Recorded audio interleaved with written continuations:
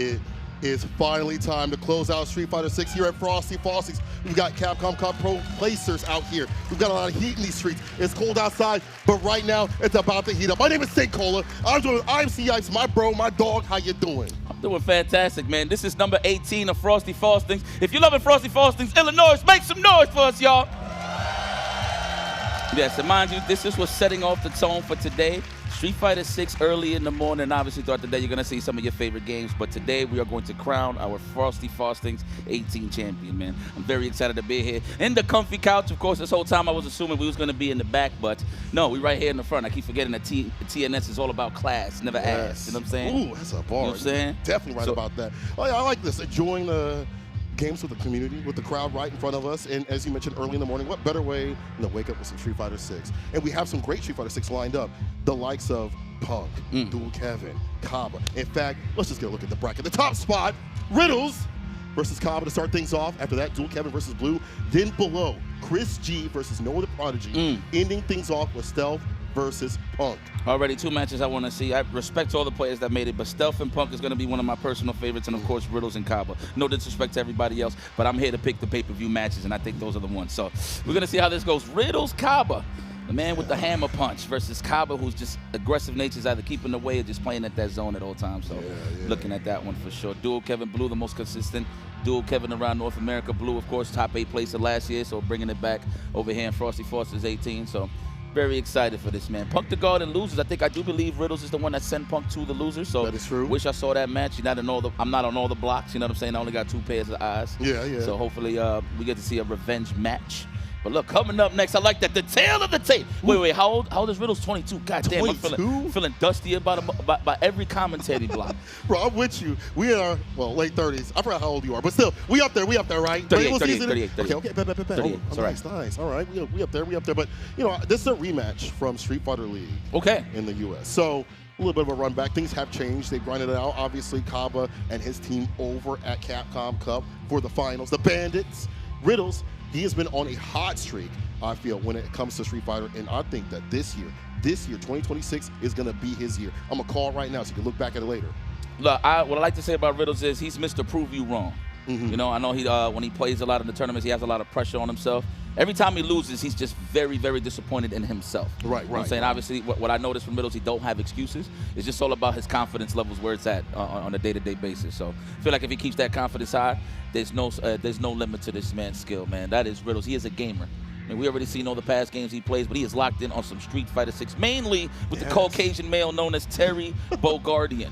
And Kaba, apparently this is his debut, Frosty Faustings. This guy's been in so many tournaments. I figured he's been here before, but no, this is his debut. And what a way to kick things off, to set the tone for himself, see how sharp he is, heading over to the Capcom Cup, man. And he's in the SFL finals as well. Yes, sir. Shout out to the Bandits boys. Well done for them. But yeah, you know, this runback's going to be happening, so there's a lot of data that has occurred from prior. And as you mentioned, you know, Kaba being emboldened by being at Capcom Cup, Riddles also trying to get that W, hyper-focused going into this. On paper, in terms of like the matchup, I feel like Terry can do well against Sonic Booms that Gala presents because the fireball skate underneath. So that zoning play that you like to do is going to have to be a little bit different. You have to put out more of like the blades and things like that to switch it up a little bit. The buttons are better for the side of Terry, can confirm a lot easier. So we're going to see how that works out here in this match. First of 3, all the way through in this top 8 slot. Absolutely. Hell yeah. Get that 2 out of 3 out of here, man. 3 out of 5. I need to get to know you. I want to know your favorite color. What's your favorite movie? What time you wake up? I'm trying to get to know you. But it's going to be a good match. But yeah, just touch up on the matchup a little bit. It's all about how Riddles places his hammer punches, man. Obviously, -2 on block regularly. Drive rush is +2. But it's all about what's next after the drive rush hammer punch. You want to stick on Kaba like white on rice. Guile's one of those sneaky characters where he don't want to stay still. And at a moment's notice, he'll just switch up his game plan. The thing about Kaba is his whip punishes, and this confirms on his forward roundhouses. It's just so lethal. I would think it's just full commitment, but he's actually confirming those. The visuals are there when it comes to him just watching all the minute details. So that's my man Kaba, man. I'm a big fan. I don't want to sound too biased, all right? I know it is. He deserves it. And I remember over at CEO, it felt like he had a different style of guy. I feel like he was a lot more controlled in the things that he was doing on defense. It felt like he had more control overall on the neutral. It felt like I saw a different style that was like able to kind of corral the other player a lot more rather than kind of play that one-player game. And now I feel like he's mixed it in with the usual combo that we know him for. So that variance, you don't know what to expect at any moment, but both forms are very, very solid. I think that's a very strong competition for a Guile player, especially at his level. But then we go back to how Riddles plays, though.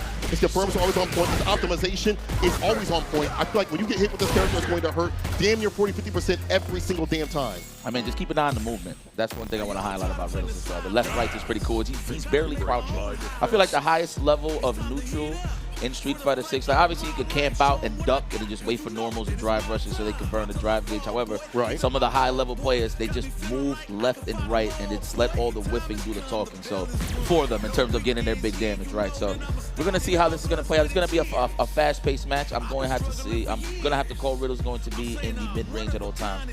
Of course, Kaba needs just one EX flash kick to just reset the new track. So as long as Riddles doesn't give it to him easy in terms of just free jump-ins, free anti-airs, I think he should be just fine. But it's going to be a little even-ish here. So if I have to call the score, I'm going to have to say 3-2. 3-2, I agree with you. I'm going to go with Kaba. Oh, word? Wonder why that is. You know, I love plantains in the morning. Okay. Yeah, so salami. Love eggs, onions too. The onions is missing. Oh, let's not forget about the fried cheese. All right, here we go. Let's go, y'all. Make some noise. First match of the day. Frosty Faustings 18. Here we go. Opening gambit time. Riddles versus Kaba. Let's get it. Already setting the tone. The Sobot's kick. I've been calling that Sobot for so many years. That forward round. I'm already trying to get big damage. Walking down, chipping away with the Sonic Booms. Now we initiate. That's the great thing about Guile in this game is that he can go in on his own terms, go with the Sonic Booms, and right after, overhead and low. Whatever you want to do. On a combo, take his ass to the corner, meterless. There we go. There's the hammer punch. You got to stick on him. It looks like Kaba tried to backdash or hold up either or, but now he is getting conditioned. It's looking troublesome right here. Wow, that was organic. I'm not even going to say that was a guess. It was. But, you know, we got to sell it. We got to sell it, you know? You're right. Walk up fireball, however, that's too close. That's a punish and a half. Flash kick puts him right back up in the corner. Yeah, it wasn't the fierce version, of course, for the plus range. Everything but the fierce one. It's negativo, Papa. There we go, skip a little neutral. I like that, Riddles. Rocking with the power wave just to close the distance. This is looking real City of the Wolves right now. The wrong game, brother. That heavy kick, no punch right after it, though. No big deal. Top of the lead, and the 4v2 kick is the killer. First round to Kaba. Don't be impatient. Become the wall, Kaba. Kaba ranks looking annoying as ever. I promise you there was a level 2 or level 1 behind that round. He got the fish him off. Yep, he got the eye. All right, condition him early. This is where Riddles want him. Don't give him no espacio. Let the spinal cord. Never mind. We're out of there. Smart choice. So get a tech or a button. We're going to jump out. Right to the screen. The tech is there. OD Sonic Boom, puts it up with a little bit more pressure. Whatever came his way. That's hella plus the jump back, but the OS with the flash kick, the charge up, and catch that jump back, get some damage on. Wow, the throw was that meaty. Kaba adding more layers, okay, to the offense. Oh, this boy getting ready. He got thrown, but that's all right. He spent a little cash. Riddles is closer to the drive gate side of things on the burnout. Switch up, go for the ground wave. More plus right there. Harassing the stand pierce. Trade in favor. Telling you, man, that hammer punch, that's what it's all about. I mean, that's Terry's game plan regardless, but that is his go-to in terms of staying in there. He's so deep in terms of offense that he could just get a grab. He's always close enough for the grab. 100% right. Already started in a party ender.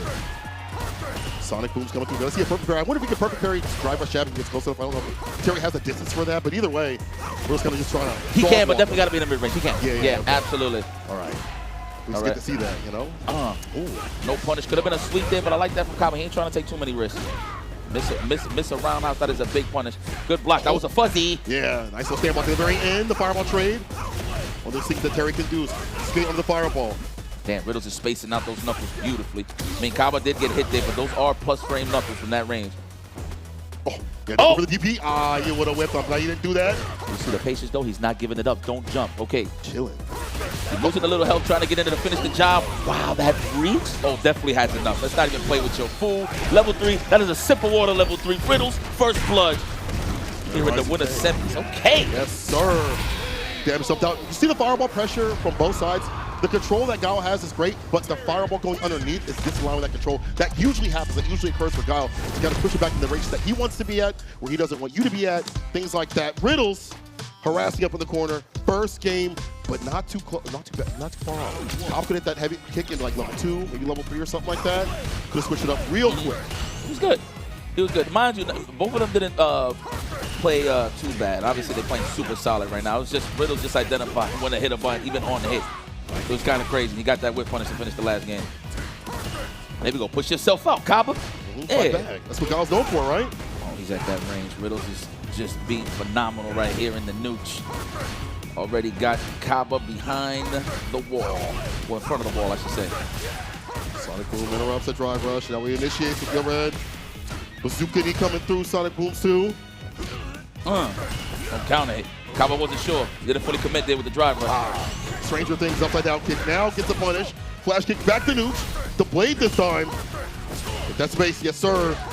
Damn, I would have tested the waters and went for an overhead. Riddles is ducking a little too much in those drive rushes, so you got to be careful there, Riddle. Kaba, I'm pretty sure, yeah, I'm sure Kaba's eyeing it out, though. Oh, nice. Good trade-off. We'll take that all day, Kaba. Perfect carries now. Come on. The baby boomers. However, drive reversal says they're not mine. Move plus frames. Good stuff. The baby booms. Yes, child support on each and every one of those booms. $2K a month, man. Off of the counter hit. Good confirm. He got the eye. Sees it all. The Sonic Boom. OD with a little bit of sauce behind that. Season.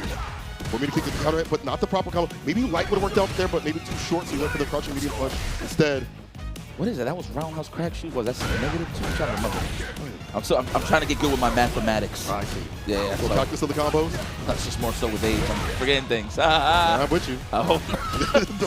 We're good. All right. Chucking those booms. All right. That's the range you want to be at, Kaba. Annoying. Pestering with those normals. The forward medium kick, the size American heavy kick. A lot of those pokes, especially when you have that lead, get 10 times more dangerous. They don't lead to a lot. They just add up to make your heart stop. That's kind of crazy. The more I see Kaba, the more bigger his biceps is getting. Am I tripping? I think so, man. Dangerous cat, yeah. He's transforming into Guile. Dominican Guile. Dominican Guile. That's it. Guile, huh? We have claimed him. Guile lost his passport in Dominican Republic. Here we go, man. Kaba, great adjustments. Right. It was still the same game plan. It's just more so not panicking on the defense and just try to scramble with buttons. There was a lot of scenarios where there was trades, and Riddles won most of those. Riddles needs more access, but the back fierce going to start things off here for Kaba. There we go, just that flash kick. Every time you get hit with a flash kick, it's just disheartening, man. You got to start over to try to stay close to Guile. Back to square one. There's a little meter. You got to take it slowly but surely. There you go. I love that. I like how he's building his resources back immediately while parrying the Sonic Boom. So he definitely does have something to actually pin down Guile in the corner. And there it is. Full corner carry. Are we going to go for the throw? No. Good defense. It looks like Kaba was with it, too. Yeah, he's willing to let that crushing medium punch rock out on block to get that space as he backs off. Oh, looking for the upside down kick to low crush a fireball or a crush medium kick. The anti-air is there. Automatic space traps. Hammer fist. Oh, and he got enough feet to definitely spend it. Big boots, big vinyl records. Guile. Big victories, huh?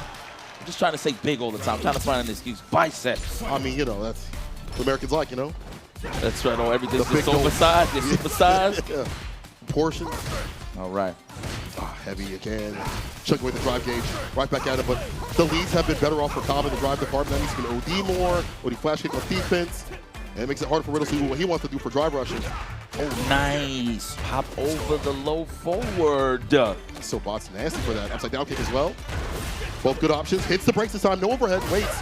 No reaction. Kaba not fighting for an OD flash kick. We'll use it as a combo, though. You see how Kaba has, like, not gone for OD flash kick or a lot of bust outs on wake up like he usually does. I mean, that's like years ago. This is a different form of Kaba. The perfect parry and the punish right after. It's my favorite book. I read it every night. I'm going to be very honest with you. I'm going to call it. That was an organic parry. Usually people assume it's going to be a fast button immediately, like a strong or a low forward, whatever on the drive. Could have been. No, he reacted to that overhead. Do I sound like a fan right now? Absolutely. I love some good Street Fighter. He's displaying it right now. Kaba ranks 2-1. One more match to go in the winners finals. His debut of Frosty Faustings. Oh, nice check. No overheads. Just try to test the waters, the temperature. I like that from Kaba. However, though, Riddles, great reactions as usual. Hey.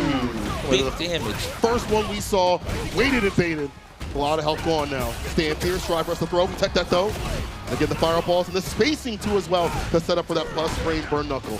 All leads to this. All space traps on the side of Riddles. That was an excellent punish. Oh, he tried to catch him. Don't take him right there. Absolutely. The crack shoot like a crackhead. Correct. Oi, DI, you're dead. Okay, woo! Perfect dish. Looks like Riddles put his apron on and his chef hat on. You know, the kitchen is a little too cold here. That means nobody's cooking in here. Looks like Riddle bring the ingredients and seasoning. Here it is, corner carry off for the crash shoot, of course. Throw, meat overhead. Tenderism off the bone. And right off, get it right off me, says Kaba. Good reversal. Oh, wow, no that's shot. He's dead. He got the level 3, of course. Another level 3 finish.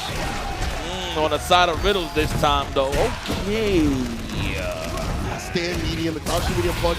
Both beautiful buttons that Riddles is so attuned at with punishing with, buffering having something behind it. Well done. And you see the fan in the crowds. I swear to God, I've seen like 2 or 3 Terry cosplayers out here. Terry's a classic. Terry's a classic. I still like Ken over him, though. I do too. You know? Yeah. Ken's just a classic himself. You know, I feel like that's just, he's more fun in my opinion. But anyway, you know. That's all good. But anyway, to highlight what Riddle's is doing, just to touch up on what you said, the stand strong, the ranges from the low forward, the crouch strong, even the stand fierce. The way Riddles is utilizing his space traps, mainly from the forward roundhouses, the hammer fist. He's always putting himself in a perfect range to get that whip punish with stand strong. So he's doing an excellent job here. Now, Kaba, he got the right idea in terms of button placement. It's just he's walking back and pressing like stand fierce or low forward. So that gives more of a chance to give Riddles a whip punish. I feel like he has to walk in a little more and press those buttons how you want to press them. You're right. I know that you lose the charge right there, walking forward, trying to get like a crouching medium kick or something, but you have to poke and prod yourself and afford yourself more room. Yes, man, you got to invade his space. There you go. Moving forward, never backwards. Kaba. Nice whip punish. Then you got to start over again. The flash kick. In the green, it's been a lot more bar. The crack shoot over the blade. I think that was the roundhouse version, too. The fact that it made it over was clean. Looked like it, yeah. Spacing. That's the neutral jump. Calling out the burn knuckle. Cools him off. Will get the kill. Kaba will finish this and put himself on set point. Meterless, too. Oh, yeah. Optimal. Yeah. Even in the face of victory. Like that. Wow. Oh, okay, even better. Disrespectful. Now, mind you, last time he did that, he went for the overhead. This time, he immediately went for the crouch strong. So switching his options is definitely looking a little more annoying on Kaba's side of the opening gambit. Looking for the shimmy right here, no dice. Kaba said, you better throw me, Papa. Heavy kick, maybe looking for an activation there. Here, Kaba. For knuckle, for the corner carry, and the Oki, nice and close, the strings, spacing out well enough to no punish on that quick burn. It's already kind of hard for Gal to do so in the -5, so.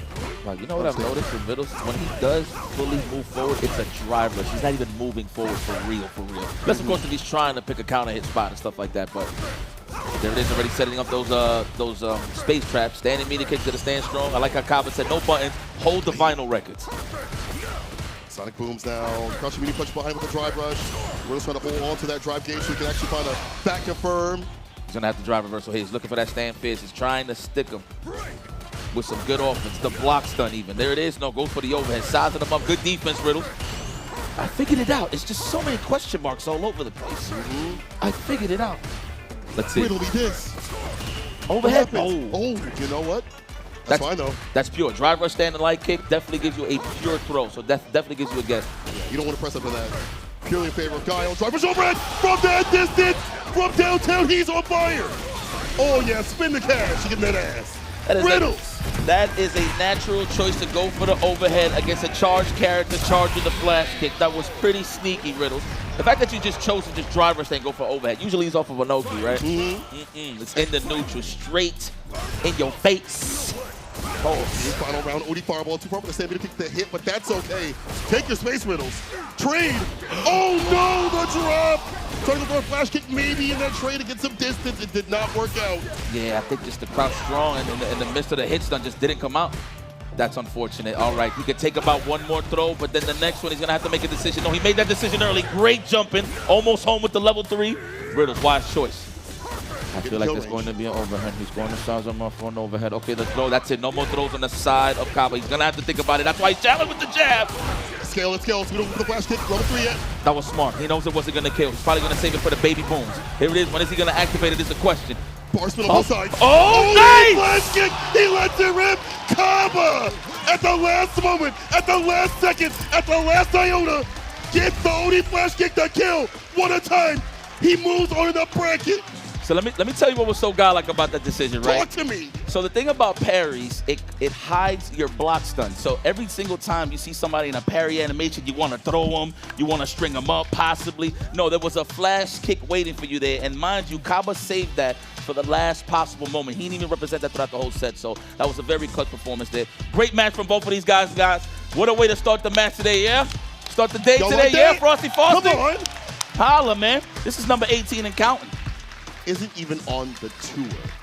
For the love of the game, for the love of playing in these streets, that's what it's about. Oh. Ya, lo acaba, está heavy. Muy bueno, muy bueno. I like that. That's right. Go ahead and drink some water. Okay, go do some push-ups.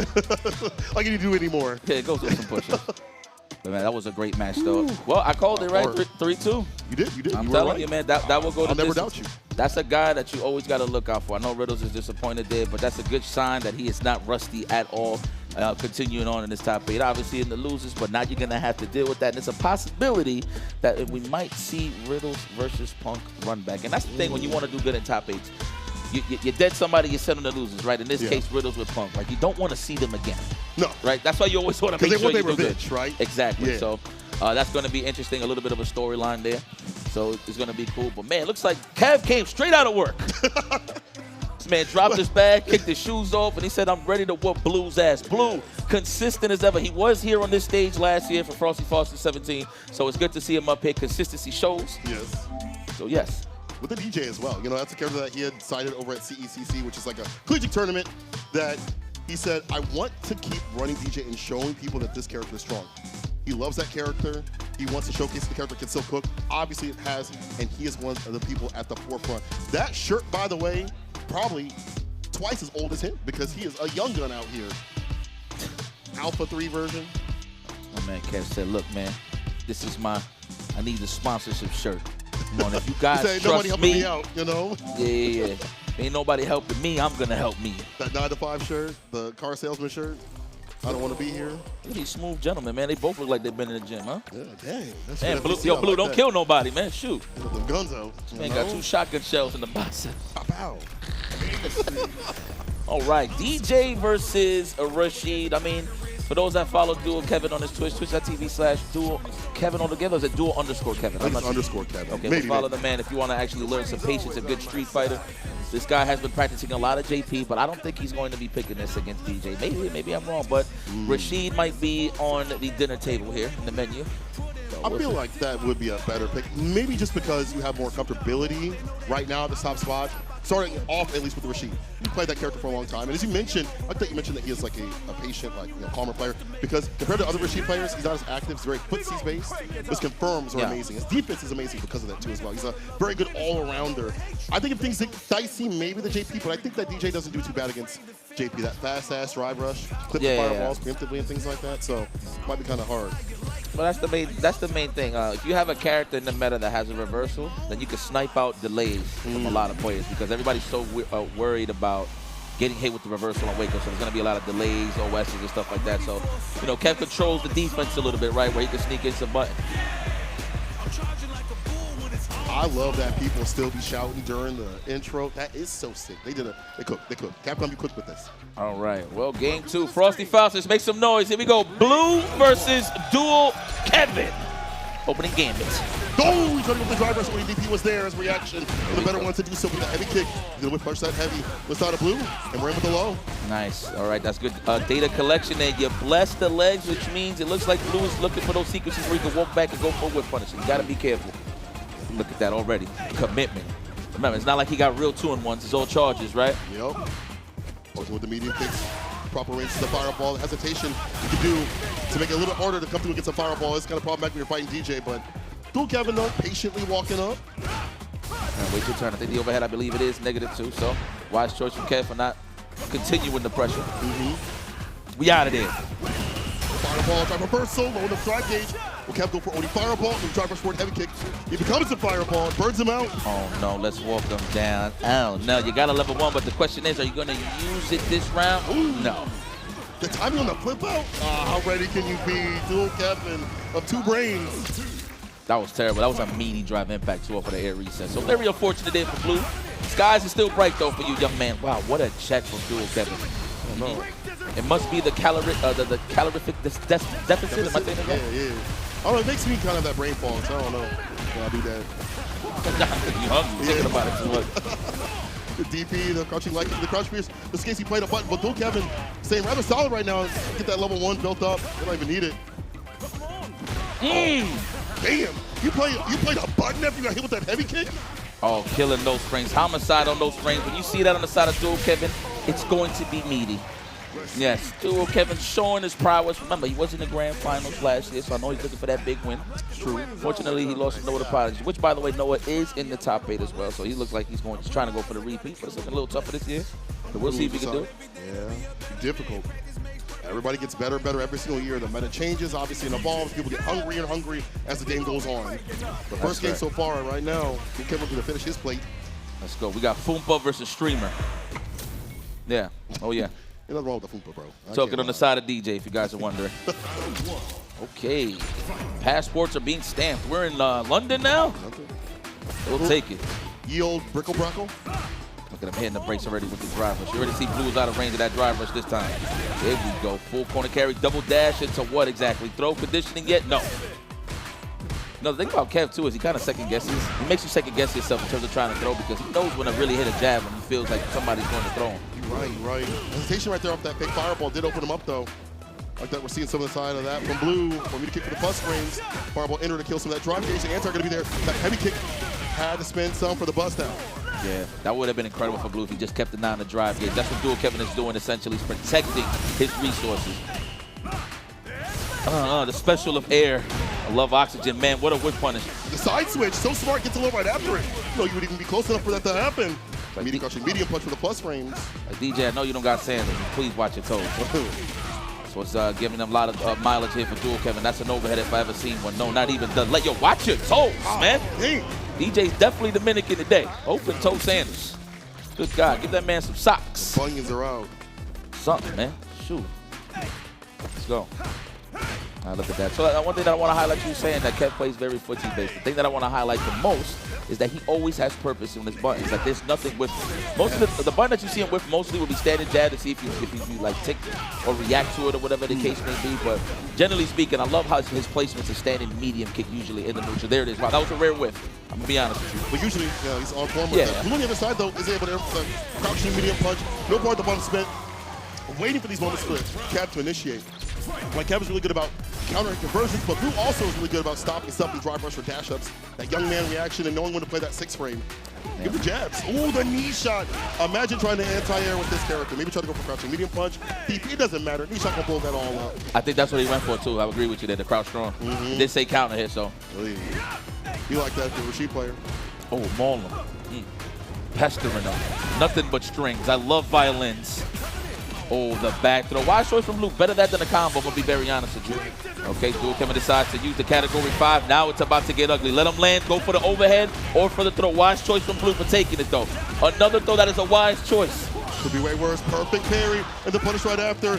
Going for the DP ender. Going for a side switch here. We're spinning all the bar, actually. Will this kill level 3? It does. Way beyond the point. Hell yeah, that man is on that butter. Damn. He on that parquet butter side of the light ball. Hell yeah, he going down. Okay, Blue. And Scrot Vermillion enjoys it. Jack agrees. And Jack agrees. He concurs. He's like, yeah, that was good.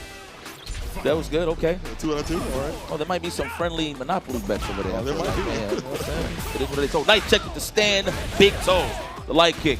Rare to see that, right? Especially for DJ players that check the challenge, drive rush. Another bust out. Kev on the back, but he's gonna have to do there. I like how he walked back and tried to go for no answer on that. Medium mixer would have definitely got blown up. I have a feeling in my bones. Yeah, looking for that punish counter from ranges there, Blue. Nice conversion. All right, make that count. And you got him where you want him, and that is the corner. Kev, how are you going to defend yourself? You see what I'm saying? In terms of reading the throws with the stand jab. Yeah, you're right. Prepare goes for the sweep to get the side switch, avoids the throw. He's able to punish the whip throw. Kev gets the distance. Nice walk back, You would think, and I like that from Blue. He's just very cautious, thinking that Dual Kevin is going to counter poke, but he's not giving it to him either, so this is going to be tough here. I think his name. Was able to catch the recovery, the knee shot. No big deal, though. The drive rush jab didn't even initiate anything on block at all. Watch the toes. Oh, my God. He walked back at the precise time for that to whip. The horns are playing, man. Oh, my God. That's a throw and a half. You got to guess. Good backdash there, but wasn't in range. That was a meaty throw. Fireball to get the hands up there. ODDP lets it rip Blue. Up around. Must be the beanie. Must be.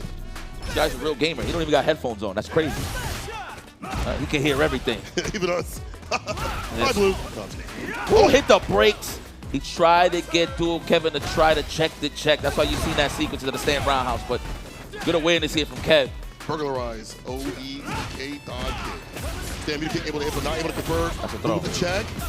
He's looking for the tech. That's why you see the roundhouse. Wow, shaving away. Filing down those nails, a.k.a. the drive gauge is getting lower and lower. Depleted and deleted. That drive gauge is almost gone. It's looking for the obvious fireball. Goes for the OD. Soapbot level 1 side switches. Burns him out too, both ashy. He lost so much resources. I think he jabbed drive rush in for a second, right? Oh, yeah, so that does even more drive rush damage right there. Unfortunately, the blue gets bit too much. And level 1 did the rest of the work. Blue Kevin can get level 2. There we go. Unless Blue can sneak in a super at some point, overhead, you are dead. Good stuff. I like that from Blue, though, trying to calm the storm, if you will. Impossible, man. Swin City Kid. Get his home turf. There we go. I like that. The classic turnstile action. I don't even know the name of that move. We call that Sobot as well, I believe. Oh, max distance. Back roundhouse. No, we're going to go for the throw this time. I don't feel like Kevin was going to commit to taking the throw regardless. That's why the roundhouse is definitely heavily in favor of Blue after those scenarios of the Sobot. Let's go. Going for the counter hit. Space traps. Ooh! Wow. Heavy for a heavy. Driver's throw instead of an overhead. I feel like next drive rush on the knockdown is going to be an overhead. Let's see. Staying in that range. Looks like Kevin's trying to get that crouch fierce. Or just fierce in general at the whiff punish. Plus, respect it. Ooh, walk him down. Defense. Good option. Forget attack. We're going to jump back. I got to do that more. Yeah. I just feel like my toes are exposed, you know? Well, I'll be doing that a lot too. You know, our players, let's see them jump back to away throws. He's going to have to drive reversal. No, he just circled. First attempt. He still gets to confirm right after. Level 3, another level 3 spin here to put himself on game point. You know what? Why not take the mixer, even though you're low on the drive gauge? You know why? You got a level 3. Doesn't even matter. Kevin's going to have to second guess because, you know, he's trying to bait out the level 3, right, as well. So, yeah.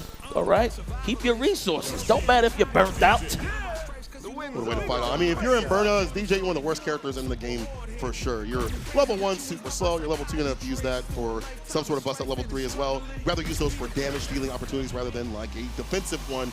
But that point to press there, to stay alive, and to try to move through the bracket, he's on game point. And he do it though. There's a lot of gaming going on in the stage, yeah? Look to the left of TSL. Enjoy some fucking games, you know? That's what I like. So I like to see. Look at this crowd. It's getting better out there. All right. Round of applause for yourselves, ladies and gentlemen, while y'all just watching. No? I know it's in the middle of a matchup. We don't want no interruptions, but I like seeing beautiful people on the stage, man. I got filled out 11 in the morning. Some real gamers, right? Take the turn back, empty throw, we tech that. Some bar. Again, we're not trying to clap here. It's in a graduation. Poor plane landing. Woo! Parry! And to know that it was a low one, too, as well. To know he's going to go for that crouching light kick of all things. That was organic. Yep. My cashews are real. Yes. Grass fed. Or organic. Yeah, right. Oh, nice whip punish. That's rare. He usually connects with that standing meter kick to set up his face traps. He makes the whip punishes. Rare scenario. And his back was to the wall. So that's the thing, man. Sometimes when you want to go for those checks and just go for drive gauge damage or can't just set up a space trap, walk up and hit you more. Yeah. That way you can get that proper reach. Proper. He shot over the fireball was real good here, at least in the corner. We Kevin on the back foot now. Swing of these almost without drive gauge, it feels like it's kind of hard to initiate against DJ. And as he tried to do so, that stand line kick was there to stop him. Beat him with the bunions. Excellent. This is high level neutral, man. Nobody has jumped yet. Usually you see it on the side of Blue, of course, with the kneecap, right? But I mean, overall, ain't nobody really just hopping along the trampoline, to be honest with you. There it is. I like that from Kev. Walking back. Yep, you do make that more potent. It is plus. One more touch here. Oh! The shimmy, the finesse and plus puts Kev to rest and losers. Blue moves on and winners. And as you said, the nooch was ridiculous. You gonna shimmy someone like Kev who don't be teching like that? These kids, man. Something with applesauce. I don't know what it is. He waited. He waited for Kev to crack, man, hit those buttons first. But I can't even blame Kev. He had the standing medium kick in range, but I'm just so surprised at whiff. Even though Blue was in the corner, his spinal cord was to the wall. So, man, okay. Well, good stuff to Blue, man. He will be going to the winners finals to go up against Kaba. Well, we just done with the winners, you know what I mean? Well-deserved. Now we're going to go to the shark-infested waters of the losers bracket. Yeah, let's see what's going on with the rest of the losers. Let's see. We got Stealth versus Punk. stepping up to the stage, and this is going to be cool because both of these guys, they're multi-game specialists. You know what I'm saying? When they want to, you know. Stealth coming from the side of the Ultimate Marvel vs. Capcom 3, just the Marvel series in general. So it's kind of cool to see him bring his talents over to Street Fighter 6. One of the most consistent players online as well. Yeah. I've seen him with some good online results. He definitely goes to the school of Hamad to actually sharpen up his gameplay, even though I feel like he don't need to sharpen his blade as much. But you know what? Never keep it dull, right? Yeah, so shout out to Hamad Habibi. I'm pretty sure he's watching right now, supporting the boy. Then, of course, and just to touch up on stuff, I like that he plays the JP. Actually, one of the most optimal and technically sound JPs out there. You're going to see some wild conversions off of anything. He just farts at you. He gets a good 50% combo. You know what I'm saying? The nastiest mix in the business. Yeah. And then you got Punk the God, of course. What can you say about this guy? This guy's a winner. You can't say victory without the victor, okay, guys? Ooh, that's a ball. You just can't say victory without the victor. And Punk the God represents that very well, as he's been cooking since hell. Red Bull Battlegrounds. And here he is on these grand stages, multiple championships, trolling content, of course. Yes. One of my personal favorites. He entered the tournament playing with no HUD.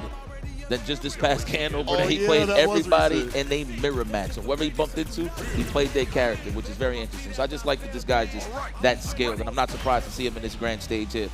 Now, you said multi-game, and you're definitely right about that, but Punk is a multi-character specialist right now. 100%. Playing the Ryu, we've seen him grind that character out.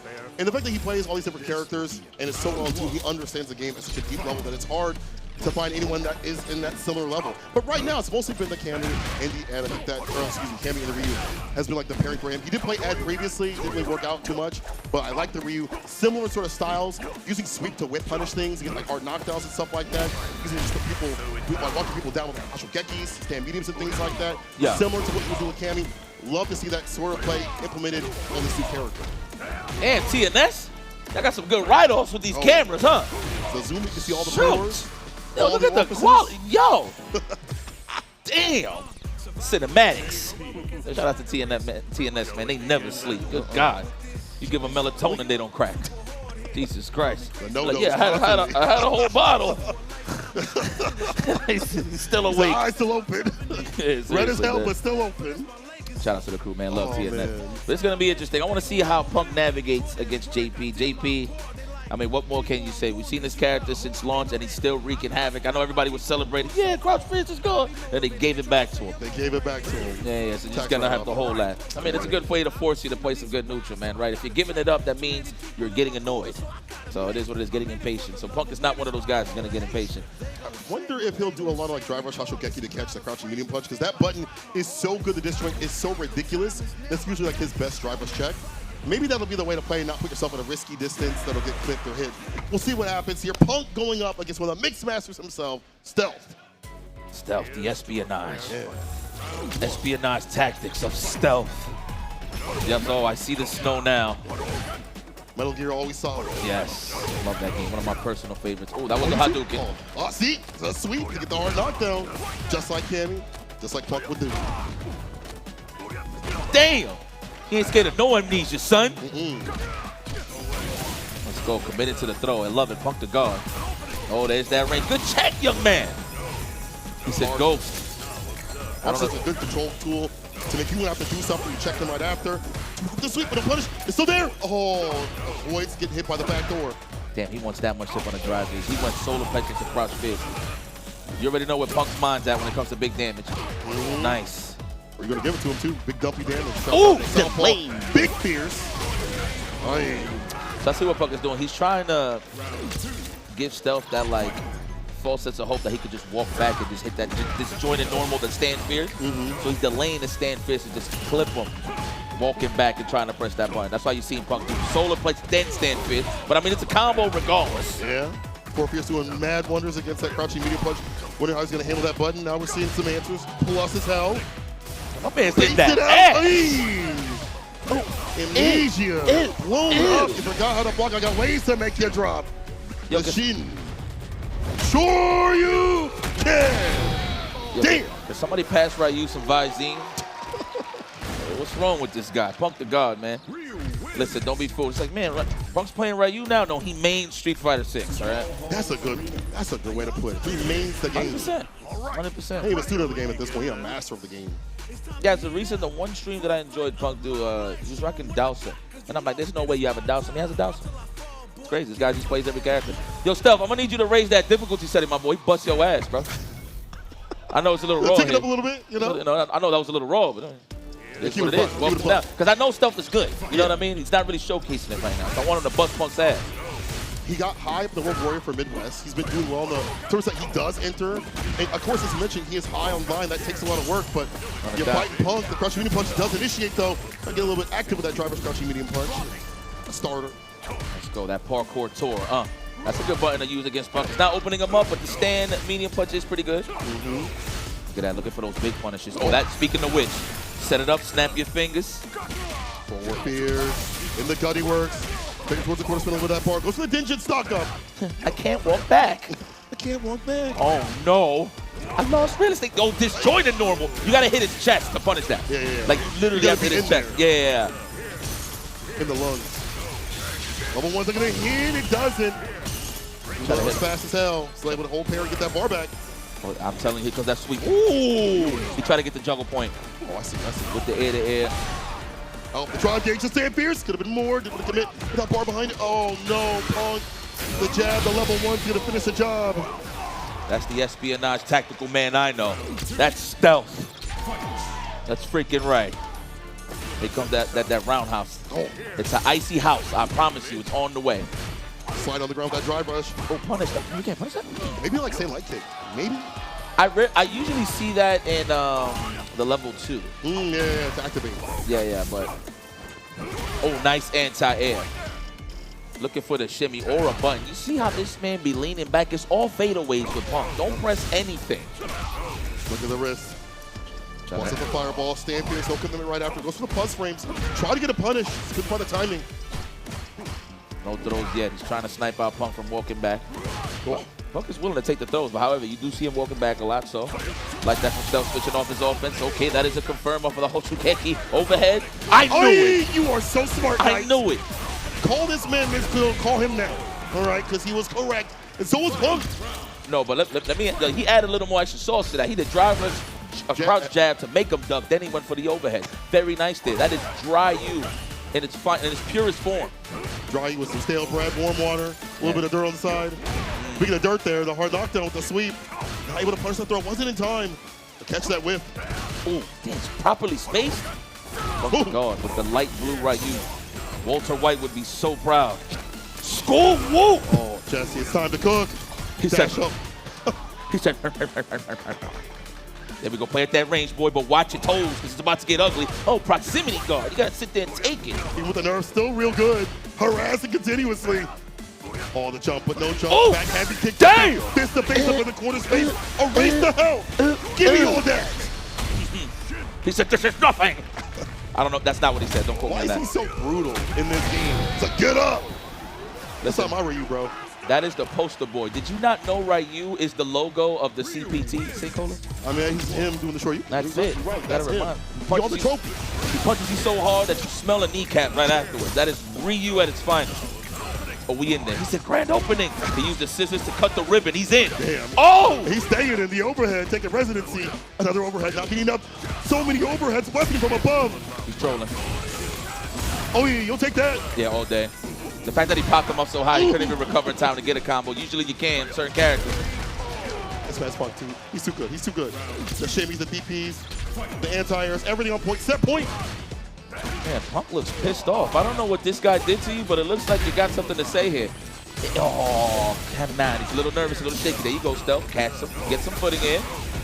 Throw the ghost paranormal activity. Your imaginary friends is your friends. Oh, yeah. They're real to me. Air to air. Just get the pick up with the departure. He's looking for that ODDP reversal here from Punk spent. Donkey kick interrupted with the low. The crouching knee punch, I should say. Here's departure. Yeah, set it up.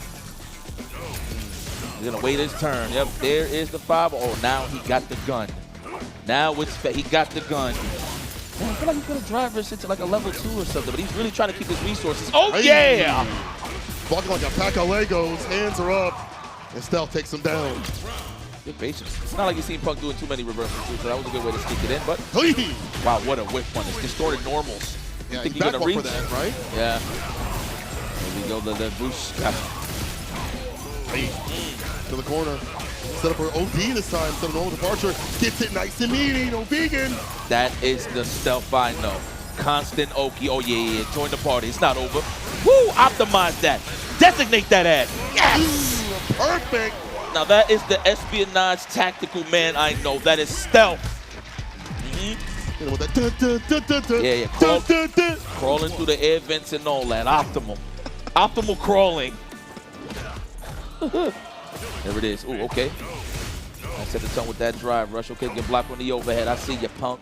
Interruption. That contributing punch just too short. Get that counter combo follow-up.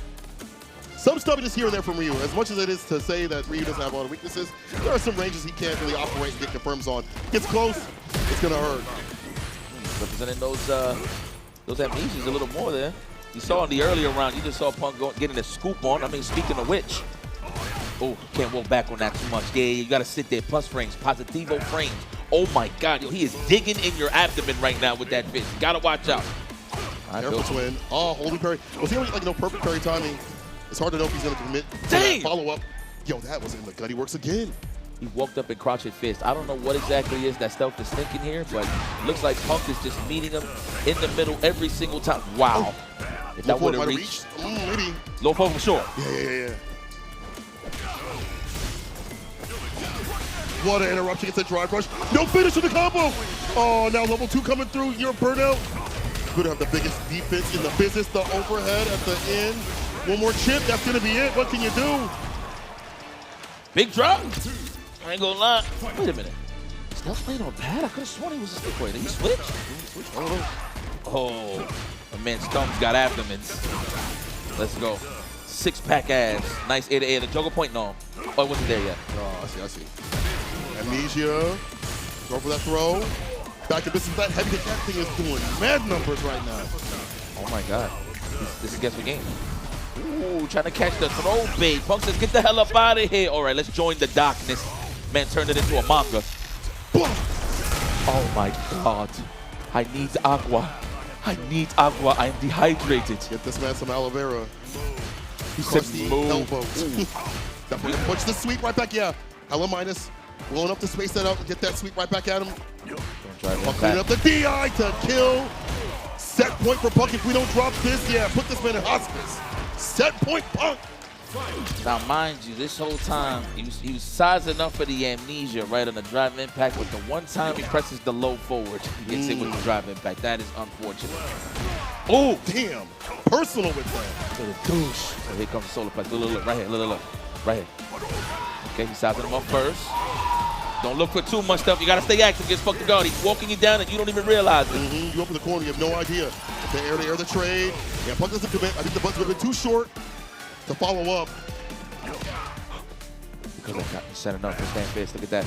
Wise choice there for the counter for the solar play. We're trying to size him up for the level 2. Is he going to do it? Just bringing him down slowly but surely on the burnout side of things. And he got him into the level 3. I didn't even see he had the balls for the 3. Is that enough? Survey says he got him in burnout too. So here comes the pierce afterwards. OD departure if he wants it. There we go. Sets up. Careful now. Trying to initiate that forward pierce. But what could you do again in burnout? At that point, you had to go forward. But there weren't many ways to survive. We switch to the Cammy, though. I say stealth. Only Ryu. Only the protagonist. This is it, man. Get it ready. Look, Capcom Cup is around the corner. You might as well get sharp with all of your characters, your A, Bs, and Cs. I mean, at this point, I think this is Punk's main, obviously, side-to-side with Cammy, but definitely fully focused on the Ryu. Nice A to A. The jungle point was there. Dropped the combo. It's all right. So close. The throw after that back medium punch off the drive rush. Bam for the fireballs. Go up the heavy kick to initiate. Sweet, slightly punished. The stand pierce and fireball right after everything adding up for stealth. Damn, stuff is looking solid right now. He has woken up. Ooh! For head. You know, that's something that you don't see. Usually you see it in the level 2 on Blockstone, right? That target combo into the overhead. But I like that he's doing it raw, though. It's kind of like a reminder, like a knowledge thing. Do you remember this, Punk? Oh! That heavy kick, remember that button. That's been very prominent in the mid-range to initiate plus frames. And that time a punish. Stealth on the one at set point. We get it back from the brink. Will this be our first 3-0? Uh-oh.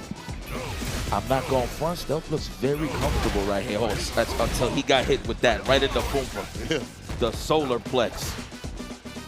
Look at the walk down confidently. Yes. knowing he's losing a little bit of real estate, that is one of Punk's, I would say, his Shikais. Oh, okay. He knows how to make you walk back. Oh, my goodness. Oh, it's time for the Bankai, brother. All that bar you can utilize. Only need to use too much, actually. Good Block it out, level 2. This is Reset City. Oh, my God. Watch this. If he does get hit, this is going to be ugly. Good defense there, Punk the God. Oh. Entire crouch spears. Wasn't the bar, but got the low right after it. Everything I have. Shin Hachogeki to stay alive. Final game. Final round. You get a gold star in your report card on that one, Punk. That was great reactions on the drive impact. I must say, this guy's a professional. Give him extra credit, too. 5 points. Beautifully done. Damn, but you seen the offensive sequence already? He lost almost half of his drive gauge, so Punk got to be wary about this one. It's true. I like the approach from stealth, though. He's like, you know what? I ain't going to open you up. All right, here you go. Let me touch the green. Let me touch your cash. More important than health sometimes. Try press jab. It's fine. No activation. Level 2. Do we side switch here? Oh, my God. Oh, my God. He's a specialist. He's a Lavushka specialist. I'm telling you. Oh, look. Oh, my God. Oh, my God. You got to get the game. Oh! Flip the coin. Stand fierce. The departure. Frosty was right. Gets the meaty. No bacon. This should be over. No. The drop. Only fireball didn't pick up. Still one more touch. How can Punk survive? He goes the jump beat at the tip of the game. Stealth moves on over Punk in the final game, final round scenario. That was pretty dominant. That was pretty good. That was pretty good. That's what that was. That was the checkmate right there. Listen, man, I watched Stealth many times on the online. He has a lot of clips. This guy knows how to convert off of level 2s and just go sparingly good air-to-airs while departure is out there. Like, he really has it down to a science, man, for sure. Some good stuff there to Stealth. Moves forward. That is a great victory for him. I must say, that's something that he's going to be thinking about. But please, guys, round of applause for Punk the God. One of the most consistent in the world, and you will be seeing them in the nearest futures for the Capcom Cup Finals and the SFL World Finals. So that is not the last time that you see Victor Woodley. It ain't victory without the victor, but he's going to have to hold the nail today, okay? It's all right. It's all practice. As you mentioned, once you get that Ryu up, I'm kind of glad he didn't switch to the Cammy. That may have been better on paper, especially for him.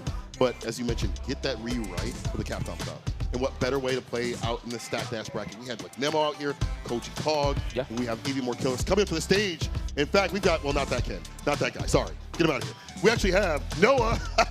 Yo, what's up, crowd? Y'all doing good? What's good? Yeah. Awake. Man, listen, I don't believe y'all, man. One more time. Frosty, Faustings, Illinois, FGC. Are you excited right now? Y'all enjoying this fabulous weekend? Much better. Y'all getting a treat right here. Noah the Prodigy versus Chris G, the Modern Master. Unless he switches to a classic, we'll have to see. But Noah the Prodigy, gotta give him the credit. I don't care if you love him or hate him. Man made waves last year, online and offline. This guy was good. He was dangerous. And one of the highest placing NA players, sometimes one of the highest placing players in these brackets. Yeah, yo, listen, you know what I want to place high? Yo, cameraman, please, can we catch the sandals on Noah real quick? Is that a possibility? Can we get those? Yeah, let's grab the sandals. This is tournament mode right here, guys. Right here, that's tournament mode. Uneven socks at any point in time, you know what I'm saying? He could feel earth, he could feel grass, right? But at the end of the day, he's comfortable. That's what it's all about. Yes. Anybody that's sponsored coming in with shorts and sandals, you're hired. Right there. You're hired. That's Noah the Prodigy, Mr. Consistent. That is last year's champion, by the way. That's the defending Frosty Faustings champion right there, Noah the Prodigy. Versus Chris G, big fan, bro. I see you, Chris. Look, I see you, Chris. Man of many games, man of winning many games as well. He is always frequenting, I feel like a lot of the Midwestern tournaments. We saw him over at Roundhouse previously. He came out for that. Seen him travel a lot more for things like Level Up. And his modern play has been wrecking some brackets. Yeah, man. It's going to be interesting. Yeah. See what he picks, though. Yo, Noah, who gave you that stick? Who gave you that? You said don't trip? That's a person, or you telling me don't trip? Okay, that's all I had to hear. Okay. Damn, Noah, I thought we was friends, bro. So don't worry about it. Stop pocket watching. That's crazy. What a piece of crap. I'm actually asking him a genuine question. Oh, so it was Champ. Okay. Oh, shout out to Champ, man. Yeah. You know what I'm saying? You know how to take care of my son, Noah. You know? Pretty sure he's watching this, man. Shout out to Filipino Champ, man. We miss you, buddy. But, yeah, no, because that was the reason why I'm even asking that, why Noah got that, because I look at it, it's a golden Swampa, right? So I'm like, you ain't with no evil. You get that? Yeah. Like, who the hell did you steal that from? You know what I'm saying? And, okay, so Champ gave you some. That's love. All right. I like that support, the community. Noah, again, hate him or love him, I feel like, you know, when you meet him, he's such a nice guy. He's a cool dude. Yeah. Chris G, though, however. he's a swell guy, you know. Swell guy. You know, you have your opinions about Chris, man, but the one thing that you cannot deny is that this man, when he's in your game, and you know he's in your circle, knowing that he's going to be creeping in those top 8s, top 16, 32, he's going to force you to step your game up. That's the type of player that Chris G is. Because of him, you have to step your game up. It's one of those things. Because if you bump into him in tournament, you might be in trouble. And, of course, it shows man has been playing a lot of modern Mai, but took the route of classic, modern Chun-Li. Modern Chun-Li, okay. Here for this tournament. So, damn, you showing your age right now, Chris? Like, you want to go classic? Damn, son. No, but he has been a big aficionado of modern for sure. Yeah. So. It's that lane play that he's got with both characters. It's super annoying. It's hard to deal with if you have never played him or studied how to fight that style. It's not even just modern itself. Obviously, modern allows you to be on the lamer side. But I feel like the way that Chris plays, backdash fireball, waiting for you to drive rush, this is like swift thrust to stop you from coming through. Okay. He waits for you to initiate and closes you out there, gets the lead. Is even willing to go into burnout sometimes and still able to cook up from that point. So like that style is so effective against a lot of people.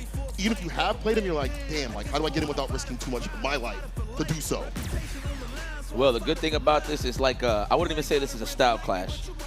Well, kind of. You're right. Chris is more on the defensive side for people that don't know, and he gets aggressive when he needs to accordingly, right? Yeah. Then Noah the Prodigy is that type of guy that just makes you fidgety. Like, man, I can't believe you're moving forward. Do you not believe in blocking? Do you not believe in walking back or whatever the case is? And his defense is good. For a man to go into burnout every single time like that early on, that says a lot, right? But point is that he is super aggressive. Can he actually shake Chris G and break down the defense? Here we go, y'all. Chris G versus Noah the Prodigy opening gambit. Make some noise for the one time, y'all. We're about to get closer to the grand finals. Well, I'm going to say winners finals, and that's going to be a good one. Blue versus Cowboy. That's going to be a good one. All right, here we go. Already, Chris G trying to establish the offense. Got the corner control already early on. Pick out the stance, cancel that low. The reversal, though, drive rush into nothing. Hesitates, looking for like maybe like a baited button right there on the delay suppressor. He can't jump on modern or Chris G. Again, even the neutral jump, the DPs are there. Nice. Snipes out the offense. The flow chart. Get that out of here. Wow, messed up his side switch. That's usually was coming in. Yeah. Okay, the target combo, full carry. That's going to be a throw and a half, and Chris obliges. He's like, you know what? I don't want to die now. He tried to hold up wall jump possibly. Exposed level 2. Is he going to spend it? No, not yet. No one knows.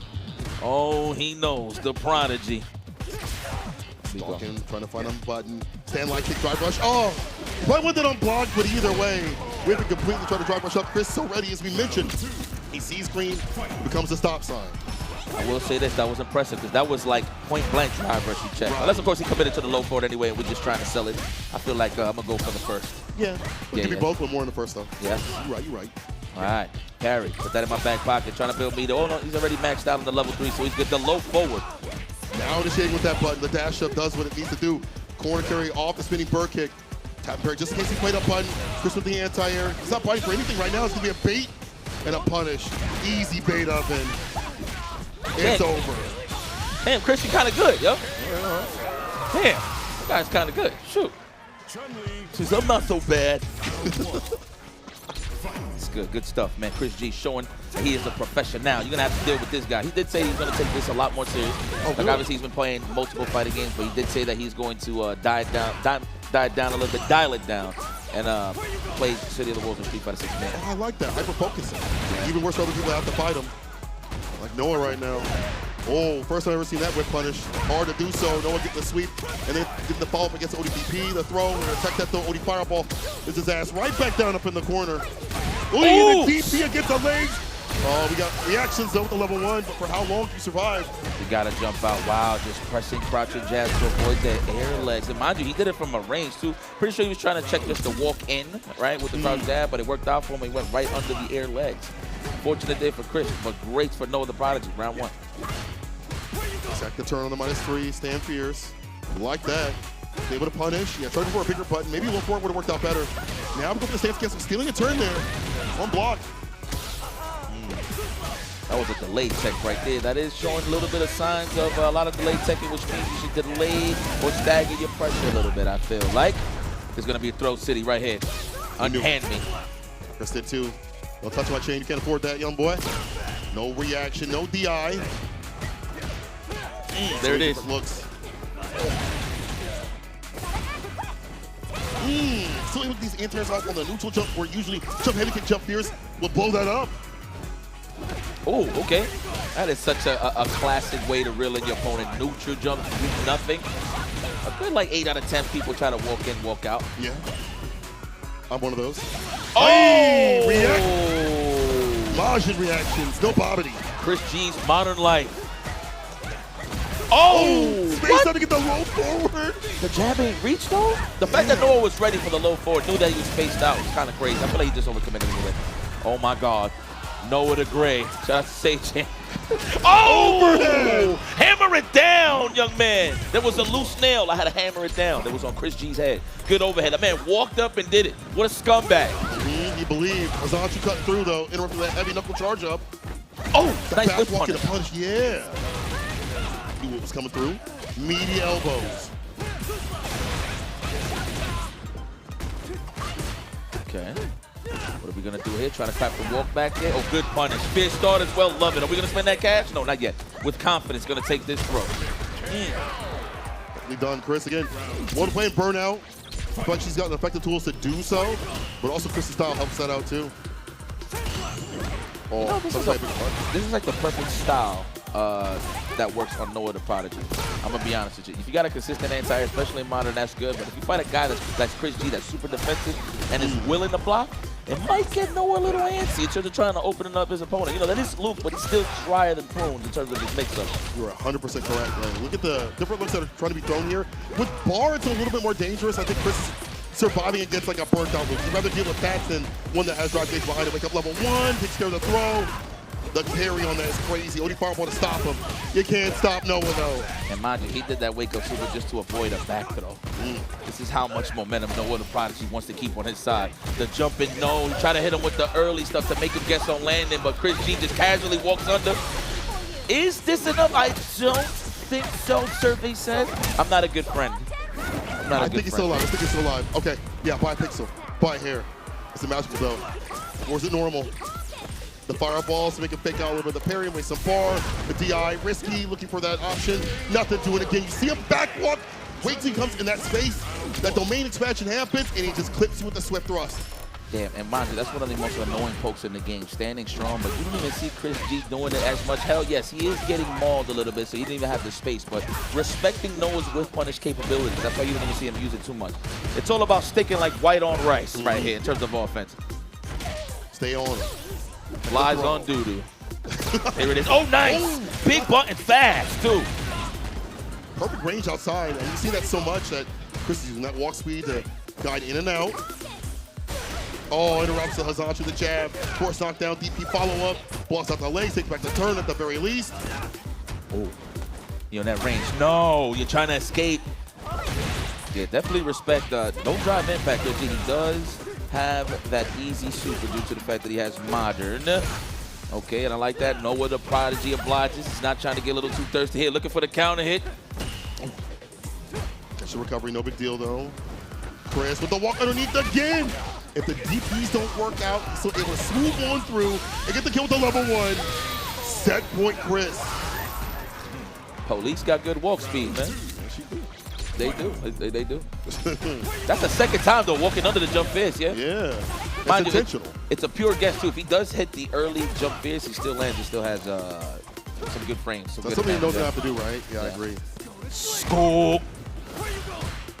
Lost the suppressor right after. Playing buttons on hella plus frames right there on a +5. How you doing? You Rearrange the face. Dental plan. Bam. Potato on the 9. I see you, Noah. I would have done it too. Forget about it. It ain't going to be that easy. I'm not just going to sit here and block. This is a 2-player game. I can interact too. And I'm going to interact with that level 2. Nice stuff against the DI. Get a lot of quarter push. And a side switch. Oh, you know what? I got mixed. I'm going to do a side switch. He stays in front. And that's what it's all about, the crossover.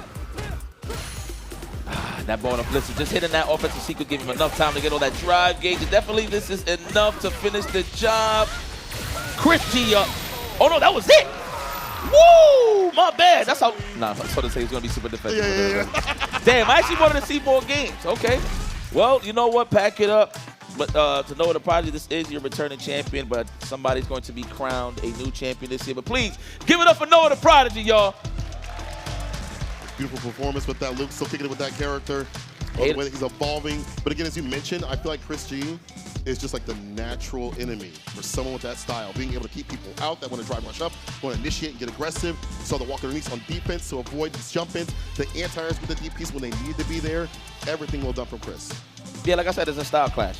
The thing about Chris is he's so experienced in terms of just dealing with heavy offense, no matter what the game is. So, I mean, you know, certain games don't have that many options to get out of certain stuff, but hey, in this game you do. And in this case, Chris G has pretty much stacked defensive options, right? He got modern, so he can react to supers, drive impacts, or whatever the case is. The drive rushes, I should say. Yeah. You know what I mean? And he got those pure anti-air, so that's actually buffing up his defense even more. So, kind of see it more. Chris, big fan, Chris. Yeah. Good stuff. Good stuff. Well, that was great stuff. We're going to have even more great stuff after this ad break.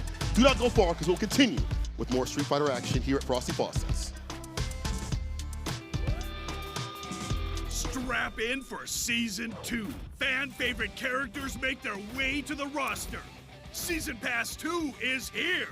6 months, 6 characters, a new fighter each month.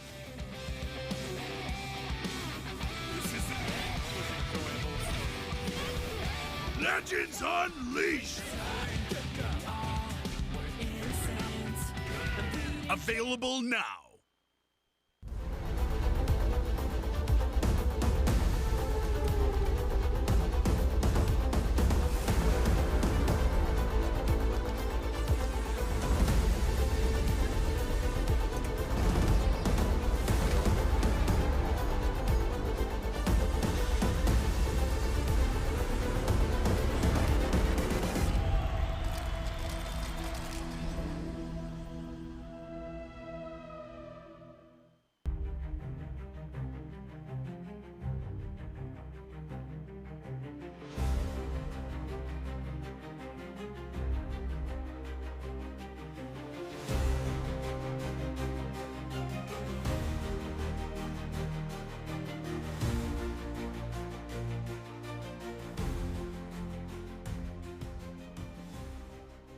Atas ada shop. 2XKO Season 1 is now live, featuring an all-new Battle Pass, stage, and champion, Caitlyn, the Sheriff of Piltover. 2XKO is excited to announce Frame Perfect, a competitive-themed skin set where a portion of the proceeds help fund prize pools and tournament costs for TOs across the world. Elite competitors will clash across the globe, from EVO Japan to Combo Breaker and beyond, rising to the ultimate finals in Seoul. Don't miss your shot to qualify for the high-stakes ARC World Tour Finals on March 20th through 22nd, 2026. Kwanba x Atasa Collabo just dropped. Limited run sticks with that filthy Kwanba Wolf drip on premium Atasa Noir bodies. Loaded with Semitsu LS56 and Sanwa OBSF 24s for buttery inputs. These ain't your average customs. Hand-painted by Atasa Limited in Japan with Kwanba's signature teal flames and gold accents. With only 50 units worldwide. Paragon. Grassroots FGC since 2021. Monamoon. TCG and apparel since 2010. Creators of the Dice Winder format and fully artist-owned, they've got everything you need and a little more. Check out their booth in the hotel lobby. This summer, chase away the cold with Boston Blue Beats Beach episode. On July 18th and 19th, join the Massachusetts FGC at the Westin Waltham for the hottest event of the Northeast. Max Mode is back for Year 3 in Atlanta, Georgia, on February 27th through March 1st. Featuring SNK's World Championship 2026 Tour with Fatal Fury City of the Wolves and the King of Fighters 15, with them also being the first Jazzy Circuit auto qualifier. Registration is now live at start.gg/maxmode3. Don't forget to register before February 15th. Snake? Why are you at Frosty? I took a detour to buy a new sneaking box. A box? Not just any box. A Mana Moon box.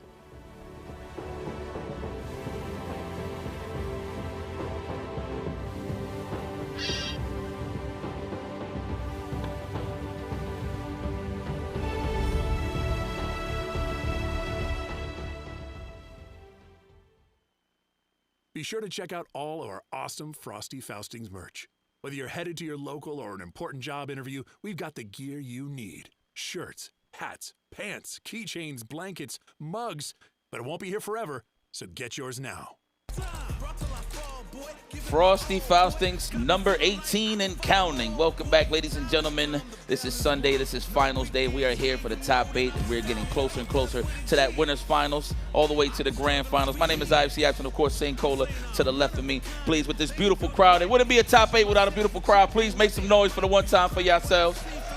This is what we like to call the curtain call here on a Sunday, so it's all about kicking back and enjoying the games and enjoying the vibes. Hell, grab some popcorn, grab some food. Hell, I know it's cold outside, but hey, it's all warm when it comes to the love in here. So it's warm in here, it too. Is what it is. There's a lot of people. Yeah.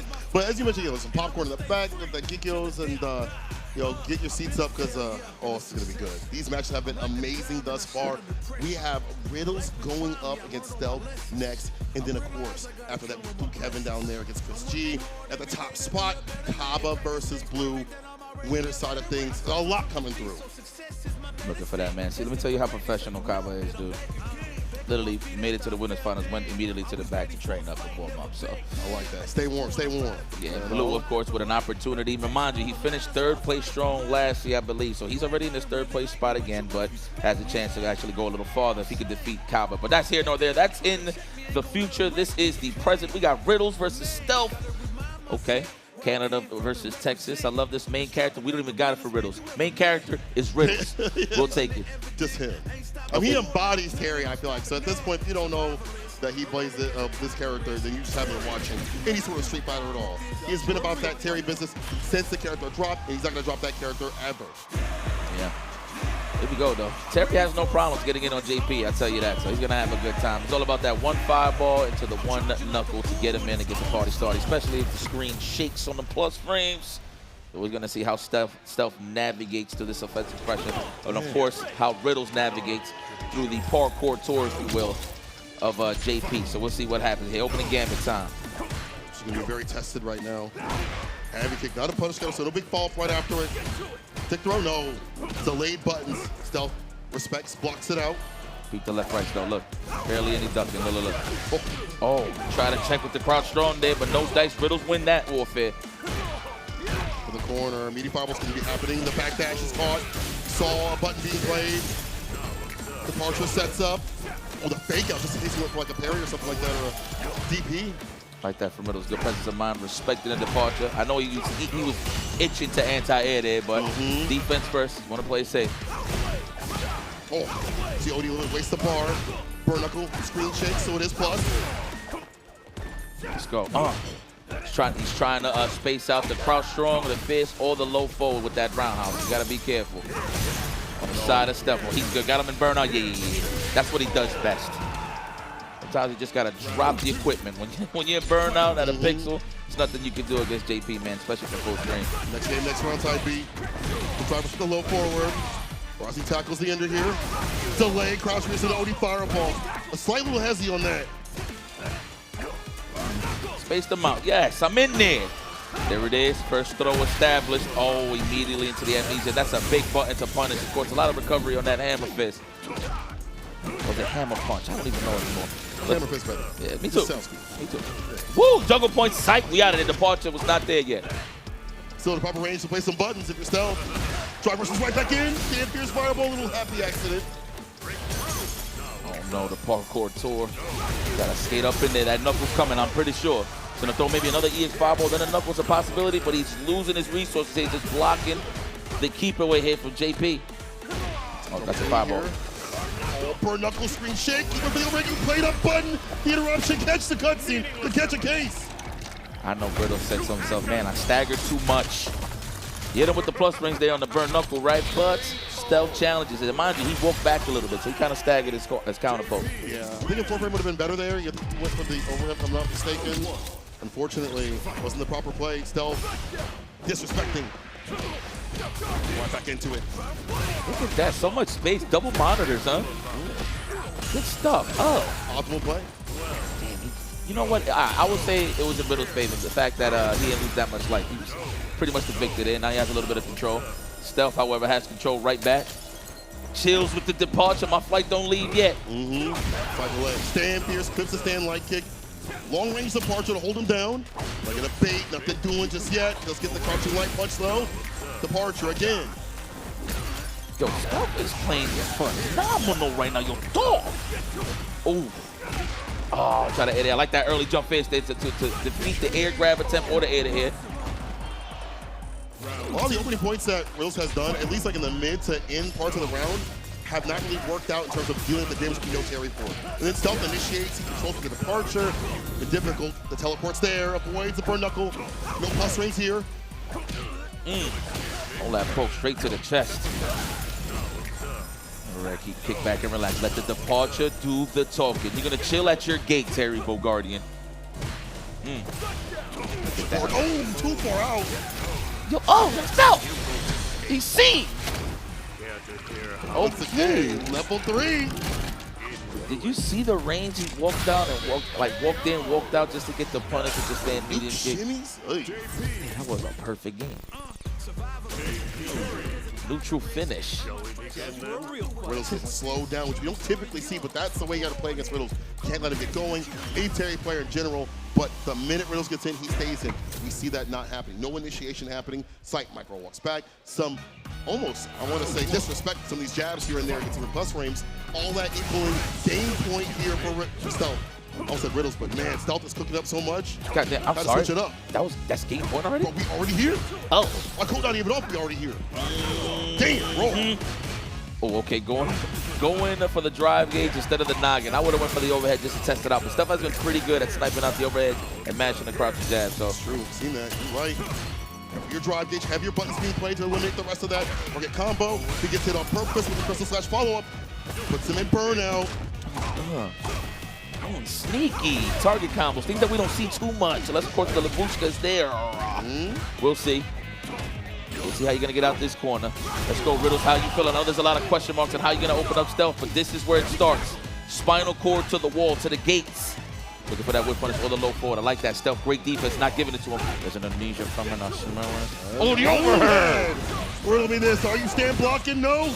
You're done. Buster. Whoa! Okay, Riddles. That's what I like to see. Wake up and smell the Okizime. Yeah, my kind of coffee. Let's go. Come on, stop playing. There it is. We haven't seen the fierce version of the Power Wave represented yet. That's what gives you the plus range. I do believe it is plus 5. I'm not too sure. There we go. Right. Oh. For the punish counter, nothing doing. Swinging. Nothing at all, though. Nice. DP. Good stuff. Oh, there it is. Me. Right, let him initiate. I'm gonna wait for you all day. We got the lead. Don't be too overzealous, Riddle. Oh my God, low drive gauge Labushka. This is everybody's worst nightmare. Look at that, sets a departure for the mix. Wow, good block, Riddle. God damn. Good defense. Trade. The safety slides the mark though, up in the corner. Oh my God, disjointed normals. Hop on out of there, so there's no drive impact for him. Listen, play a bad button. He's chilling, he's cooling. Let that chip come through. I get my bar back even faster. How do I get into kill though? Riddles, Odie fireball, start things off. Go forward, careful now. Your departures double down. He avoids both of them. Okay, don't be too caught up on the defense too much, Riddles. Yes, you need to apply some offense. There you go. JP strive on that, right? When they see people just panicking and trying to run away and avoid all the nonsense, but no. Riddles finds a little bit of a crack in the armor. And the crazy thing is, too, he burnt himself out to initiate that. I like that. You cannot play without a little bit of risk when you're fighting in this game, even especially against JP. Close it out. Yes, yes. Can't be too scared. Yeah. Fighting JP. I mean, obviously, you're going to have to take it sweet old time because you just don't want to run into traffic easy, right? Oh, yeah. Wow, what a whiff punish. Really, Riddles, with the stand short. Not big damage, but it's all for positioning here. Wow, counter poke with the target combo. One of those plus strengths early with the roundhouse, I would say. Archer setup once again. Careful now, has to old parry, but also that heavy kick that chunked away the drive gauge. We fire up on the overhead. That's the first one represented from Steel, too. Yeah, annoying with that anointment. Return. Damn, you gotta start again. That's annoying. That's like a flash kick to the chest. Been there. Oh, imagine. Yes, fireballs do body amnesia, so that was a great way to utilize. Fireball there once again. He saw the cane spin. He's able to knock him out of the skies. DI, raw -3. Now your turn to stand fierce. Takes it back from the brink. Stealth avoids what could have been a horrible scenario. Puts himself on set point. Can he close it out now? That's one hell of a button, Kate. JP stand fierce. Woo! So you're gonna punish the cane? Yeah. No, you have to hit my chest. My breastises. They call them? That was up. You remember Living Color, man? Breastises? Living Color. Let me go. Yeah. Oh, we don't play that. There we go. Good check there. Try to check the check. He hit the brakes and hit a crouch strong. Beautiful stuff there from Stealth. The punish. Oh, respecting the departure. I was about to say, where's the DP? But no, respecting the departure. I see you, Riddle. Gotta hold back. That's been the main problem. So is this. Perfect parry, not holding parry. Blocking it out. All forms of defense shown right there. Riddles trading. Can he stay Nice. on? Hits the head. He gets a crumple still skin. Oh, the side switch lane. We get Skull Wolf. Additional first shampoo later. Oh, I thought I swear I thought it died out. Oh my God. Okay, no, we're good. He's just trying to size him up. Okay. Calculations, I feel. Off the low. Nice one, level 3 here to kill. No, excuse me, level 2. Hit him with the last spin up bar. Yeah, he turned up real quick with the offense. He realized that Steph was about to build that level 2, right? So he tried to end it fast. Yeah. There it is. At least Steph's gonna get it now, but a healthy dose of life on the side of Riddles. Good corner carry.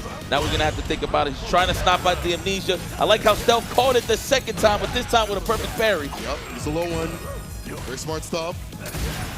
Trying to lead for his heavy kick. Juggle points and departure right after it. Woo! Indeed. This man is in Cirque du Soleil right now. Oh no, level 3's at the end of this. That's the end of Riddle's run. Stealth gonna be able to go in and take this. That bar at the bottom was everything. It was just so hard to initiate any sort of offense. Continues that departure, just locking him down. You put the reversal, they put drive rush, low on the drive gauge. Then Stealth himself would go in with heavy kicks, chunking away and taking away your resources. That's Stealth moving on. But give it up for Riddles, making this far in this bracket. Again, I think it's gonna be his year this year. I'm just gonna call it right now. Well. Looks like Stealth is back outside. I mean, he's seen him in a lot of tournaments, but he's been playing phenomenal if you've been keeping an eye, man. But round of applause for Riddles, y'all. For sure. Definitely one of the most consistent in NA. Do believe he still has a high ceiling to reach. So, there's still more for Riddles to step up on. But definitely one of the strongest players, hell, in the world. I'm going to be honest with you. I know I'm saying their name, but definitely in the world. So, we're going to see more Riddles. That is the past. This is the present. We got a good one here. These guys are definitely familiar playing fighting games. You know what I'm saying? Not in Street Fighter 6, though. So, obviously, on the Marvel side, you're seeing these two individuals play a lot. We got Dual Kevin versus Chris G on the stage. These guys are just having some laughs because they know they're about to play some good-ass Street Fighter. Oh, yeah. So, I love it right here. Let's see how Chris G... You know what? The thing about Chris G I keep an eye on is, obviously, we know he's, one of the best fighting game players to ever grace grass, right? Of course. But you always want to see, because he hasn't been in the mix too much in terms of Street Fighter 6, you always want to see the style clashes of his defensive ways of playing, right? In terms of being super reactionary against some of the high-level players. This is going to be a test to Chris G's skill, man. To go up against Dual Kevin, a man that's patient. It's not easy to crack. Bunch, I see you, my boy. Guess what? DIY, man. Coming soon, huh? Was that June? June 13, 14, man. DIY, man. Keep an eye on that. You hear me? Shout out to Casa Bunch in the building. Supporting his locals, his majors, and all that, man. Dual Kevin, let me see the ages here. Okay, look like you just turned 30. Yeah. Indiana. Chris, you 35? What? I'm older than Chris? Oh, my God. Chris, you 35, bro? Damn, Chris. Oh, been catching up, boy. Woo. I'm older than Chris? Oh, my God. Ain't nothing wrong with that, though. Yeah, I'm 38. it's fine. Yeah. There's nothing wrong with that. Same. So, it just feels weird. 50, though, when you reach 50, yeah, you're going to have to think about it for a second. You have to go to concert. You said what? Yeah, I'm 38. Yeah, damn, that's right. Yeah, we look good for 38, though. Can't lie. Fantastic. I feel great. Black don't crack. My forehead getting bigger, too, by the years. I love it. There it is, man. Okay. It's all knowledge.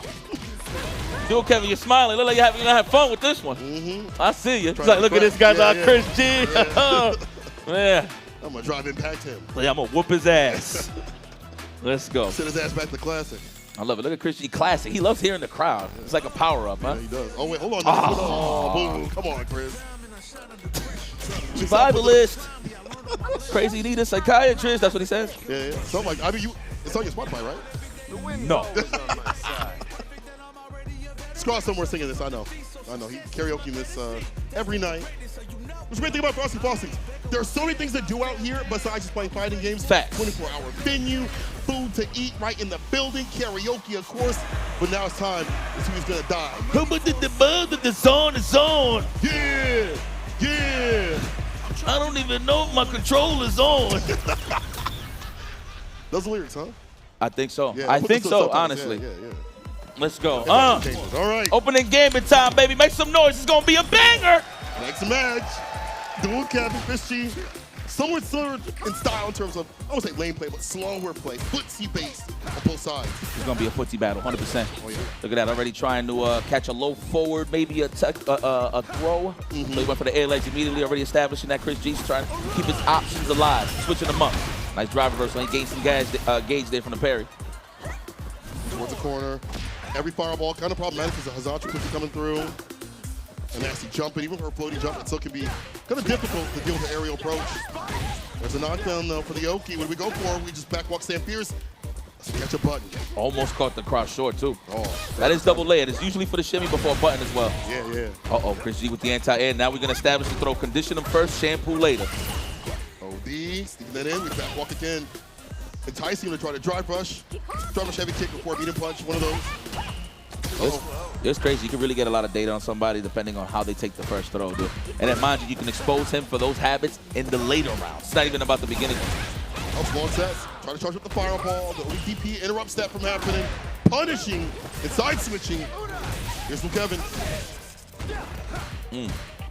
Killing those frames, trying to get that count hit. Really? Well, we got an option there. All right. Bye-bye drive gauge and bye-bye health. The DI wall splat, that'll be that. Okay. Good stuff there, dual Kevin. Great way to establish the first round. Chris G, how you feeling? How you going to answer back? Damn! That's a butt you choose. Crouching medium punch. Scratch the forehead. Good God. Oh! Buttons with a purpose. That's what I like to call dual Kevin's gameplay. What about that? Everything having a bump right after it, a spacing right after it. Damn, he tried to walk away. He lost all real estate. That would have been mid-screen. That would have been a whiff punish on the side of dual Kevin. Chris G taking advantage right now. Wow, wake up bunch, got the counter hit, and we out the counter. Level 1, no level 2. Someone doesn't hit there.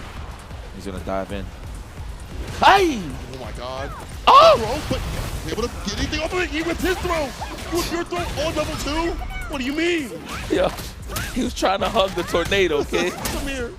No one home, but usually a lot of Rashids, they dash forward a little bit, so he's trying to catch the dash on the grab. Yeah. So I get it. Burn out now, bringing it back for the break, survive the tornado, the twister, the trade. Chris, can you close this up with the part to do so? The anti-is going to be there. OD fireball for the meaty? No, we just try rush up and finish the job. It was a done deal. There's a bar at the bottom. What can he do? So Kevin was going to have to die either way. Yo, a little bit of a back and forth here. I love it. Ain't nobody getting known free yet. Yet. That's the nature of Street Fighter 6, man. You're too busy on the defensive side, you just get plowed through. Yeah, take that how you want to take it. No first date. We Woo! set up the crouch fierce, lurching for one of the best buttons to catch tech throws. Oh, yeah. Now you're going to take the next throw. No, he's trying to jump out this time. Switching up his option, the rotation, the roulette of Chris G right now in the offense. Oh, that would have been a whip punish. Low forward, especially. Or legs. Anything. Oh my God. And it's annoying when you got to lead, stand strong, and I know that's what Kevin's looking for, trying to stand fist punish, and I'm pretty sure. Hard knockdown with the sweep. Right with the throw. We tech that though. OD fireball to initiate, have it a little bit faster.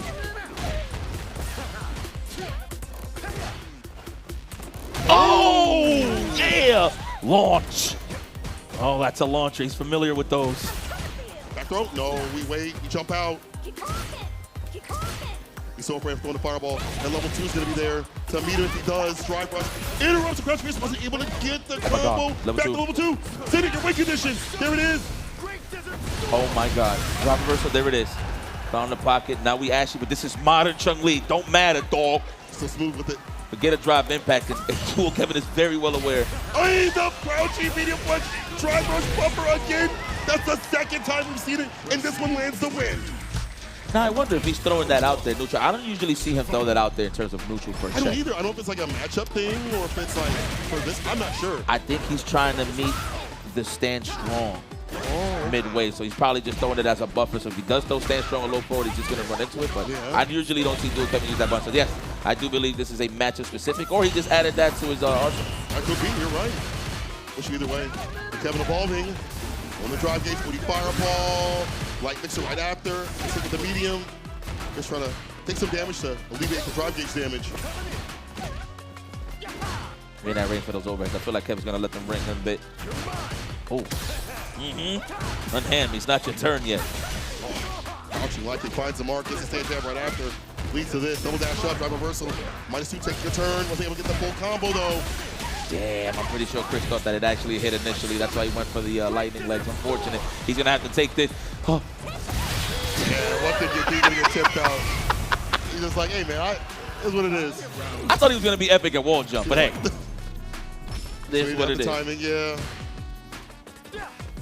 The win comes to us all. Oh, you know what? I think that's what it's for. Yeah, it's gotta be. It's for the stand strong. The crouch strong for the stand strong. I see. All right. Stand fierce. Don't follow up on the counter hit.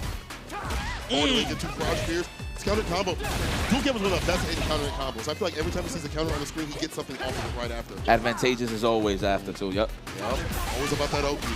A low fork gonna stop and stop him coming through. Double legs. My favorite kind. The perfect parry. The punish, the pickup, the side switch. Yeah, he plays this game. That was a fabulous punish. Knowing he was going to jump off of the stomp and then just get a conversion. That was excellent stuff there from Dual Kevin. Out though. One touch, just a jab, a dab. Oh, it's necessary right now. Yeah, that is a pretty good. I see Chris G is playing a little more comfortable in the burnout, knowing that he is not going to get drive impacted easy due to the fact that he got the easy super. So I like that he's going the grayer routes just to establish some offense. Yeah, John Lee can do that, you know, again, have the footsies to stop him from coming through and try to drive much in a bad way. You're right. 100%. All that adds up. Damn, I like how Kev don't even assume. He's waiting to see an animation for him to go for a whip punish. Woo! Perfect parry, the punch right after. Gotta do that, that meaty crouching meaty punch. Just trying to play a button. Want to play himself. Go for the superhero? No, I don't think we do. Yeah, we saved the bar. Oh! Next interaction. Don't press anything. Yes! Oh, perfect parry, and he walks up. Oh my God.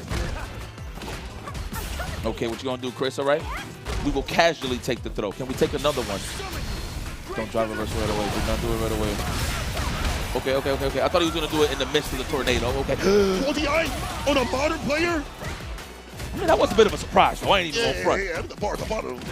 Oh my God. Oh, he gotta find a combo. He didn't have a super. Don't sit on a fireball. Don't for a goddamn thing, Duke Kevin. Don't for a goddamn thing.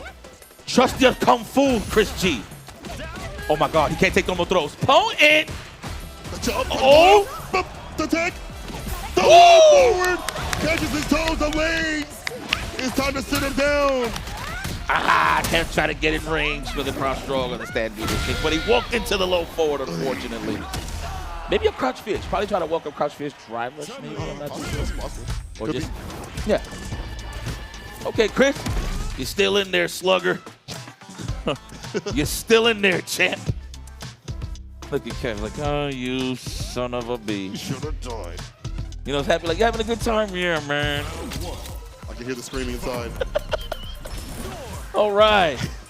Throw some casual wind out there, yes. Mitchell gets after a spinning bird kick. That distance and some damage. Staying fierce, bumper gets a side switch. The drive rush up, it's well worth it to put him up in the corner. Personal chance to wake up though. Chris getting mad active now. We've known him for blocking quite a bit. This time he is playing mad buttons. Establish that lead, Chris. Yes. Been doing this for about, I would say, 18 plus. Actually, it might be 20 years. I've seen Chris G since NCF4, 20 plus years. Damn, Yeah, 20 years. Yeah, he's up there, man. 35, dusty as ever. That's a real warrior right there. Here we go. Ooh, establishing the plus range. No mashing on the side of Chris G. Oh, but we got the reversal again. It don't matter if you got the drive impact. I am Majin Chung Lee. Could have been there too on the super side of things. Yeah, level 1 behind that. He's trying to build that level 2 immediately. He's trying to establish blocks on just so he can get that slither of bar. There it is. Back dash. No, level 2 just yet. Was in range for level 2 for the side of Chris. Interrupt low forward, light mixer. Air legs. Level 1 finishes it off. There's the bar used. Up around Chris G. That's that policia. That is elegant police. Elegant police. Elegant police. Look at that. No technical. Walking away from that throw range. Okay, Kev. Solid as ever. I love the solid offense from Chris G, but the whip punish. Buttons with a purpose. Oh, that shimmy, that minute shimmy. Little stutter step to connect. Nasty stuff.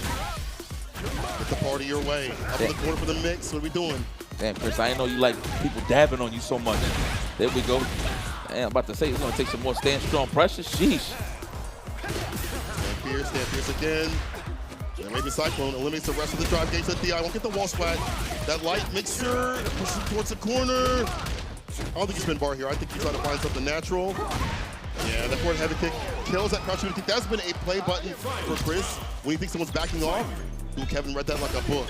Wow, the roundhouse suck over the low forward, Chris, you dog. I mean, excuse me, do it, Kevin. Get off of me, please. Oh, flip the button at the proper distance. And speaking of distance, that's what's going on here in this match. Both of these guys going round for round. This is going to be a slugger. This might be the actually slowest match of the day, and I don't mind that, obviously. Yeah, I like to change the pace sometimes. Exactly. Oh, he's got to explode. He might explode soon. Fierce. Good jump setup. The throw. Yeah, that is so sneaky. He walked back after the jump and then throw. Yeah.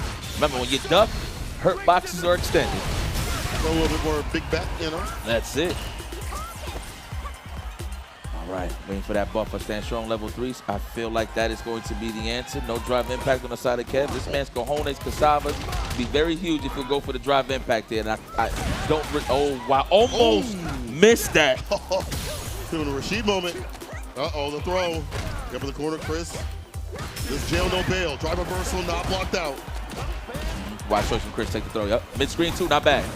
That's it. I feel like that's the #1 golden rule of Street Fighter. Like if you want to be super defensive, don't tech mid-screen. Yeah. Just don't. Mash a button, try to back that, but just don't tech it. Anything else? Yeah, corner, I don't blame you. It happens. Well, mid-screen, yeah. Oh! Fireball, not on the margin. Reactions. Very nice. Nice. That is Christopher Gonzalez. The eye roll. That is Christopher Gonzalez. Jeez. Dime, Cava. Feel okay? That's my guy right there, man. He with his finals. Woo, can't wait to see this. But no, that's a little later. Right now, it's pressure. Might burst the pipes. Just dual Kevin down on the chips. He's only down a game, so it's all good. But who's in set point is Chris G. Mr. Gonzalez. Closeouts have been so difficult when someone has reactions, has bar behind them. It's not just the margin reactions, right? It's the super that backs up Chris at all points. It's the distance he's able to play at. And if you're Rashid, just naturally, if you have to drive rush up with somebody, play footsies, you're having a bad time. That's why Chun-Li's always been a bad matchup. A lot of Rashid players have cited that. It continues. And I feel like he does have the JP. When he switched now, is it time to switch to the JP? Is it ready for prime time? I think JP does well against this character. However, is it ready against Chris G, or is he sticking with the Rashid? Or the buttons being switched for that purpose? I think we're just kind of testing things and making sure things are okay. Oh, I'm about to say. Oh, yeah. Just projectiles. I like this. Look at this.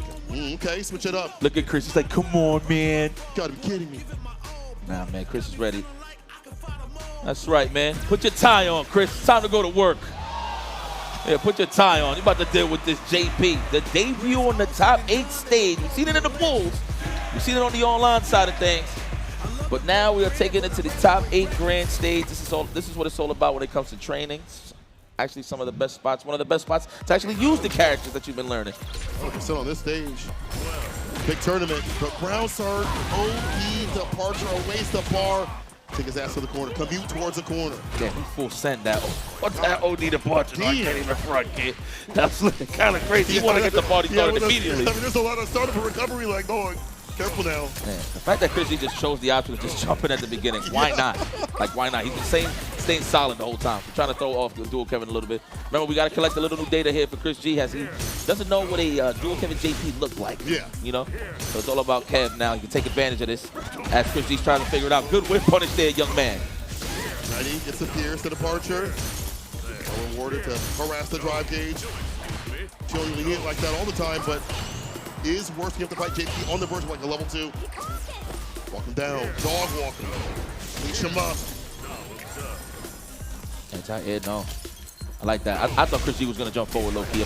Wow, that was a sneaky drive impact. I go front. He dashed up and did it. He definitely dashed up and did it. I didn't know we were there. That was sneaky. Okay. Oh, yeah, level 2 gets the pickup high enough. Support the combo with Crystal Slash follow-up.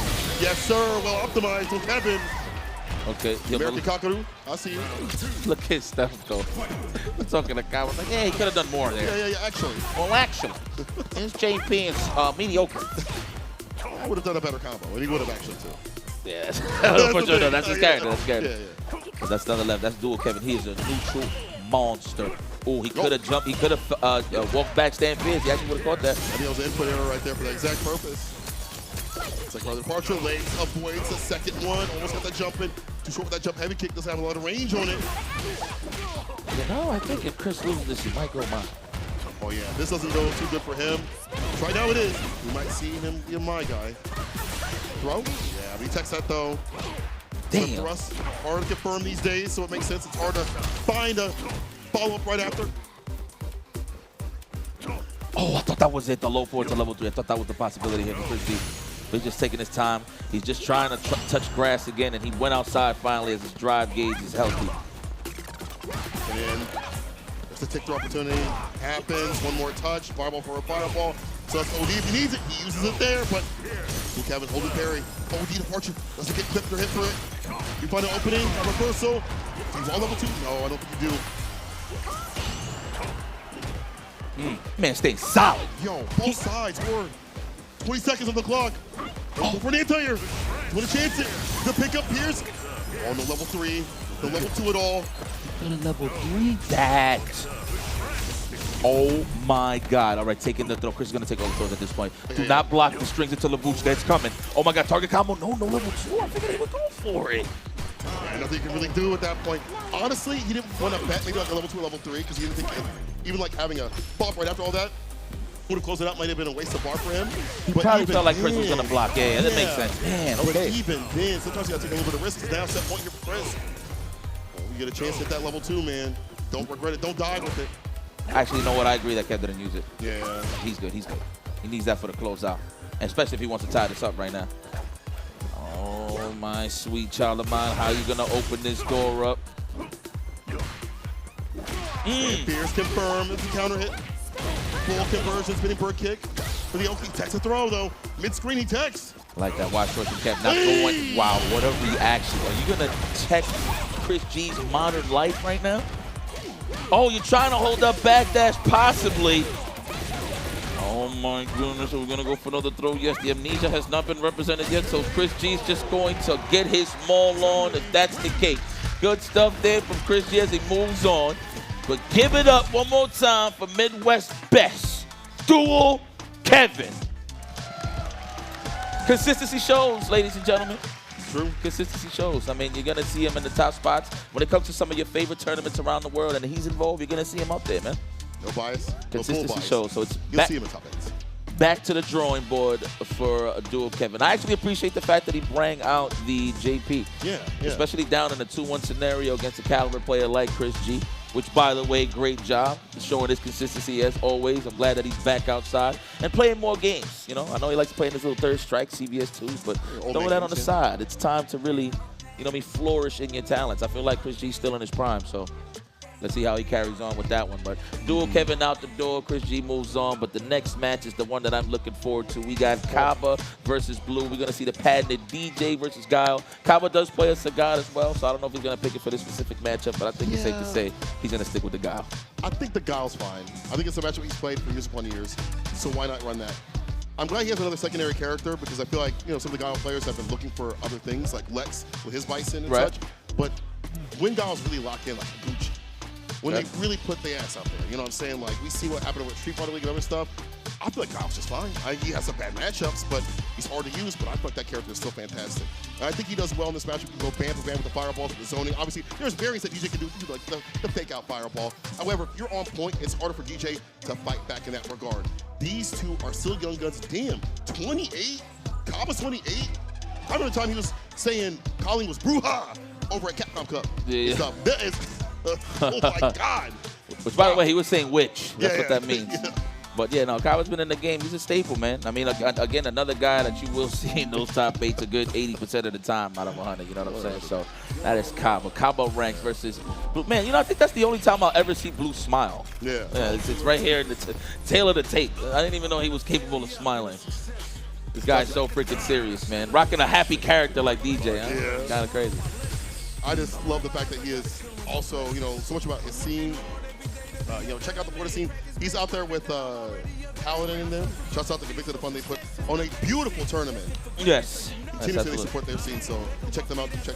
But as Blue himself, and as I keep saying, he's part of the future scene because there's rising stars that are out there that are getting to a point where they're becoming threats in tournaments, and Blue is showcasing that right now. Years after years, actually. Again, last year, high up there for Frosty Faustings. This year, wants to continue that already in winners finals. All right. That's like consistency on his side of things, too. Guile is definitely the answer here, huh? Yeah. Kaba's been using a lot of cigar, like I was saying, on the online circuit. So, but again, I don't think he's going to switch. I'm just a big fan of One Eye Willie. Yeah, But here we go. DJ versus Guile. DJ versus Guile. They already gave each other pounds. I think it's time to go to the opening gambit time. We're going with Guile Belmont versus the Foompa King himself, DJ. I don't know why I'm saying that so much. I don't know, man. I'm weird like that. That's okay. Got the muscles and stuff. We all age out here. It's time, though. Winners finals, people. Kaba versus Blue. Are you ready? Yo, Scrot, you got to hold that, bro. They ain't going to do it all the time. So I was like, yeah. Oh. He said, yeah, what the hell? I'll see you in karaoke, brother. All right. Okay, first strike here on the side of Blue. We're trying to get him beyond the carpet. You see that line on the carpet? We're trying to not let him pass that line right there. Yeah.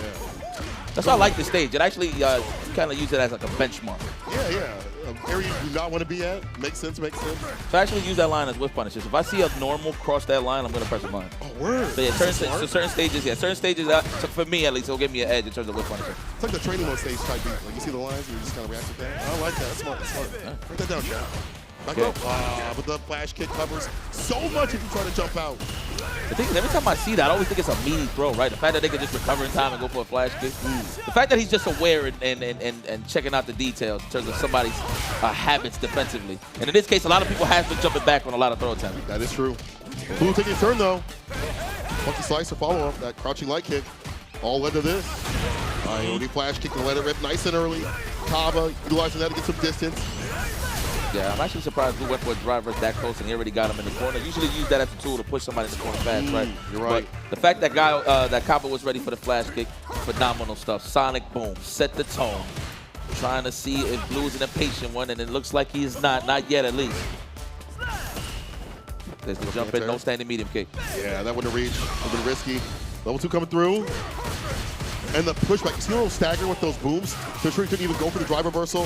OD flash kick, that's going to be it. All control. 9 seconds on the clock is how things went down right there. God damn. Damn, I wonder if Blue just tried to walk up and parry. Or he just realized too late that he didn't have enough parry anyway on the drive gauge for him to even do that. Might have been, yeah. Okay. Put that in your back pocket, all right? Kaba's definitely going to kick back and relax and build some meter accordingly. You want to block these bones? Go ahead, take your time. You talk to that while I kick back right here with this good carpet. Nice wake up right there from Blue. That's a punish. And he had to charge up right after. That's hard to do. Yes. Stand light kick, flash kick. That's a Guile. That's not a Guile player. That's a Guile player. Oh! Blessed him from above. The anointment on the dome. Across his head like a Dougie. Safe jump setup. You know what I love? Know what I love that, though? You know what I love? Check it out. You still call it a Dougie? I'll show you the thumb for a second. Sorry. Plus. The finesse plus. Keep him locked in on the burnout. He has a chance to hit him with a drive impact. I don't think hits is not going to give him no meter here on the level. No. He has an opportunity. Oh, my God. How are you going to check him? How are you going to check him? There it is. Oh, yeah. He tried to play it, but had to do something. He's going to die. As you mentioned, but Blue brings it back. Hasn't been all that far. Level 3 in a second round kind of sucks. He'd rather use it for that third round to kill things, but here's what it is. Got to do what you got to do. There's the reverse already. Nice and buttery. High cholesterol there on that reversal. Okay. Gets back, builds some cash slowly but surely. I like that. And nobody is trying to jump on Kaba. That is how you fight Guile. That's true. Patience. Parry the booms, move forward. Watch him charging. We go in. Unfortunately, could have put the timing for that button. It was Kaba that struck first. This 4-frame. Try to get some punches, get execute. He fired, but to take the space and trade. Kaba wanted to do so to get that lead. And keep that lead. There we go. He's like, yeah, I got the lead. I'll kick back over here. Chilling. There we go, looking for that counter hit. He's not giving it. Ooh! What was that? Empty parry, made it look like he was going to drive rush. Kaba tried to check, so that was kind of sneaky there from Blue with the wake-up vinyl record. Wins on the defensive side. Back to the drawing board. I got to think about it now. Okay, good reactions, Blue. Now what's it going to be here? Plus on the medium, staggers, drops the bows on him in the corner. Level 1, yes sir. Graces also bots. Blue taking that first game where it looked like it was so dominant for Kaba, making the right reads, right decision making, and honestly the right timings on buttons. Yep. Patience paid off. And I like the delays on the crouch strong on the side of Blue. It definitely kind of identified that Kaba likes to delay tech or delay pressure button, Yes. right? So you can kind of tell the speed of delays when people are trying to open people up, just due to the tendencies of how early or how late they want to tech. So good stuff there, Blue, for applying that pressure to figure that out. Now he's going to go back to patience. Like, you know what, I'm going to kick back and I'm going to find an opening. But you know what, you want to get tired of charge sonic booms all day, go right ahead. I'm going to be right here. I'll wait. Well, it takes a few ways in. I mean, when it comes to damage dealing, DJ got it more than Guile still, even with the nerfs that have happened to him over the years. Yeah, trying to space out the crouch jab, the low floor, the crouch strong with that crouch strong. Blue. Parry, empty parry. Didn't want to overextend a button there. Plus, finds his turn. Find a space there with the stand fields. I'm liking that. Ooh, the bust out. Right through the projectiles. The blade now switching up the projectile pressure that we see. Falls on the blade. Another one coming through. The second sword. That's how plus you tanked. That's pure. Gotta watch it. Okay, stand up, no plus frames. We'll take it. Nice walk back, Kaba. Sheesh. He just felt he was gonna be a little overzealous. 1-1. Finisher right there. Bringing it back, Kaba. Sometimes you just gotta wait forever for that counter poke, man. Guile's gotta wait too. You know, it looks like it's in his favor in terms of keeper, but he's waiting too. I promise you. A little stress on his side at some eventual point. The overhead again. Oh my God, drive rush. The light didn't go for a button right after. Then more plus frame city. Second overhead of the match. Pardon me, brother. Oh, no, you're right. You're right. I like that. It's right. Okay. Let's see. Open the door, please. No counter hits. That's like the first roundhouse I've seen from Kaba this set. And mind you, he's good for confirming though. Yeah. Throw. Good initiation button. Too far out. Flash kicks in a hit right there. Punish counter damage now. So extra on the drive gauge. No commitment to a drive rush conversion. That medium want to keep on the bar. What a battle of attrition right here. There was that one sequence. That's what you needed into the level 3. I agree. I concur. I want to touch grass again. Touching everything on this character right now. Every orifice. Ooh, nice and delayed. He said, woo! Space traps. Come on, man. You trying to counter poke? I got the espacio. The sweet spot is what I like to call it. Time, and the bait hits the brakes. Easy bait oven. Double dashes up. The throw right after. We found an answer. You know what? Look, so Kaba is a very reactionary player, right? Yes. So the fact that Blue's giving them different looks to actually bait out those flash kicks. And in this case, it's Kaba seeing green. That's when he lets it rip, right? So what a way to cover that Blue. With a chance to take an extended lead with a 2-0. Let's see, though. It's looking healthy. Stand light kick. Back throw. The help us scenario. Give that charge. Too far out to punish, or the timing wasn't there. No big deal. He's trying to establish offense before he drive rushes to go for the overhead. I feel it. I smell it. Great idea. He was ducking a lot. What he flash kick does, push him back a little bit. The jackknife. Okay. Nice answer. Wow, that big. Oh my God, that happened? Oh no! Boots into level 3. God damn. For my country. What the hell is a kilometer? Wow. Damn. Wait, that missed when he was ducking. He hit him though, right? Yeah, I thought that was combo. I don't know what happened there. He did jump in medium kick. It beat out Guile's crouch fierce. Kaba naturally ducked. I'll take that. It just whipped? What the hell? Yeah, I don't know what happened. I'm gonna Even Blue stunned it. Like, what the hell happened? How can you tell? With that face? I'm not, for real. That's the only time I see the smile was at the tail of the tape. Yeah. Ooh. Oh, Lord. Oh, that's so unfortunate. That could have been it, but it wasn't. Kaba brings it back. Game to game. But you want to win in a different way. You want to win in a collected, calm, controlled fashion as Guile. Not by scrambles.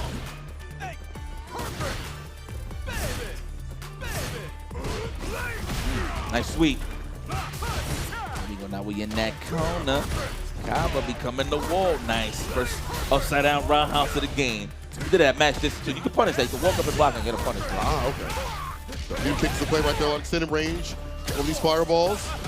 Plus, fireball enters, kills him. Try gauge in the bait. You know, I'm gonna call that a bait right there at that distance, at that range. Easy way to cross them up. Some of these hurt boxes, hit boxes interact in a weird way where you can kind of mess up a flash kick where it wants to go. 100%. DJ got it. Viper got it. Cammy got a 2-jump light kick. Yeah. Had that historically. It's annoying. Absolutely. The special of the air. You know, I thought he was saying air special. I mean, I still say it, but it's air slasher. Air slasher. Season Sonic Boom. Let's see. Sonic Boom when it has a little love from the ancestors. You feel me? You know? Got some melanin behind that projectile. Yes.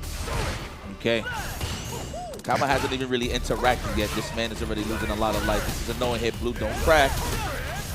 There we go. Sit right back there and relax. Hey, the melanated fireball has called it. Works out. Don't go for the level 3 just yet. Hold on to that bar. Looking for like a kill shot or lethal. Look at that. Looking for the throw tech or the crouch strong. Blue, though. Good defense for Kaba. There we go, Blue. Don't let him cross that line on the carpet. This is where you want to keep him. Yes, he's going to hold up forward soon.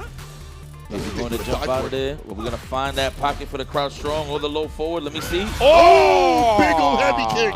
Size Americans once again. Yes. Push him out. Warrant for your arrest. Man, kicked in the front door. No keys necessary. Oh, the dash up medium so hot. He couldn't get the drive rush follow-up. And then in that lull of action, the dash up medium so hot into the CA. You're dead? You gotta be kidding me. What do you mean? Look, yeah, I'm that guy. Wow, the cassava's on this man. So hold on, that was a check on the drive rush, first and foremost. So I don't know if that was on purpose or he just did it, committed, and it just came out. Yeah. But regardless, we found a pocket to finish the job, to take a nice little lead over Kaba. It is 2-1 now in the favor of Blue. Mind you, this is winners final, so Kaba got 2 chances, but he don't want those chances right now. He wants to sit back, relax, and watch the rest of the tournament comfortably in the grand final spot on the winner's side. But Blue looking consistent again. He was top 3 last year. So he's looking to improve that placing with a big W over one of the best in the world, Kaba. Man, oh man. I know Convicted of Fun is somewhere going crazy. Floridian scene going crazy right now. On the verge. Winner's side, Blue. Gonna clean that tunnel, Frosty Faustings. Can Kaba slow him down? Can he cool him off? Dang, look right at the beginning. I'm just saying. All right. Max distance roundhouse. The house is round. Man, it's a cold house. Let me stop. I got too many dad jokes. No, I like that. There we go. Bars. You get a throw there? No. Try to walk back and try to get the crouch strong or the throw tech, but met with the crouch like Kaba, giving Blue a little different looks now. There's something more for Blue to look out for in terms of offensive sequences. The air slasher. Keeping to that bait. He knows that he got the lead. Good stuff there. The trade and the clash in the favor of Blue. The OD Fireball was the perfect way. There's so many perfect parries, these normal slashers, that the OD Fireball was a perfect switch up to get in and get that win. And Blue has been making so much reward happen every time that he does land something. Once he gets in, he don't leave. Set point for him. The finish line is there. I'm in. There we go. Kaba said, you know what? Maybe I do have to get a little more aggressive, right? I feel like the Sonic Boom game plan ain't working too much. It's not like Blue's playing too impatient, so I feel like Kaba's going to have to take it to Blue. More of his overheads if you can find the mark. More stand like driver, stand like, wow. Oh. He was trying to delay that crouch strong. Oh, walking a little bit too much. Might be a controller issue. No, he good. Okay. Hold on, yeah. Hold on. We pausing. I'm about to say, man, this was walking into them buns, eating them for breakfast, lunch, and dinner. No, we good. We ready? Oh, yeah, we back. Okay. Classic, I like that. Yeah. Hey, CPT, keep it going. Yeah. No tours here. Fight it out raw. Yeah, so it looked like there was a malfunction there. He was holding forward, as you can see, and he didn't want to. Now it's a mix-up. You don't know if he's moving forward because of the controller. No, he's in there. Yeah. Oh, it's a step the entire time. Can Blue take it? Damn, that's a heavy delay. Yo, he is walking up in there. Oh, with a jab. Oh, my God. He went to 20% scale. You are deader than dead. Machine gun upper and the downer. Blue goes to winner's side. Grand finals of Frosty Faustings. It's a wrap. Good night, Blue. Damn, hold on. Hold on, though. I may have spent my meter the wrong way. I don't know, chat. Nah, so I can understand, Kaba.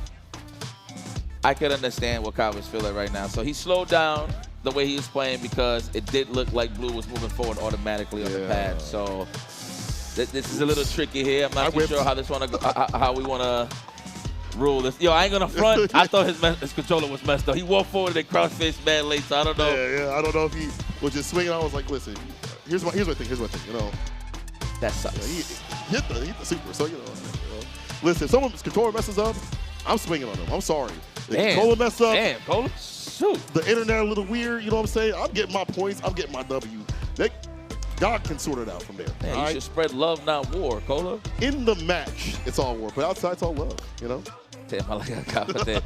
Yo, shout out. Yo, if you're Dominican, you know what it is. You know when somebody just got that look, like, yo, you're like, what happened? Like, go get Pasaki. Like that's basically what Kava was given in the situation, man. That was unfortunate. That would be a buzzkill for me, but you got to make sure things is working properly. But yeah, Kava slowed down, thinking that his controller was fully messed up while he was holding forward. So unfortunate. Well, that's in the past. We just gotta have to accept what's going on in the present. And Blue is in the grand finals in the winner's side. It could have went either way, to be very honest. It really could have. But it is what it is. Okay, so we are getting confirmation that Blue officially won. It is what it is.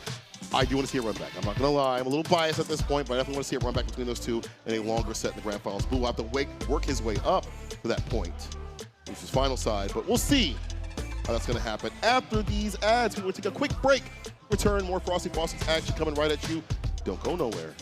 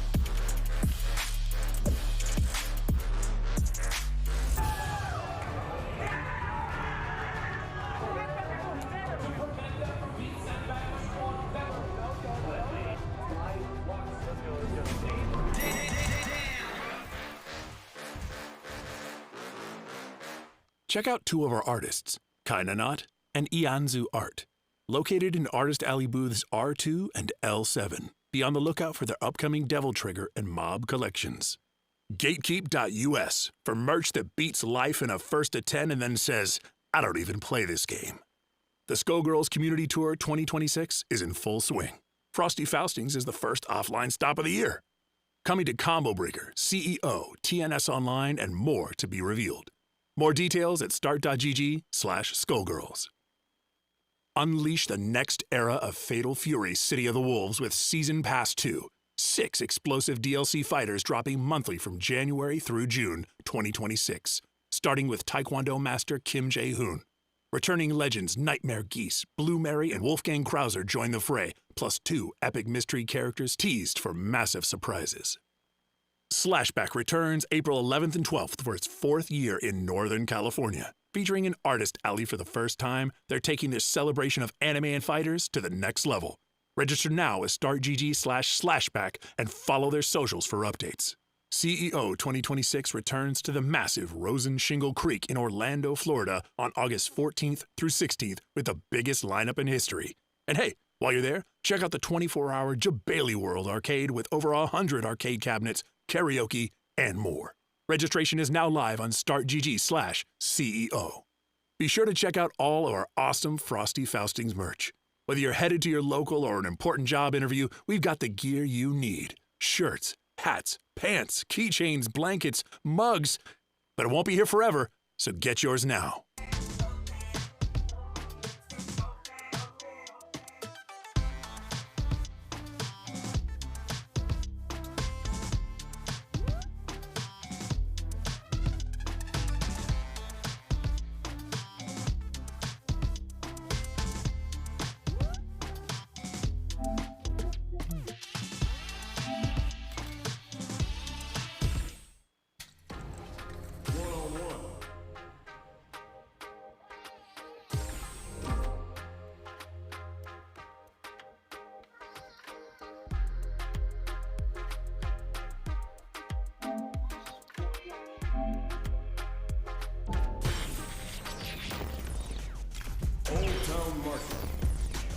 I've been a failure, I've been a success.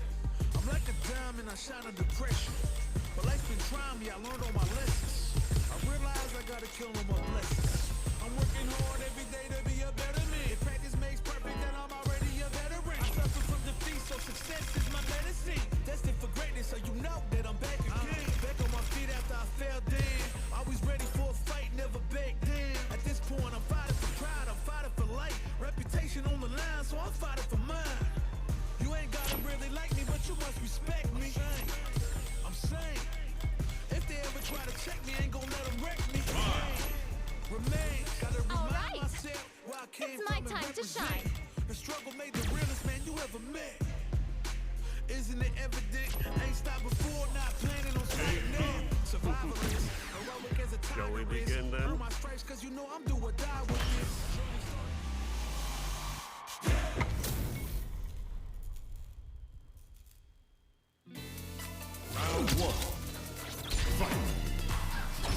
See, I told you we were back with more Frosty Faustings action, and we are continuing our top 8 of Street Fighter 6. Are y'all ready?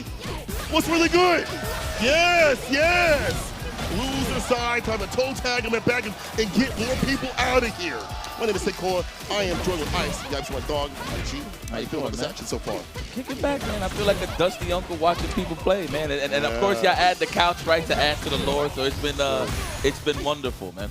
Well, we got a good one for you guys. This is losers semifinals. We got Chris G taking on Stealth. Stealth, I don't know if you're holding like an imaginary trophy, you know what I'm saying? You're putting it out there in the ether that you might win this tournament, but hey, you're a classy guy. These guys have met in the battlefield before in the likes of NVCI and UNVC3, but this is a different game here. It's a bit of a one-on-one. So let's see how the results are going to play out here. Now, what I love about this, I'm going to say it's a style clash, but more so Chris G's experience in terms of dealing with heavy oppression is pretty solid. So his defense is going to be great here. However, this is Stealth. This guy is Picasso with the lavushka. Okay, for some reason when I say lavushka, I think about tomato sauce and eggs and carb. I'm not too sure, but what I'm trying to say is this guy is one of the greatest freestylers with the level 2 and just those niche like air-to-air conversions while departures out there. He knows how to really exploit that and get some big damage. You are so right. We're going to go over to the opening game, but we got Stealth versus Chris G. Let's go, man. Let's move forward. On the mine this time. This makes sense. I feel like JP, Chun-Li in the favor of JP. Mai can enforce it well with the OD fans. Yes.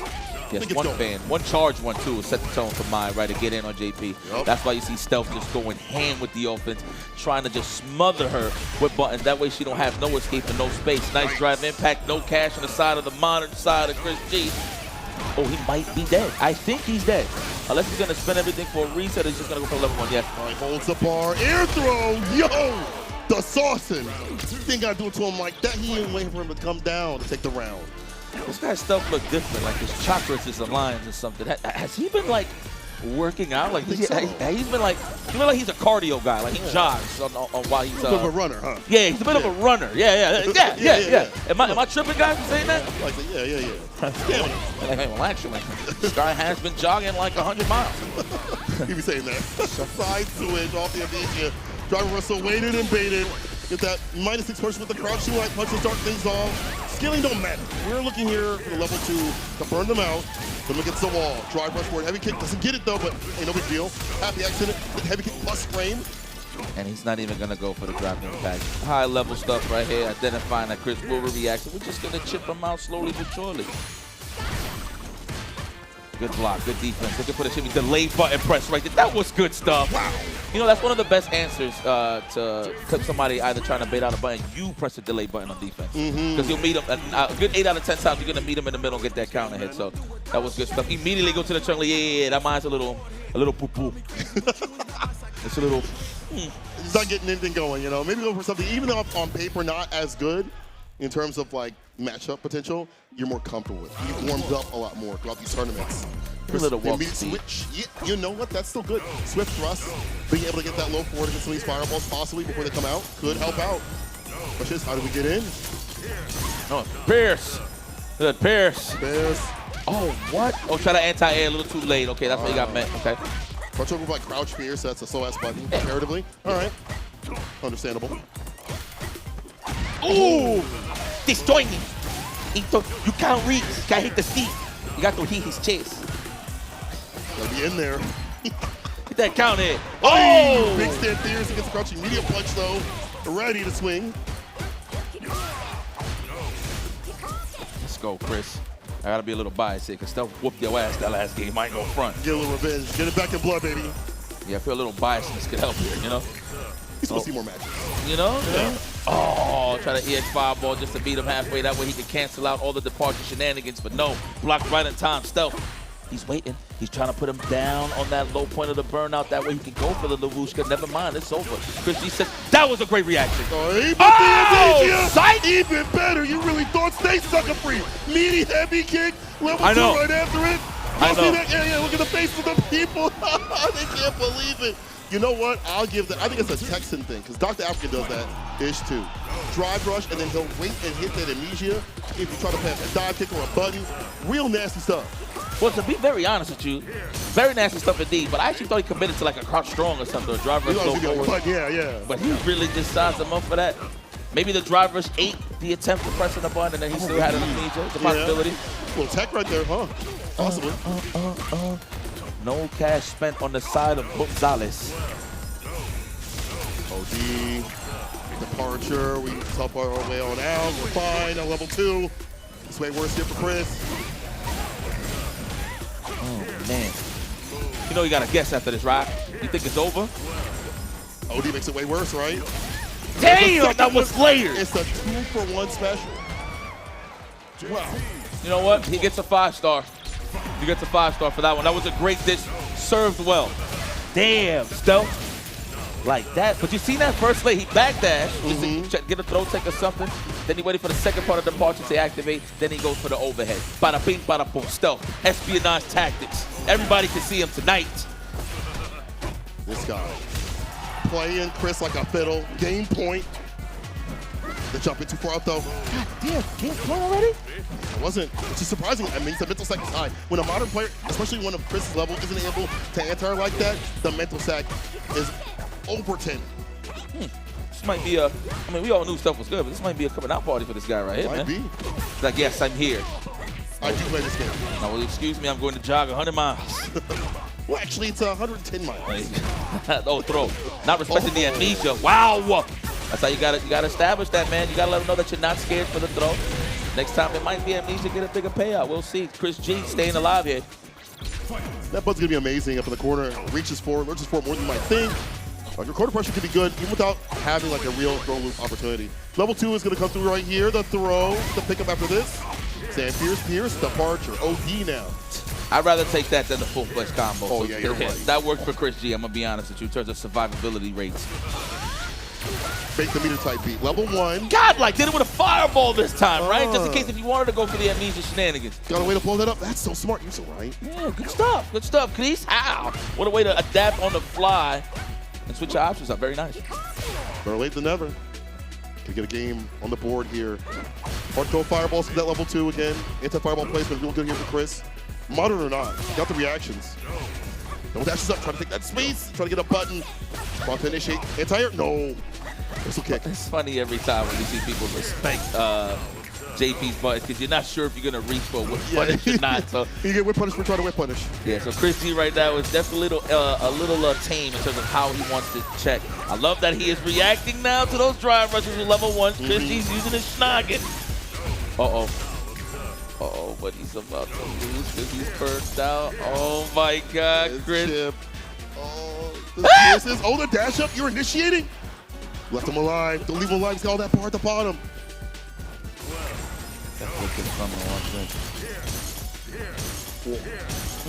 Seconds are winding down. Can you keep him out? The lane must get active. Double dashes up. The counter hit jab. The timing. Level 2 here. Not just yet. Damn. Are you going to open him up? He could take a throw. Oh my God, Chris, what you going to do for the opener? First one baited. Hit him over something, push him up, but it wasn't enough. He still had enough health to survive. Chris with the head shake, and that means it's set point for stealth. I think he could have just straight up then stand jab level 3. He would have froze the time in time. Oh, you're right. He could have just done that. I don't think Chris was aware that he had that much time left. Oh my goodness. That would have been an amazing clip and a comeback. I can't even front. Different universe. Word.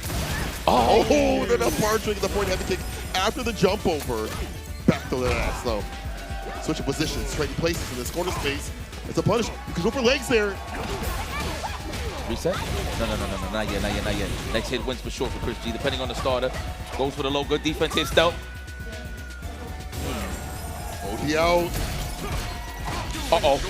Catch Burnout City. Oh my God, no driver for Chris, just take it. Nice, all right, found his pocket and just takes the throw. Yeah, even better. Sub bar in your pocket now in the green. Stealth on the back foot here. Projectiles cannot be thrown. Oh, it's okay. Don't panic. Oh my God, plus frame roundhouse is and you think, and the crazy thing is, you're not expecting the target combo every single time. Oh! You did backdash in a drive rush overhead? You are a Marvel player. You are nasty, grimy, and slimy. Stealth moves on. That was, they're gonna put people in jail for that. You will not see the gates of God for a play like that, bro. I'm just gonna tell you that right now. I mean, that was the first one he represented, though, the whole set. The whole set, you're right. So that's keeping those game plans in the pocket. Obviously, you got a good open up in terms of opening somebody up with an overhead into a good combo, into the departure shenanigans, right? But Stealth has just been playing so solid in terms of swinging that wheel of options that he has offensively. So the fact that he kept that in the pocket for the last possible sequence, that man did, what is it, backdash, drive rush, then overhead? Backdash, drive rush, overhead. Actually, it was 2 backdashes, then drive rush, overhead. The fact that you put more on there is insane. Like, you got to be, and against someone that's going to react like that, like Chris G, is insane. But again, as you said, hadn't seen it before. We're seeing it now. Well, all the stops against this next opponent out here, someone who is well endowed in terms of fighting JP continuously. Kaba, bro. Kaba's got that game plan unlocked. We've seen it over in Street Fighter League. I've seen it when he plays sets over in Japan. He knows how to fight JP. Yeah. You know, it's pretty cool. Shout out to everybody that travels to Japan. I remember there was like this, and this is a train specifically. Okay. I remember there was a point in time when Rashid came out and he was a little dominant in the character select screen, if you will. Yeah. A lot of people actually went to the land of the rising sun, Japan, to actually train against Rashid in general. But guys, let's take a look at the bracket. In case you missed out the action, we did start the top 8 at 11 a.m., so it looks like we are almost ending up into the final curtain call. But before then, we're going to go to the losers finals. Look how it went down, huh? Riddles falls to Kaba in a very close match. Blue very dominant against Dual Kevin. Chris G beating the likes of Noah the Prodigy. I'm not surprised there due to the fact that Chris G's experience playing those type of style. Then of course Stealth takes out Punk, which I did not see coming, but Stealth has been playing incredible here. So you can see Stealth run all the way to the losers finals, defeating everybody in his way. See who gets that chance to go up against Blue. Kaba, same thing, has been playing very consistent. Fell to Blue in the winners finals, but this is a chance. Well, you're going to have to finish your play here to get that revenge match, right? Yes, sir. So it's not how you start, it's how you finish, and this is where the starting point starts. Stealth versus Kaba. JP versus Guile. Talk to me. On paper, JP does really well. If someone can match band for band or go even further, it's the accountant that can do it. The Pierces, the OD fireballs, the departures right after really disallow what Guile wants to do. Especially if he tries to drive rush up, the departure will stop him. He tries to sonic boom, the departure will stop, the fireballs will stop him. JP just has it like that. However, the Guile players have developed so many different strategies that I feel like that they fought this matchup so much more that they understand how to fight JP. The reverse is not always the same. How many Guiles do we really have besides Kaba, enough to do when he played him, in the NA? You know, in terms of getting that practice, it's very difficult to find just continuously. So I think even though on paper it's really good for JP, the Guile players have had so much experience and practice that it's been better for them results-wise. Over in League, over in tournaments, usually Guile wins. Yeah, I see what you're saying. the end of the day, we don't know how the matchup has developed as much. But again, it comes down to human error. You know what I'm saying? Whoever gets impatient first. Obviously, I feel like if Stealth gets the lead, you're going to see a lot of departure Sonic Boom trades. Yes. If you will. So that is only because it Stealth has the lead. But that's here nor there. We're going to the losers. Make some noise for your losers finals, y'all. We got Kaba versus Stealth. Winner of this goes up against Blue in the grand finals. Oh, wow. He's like, yeah, I will do your taxes. Yeah, April 15, guys. Do your taxes. With him, they won't be correct, though. They will not be correct. We'll I'll tell you that right now. That's JP, brother. That's how it is. Staying at that low forward range already on the side of Kaba. Don't want to give no departure spaces, no pierces, no nothing. No soy sauce, no chicken wings, no nothing. Nothing? No flavoring? Nope. Oh, yeah. Oh, I love that button. That's how you know your space is correct. You know, on the press and stand and immediate kick is an anti-air, you got control. Yep. Real Dial player hours. Sonic Boom again, tries to go for the departure. That's one thing you can do. Start with crouching medium punch, but I do like the fact that even earlier than that, we saw the Sonic Boom just in case he went for that amnesia to bust out. Projectile play to blow that up. Kaba very dominant first round.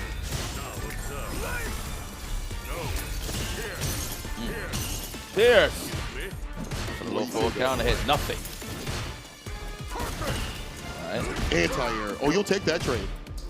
The space you get to keep at is Guile. You don't want to be any further. Yeah, I like how Kaba is just committed to block those 2-on-1s. Crouch is fierce, crouch is strong. I would say crouch is strong mostly into Ghost or standing fierce into Ghost. Obviously, a lot of the JPs are looking for those parry baits. That way they can get that big damage. Slight hezzy right there, not doing too much. Some of these knockdowns. Get him in the orange. That's when that level 2 is going to be real dangerous. He's looking to get there. Maybe level 3, actually. Forget that. My man is in the zone. He said, yo, I am ignoring the 3 and the key rule. I am in here. Yes. Better call it every time, ref. He is staying in your space in the low post. Very nice stuff there from Kaba. That's what I'm talking about. You don't want to let no JP get comfortable. That is what Kaba is showing here, displaying here. Staying in those ranges to keep JP uncomfortable. Good point about that, because honestly, you leave the mid-range, it's going to get hellish to get right back in. You have to expend OE. Sonic Boom, drive rush up. It's going to be kind of difficult because it can outrange you. Of course, the departure gets set up. It's hard to stop that. And that's been a game plan for Stealth to set up the departure and control the space from there. That's not happened. Hasn't even begun at all for Stealth. He has to find those moments. Might have to get him more active on his side of things. Drive rush overhead, maybe drive rush crouching medium kick, things like that. But it's actually Kaba that does it. Around, so he's like, wait a minute, that sounds like a good idea. That's a great idea. Matter of fact, let me do that. Don't be fooled. Kaba know English. I'm playing with him. Yeah, exactly. Let's go. Oh, nice. No real conversion from there. Not from that far, huh? That target combo. Wow, get the counter. Oh, you know what? In case people like to counter poke back after like 2 string, I see you. I mean, he does overcommit. To be honest, he's like the only DP I've really seen that's not doing it during the booster. Yeah, like that option. Worked out well. Stealth still needs a lot more to get that lead, though. Walking to stand medium, trying to walk him down. It's going to be a little forward. No, it's a crouching medium punch instead. I was looking a little bit low. He's up in the corner now. No parry baits here from Stealth. I think we're going to get those. The anti-air into the whiff ghost. It's probably going to be represented pretty soon. He hasn't represented it yet. Big damage. That is a departure. You want to leave your gate now or you want to wait? No, I'm not going to wait. I'm getting in my plane now. Don't want to be late. Good stuff there from Kaba. Seen the gap, flash kick. Actually, it wasn't even a gap. He just went and committed and it worked out. Ooh, and the Bazooka, the perfect parry to start things off. Got in there with all that space. Explosive. All I know is it's going to be a long night. I think depending on what match we get. I think we get the JP versus DJ. It's going to be slow, but the Guile versus DJ is going to be slower. Sorry to be talking about the future too early, but I want to see who earns that right to go up against Luke. Yeah. Perfect parry this time. The Bazooka, I don't know if there was like a slight delay on that or not, but regardless, they worked out to get the counter in. Big stand fierce, level 2. Build up some drive gauge. Side switch as well. I swear, bro, I got a built-in delay. That stand fierce. It's like he's swinging, he's going, pow! Hold his back behind that too, you know. Yeah, you know? Oh, damn, that reaches? There we go. Level 3 immediately. For my country, says Guile. That's not what he said. Yeah, you can feel it though with him. Yeah, absolutely. Of course. Sonic Boom, of course. Vinyl records, no. Perfect. Man, I miss when Guile said Sonic Boom. It's all about the purpose now. The boom's even better. The OD, oh, the low, the crouching kick right after that. Crouching light kick did not work out. Full control inside of Kaba. Like you said, Kaba's pretty good in this matchup, and it shows. Ain't one of the matches that he needs to panic against too much. Haven't seen the things that you want to see from JP. Haven't got the knockdowns for the departures to happen. Kaba's just disallowing that from occurring. Punish counter. The Good charge. space trap, Kaba. Okay. That upside down roundhouse close enough. You can actually get a punish. That's why you've seen stuff overextend there a little bit. Sonic booms. This inching forward. Hasn't really done a lot of like OD. Hasn't really needed to. Perfect parry. This time too far for the bazooka knee to hit. Or even establishing anything on block. He had the right idea too. Just off the mark with the bazooka knee. Down on the chips and stuff. Now this is when it gets troublesome. Oh, first one represented. Okay. That is Guy, all right? He is crouching for the flash kick, so that's a perfect opportunity to go for the overhead. Sunday. A little bit of anointment. OD Sonic boom now spit here from Kaba. A lot more of those have been represented in the neutral. Keep up with the fireballs and try to get away in. Dealt with way more departures, full screen. This is the problematic point here for Kaba. Getting is going to take some drive gauge or time to perfect parry, drive rush up. He does find the time to do so though. Nice delay. Oh, he could have got the crouch showing. Didn't get the counter hit jab. The other side. Sonic boom, no. No good parries neither. Kaba's seeing it all. He knows when it's a fake ghost too. Stand face, no roundhouse. No! I don't know what that was. He tried to play a button. He just didn't have the charge for the flash kick. But either way, Stealth with a very, very clutch jump in. I mean, he just finished the backdash, so I'm not too sure if he really tried a Sonic boom. But he might have just a little, that's just a Street Fighter 5 there. Try to anti-air with a jab, right? Oh, maybe you're trying to go for like crouch spears or stand medium kick or something, like a last ditch opportunity. Yikes. He pressed that jab like that was in the Cali. He hit that 5 like it's like Street Fighter 5 early days, season 1. Yeah. Man. Okay, here we go. The pitch. Departure. Your gate is here, sir. The teleport, yeah, you see the cane spin, easy way to anti-air. That's how I know.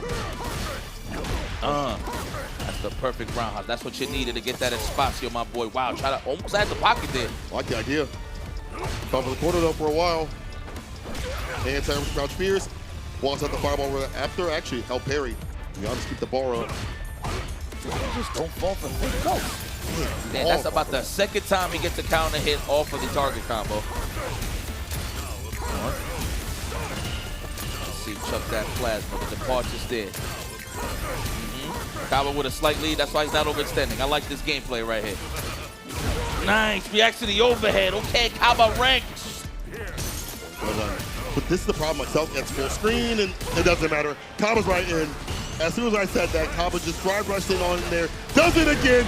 Saves Ursanori the 2-piece to kill. Set point for Kaba. Yeah, I think what Kaba's doing right now, he is walking up to the spot that Stealth likes building his sandcastles, and he just steps on that. That's right, you ain't building not over here. Yes, exactly. He's on his bully mode right now. And he's doing it slowly but surely on top of that. Again, not overextending, holding that lead, and he's playing it from there. Oh, that's too close. I like how you see how he walked up with his stand fist this time. Just in case if you want to do a little space trap, I counter hit it. With a big button.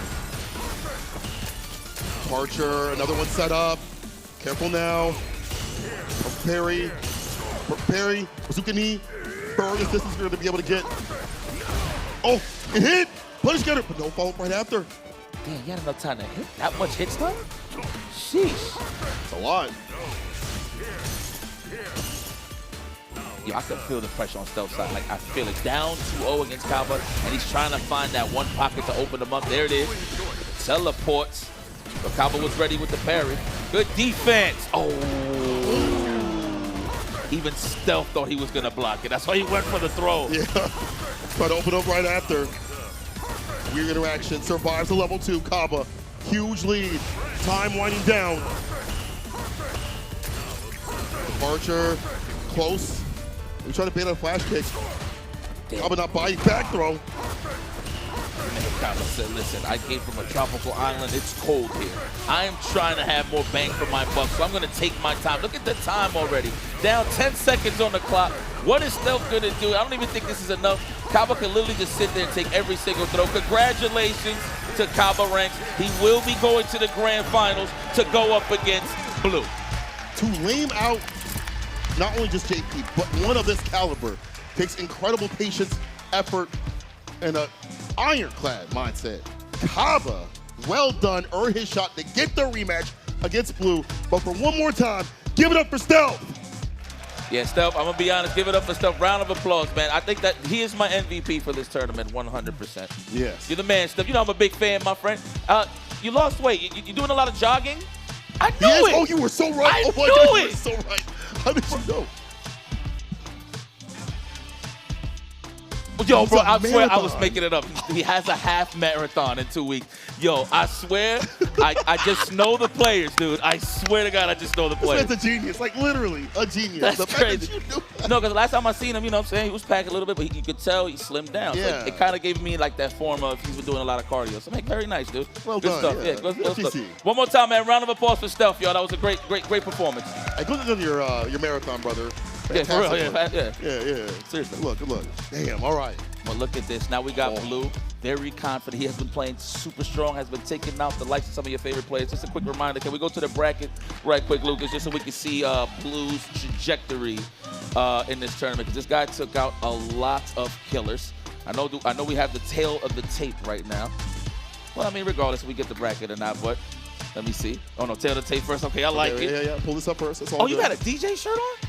Oh, yeah. you a big That's why I fan, said, Blue. like, Okay. That shirt older than him. It's the alpha version. He said, "Don't be fooled. I'm black." There you go. That's my guy, Blue. Versus my man Kaba had a great performance throughout the whole weekend. That's why he's here in the grand finals. That's true. Did take the L to Blue in the winners final, so he's coming out of the loser side. He has to win 2 sets of 3 out of 5. Blue only has to win 1 for people that don't know. Okay. Hey, Blue, big fan, man. Look at that. He's locked in. He He's so doesn't even know locked I'm in. talking. You're reading notes right now. Yeah. You know what, Blue? It's all right. Lock in for the collegiate scene. The young players that have been grinding it out. Also, for his locals as well, Florida. Blue has been consistent in his own regard when it comes to Frosty Faustings. This time, even further than where he was at last year. If I'm not mistaken, he was third. You said that he was at a third Frosty, fourth last year? Yes. Yeah. So then this year, bro, second at minimum. You know he wants that first place spot on the dot. This might be one of his like home turf tournaments. Is Blue from Florida? I think I'm trying to Florida. remember. He is from Florida, right? Okay. Plays with Paladin in them, so. Oh, Yeah, that's what you mentioned earlier, right? Shout out to Paladin. All right, man, it's gonna be a good one. Kaba, this is. So you saw how the match was set in the winners finals. Yeah. Slow and steady wins the race. Even though there were scenarios where Kaba had the lead, Blue found the opportunity to pin Kaba down into the corner and go from there to open him up. The one thing that I wanted to highlight was the delayed crouch strong from all ranges. Up close for the tech. A little bit from the crouch strong range to expose the crouch strong. He's been doing a lot. He has a lot of good options that he's cycling in order to open up Kaba. So pretty good stuff. Here it is, people. Grand finals of Frosty Faustings, Kaba versus Blue. Let me hear you. We got a long night here, ladies and gentlemen. Whatever's your next game, you think about that later. This is Street Fighter 6, ladies and gentlemen. This is going to be a grand finals. Of course, this Kaba just gets his maul on, but that's not what's going to happen here. What Blue represents here is patience, and Kaba recognizes that, so he's going to take his sweet old time, too, to try to open this man up. Every so often you see the OD from either side, but it's a matter of like how much bar do you want to expend, what way do you want to get in right after. Oh, they on the drive gauge as well. Oh, we got the crouch fierce right after that button was whipped with a perfect pair on the wake up. Defense, eyes aren't even open. Right back at him, to perform OD. I like that. That was a good perfect parry from Kaba, by the way. Blue represents that a lot as a prime DJ player to drive rush into the stand strong. So 100%. Wait, that might be a throw next time, though. Oh, you might be right. It's a long set, so as we represented, interrupts the drive rush with the sonic boom. I like those sequences, man. You string them up and then wait, then drive rushes because you're expecting something to whip, right? Yeah. So that way you can just catch it on the recovery side. Look at the buffers. Nice. Great positioning. He ain't charging, so he's kind of give it a little bit like a false hope. Like, well, he ain't ducking. Maybe I could jump in. Psych. I got that good positioning. He's got that. He's okay. Occupy the corner. I'm going to lock him in. Low the drive gauge right now. Kaba got to be very careful. Who can spin more if he wants to drive rush with OD Sonic. Oh, but I was going to say, when Flash kicks the play right here, Kaba actually spins that and puts Blue in the back foot. He's level 2. Boomers. Oh, No, that would have been genius. That would have been genius. I respect the attempt, though. I see. I see the vision. That was good stuff. Yo, Kaba's patient. Let me tell you something. Just to highlight something that he's been doing phenomenal throughout this whole tournament. Every time he turns green, and people turn green against him, and he's on the defensive, he splash kicks every single drive rush attack. I feel like you have that charge, it's a bit easier than other characters. Other than like a DP, ready this time, again with the reversal. The timings, the amount of times he hasn't been caught whipping one have been really good too as well. Everybody's thirsty for punch strings, man. It's a good option. Nice. Found the float chart, found the pocket for the perfect parry. Yo, the parry Manilos is fire right now. Ooh! This man he's holding a teapot when he parries. What DJ's doing? No, I'm not teching. No. Pressing a button before immediately able to hit.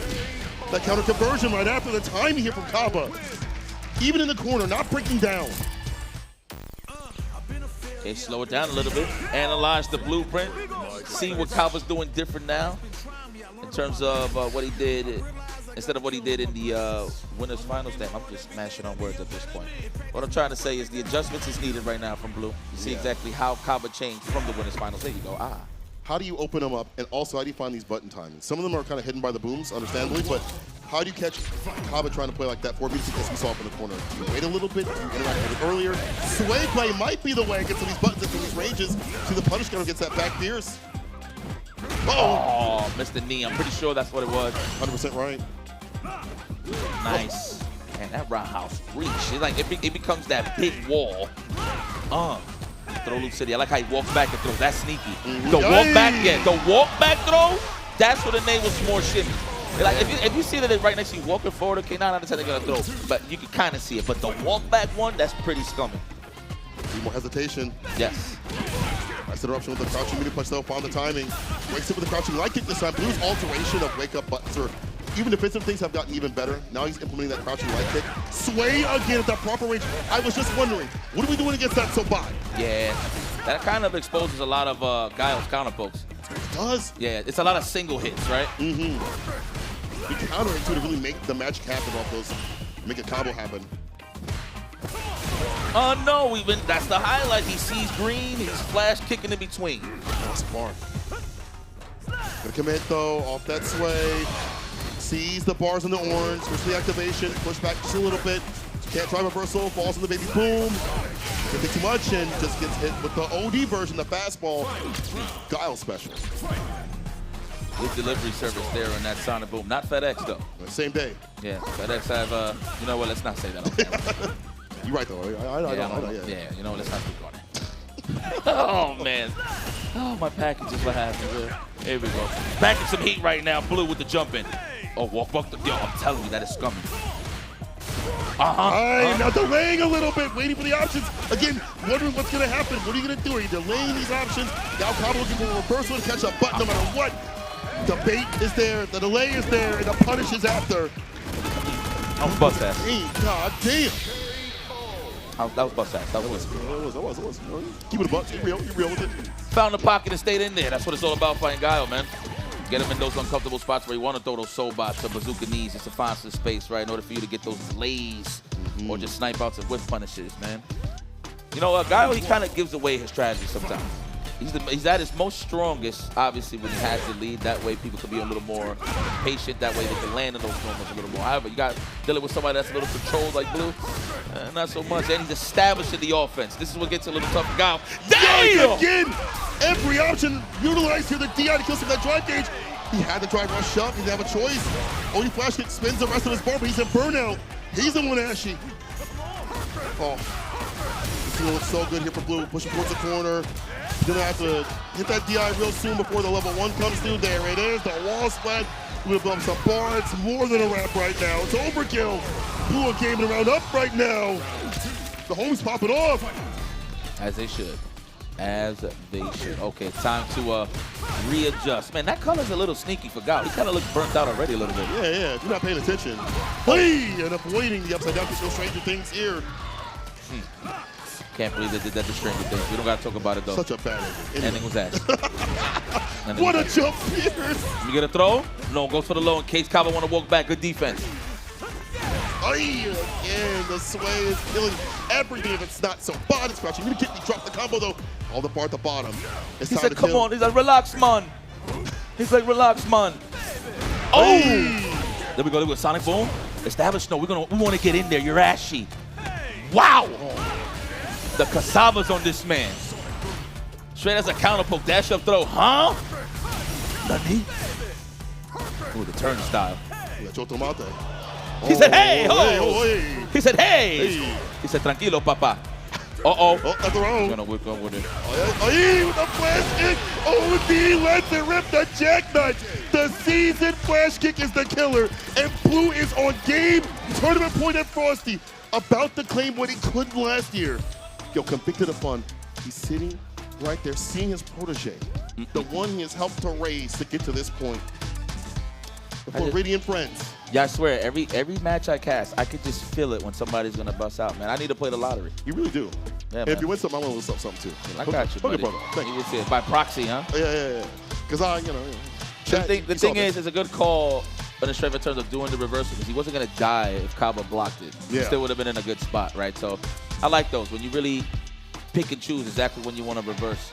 Because, you know, in the mind of Kaba, he's like, yo, I got to keep this offense going if I really want to win. You know what I'm saying? Probably eliminating the fact that DJ has a reversal in his mind. So that was a great defensive choice there from Blue to analyze that scenario and to take that risk.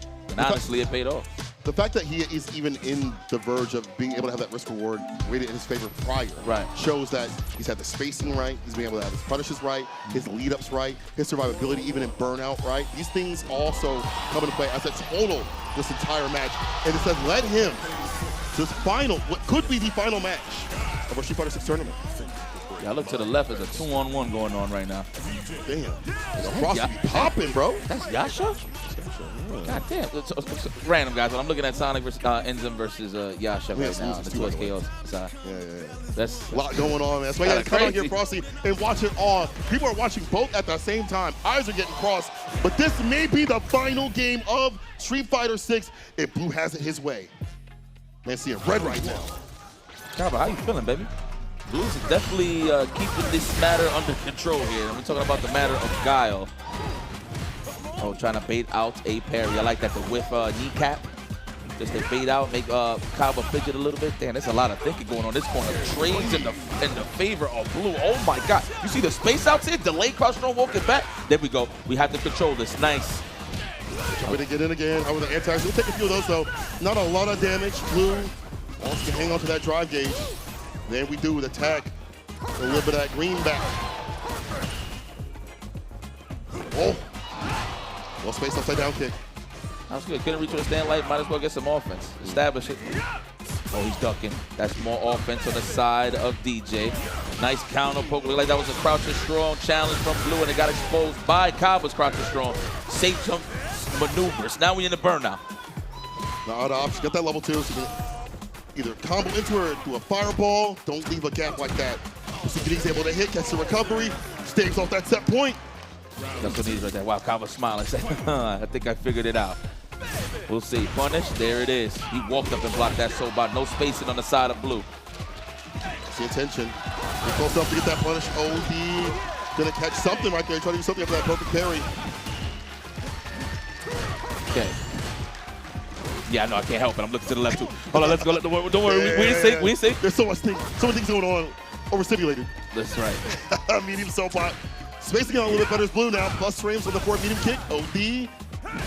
Chunking that drive gauge. You see the kickback, how he pushes him back when he blocks the stand rounds? That's a perfect space trap scenario right there for DJ. Right. So look at that. Kaba's being patient. Nice. Okay, flash kick. I actually thought he was going to end it with a reset. Ooh, kill those frames for the meeting throw. Disgusting. Overhead. Woo! Hey, catches the recovery. Puts him on life support. Yes, sir, Kaba. Now his own bait. Disrupting the rhythm here of Blue. Exactly. So you notice what's the difference here for Kaba. Now, obviously, he's better on defense, but mainly his offense got a little more sharper. So he's getting a little more aggressive. I think that's what he analyzes. Like, yo, you know what? I'm playing a little too campy. I got to get in there and stay in that ass. You know, it's funny because that's the way Kaba used to play, right? Like very active, very aggressive, one of the most aggressive guys in the business with a drive rush, overhead, fireballs, buttons. Very much about the economy of all those things, a lot heavier. However, during, I feel like the year span, he'd try to slow things down because he'd get in trouble for too many flash kicks. He'd overextend, he'd burn out a little bit too often. You find that perfect mix, you get the victory. Right now, it's starting to happen. Interruption, the crouching medium punch, too far out to find a follow-up. Blue is able to convert. Good button choices, Kaba. Usually you see those empty jumps, right? To let the crouch fierce whiff. God, punish. Both of them got perfect parried. All right, Kaba's feeling himself. I don't know, Blue. I don't think this is the right choice here. Unless he wants that class to get that free air slash and then drive rush right behind him, of course. Sweet. OD, flash kicks, able to let it rip. OD, Sonic Boom too far out. He's trying to go for the Sobot. The punch to the level 1 follow-up. That boy good. That boy good. He's good.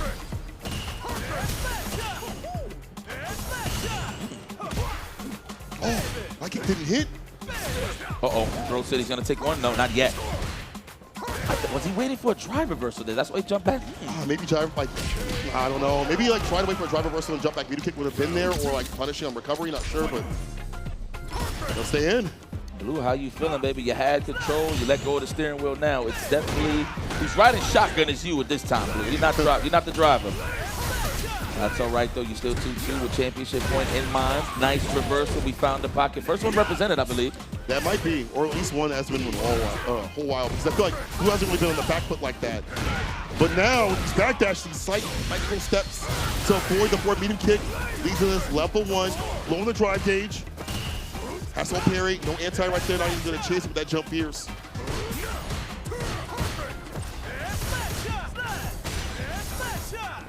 Jump in? I actually thought he was gonna jump in again. Yeah. Especially in a burnout scenario. Sass towards the corner. Yeah, let him take his, trying to wear him down a little bit before he uses the drive impact. Here it is. He got no meter, so he's going to have to commit. No, I like that, actually. Oh, swayed a little too much. Looking for the tech. He was going for the kill. Next hit, we got the reset, ladies and gentlemen. Blue, though, got a hit, though, to keep it alive and well on his side. Looking for the shimmy. Delayed jab traded. Delay again. Oh, my God. Watch your... Watch. Oh! Oh! Not like this. It's like Kaba trying to challenge and the finish hit for Blue. Keeping the championship point alive, and he realizes this. Oh my God! Are we gonna get more games? Or it's gonna send everybody packing? All Street Fighter fans. Caught the drive rush midway. Another throw. One. Oh my God! I can't sit down. I can't sit down. Oh, that was a whip punish there. Looked like Kaba second guessing himself in terms of what he wants to press here. Oh no! Another throw. Wise choice. This range has been so devious to deal with. Here we go. A little bit of space there. Diamond spots. A nice little sequence.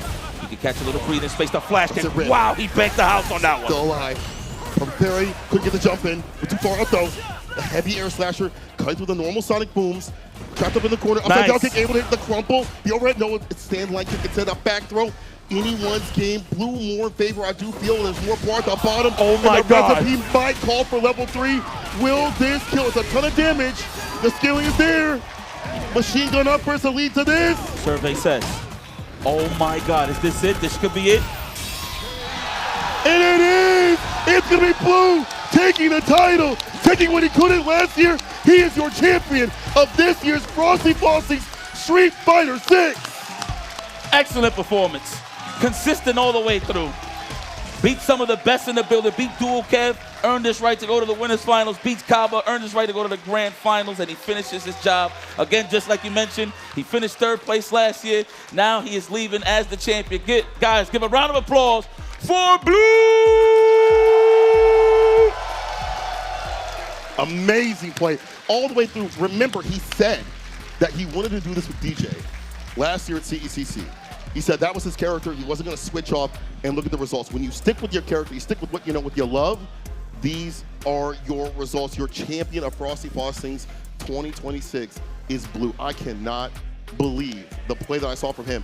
It is obviously led from last year to this year because he was in that top spot, but the amount of neutral he exhibited, his space control was insane. How he played against Kaba, oh my God, this guy is good. This guy, Blue, is good. So what I want to highlight there, that Blue just took full-fledged advantage.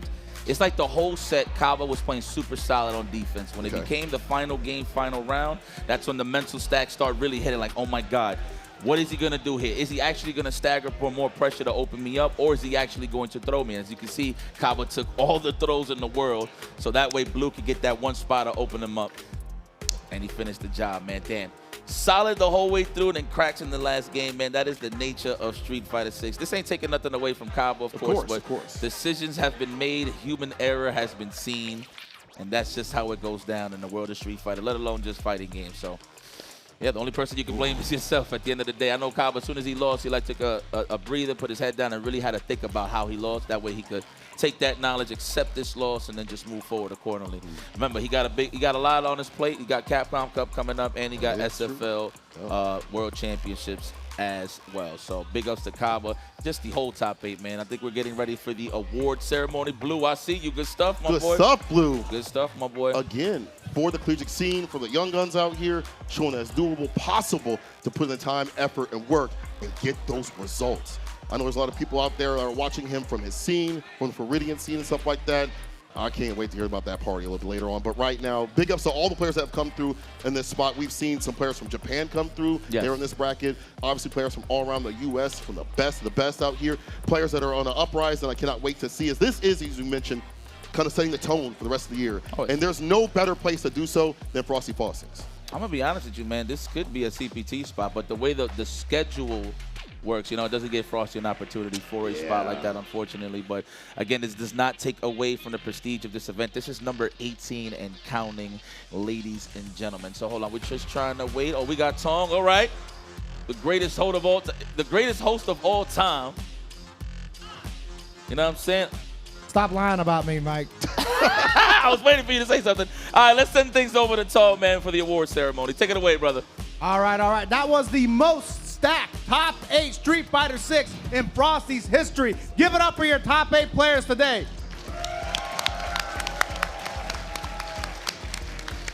All right, to start things off, in 7th place, we have Punk. That's my favorite player. I'm just no glaze, but. Also in 7th place, Noah the Prodigy. Your Midwest hero in 5th place, Dual Kevin. Also in 5th place, Riddles.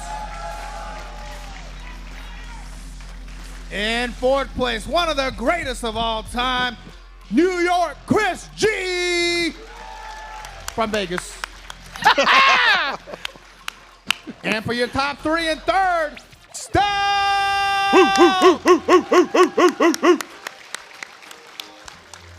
Your runner-up for the day, representing the DR, Kaba. Ow! Yeah!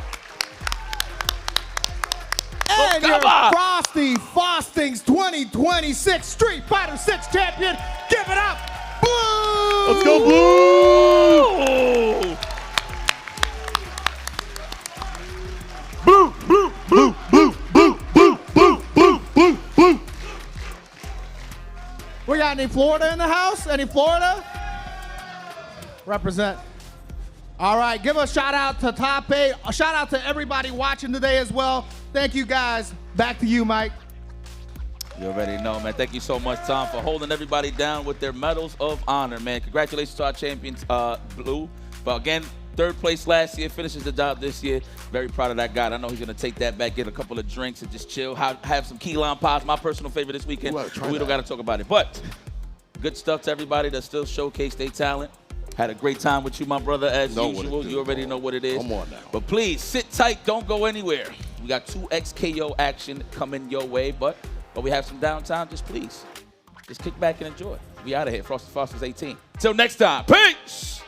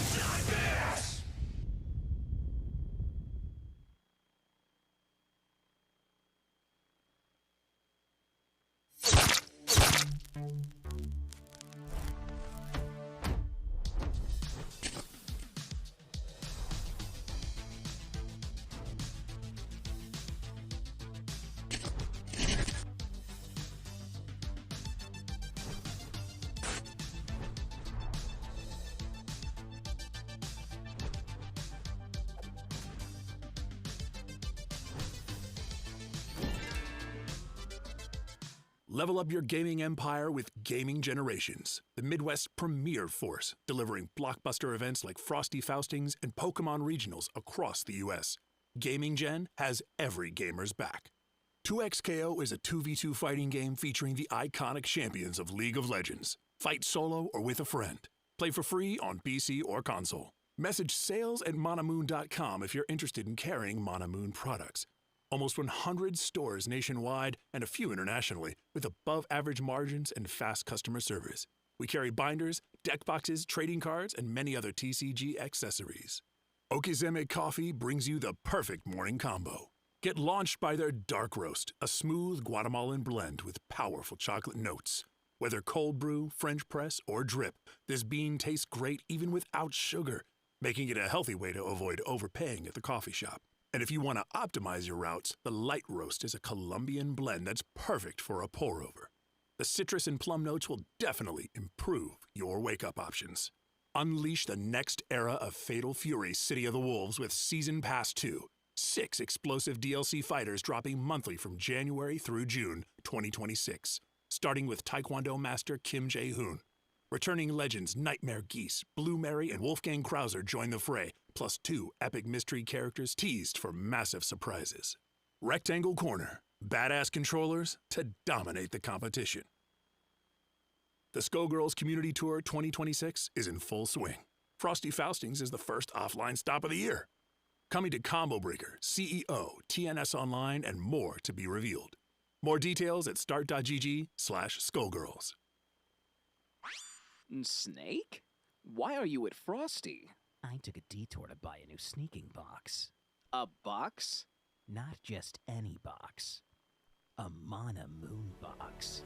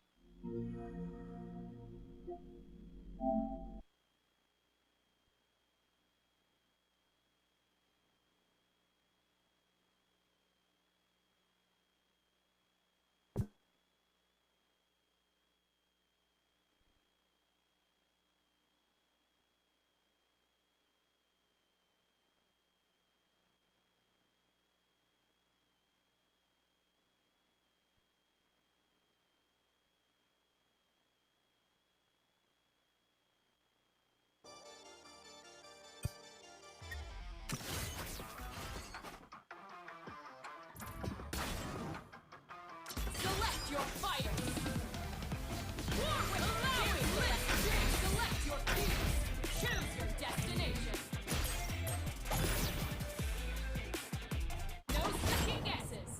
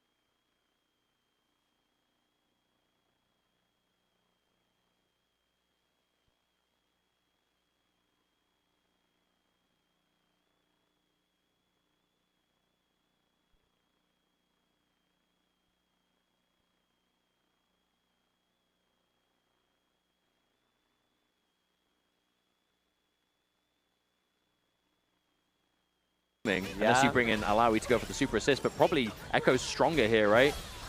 Unless, no. Yeah, here we. Oh no, didn't go for it. Oh, that's so nasty, because even if you block that there, she's plus like 1 billion. So it's a great setup after the tech roll. Now Ari, solo Bolo, gonna have to fight Alawi and Echo. This is a good start though. Okay, that's a fantastic opening. Doesn't quite finish the combo, but again, the classic. Drop a combo into immediate throw. Yeah, and the nice thing about this team, you know, usually one of Ari's downsides, they made her a really good mix-up character, so in exchange, she can't combo off throw, but with Vi, you can, and now you can take Echo to the corner as well. Level 1.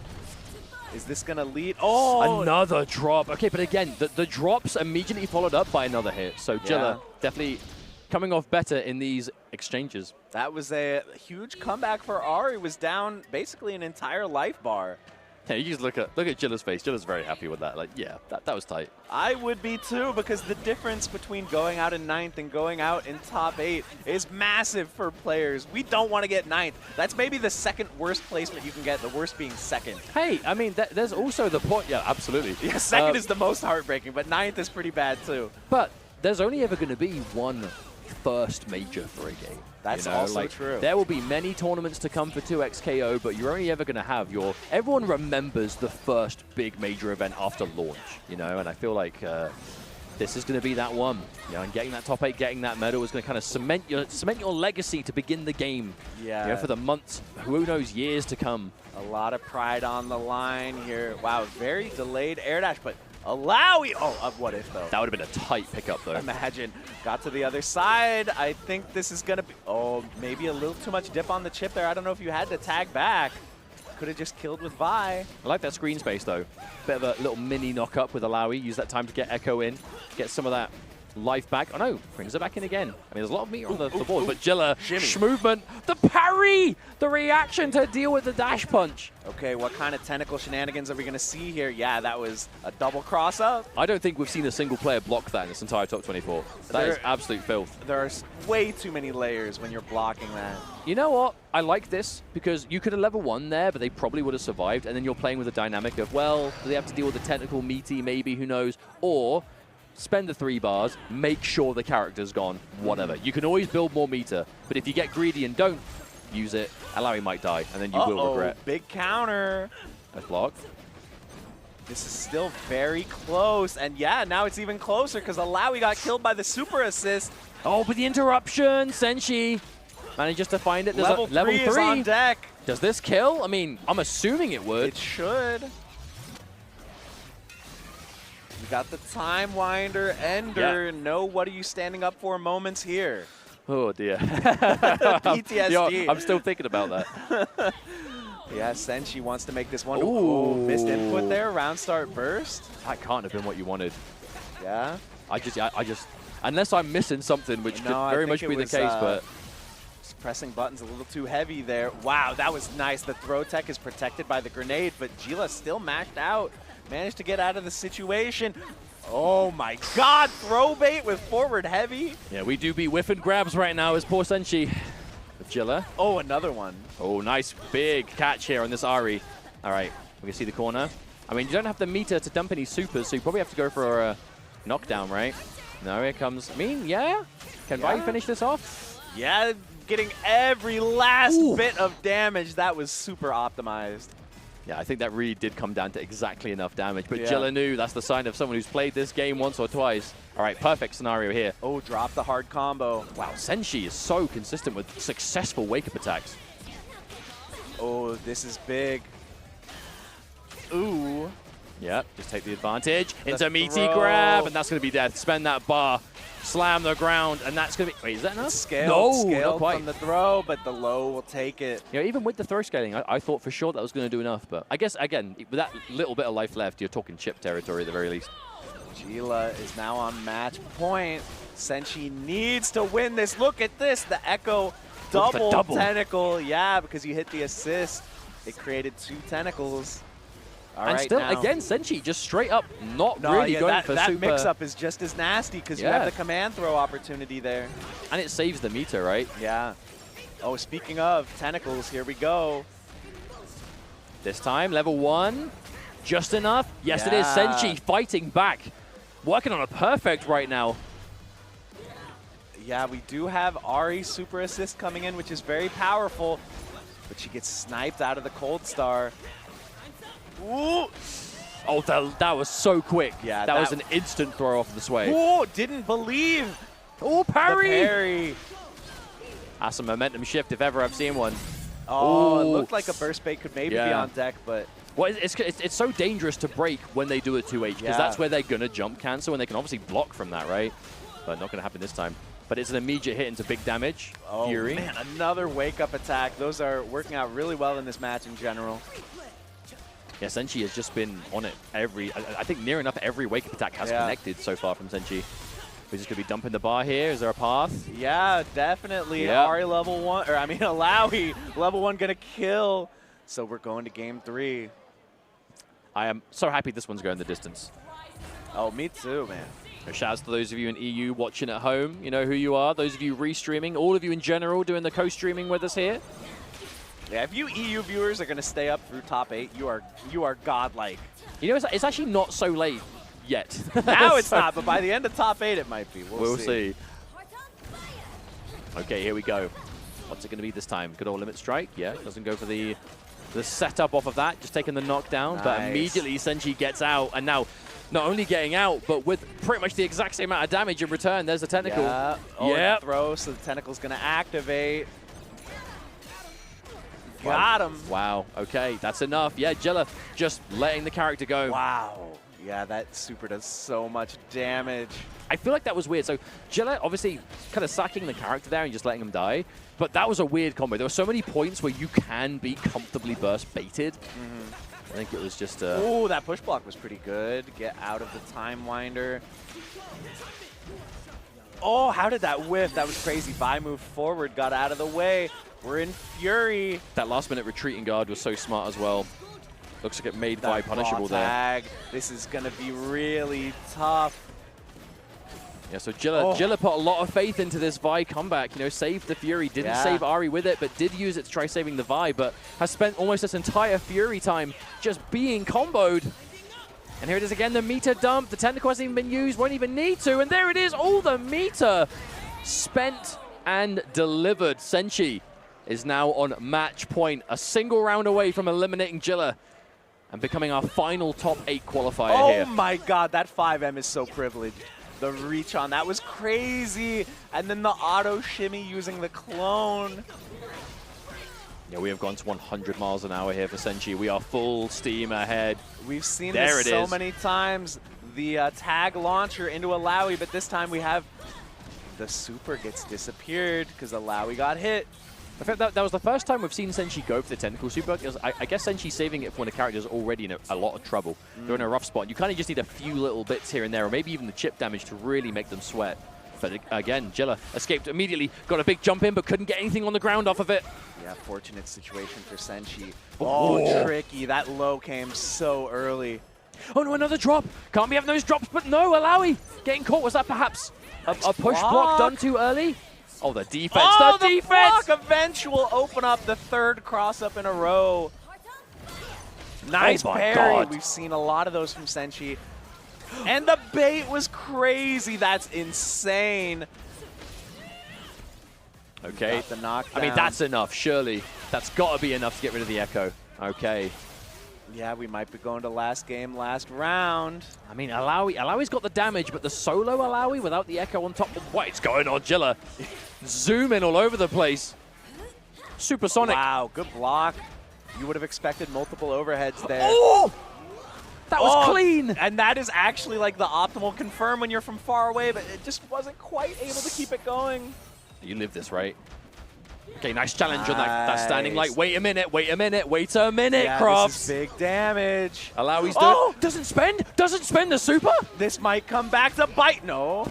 We got the throw. You can level 1 there, but doesn't want to do it. You're alive, Punish. you're alive, you're alive. Okay, hang on a minute. Senshi has brought this all the way back. You have 3 bars. Can you obtain it? Can you find even chip damage? Parry here. Oh, no. Oh, did not. Maybe tried. Maybe thought the chip wouldn't be quite enough. So close. Last game, last round.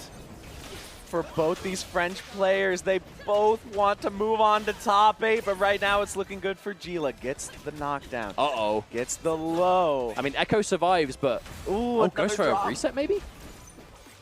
Let's see. Echo manages to get in there. My time. Now we have tentacles behind. Watch out. Good block on the overhead. Yeah. Oh, what a response as well. Walked straight into it. There's double. No way. There wasn't a 3rd tentacle to be able to get that. Attempting the impossible confirm there. Senshi with this Echo. Now Alawi comes in. Yeah, we can get a nice combo here with the launcher and the 2nd tentacle. And now we have a tentacle on deck. Watch out. Yeah, jabbing. Keeping it simple. Oh, where you going? Yeah. But it's impossible. But you can't burst here because you'll just get punished. Flip out. Hang on a minute. You're alive. You're alive. Spaghetti is falling everywhere. The triple overhead gets the open up. Are you going to burst? Surely. Okay, no. We just take the knockdown here. Characters, they just won't die. Everyone's just surviving at almost no life, but who is even in the lead here? Jilla's got 2 characters, but Senchi's got full Fury and a full health bar on Alawi. Speak too soon, though, Alawi.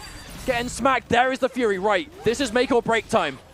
You can see Senchi was looking for a safe opportunity to activate Fury there. Jilla was looking for a couple little burst baits. I mean, Senchi just needs to breathe on either of these characters in Fury, and they are done. I think that's why Jilla is kind of just building this space, getting that time. There's 3 bars, tries to forward S1, it doesn't work. No, a misconfirmed. Jilla goes for a 2H out of range. It does not connect, and Jilla now left with this bleeding Vi. But they have so much meter both. Yeah. This could go either way, folks. This is so dangerous. Okay, yeah, destroy the tentacle. Don't deal with it. The tech! Insane tech. No way. I think Senchi's ready. Senchi was ready, and that is gonna do it! Senchi, with one of the best matches we have seen all weekend, seals the deal and will be in our top 8, which will be happening very soon. Yeah, Jilla risked it all with that level 3, but unfortunately it didn't work out. Yeah, Senchi was looking so strong with that Alawi. Man, when it was that kind of penultimate round, when the comeback was kind of being made, and there was that kind of corner combo where we didn't see the super to extend, just get that little tiny bit of damage. I wonder, like, was Senchi maybe trying to do like a little OTG to finish off a little bit? I can't remember if Alawi gets a guaranteed follow-up on that, like, without using a super or not. But I was worried it was going to all kind of fall apart as of that moment. But no, that was the best kind of scramble, where you know it's a scramble because they are both so aware of what they're looking for. Ooh, dearie me. Guys, those were some insane matches, but needless to say, there's way more insane matches happening because right after this short break is going to be top 8 on TNS channel. Strive Top 48 is going to be right here. If you want to watch the rest of 2XKO Top 8, it's going to be on Tampa Never Sleeps. But for now, we're going to have to say goodbye. Me and Mustard, I had a lot of fun. How do you feel about it? No, I've really enjoyed it. This brings my personal Frosty to a close. Yeah, me but as well. I hope you guys have enjoyed the commentary. Thank you so much for having us. It is time for Top 8 on TNS channel, but right here, Strive Top 48. So open multiple tabs, watch everything. But thank you so much for tuning in. Don't go anywhere. We'll see you in a few minutes.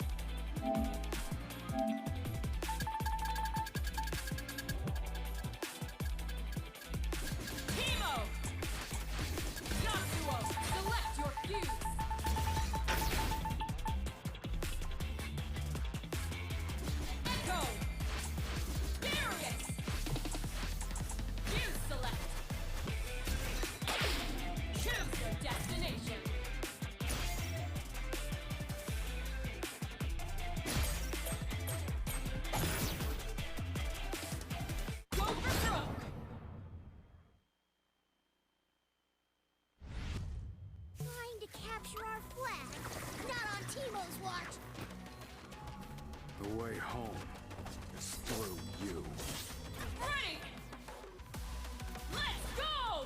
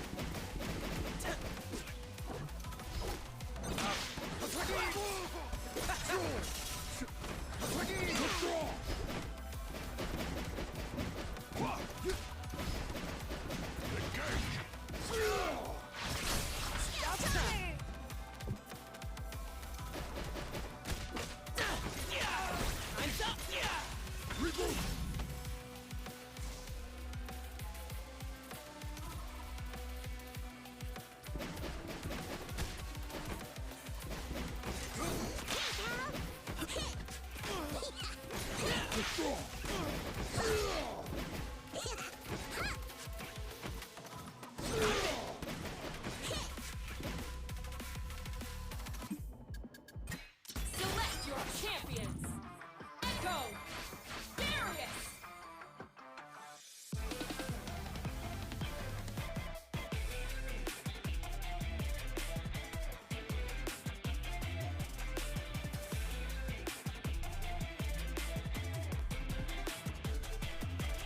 What's good, everybody? Welcome back to Frosty Faustings 2026. We had our Street Fighter 6 Top 8. It is time for our first big 2XKO Top 8 here at Frosty Faustings. $50,000 on the line. Our bracket's all set. Almost 1,000 players all the way down to 9 for our Top 8.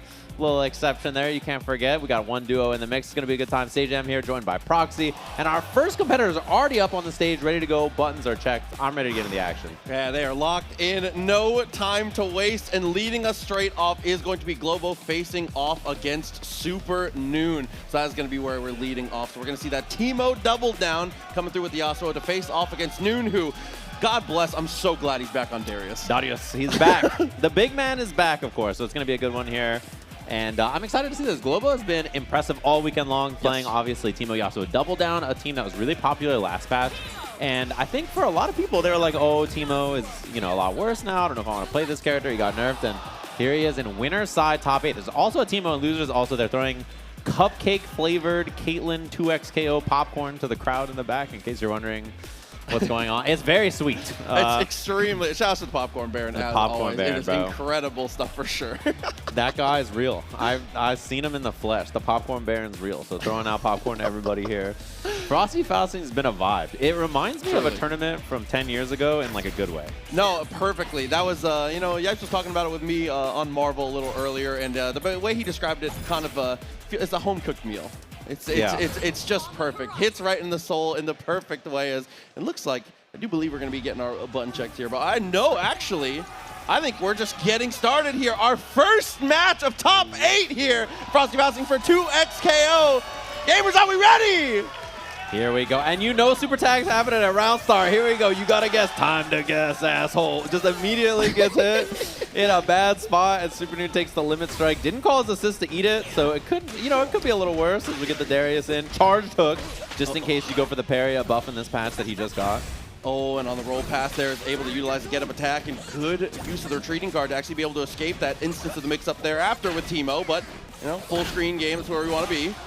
We want an immediate tag. Darius with a little backup there, string him up with the S2. Forward S2 misses, so he couldn't puppet the follow-up, but a nice movement from Super Noon going back to the clone, coming back, finding the opening back to this neutral very quickly here. The big thing is Teemo wants to turtle up, right? Dude, look at him. He's just charging these clones, holding airspace. I love the patience from Super Noon so far on this approach.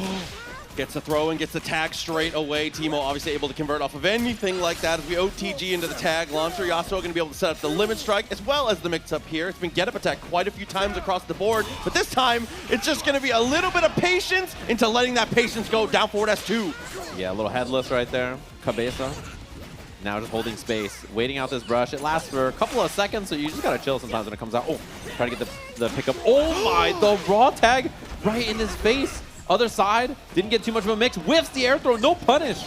Yeah, delayed after the program here. Is going to cut to the super straight away. Recognized we were going to be blocked and actually ends up getting the kill on the swordsman. Yasuo goes down. Yeah, that was a rough two-piece, too. It's a lot of damage to eat. A little lob, sets up a neutral. And the big thing is, I talked to Super Noon before this match, and he was like, I'm going to just play it real slow. He's like, I don't think I can win if I just try to run in, so I'm going to try to play as defensive as possible, wait out this Teemo, like try not to he basically was like, I don't want to be an idiot and run in and die. You know, like I want to try to play as patient as I can. Oh, as we find the dart, gets on in, he's going to spend the break here as Darius tries to utilize the fireball, but no, not against the Yasuo super assist, you can't. It's projectile invul. He has a projectile invul super assist, the air reset, nice break. Oh, Darius versus Teemo though, and he gets it. Does he Fury? This is the question. He baited the Fury. Hard, just in case, he's hard baiting the Fury there, looking for it. No burst, and could be a combo here. Nice OTG. Roll immediate S2, and a scrappy round going down to 7 seconds on the clock. Not because Teemo was zoning, but because Super New was playing patient. No, of course, and that's like you said, that's the game plan going in, and it seemed to be paying off here. We're going to go for the tag after the rolling attack. It actually thought that was going to cross through, not quite. We're going to stay same side, maintain corner. More than likely, look for the tag launcher here soon. Oh, dig, yeah. No. And then you can go for the mushrooms. Oh, didn't get the limit strike at the end. That's an unfortunate drop. You lose some meter, some resources, some damage. The knockdown, air throw comes in. Missed the air hook, but he kept it safe with freestyle. Jumps away. Just rips the Hellbreaker. Still okay as we find the jab. Mix up here. Just goes for the sweep. Piloting this through. Gets the charge clone in the front. Nice fuzzy jump to get out of there. The defense from Globo to survive that. Oh, drops the combo. Should have cut it short. Here it is. Careful. Gets the parry on the first one here. He's going to have to tank out the rest.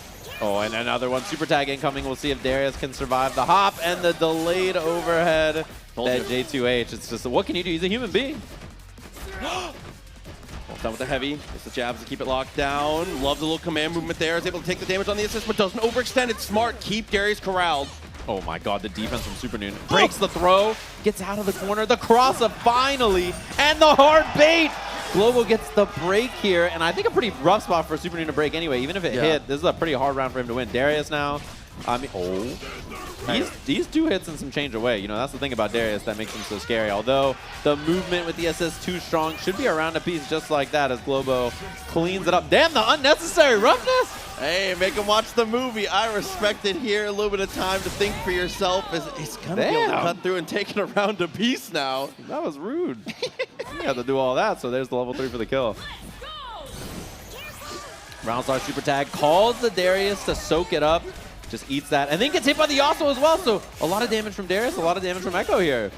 Oh.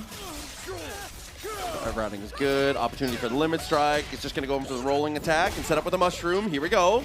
And the mushroom's out, which means you got to deal with the mix-up on Wake Up. He can like fuzzy you from that. He can do JM and combo off it. Oh my, what a confirm in the air. Oh, a little too high. Super Noon has a chance to get him out of there. Darius got to work. And that was, I didn't even know that worked like that. That was actually kind of evil. Turns him around with the S2. Very smart. Stuck in the bush now and is going to move back again. Reclaiming some of that space. Oh, Here it is on the sandwich. Got to block it out. Careful. Amazing defense, though. Super Noon survives. Charge clone mix-up now. Does he go back to the front? No, just strings them up. Keeps it nice and simple. He's just strike throw man there. Hook, overhead, well blocked. Overhead hits. It's, I think, one of the hardest overheads to see in the game. It's so sneaky, and that's going to be a kill here for Super Noon. Still has plenty of meter in the pocket as well. That Echo level 3. You already know every Echo player is itching to let it rip. Yeah, he's dancing on him. Oh, dodges the Yasuo assist. That's a big one, too, because he has one more super assist, and that is really good at catching both characters at once. Big hit here. Darius got lots of time. Goes for the hook. Keeps it simple. Full meter on both characters. Another wake-up attack. That was the round if that was blocked.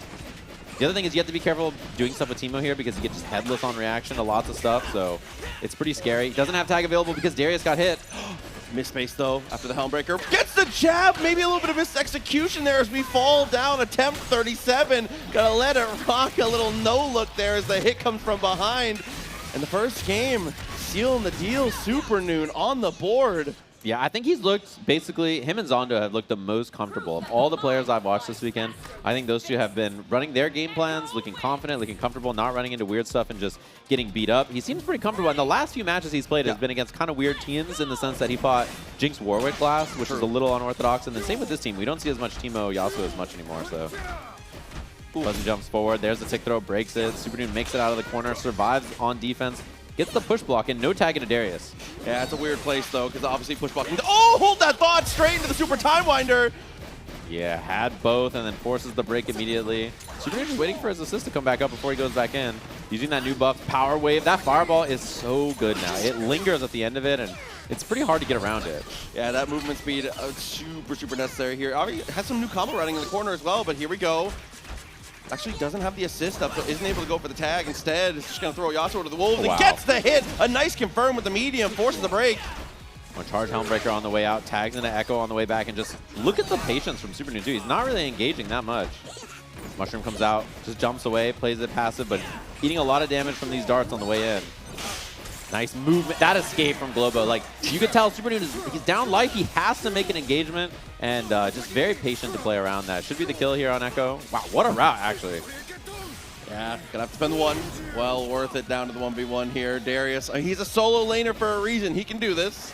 I mean, yeah. Oh my God! And he tried Fireball and he got the DP instead. Yeah, unfortunately, just ran it up in the wrong direction. Okay, finds a connection there, at least in the corner. No bleed applied, and this is where it gets messy. Oh, double parry. Waits it out, blocks correctly, push blocks so he doesn't have to deal with the mix-up as much.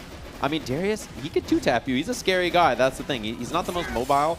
Nice bait. Doesn't get the combo off of it. Tick. He baits it. He got both. Oh, my God. This is so much damage on both characters. Bleed applied to both as well. Gets the air there. It barely misses on the S2, though. He's got to block correctly. The pogo. He fuzzy jumps. He makes it back. He ran up for the jab, and then there's the Yasuo assist to string him up. Now he gets hit low. Cool. Okay, I mean, you're going to have one more chance here. Still going to be able to have the Fury as well. Meter building up, has one super assist to the name as Teemo going to set up. Here's the Mushroom. I think he might be dead. Level 3 available. Oh, he is! Yeah, he can get back into Yasuo. Oh my God! That was a sweaty route. Built full burst for Super Noon, though, which is nice for him. If he gets a chance to spend it, I suppose. Dang, that was a wild route. Using that Mushroom OTG at the end to get the grounded S2 and then the level 3 from Yasuo as well. Super tag time. He's in the air, so he doesn't have to deal with too much of a mix-up until the end here. Nice jump. Puts it on the shoulder, flips in for the overhead. Very nice. Break still available. Nice It's gonna get block. spit. What a block! And then goes for the immediate tag launcher so that he can use the reaction with Echo instead. Oh, I think it's too late to chase this. Yeah, he didn't have time to go for the throw there, so a little bit of a confirm instead. The knockdown here, no install available. Respected wake-up attack by calling Darius there, and Chip is going to be scary here as well. I think that's what Super Noon's looking for. Stays in the front and just no parry available, so he can go for the charge clone. Situation there where you're just looking to steal the turn, but the 2M into the reset, tries to go for the throw as well. Unfortunately, here off the air throw, you're going to spend that break to try and keep the momentum, stay on your feet. Oh, but the Darius Fireball kind of messed that up. Fuzzy jumps it again, Yasuo stance cancels away. And just running. Super Noon knows he just needs to play around his assist because he has tag available, his opponent does not, right? So nice block. Other side, that was evil, man. Oh, absolute villainy from Super Noon here. Listen, he's an evil genius for a reason. Takes the round. One apiece now. Yeah, that J2H jump S2 with Darius, I like it. Oh, and the tackle connects. That's a big knockdown. He also gets install Oki in the corner here if he wants it. Which is very scary. Lob into the super. Oh, technical throw. That's a big one. Goes for the spin there. Super Noon full boxed at him with the jump in. Hook is coming out. No defensive option available. Good damage on Yasuo here. Oh my God. He's repositioned there too, trying to be present, trying to recognize that the Teemo parachute could come out. Looks for the throw. Great tech though. One of the only throws we've seen from Super Noon so far. He's been doing a lot of throw baiting and Yasuo runs into it. That's the bait the break. Yeah, that's why you do the immediate one. But unfortunately, falling pizza cutter from Teemo there. Optimizing for the mushrooms here, getting a bit off of it. Damage Yeah. looking good. Break is available. Look at the damage he gets off this too. He just gets so much damage. And oh, big punish, big whiff. Ooh. Oh, I thought for sure we were going to go for the sandwich here instead. Just going to be the limit strike one more time. Lob set up. Here it goes. Neutral tech. In place. Overhead nicely blocked. Oh my God. A little bit of install left. Goes overhead. Tries to fake him out. Has the low instead. Charge clone one more time. The push block timing. Look at the defense. Globo survives. Forced off the break though. Same mix-up again. Back in the front. The level 3. He rewound through it. That is the strength. Darius tanks it for his jungler, and that's going to be the kill on Teemo here. Oh no, and it's just such a massive deficit now. I don't think you're even going to be able to have the chance to generate that fury for yourself. It's going to need to, oh, actually, all of a sudden, things are looking a little bit better here. The life deficit, a little bit tough. Level 3 on deck for both players, and they've both been a little loose when it comes to reversals. Can't get hit by that now. That's that power wave. Wow, hit on the way back. Power Wave, if it hits, is bad news. He can go for it, and he rips it just like that. Super Noon glides his way into winners finals with the Darius back on the roster. Dude. Would you DP for $1 million? Super Noon. Would you DP for $50,000? Yeah, check yes every time. Love to see it. But that's the strength of the character there, and that's you know, I'm glad to see going to the get-up attack pretty early, going for those aggressive wake-up options early in the set, then going a bit more reserved into the middle range, and then at the end, you throw the kitchen sink. As soon as they are back into that dormant state where they're not quite as ready for you to be that aggressive.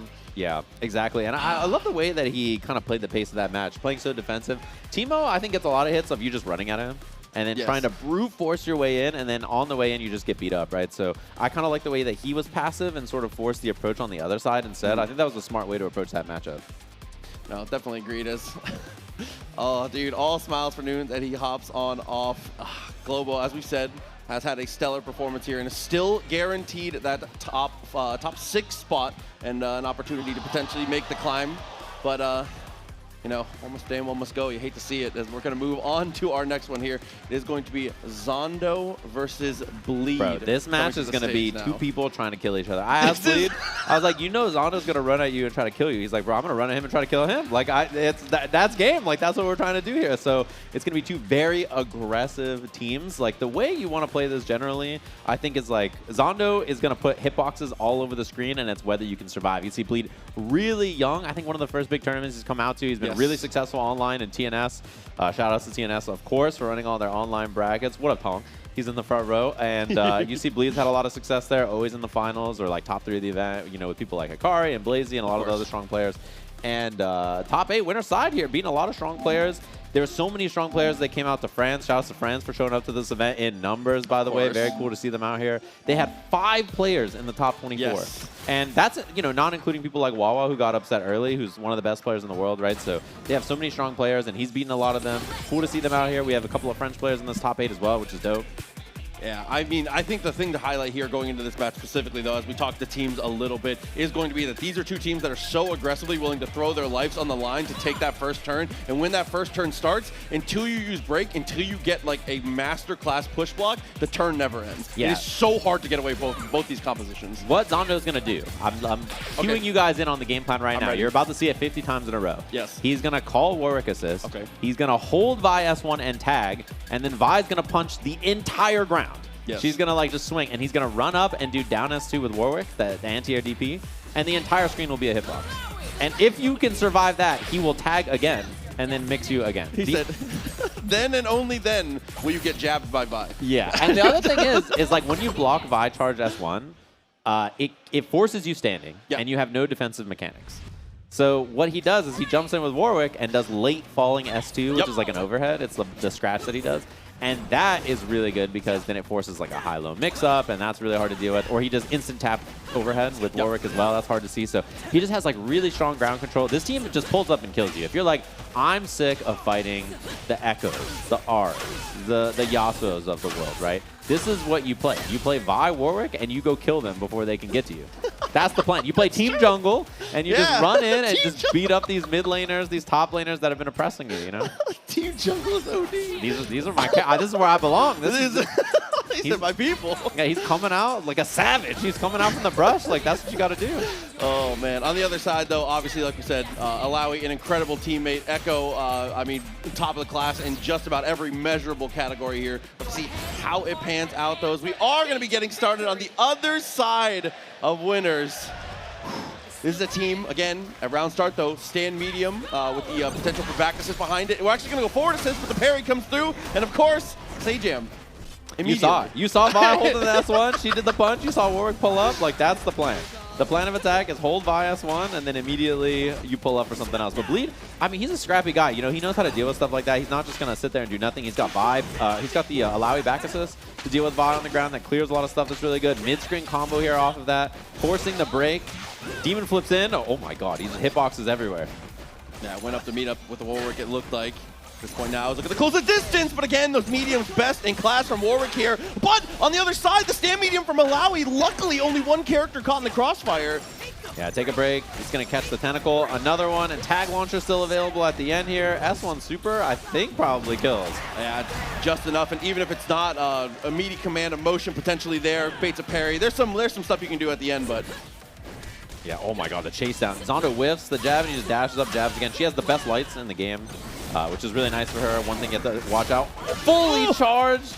Does so much damage. He's going to take the limit strike, try to build up some fury. The no tech from Bleed was really good there. Knocks the coins out of you. I love it. Unfortunately here, Alawi still stuck in the pressure. Just barely able to escape. Luckily, teammate's still alive. 3 meters. Almost there. It's a rare 2H from Vi. Almost finding the mark.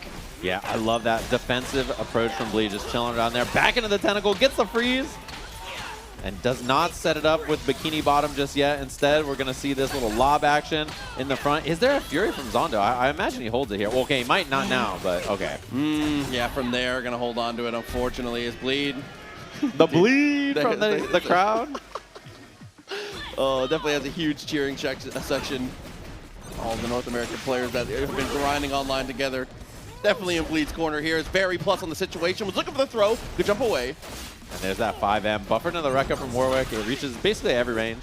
It's a really good buffer for him. Grounded hit here, goes for the flip. Zondo likes the limit strike a lot. So, okay, he wasn't going to go for it there, but he does a lot of just like double flips, get the limit strike. So very common. Wow, nice side swap from Bleed. Okay. No lob's going to go for the jump back. Catches the roll with the low. Beautiful stuff. The break still available here. Keeping, that was so good. To keep the wall bounce by rewinding, throwing the grounded timeliner, that was a sweaty confirm from Bleed.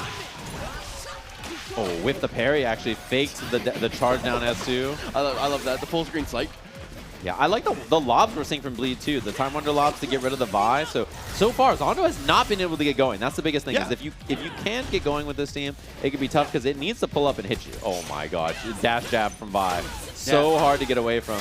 And I guess to highlight that, that's kind of what it comes down to with that lob time winder, as well as the back assist from Malawi can potentially protect you from those situations, but the late hit on the bionic arm, a little show of violence.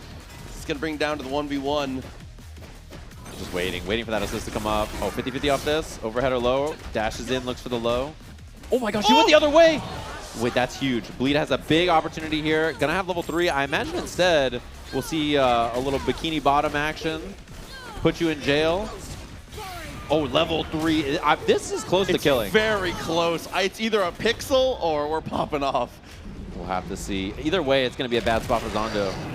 It's Oh enough! my God!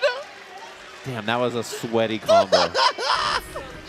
Had the 2 tentacles to get that extra little optimization as well. And also, I mean, you lose the ability to parry, but I think it's worth it to put the damage, to put that mental pressure on your opponent. Leave them at a pixel. Know they're all in, all the chips on the table. Oh, nice little punish there. Made it through. Nice block. Okay, that's big damage here. Break on the table. Oh my God, look at, dude, new routes from Vi, new stuff in this patch. She hurt so much. Backdash, hold S1, tag. This mix-up is so hard to deal with because Vi's coming in, so you have to watch that. You have to look for a parry, and then Warwick is free to act. He can dash up, go low, block your wake-up attack, go for throw. It's just so many strong options. That setup is really hard to deal with. And it's enabled by her new combos. Like, the ability to dash cancel that charge H is really good. Wow, he pulled all the way up. Oh, got the standing confirm as well. Able to charge the demon flip, jump, loop, the extra little chunk, limit strike in the mid screen. It tags into Vi. I love that, just to get her on point to start charging that S1. That's all it's all about. It's just constantly charging that S1. Oh my! It's like that. Ooh, and the roll leave the clone as well. I like this. Wow, that was a sweaty combo. Dropped it at the end, but I like the idea behind it. Gets the tick throw. Has the clone so he could Kara install and just goes for this mix-up mid-screen. Nice blocks from Zondo, though. Oh my God. Combo with Vi. Nice. I like that. That's a good pickup. Very safe there. Also, I think could probably build level 3 with Warwick here, although he won't even need it. Just spends it anyway, just in case. Takes you to the streets of Zon. Of course. Dude, this might be my favorite launcher. I'm not going to lie. I think it's the coolest one. Yeah, I like that one a lot. Nicely played. Zondo got moving that round. That's the most important thing. If he's stuck, his team is not a defensive team. It's not a team that blocks. It's a team that needs to go hit you, you know? No, absolutely. You're not trying to counterpunch in situations like this. One of the only unfortunate things about the competition here, obviously only one character stuck in that, using the tentacles, can't pick them both up, is we get the parry! Closes the distance just a bit. Was looking for the air throw. Oh, nice tag. Saves it, and now both getting hit, unfortunately.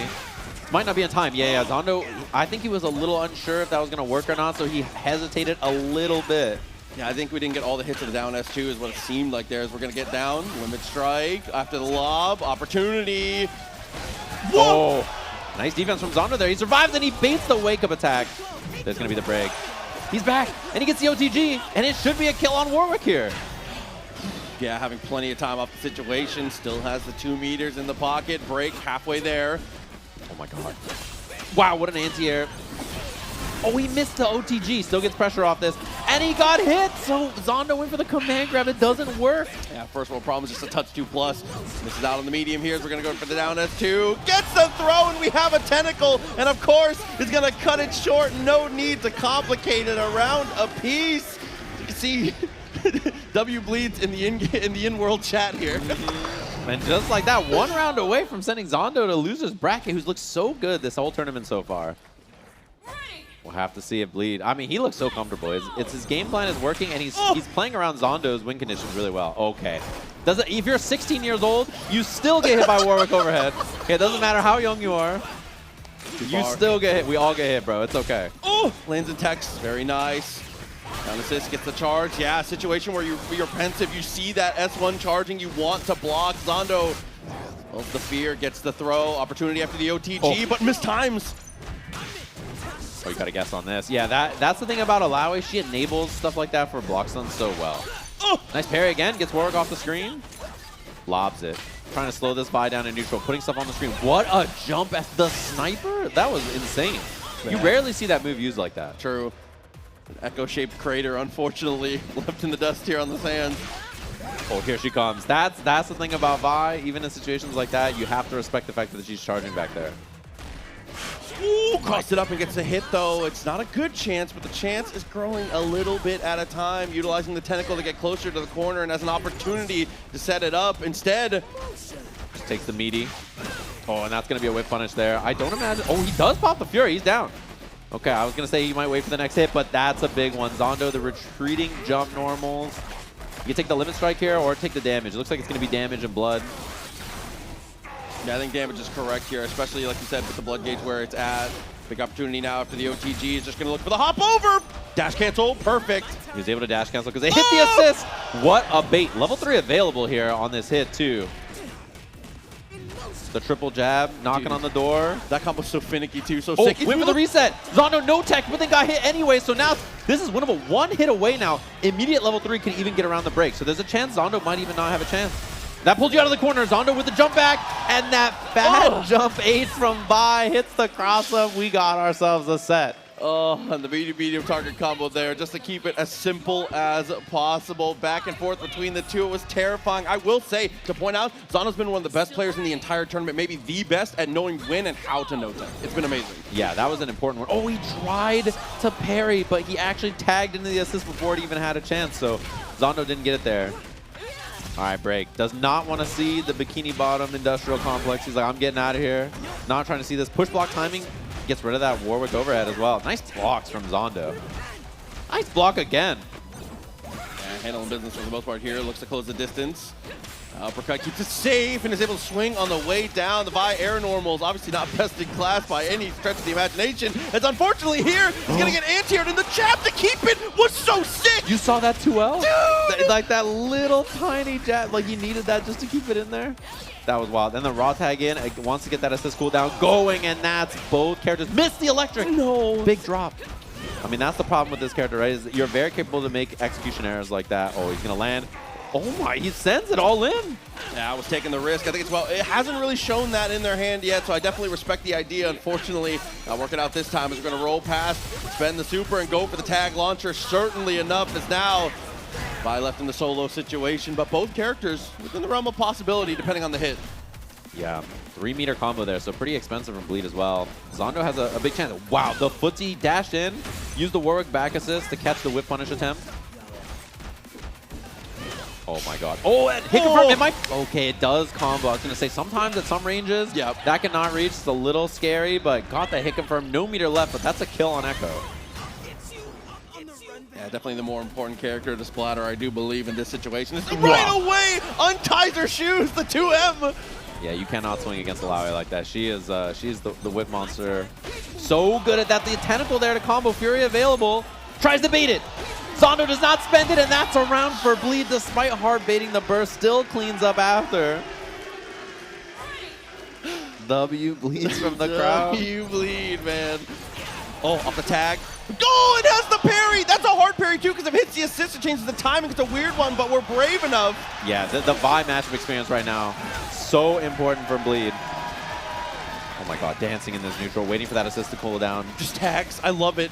Yeah, just says, listen, this seems better when Echo's on point. I'm just going to wait, use this Alawi assist to clean up against Vi so she can't approach. Oh my god. Beats the parry. Replays to get under the break. But the Vi JS2 comes down with it. And then burst to keep the corner. The overhead connects. Dude, Zondo was playing mail in chess with that one, but it's not going to matter here. Goes with the jabs. Should be able to convert it. Absolutely. Oh, went for the air reset again. Zondo with the no tech again. The wherewithal. Nice jump. Nice wall cling. Plus on whip, though, even if you go for the command throw. But here it is, the Helm Breaker into the follow-up. A single character remaining here potentially for the winner's bracket life. No meter either. Could be in this winner's side. Winner's final, just like that. The air-to-air from Zondo does not have any meter. All right, Warwick time. Overheads, blocks it correctly. Tick throws or not is the guess. Just jumps away. Oh my god. Install. Tries to check with the jab, just whiffs. Waiting for the assist cooldown. He rewound.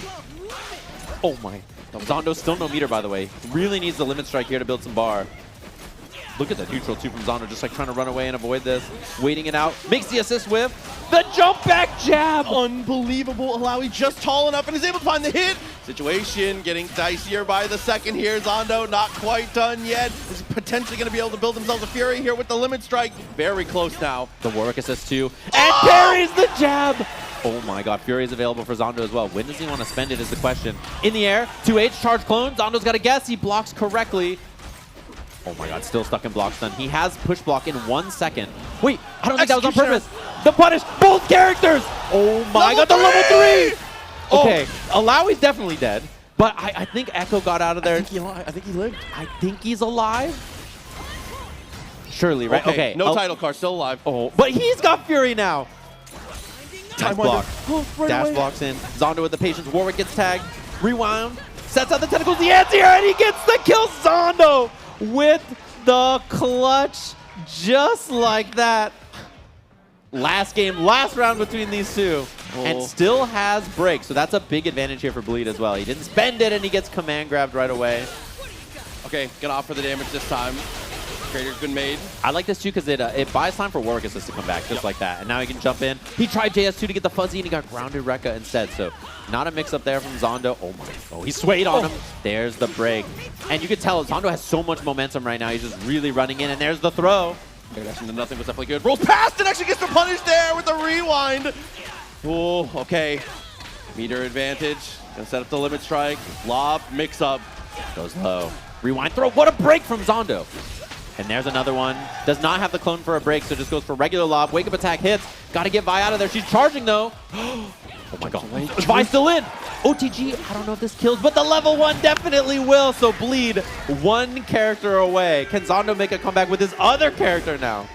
2.5 bars still in the pocket. Gets the medium, catches him out of a dash. This is exactly what you want to see. He's going to optimize, get closer to the corner as well as build that blood. He's got Vi assist too. Nice parry. Other side. Gets hit, and this is a combo from Bleed. And he got the side swap with the drop. Overhead. What a jump back. Zondo's still alive here. Vi assist comes out, whiffs the overhead. Got the air-to-air, but committed too many times in a row. There's the Hellbreaker. Fury's going to get built. Oh, man, Lob Oki. Scary thing is, even if he gets hit, well, he can't Fury. He's just going to block and Bleed. The install for that, and in the rewind all the way into winners finals. The young gun gets it done. Unbelievable performance there, and patience as well. It is ridiculous, especially after a round where Zondo's already shown he's capable of the comeback here. Bleed keeps the composure.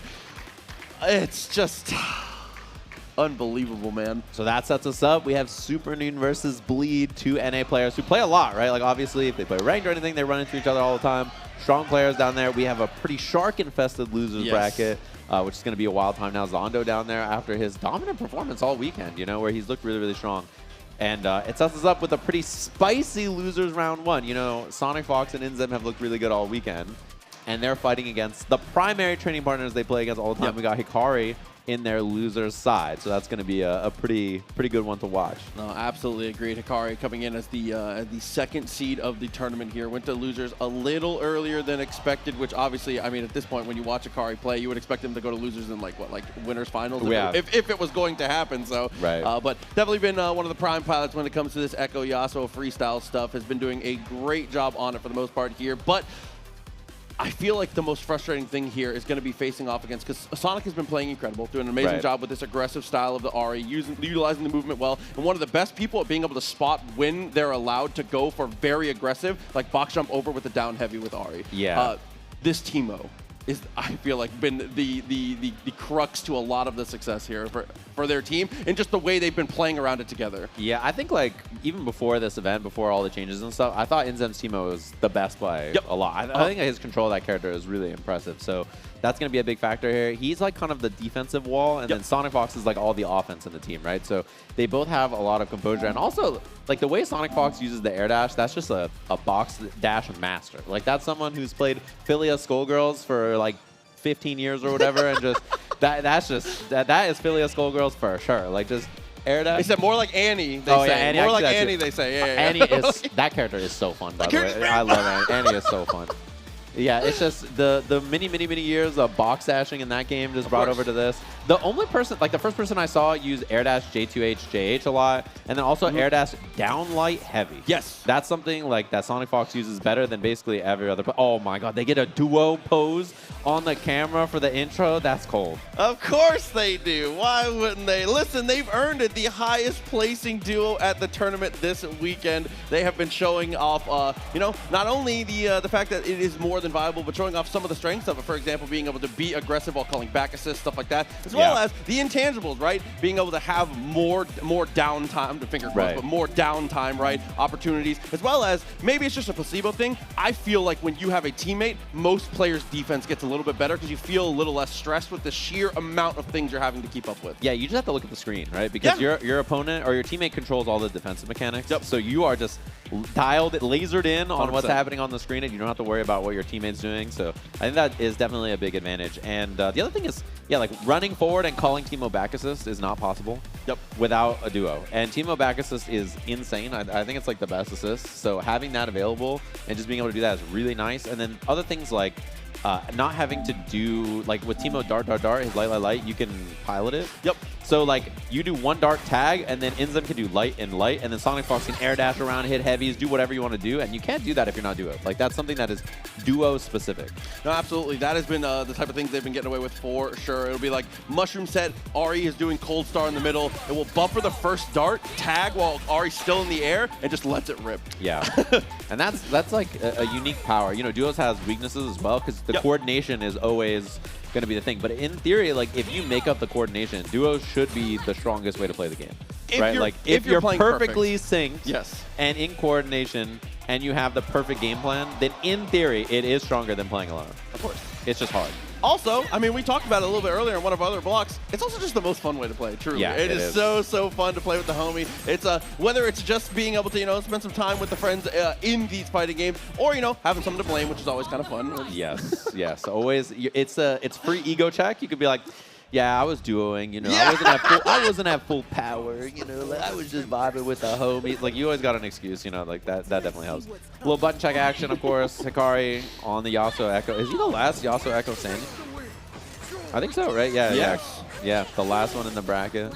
The Buzz Lightyear meme, he is the one they pull off the shelf. The final one, just still standing. Oh, dude. And we have two Teemos in the top 8. Obviously, we talked about that earlier. His character is still, I think, quite good and offers a lot of support is the big thing, right? Like, he lost some stuff, especially with the system changes, but I think the support he offers a teammate is really, really good. Yeah, and I like that we're getting to see two different styles of Teemo as well, obviously with this freestyle on this team, but that double down before. Getting to show off a lot of the different ways that the character can still be strong. Right. I think that's like the biggest thing too, is like double down Teemo, especially with Yasuo, is really scary. It's hard to deal with because Yasuo takes advantage of the double down time to mix you really well. But freestyle too just gives them a lot of opportunity to set up, right? Like putting mushrooms on the screen, instant overhead with double tag is really good. There's just a lot of stuff you can do. So Back into the breach, though. Here we go. Loser side action. See how Hikari does facing off against our final duo, Sonic Fox and Inzem. Try and make it work here. And right away, tags in and goes for the parry, knowing we were going to try and consume the wind wall. What a way to start. Yeah, and these two, they play all the time. Like this duo versus Hikari, they play a lot. There's a lot of replays of them play against each other a lot. And that's also, if you saw Samija do really well this, classic. You get that character out, you get to see in the freeze frame, but Samij is really, really strong in this game, also plays with them. Great training partner, and just a beast of a player. Made it really far in this bracket. Nice little 5L from Timo. Look at Timo go. He's like facing down like Yasuo. What up? It's me, Timo. Use the fireball is definitely good. No 2H. Retreating guarding there. No sweep from Hikari to check it just yet. Echo took a lot of damage there. That might be a punish. Yeah, punish on the wind wall. Sniping with that Ahri Orb super, one of the big strengths she has in this matchup, I think. And Echo got hit. There's no ability to tag. Hikari just whiffing there, so first character down for Sonic Fox and Inzem. Yeah, rip the S1, thinking we're going to be able to make it safe. I like that little jump, as well as the retreating guard into the jab, knowing the opponent was going to continue to try and punish that Timo just a bit. A very strong start here. Sonic Fox will be able to run the mix. Orb out with 2M, dash or jump, and that is so cheap. The instant cross-up, you just like tech in place, get crossed up by the fireball. I mean, if it comes to putting set play on the screen and running with an air dash mix-up, Sonic Fox pretty good at that, it turns out. You know, who would have thought? Who'd have thunk? Yeah, years and years. Not just a Captain Cole player, you know, just like can play the video game. Turns out, nice adjustment. Little spin dash here, mushroom out. Is it hard tag or is it going to be tag launch? It's tag launch. Get the limit strike with Ahri. Definitely the right call. Same situation here. Was going to look for the roll. Doesn't get much off of it. Still okay. Darts as we continue to march forward. And off the retreating guard is able to chase down. Air dash goes for a little 2M. This is slingshot into air dash mix. Other side. And actually like 50-50 to echoed instead. If this is true block string, okay. I was going to say there could be an S1 super. Oh my, the pull up from Sonic Fox just dashes in 5H. Nice tech.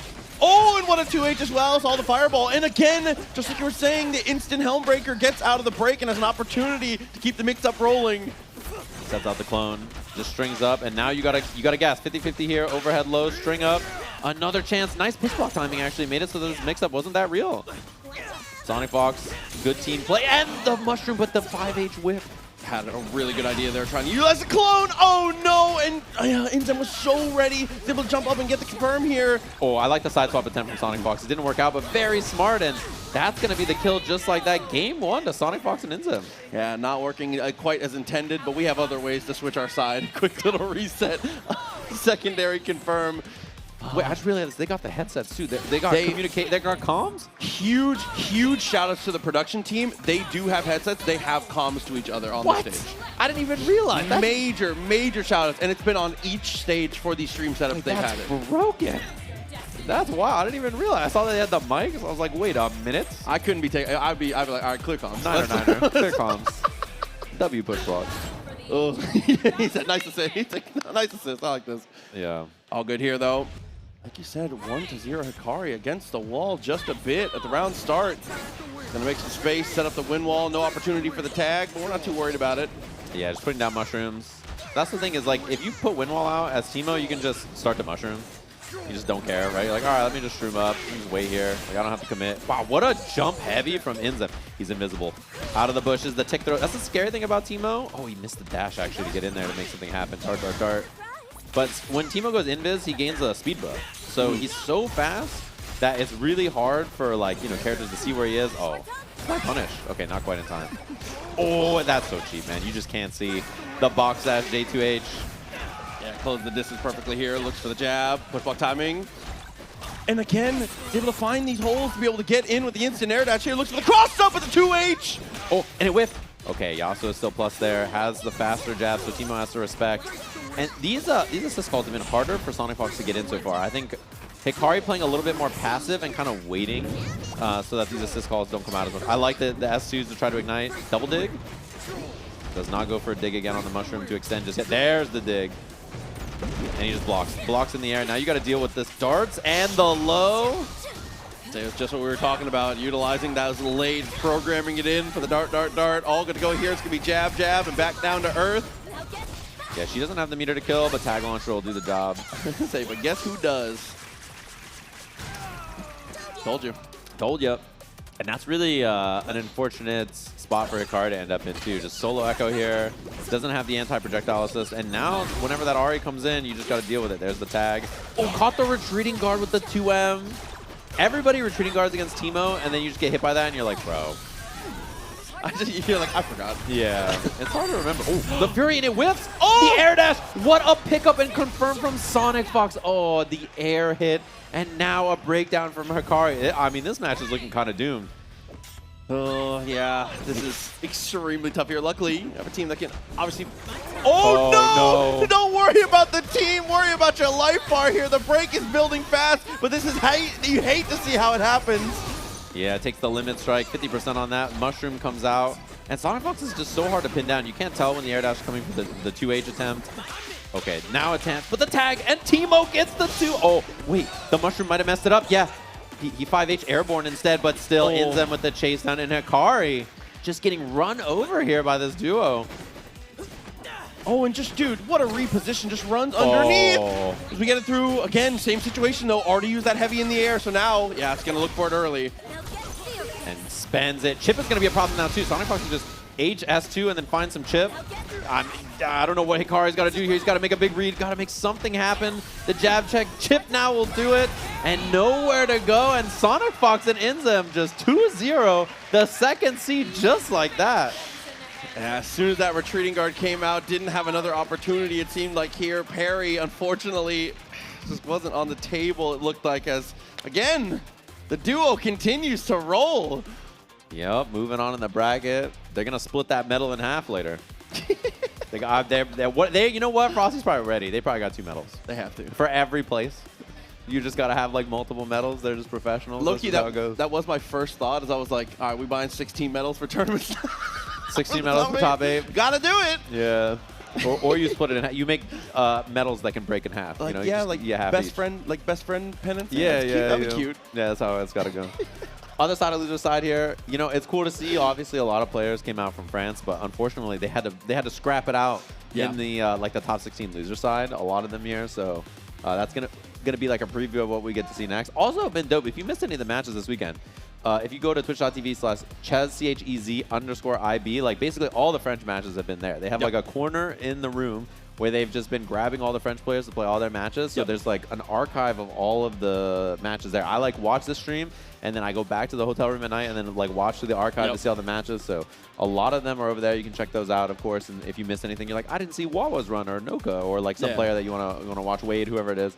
Go check it out on there. To my knowledge, I think that is also being broadcast live to like a theater out there as well. So if you can hear us, shouts to the community. You'd love to see it. But that is a very, very cool thing, as well as, you know, the clean feed. There's been a lot of cool things that Frosty, Faustings, the production team, as well as Riot, have been able to put on for this for you know, people to be able to enjoy more of the action. Yeah, and like the French, you know, DBFZ and then now 2XKO scene is really strong. They have so many world-class players.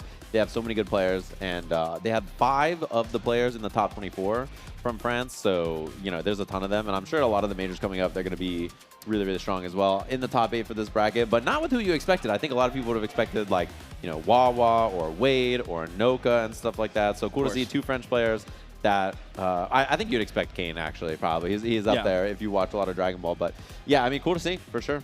Absolutely, and also Kane, I'm bringing our solo Jinx to the occasion here. Obviously, rocking it with the Warwick. In this team, obviously, Jinx is can be relatively self-sufficient depending on the situations when she has Zap, stuff like that. But for the most part here, she's going to be dispensing missiles for, as you so aptly called him, Mr. John Wick, to be holding W. Jonathan Wick, bro. He's going to pull up. You think you're going to be okay? John Wick shows up. You're like, I'm doomed. There he is. Jonathan J. Wickington. That's what I call him. It gets to you faster than you'd expect as well. Obviously, in the mid-screen, he's able to set up for those limit strikes for himself also, which was a very cool thing for him this patch, which... I think it's very needed on the Jinx squad there. Having someone who's able to limit strike in that way, you have to have some kind of pairing that's able to access that mechanic, because she is obviously giving up something to be able to do it herself. Yeah, and this team does a lot of damage too, because during the Jinx rocket, you can hard tag into Warwick and do his S1 super. So So you don't even need double down. And that means you don't have to worry about the scaling from it. So it just does a million damage. Like, this team just really hurts when it hits you. And Jinx Fireworks in general into Warwick, it's just a lot. So it's going to be a hard team to deal with. Watching Kayn, I feel like most kills have been the OTG medium after Maximum Warwick. Yeah. That has been like the killing blow. Yeah, we got some French on French action here. Masui.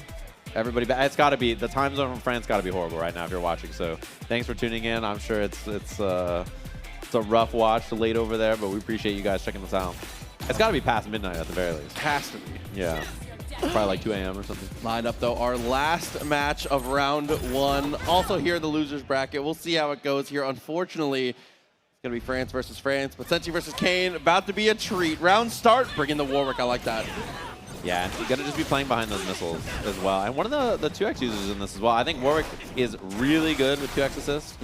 His forward assist is probably the best forward assist in the game, and Jinx back assist is really powerful. Like, double rocket is really good. The up forward on Wake Up gets out of there and spends the Alawi assist instead of the meter, you know, because that was the choice he had to decide there. Knockdown, no super. Oh, just meat eating. Yeah, you got to get the break immediately, get out of there. Yeah, if you've been watching the earlier stages of the pools here, especially in top 24, that command throw has been a terror for everyone. So everyone has had it on their minds. Yeah, for sure. Slightly faster Jinx traps this version as well, which helps with that. And just missiles and then tag off the missile. It's really hard to deal with. Jab didn't want to deal with the consequences of the next interaction there. 2H, a touch too far, so no cancel. And then it has Chompers out, has the monkey out, you're just chilling. What a 2H! Okay, opportunity against the wall. Are we going to go for the setup here? We haven't been spending the meter very much. As again, the command of motion gets the connection. Here it is on the charge heavy. Tags out, break. You still have the tentacle available as well. Tag launcher. Oh man, that is a ton of damage. 1 meter kill. And Echo still has full bar. Yeah, I think preserving the meter on him obviously has a ridiculous level 3 as well. The super time wonders are important, but yeah, break just to preserve yourself in the mid-screen. Yeah, that break though means you spend it pretty early here. Is there a Jinx extension, rocket, double down S2? Yeah, and that builds you the most blood, so that makes sense to try to get him bloody. Oh my, nice 2H. Knowing that the down S2 is cancelable. Wait, I think it dropped. Oh no, and just like that, all of a sudden, things turn on its head. Warwick, a big opportunity here with the bar still in, and has that blood. Somebody turn on the Maroon 5. Alexa, play animal. Oh, it beat all of it and gets the combo. This is going to be a big one. Resets. And just waited. There was no break available either. I'm surprised that we didn't see the bite and the overhead hits. Yeah, a touch overly patient there, and then ends up losing out to the wake-up reversal either way. Jinx, winning the point matchup here. We're going to use that minigun, tries to keep the lockdown, and Warwick, 50-50 fan. Where do we go next? Stagger 2M goes low. No overheads just yet. Runs in. Stagger pressure. Nice defense. Just did not stand up and get hit by something that was supposed to be a fake overhead the whole time. Wow, that anti-air from so high. It's kind of ridiculous. Shout out to Warwick S1. Stagger low. There's the push block. And that overhead has landed a lot so far from Senshi. He's been ripping the early forward S2s. Very close to the situation. Love the idea with the push block. As the retreating guard gets caught there, that dash medium from Jinx, very strong in the moment. You got Zap available as well, so you get the pickup. Pressure. Oh, tick pressure after that. Yeah, you have to, you want to try to fuzzy jump or get out of the throw because you can combo over throw in the corner and then just get hit like that. Missile. What a roll to get through the missile. Oh, but good timing on the break there. Eats up the meter. Alawi closes the distance. Actually does manage to keep it locked down the backside of the hitbox. That was an absurd one, and this is going to be the kill just like that. OTG, shoot him if you got him. Damn, what a back heavy hitting the other way into the air missile. What presence of mind to be ready for the situation, as well as baiting out the 2H attempt.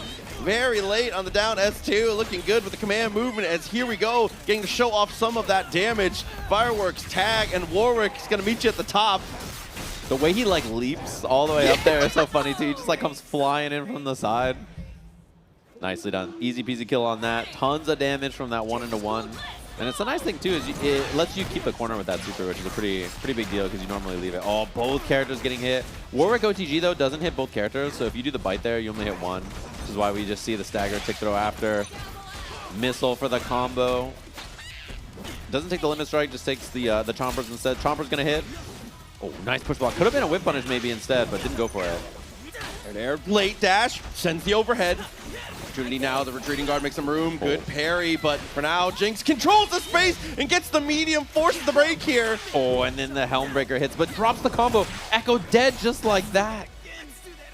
That's the unfortunate drop off that Helmbreaker. And now solo Alawi dealing with Warwick with missiles behind him. That's a true block string. His Rekka is a true block string, which is wild, actually.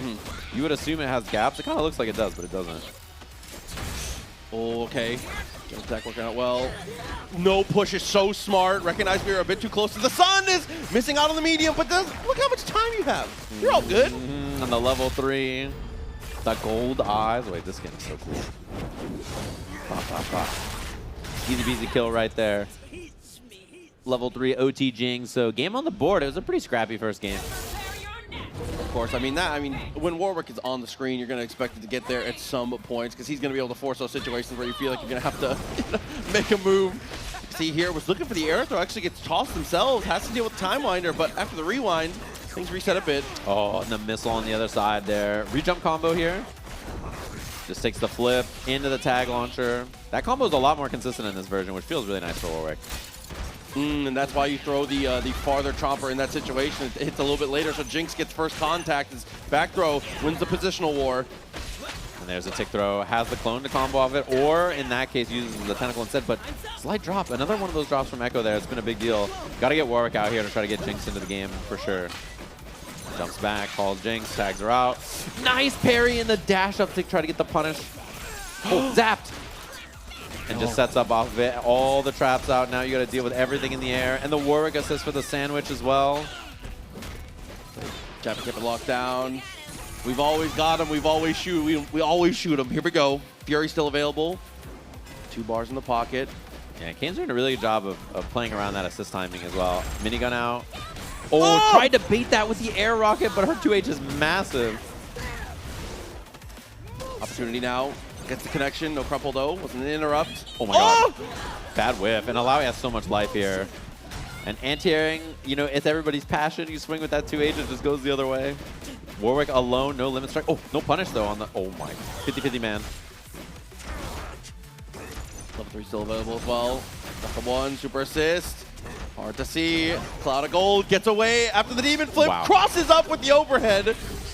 Spends the immediate level 3. So Warwick and Blood now, I mean, this is doable. If you can get the break at least, force Fury on the table, that is very big.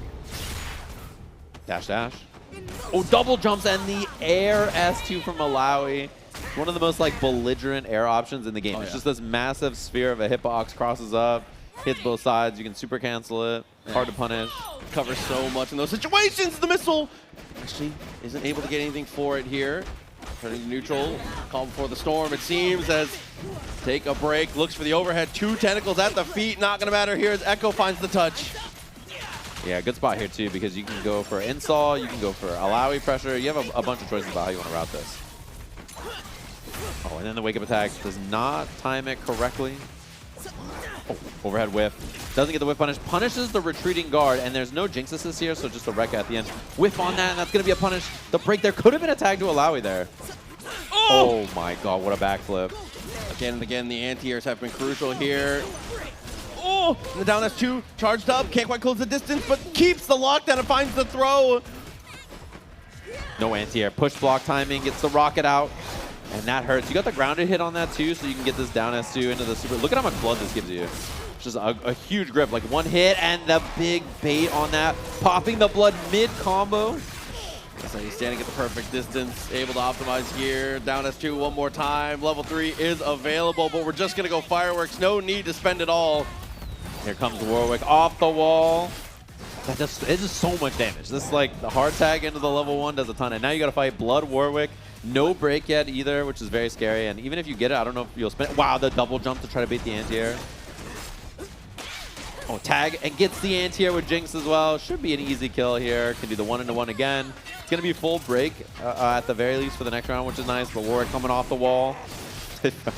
The way he leaps off the wall is so funny to me every time. He just comes flying. Fully outstretched. Yeah. Dude, he just ripping the t-shirt off, just comes flying in. Slick confirm off the jab into the medium, though. We're going to go tag Alawi.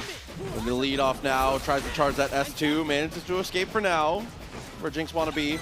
and not committing to a lot with Jinx until the assist is up, right? Wanting to only shoot rockets or put out traps when you have the coverage of the assist, which means you can take advantage there. So essentially gets a nice hit here. Meaty mistimed it slightly, and yeah, forcing the burst, trying to keep the corner here.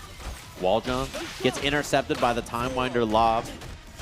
It's a perfect timing out of here. Finally, time to see how it goes. 3 tentacles as we punish the roll. Opportunity now with the jump forward. OTGs makes the timing a little bit awkward there. A scary situation. As now the tentacle slam gets interrupted. Another one off the wall. What a snipe! And there's the break to try to keep Warwick alive, but he's so low. Even though he lived, not very much life on that. The air throw went the other way. Alawi getting clipped, and now this is an easy combo for Warwick here. And there's the tag launcher as well. So you can take the Oki with Jinx. She has a really strong corner knockdown and baits the throw. Oh, Chappie, our best friend forever in the moment, finding the knockdown here. OTG shooting him again one more time as it's now solo Alawi for your tournament life. Loser side, no second chances, right into the zap. Gonna look for the tag here, 50-50, and we get the throw. Wow, that went over the Time Winder. Didn't get clipped. Rockets coming. Oh my God! What? That air throw was ridiculous. I cannot believe that. Oh my God, jumps in, tries to bait the anti-air with the down rocket from Jinx. Overhead block this time. The super, that's gonna be a punish. 5H, does not have zap. This still combos, but break's about to be built. Oh my God, not on the super, does not have break. I don't think this kills though, and Fury's available now. Oh, but now you have to land, and everything's already set up. Chappie, the Trompers, everything in between. There was just too much threat on the screen to be able to get across, unfortunately, there for Senshi. Yeah, I think he tried a Fury probably is my guess, and then just got the assist on accident. It happens sometimes, but nicely done. So that leaves one French player left in the tournament, of course. They had to scrap it out for each other, and we'll see if he can take it all the way with that Jinx Warwick, which should be fun to watch. Oh, Kane doing such a good job in the moment there. Huge congratulations, obviously, to Senshi as well. Top 8, a performance like that in this type of tournament is so nerve-wracking, dude. Especially, like, I don't know, first season 1, first major opportunity offline. Right. This is like, I mean, you've got to be thinking this is your chance to make your mark on the game, so the nerves have to be on 10. Yeah, and a lot of money on the line, and a lot of people looking to a lot of the big favorites, people like Wawa or Hikari even, who are both out of the tournament now. So a really deep run on this bracket, impressive stuff. That sets us up for our top 5 now. Kind of 6 because we have a duo up there, but it should be a lovely one, of course. We're going to take a short break, be back with top 5 in just a little bit.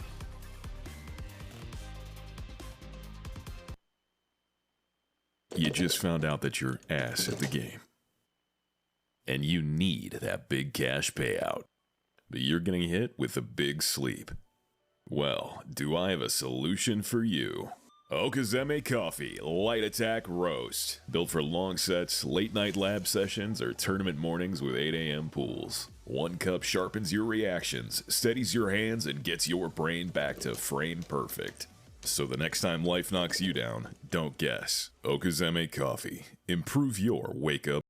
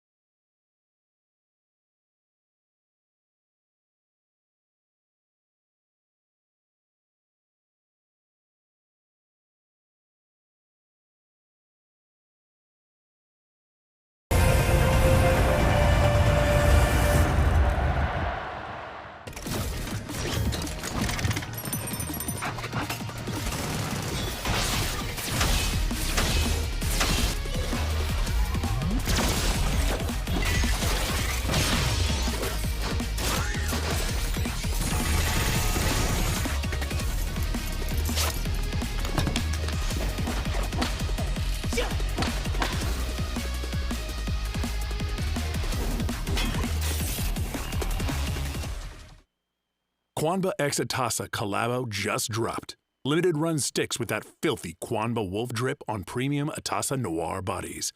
Loaded with Semitsu LS56 and Sanwa OBSF 24s for buttery inputs. These ain't your average customs, hand-painted by Atasa Limited in Japan with Kwanba's signature teal flames and gold accents with only 50 units worldwide. They're already moving fast, so cop yours now at atasa.shop before the wolves snatch them all. Dominate Fatal Fury City of the Wolves with Season Pass 2, kicking off now with Kim Jae-hoon's blistering Taekwondo strikes, followed by the terrifying Nightmare Geese, fan favorite Blue Mary, unstoppable Wolfgang Krauser, and 2 mystery legends. 1 character drops every month from January to June, plus exclusive colors and stages. Grab Season Pass 2 on Steam or upgrade to the Legend Edition today. Evolve the Fatal Fury legacy and claim victory in the City of the Wolves. Paragon. Grassroots FGC since 2021. Ignite your competitive spirit at Midwest Battleground 2026, the ultimate Chicagoland esports extravaganza, exploding with Super Smash Bros. Ultimate, Overwatch 2, Valorant, Rocket League, and Rivals 2 action from March 6th through 8th. Watch elite collegiate teams, high school phenoms, and open bracket beasts clash at the Sheraton Lyle Naperville for glory and massive prizes. Midwest Battleground is where Midwest legends are born in epic battles. This year, 2XKO is partnering directly with community organizers on 20 Riot-sanctioned tournaments all over the world, also known as the 2026 Competitive Series. Learn more at play2xko.com. Now live for pre-order on manamoon.com. The Devil Trigger collection contains 2 deck boxes, dice, binders, and more. Art by Kainanat, Mana, and Kai E. With free-to-use tournament production and monetization tools. All 27 of Frosty Faustings' main games have Matcherino pages ready to support.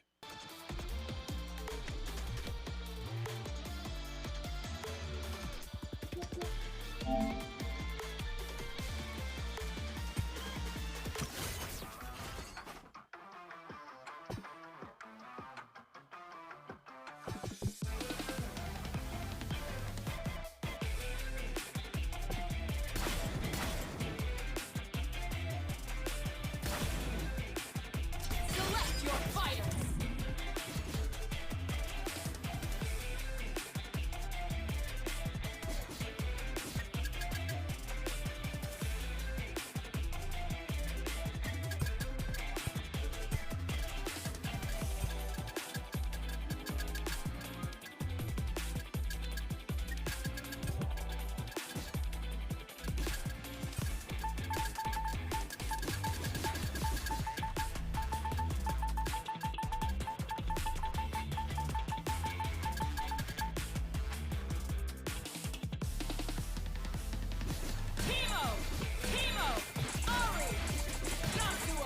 Select your fuse.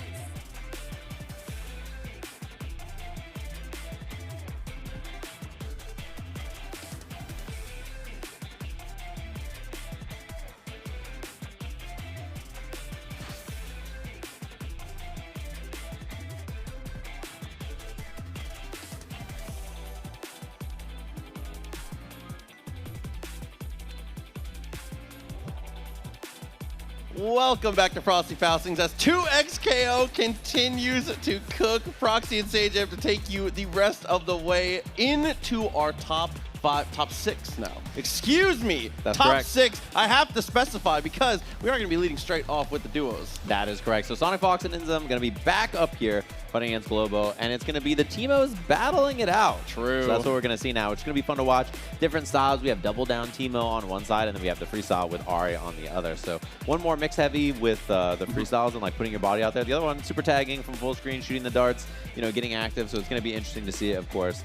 And Yasuo, the big difference maker here, right? It's like Yasuo and Ari are the different pieces they're going to be moving around. I think that character usually is the one that can be some trouble for Ari players. You see them just kind of get hit by stuff. We're going to take a look at the bracket here, get you guys updated. If you haven't seen what we're doing right here, you can also see it on StarGG if you want to follow their path. So Oni and Evil Geniuses, Super Noon, and Bleed going to be fighting in our winners finals. We're jumping down to losers, where we have Globo versus Sonic Fox and Inzum, and then the other side, our international players, Zondo and Kane, battling it out to see which other region is going to be represented here in the top 4. Yeah, glad you pointed it out too when it comes to this matchup. That Yasuo going to be a big difference maker. Wind Wall, obviously big, as well as the Fuse selection mattering a ton. That double down means that if you're willing to spend that meter, you are almost guaranteed to have the first interaction, the first turn, the first decision, and you always want to be the one asking the questions in the moments like that. So we'll see if Sonic Fox and Enzem have something cooked up to potentially deal with it or at 99, or maybe, you know, a Teemo float to get away, Ari can stall in the air. There are some potential options to escape. Yeah, exactly. And Globo has been consistent with the round start super tag. Yep. There's a lot of answers to it. We saw Super Noon doing it earlier. You up back, you call your assist, you get over it, you force Teemo to fly up, and then the darts aren't on the ground, right? You can call your assist to tank the darts and then fight back under it. So there's a lot of like little interactions you can do to try to, you know, force that to be a more favorable interaction for you. And I'm curious to see how that goes. Absolutely. Definitely a lot to unpack when it comes to it here. But, you know, as much as I love yapping about it, I'd rather just get to see the duo about ready to go. Sonic Fox and Enzem. I knew they were going to go far, but they have just like exceeded the expectations, man. So strong, working together. I believe for the past couple months, they have just been only working together, keeping it super solid. I wonder how far they'll push it this season. Yeah, that's a good question. I'm curious if even after this tournament, they've obviously had a good run. If they continue to do or not is the question. So there's a round start, super tag, orb super. Is this the technology? Tries to get the orb super, but instead both of them get hit. I think they had a plan of attack there, and it didn't look like it worked out. Yeah, it's awkward. Oh, no. Finds the jab, forces the break. S2, but had already closed the distance too much. Forced to use the parachute to kind of decline the situation. Again, relentless is Sonic Fox on the approach here. Oh my god, the other side with the air dash. And that's the thing, is Teemo assist came out. Sonic Fox didn't have to call it. So you're like, oh, cool, I can air dash, get over, reposition myself, get around this Yasuo. You know, that's the valid strength you gain. That's punish there as well. That's the strength you gain not being a duo. And the darts come out. No tag into Enzem there, so Sonic Fox getting clipped. Tails all this time, though, with the Yasuo, though. S1 into the assist behind it. Gonna get that mixed up there. Oh my god, two Teemos, the burning brush. Gets the anti-air, the air there. Sonic Fox trying to go up and make something happen. Calls the Yasuo as well. Super tag. This is going to be a ton of damage. Is this enough? Oh my god. Oh my. Oh, and the limit strike. Doesn't even have to spend the meter. It's absolutely ridiculous here. Yasuo straight away closes the distance. I like that. Don't even let the shop get set up. And now, unfortunately, invisibility as we look to approach. Goes invisible again, using that air movement. Whipping the 5M. Yasuo assist coming out. Hasn't really had a chance to like make some kind of approach happen so far. So takes the mid-screen limit strike, dashes in. Oh my, that hit Teemo there? And just spends the super immediately. Gonna do this so you can build some mushroom stacks with Teemo as well. Nicely done. So first round Globo. It was because of the skin. It hit the feather on the top of his hat. Oh, I think you're right. It's a little too crazy. Look at here, though. Jumps in, was looking for the dart. Slingshot after the tag is Ari's going to get the open up. And there's no super tag there either. So round start, no super tag. Sonic Fox and Enzem with an opportunity here. Resets, air dash pressure, nice.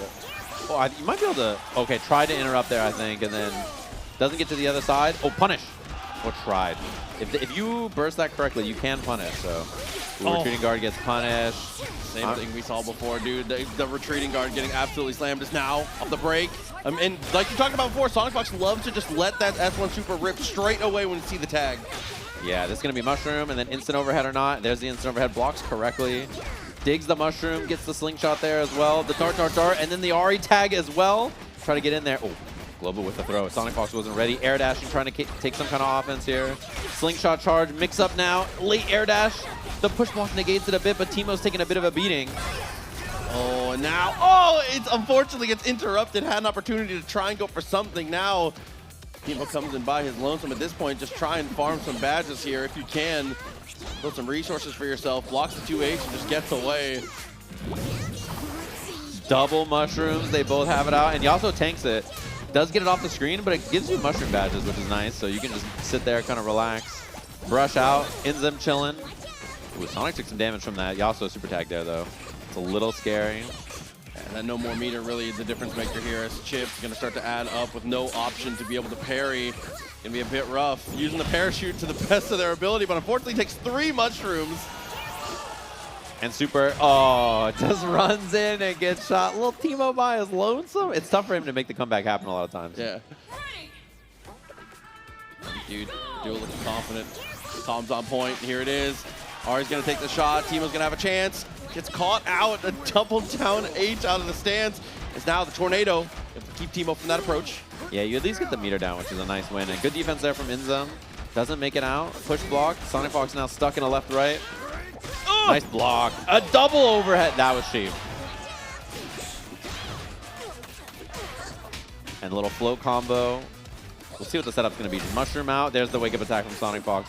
And the fadeaway dart actually connecting as well. So there's going to be another super tag now. Got to guess. Push block timing meant that the mix-up wasn't real. But Inzum just got hit, so Sonic Fox can't tag out. There's got to be a break, and now Inzum in. Sonic Fox down a lot of life. The air throw connects. Tag on the throw was definitely ridiculous here. He's going to set up the mushroom and go for the limit strike. Opportunity now. Push block into the dart. Keeps things at least controlled. As now it's going to be the tag, and of course, Teemo goes down for the trouble here. Solo Ari in a bit of danger. This is a very important round here, and Sonic Fox way behind. Yeah, Sonic's lost so much life just from the super tags, you know, just all that damage. Speaking of which, wow, what a shot from Globo. The stance 2H snipe was immediate, and you see the head nod just knowingly ready for that. And the crowd is loving it. The cheering section up front, big on the Globo. I like that. This super tag has been a big problem for them so far. They haven't been able to play their neutral around it. And it seems like you said, they have a pretty decent idea of what they want to attempt in the beginning. Yeah. I feel like Globo's just doing a great job with the Yasuo, pretty seamlessly closing the distance, being able to apply just enough pressure without overcommitting to make it work. See, here it is, situation comes up. Ari comes out, takes the hit. This time, though, is able to keep it full screen. But now, see, Yasuo still gets a look. Yeah, I mean, Inzum couldn't make something happen from behind it. Wasn't shooting slingshots or doing anything to deter, so now we see this hit. And the limit strike's big because it builds back meter for Teemo as well. Oh, it's going to be time to guess. There's the push block to get out of there. Charge 5H. Does not go for the throw. Nice whip punish. And now Inzum's time. Jumps back, puts the mushroom out. Now Sonic Fox can play the game. What a parry. And there's no break here, so going to be comboed back wall to wall. Okay. S2 for the knockdown. Fireball covers the tech. Oh, and just a double overhead, keeping them both. Situation dire, especially with the break still not anywhere close. Oh, and then you get the mushroom super for the extra damage here on both and the stacks. Ooh, Teemo ate 50% off that, so Sonic Fox and Inzum much better spot here. Survived the super tag. Got the place of neutral here. And now you're just, you know, like waiting for this Teemo to run into a bad spot, basically, right? Just use your assist, use the advantage you have having an extra character alive. Even though you can call an assist when it's dead, like not being able to tag is a pretty big downside. Of course.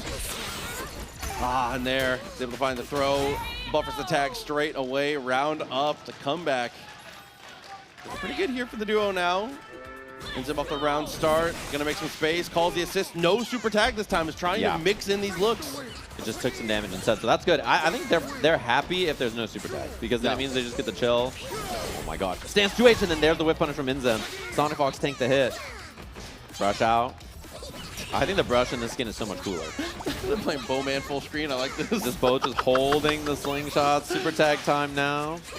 Floats above it. And no mix-up off of it, really, so that's just one bar down. Oh, that's big. Back throw gets the position. Stagger low. The darts come out. Sonic Fox with the air dash pressure. Whiffs the throw. And there's the break to keep the corner. Pilots the darts. Yeah, that was a really important push block so the mix-up wasn't as dire. Nice block, and that's a huge starter. Oh man, still not having any meter for himself. One bar finally built up. No break available here as we're going to come through. Jab, jab. And off the tag launcher, I think we definitely have enough. Yeah, Teemo gonna go down here. Solo Yasuo, not a bad spot, but not a good one. Sonic Fox ends up fighting back here, surviving around the super tag pretty well. Opportunity for one super assist. Almost was the starter we needed. Nice, good punish from Sonic Fox there. Using that Ari air fireball to clear the Teemo off the screen. Uh-oh, got clipped low. This is a chance now for Globo. Still has Fury as well. Okay, builds the 3 bars off of this too. Sonic Fox should be dead. Yeah. Has to commit all the meter though. Yeah, okay, so level 3 committed, still has Fury, and I mean a pretty good matchup for Yasuo as well, so could be the end. I think, for Globo in this game, or could be the end of this duo. We'll have to find out. And the one saving grace here, again, is with the positional advantage. Oh, no, hold that thought. Gets the throw. I was going to say it's going to be tough to get a win wall, but we're not going to need it. Fury's on the block, get up attack. Oh, it finds a jump in. Okay, commits the Fury now. Let's see what the plan is for Inzum. Does he go for Mushroom Super? There's Teemo. He gets the dart. Nice push block. The Mushroom was there, but Global plays around it. The stagger jab pressure throw. He gets the corner combo off this. No meter, though. Now he has one. Does this kill? Just built the bar. I think we definitely have enough, especially with the Mushroom to help it out. That's going to slice through. Oh, it's a round apiece now, but it's the tournament life for Sonic and Inzum on the line. Does our duo go down here to Globo? Same round start. We see the super tag. Floats it out. So, big win for Inzum not to get hit there. Gets the throw this time. So aggressive. And there's the wake-up attack again. And he gets mixed up from the air just S1. And now this is bad news. Double Mushroom. Charge 2H. What a route. Attacks it to the Mushroom one more time. Limit strike. Oh, the instant overhead. Oh, it's a bit too good. Here we go. Tag launcher. No, it's just going to be the rolling attack in the Mushroom here, of course. This is where a double down gamer doesn't even need to. Just tags. Says, I don't even need the fuse. We're good. And it all comes down to Sonic Fox. The Ari, the invisible Teemo. Oh! The whip punish.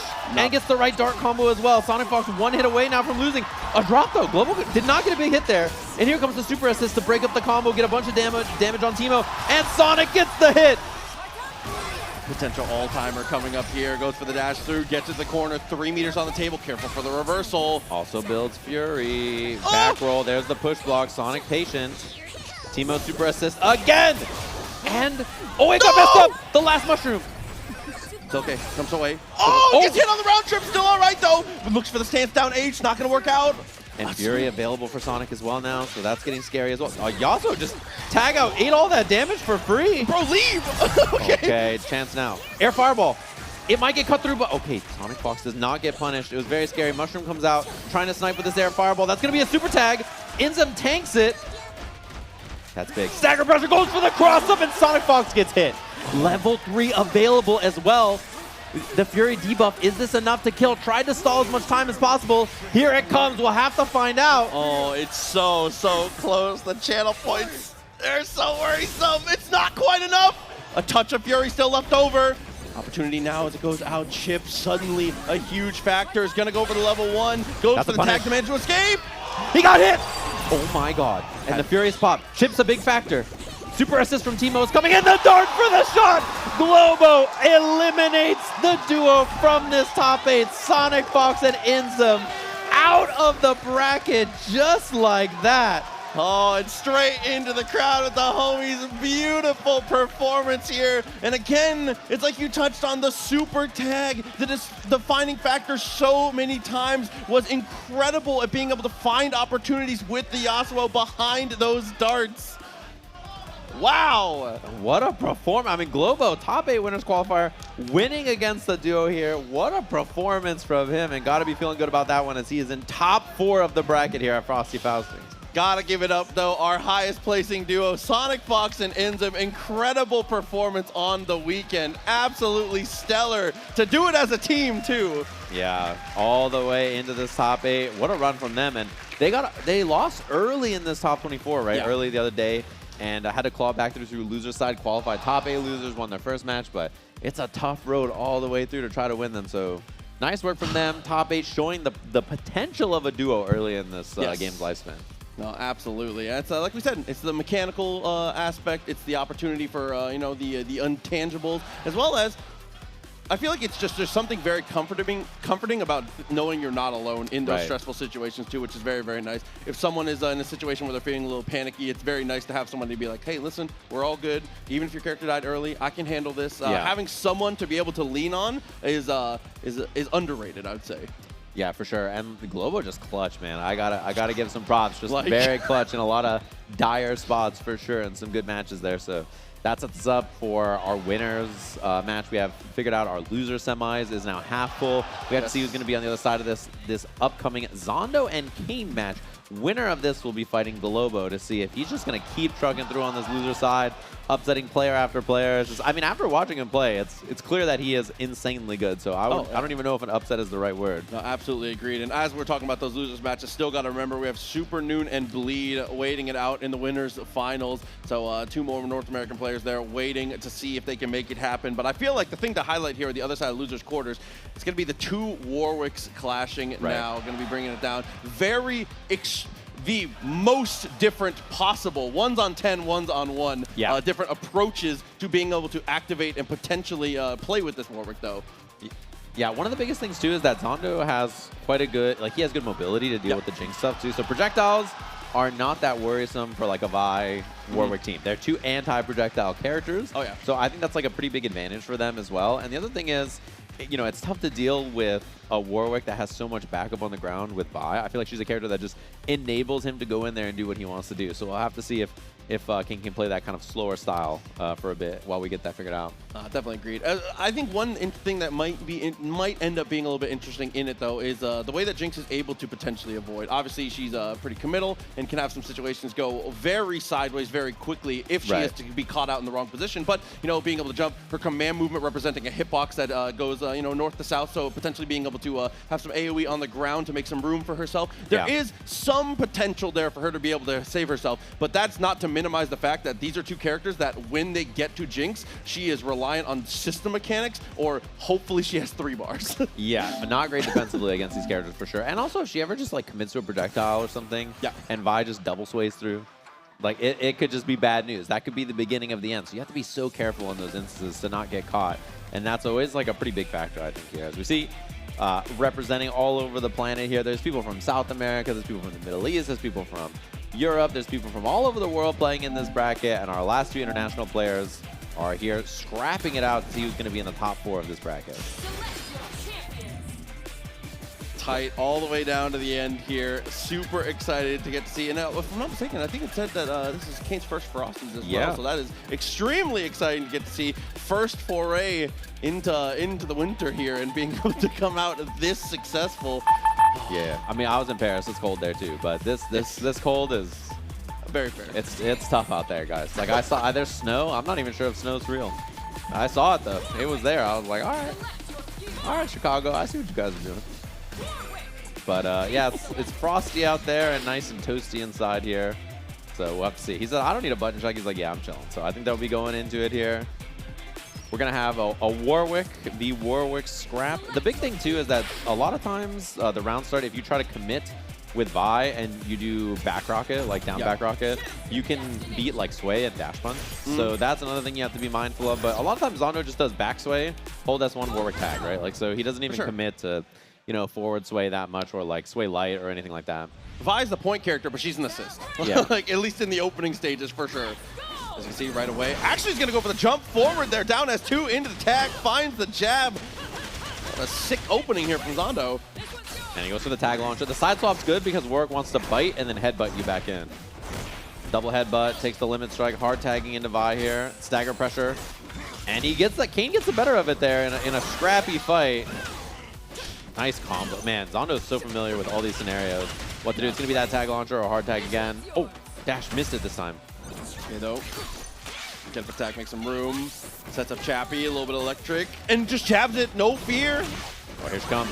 Oh! Both characters getting hit. Immediately goes for the super there just to get the kill on Warwick. Very smart from Zondo so that break wasn't a factor.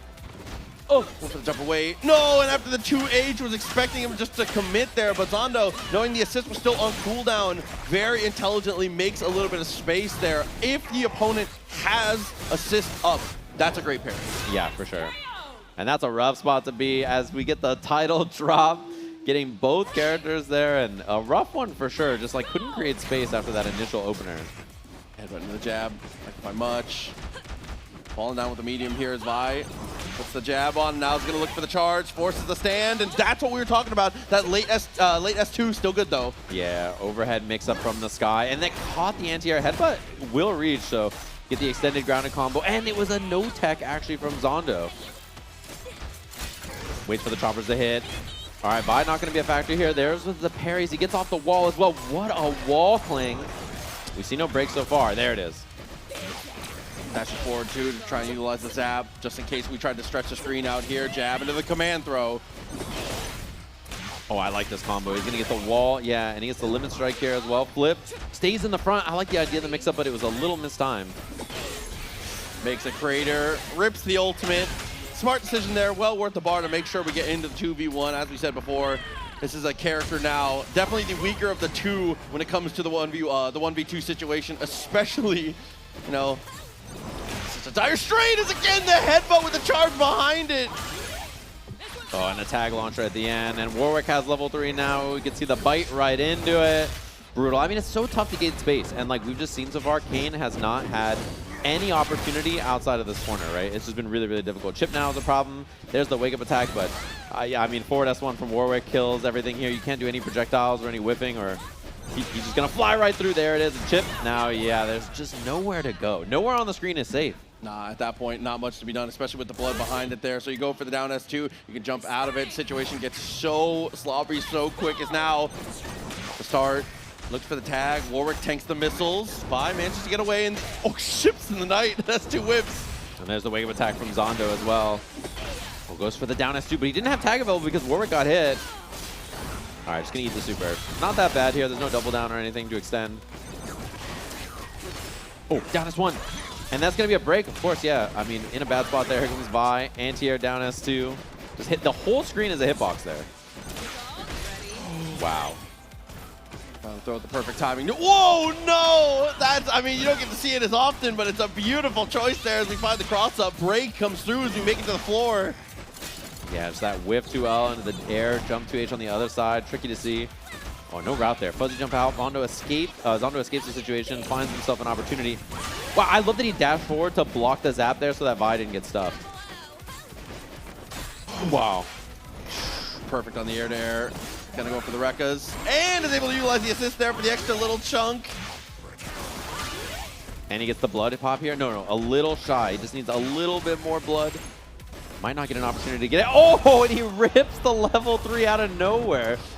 Yeah, I mean, 5% away from blood, why not just go full? It's all good. True. Level 3, all good to go. Still has the bar to be able to get the kill with Vi as well. The team very flexible, able to get in and out between the characters, so not too worried about when it comes to the damage as we're going to look for the dive. But here it is, the reversal.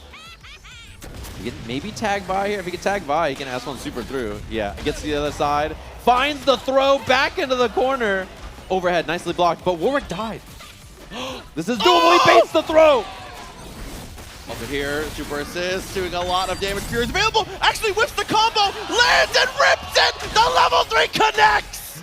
And look at his face, like, bro, again, you did it once, you do it again, and Zondo's like, yeah, $50,000 on the line, I'd rip the level 3 again. He's like, I'm down, bro. Well, you can't make me stop. He said if you tried, you couldn't. All good here. Gonna go for the fireball, nice parry. Parry covers everything. Gets the jab, open up is massive here for Zondo. Yeah, just takes the limit strike, knockdown, tagging to Vi. Here it comes, late overhead or not. There's the overhead, and that's a lot of damage. We're going to have to see a break sooner or later. Early here, looks to close the distance there. I love that Zondo takes initiative, closes the distance. Here's the headbutt, though. Taking damage where he can. Oh my god, that is a lot of blood. He just staggered low. Gets the hit, nothing too big off it. The overhead connects into the corner. The new route, you can do that in this version now with that sweep. Stagger pressure. It can punish this. Oh, he actually air blocked this, so it was a little different. Extension with Vi here. Missed time. Kane has a chance here. What an anti-air. Is this too far? Oh, absolutely is. Distance closed now. He's going to be able to get the punish. Break, not quite on the table yet. Can cut it short to the level 3. That or go for the fireworks. Either way. No, we're going to look for the mix-up instead. Oh, there was definitely a route to kill there. Did not spend any meter. The whiff on that gets the throw, but Warwick is so healthy. Wow, what an extension off that front throw with the tumble from Warwick as well.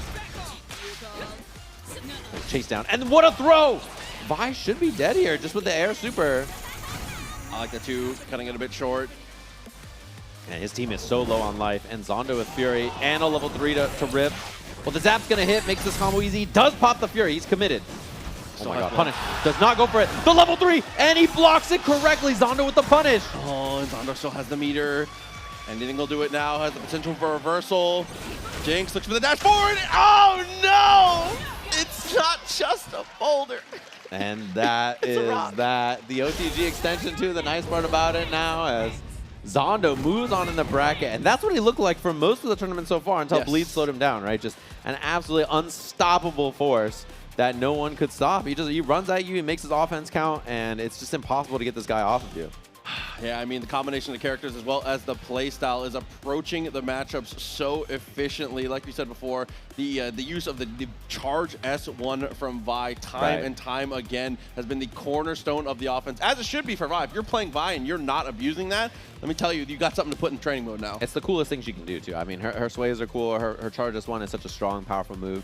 And it's like an iconic move from League of Legends as well, so makes sense. And that sets us up top 4 of the bracket just like that. We're going to have our winners finals coming up in a second here. Super Noon versus Bleed. And in our loser side, we have that Globo versus Zondo match. I mean, that is the slowest player we played and the fastest player fighting against each other to see if they can, who's going to win on that collision course. So see Super Noon coming up to the stage here.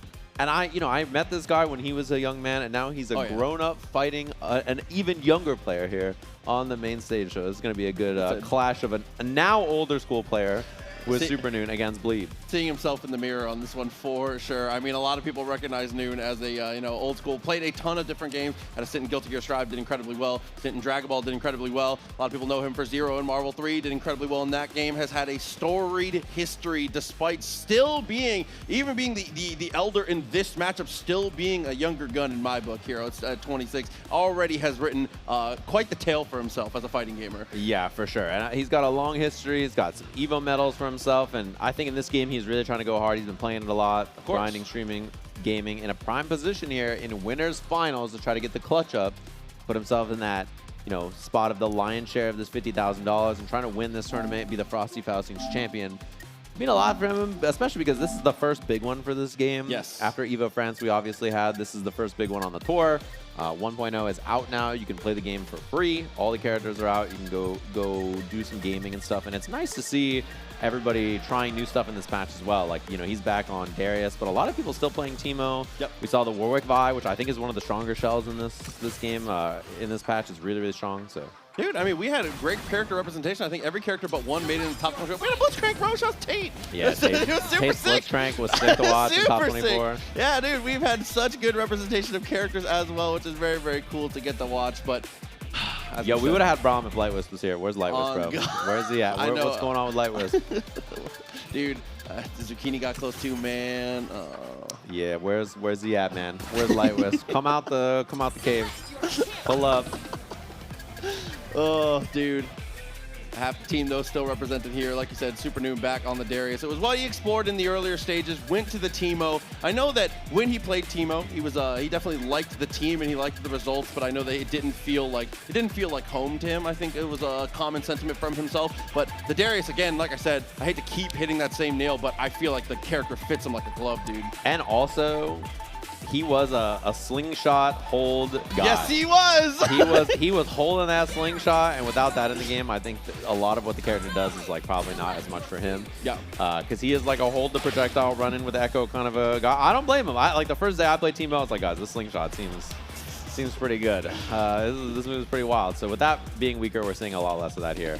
So you get the two Echo shells, Echo Darius and Echo Alawi for them. So one big body to support the low man running around. We'll have to see the difference here. The big thing, too, is that Darius has those big soft side normals that he can use in neutral as well, but so does Alawi. Like, they both have strong neutral tools. It's whether the kind of, like, lockdown and pressure with Alawi or the mix-ups and the stuff that Hook enables for Darius is more impactful here. Yeah. Locked in, fist bumps. Here we go. Winners finals here at Frosty Faustings in our 2XKO bracket. The Bleed from the crowd already. Oh, energy looking good in the room here. Very excited. First long set as well as we're getting deeper and deeper into this one. Plenty of time to be able to adapt here, which is it's a double-edged sword because it's nice to be able to have that extra room, but also I guess a player who's willing to play it a bit slower hits it back with a time binder. He hit it back before he tagged even. He gets a combo off this as well because the tentacle's right there. Alawi, the nice thing, right? She enables her own throw combos wherever, which makes her strike throw really, really scary. Charge clone out for Super Noon as well. Try to get over, but the push block actually created a little too much space. And there, I thought we were going to have some kind of follow-up. Instead, it's going to be a lob from both. Waits to be able to hit the other Time Wonder back at the same time as well. Alawi sets up 2 tentacles and gets the punish on the throw attempt. A character already dies. And the bleed from the crowd as the first one goes down. It's up to the big man from Noxus. Throwing out that ground wave. Oh, good damage here. He got both! Oh my god, that is a lot of damage. Chucks a third of your life right off the rip. Hits a Time Wonder, but Bleed is the master of sending these Time Wonders back right now with the heavies. We have been pinpoint precision. Oh, the back roll there, and he does get the punish. Should be the kill for Bleed here, barring any drops. He's got all kinds of meter to spend, as the first round is a convincing one for the young man here. Yeah, I don't think that Darius is gonna do well in the trials of Nagakoboros. That's not he's not built for that life. And that's the top lane matchup, bro. just Alawi ults, and you're like, all right, my bad. Let me stop playing the game. Let me run away. I'll just be at my tower. You need anything? All good Round here, start. though. Yeah, it's good for Bleed again, and he's got Tag Launcher available, or he can just take the knockdown. Install time. There's the parry and the Helm Breaker to get out overhead, and he forced him to stand up. It's going to be good damage and limit strike available, so that's why we see the break. Yeah, Darius' corner damage was about to absolutely turn things around here, but was looking for the roll. It looked like there. Doubles up with the late on the programming. Parry goes wide, and now no meter to have to deal with the incoming, but we just up back Hellbreaker. Yeah, and there was a wake-up 2H from Bleed as well, and this is going to be the kill on his Echo. No, he doesn't go for it yet. Okay, there's the Tag Launcher into the level 1. 1, 2, and 3, and once again. And it's the cheer, I can see it growing. The W Bleeds in the room, looking good here, keeping the pressure up, was looking for the throw, but the push block actually extends the blocks down enough to where we avoid. And Supernoon's out of the corner. Oh! Fishing with that air JH, trying to get some kind of air-to-air. Slows it down a little bit. Oh, using that Echo Assist, trying to make that 2H whiff. It's going to be a grounded combo. Oh, reset time. In the front, and he hits the overhead back to the clone.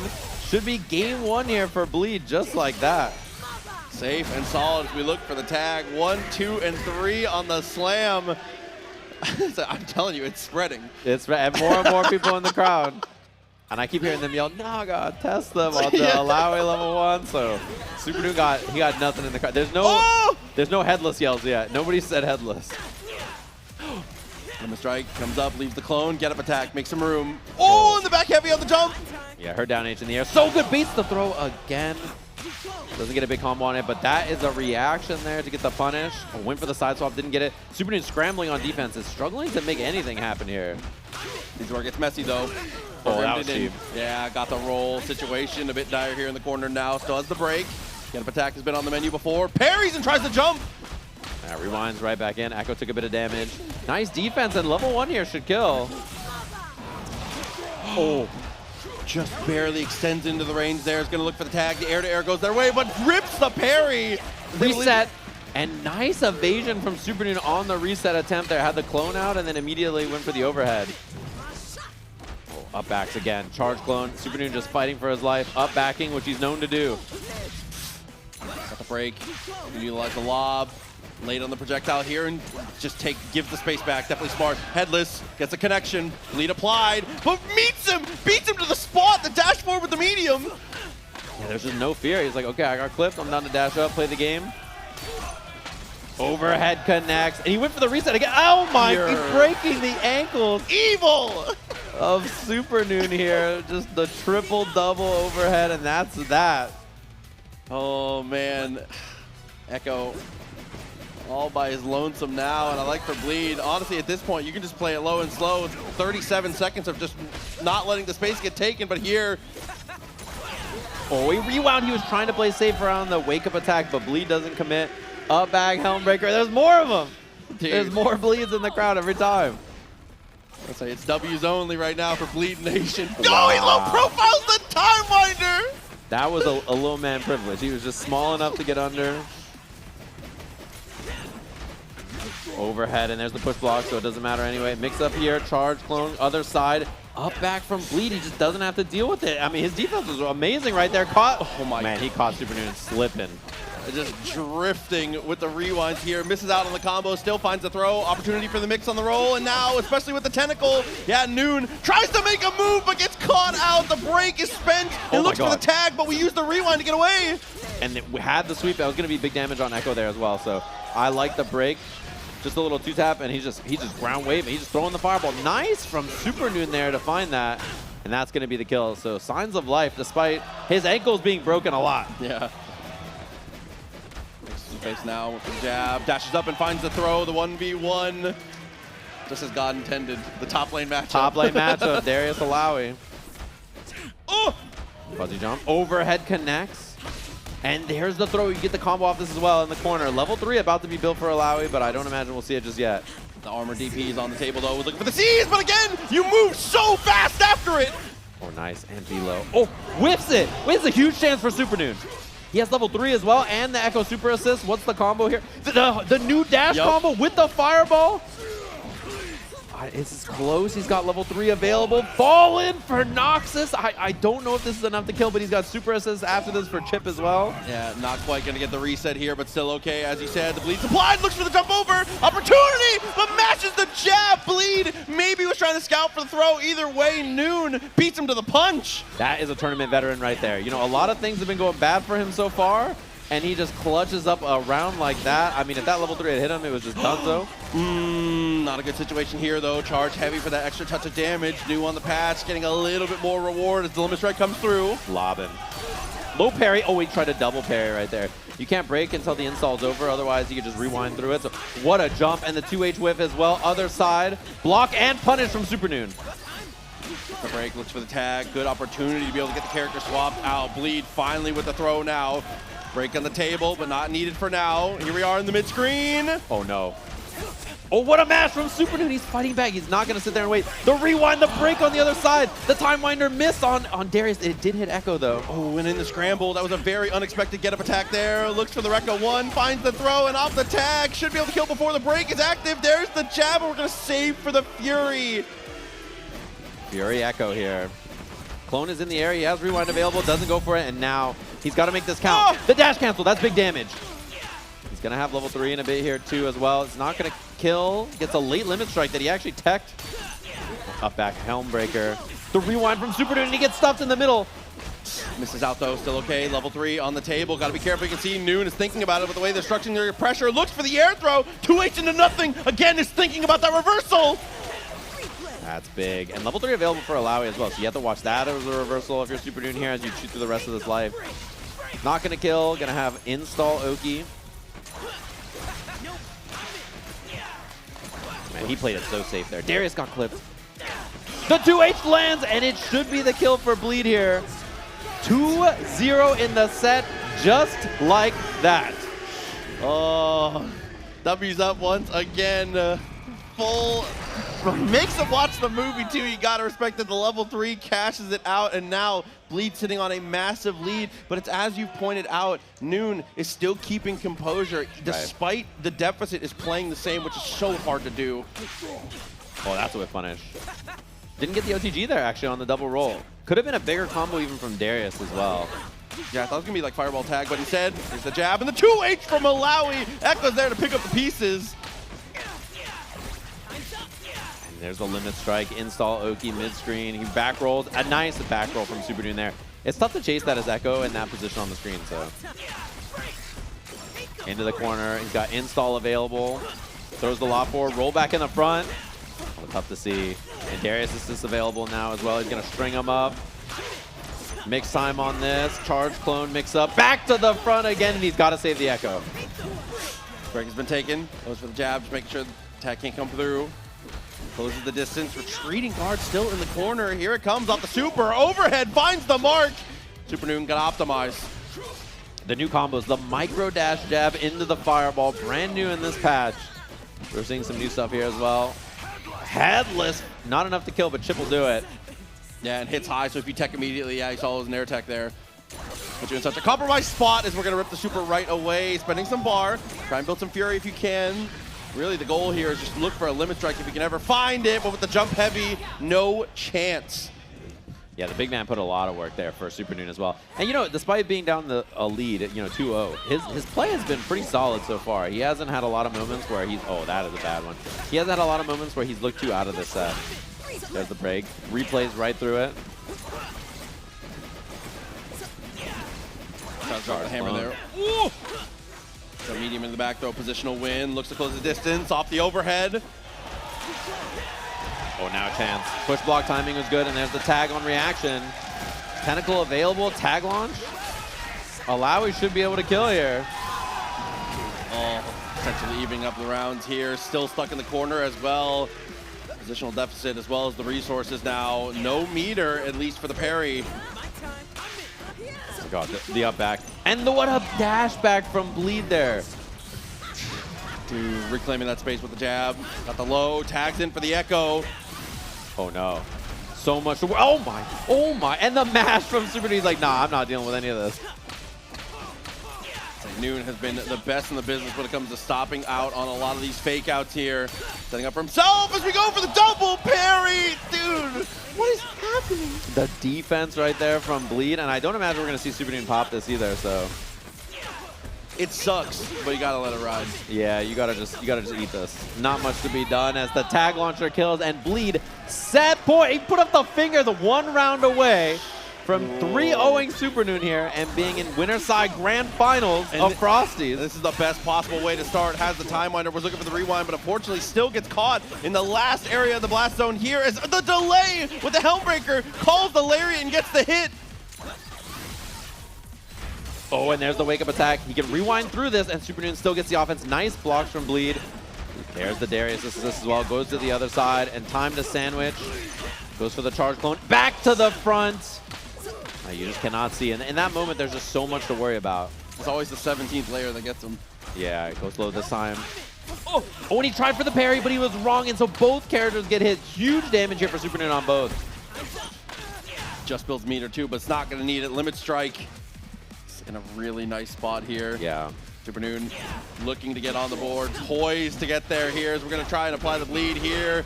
What S2 doubles up and finds the overhead, so that will close the book on this one. Super Noon is on the board. And that calm sip of water, like he's been here so many times. He's like, all right, time to get to work.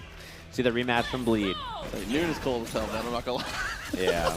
I mean, he's ready. He's been here many times. He knows how to fight in spots like this, you know.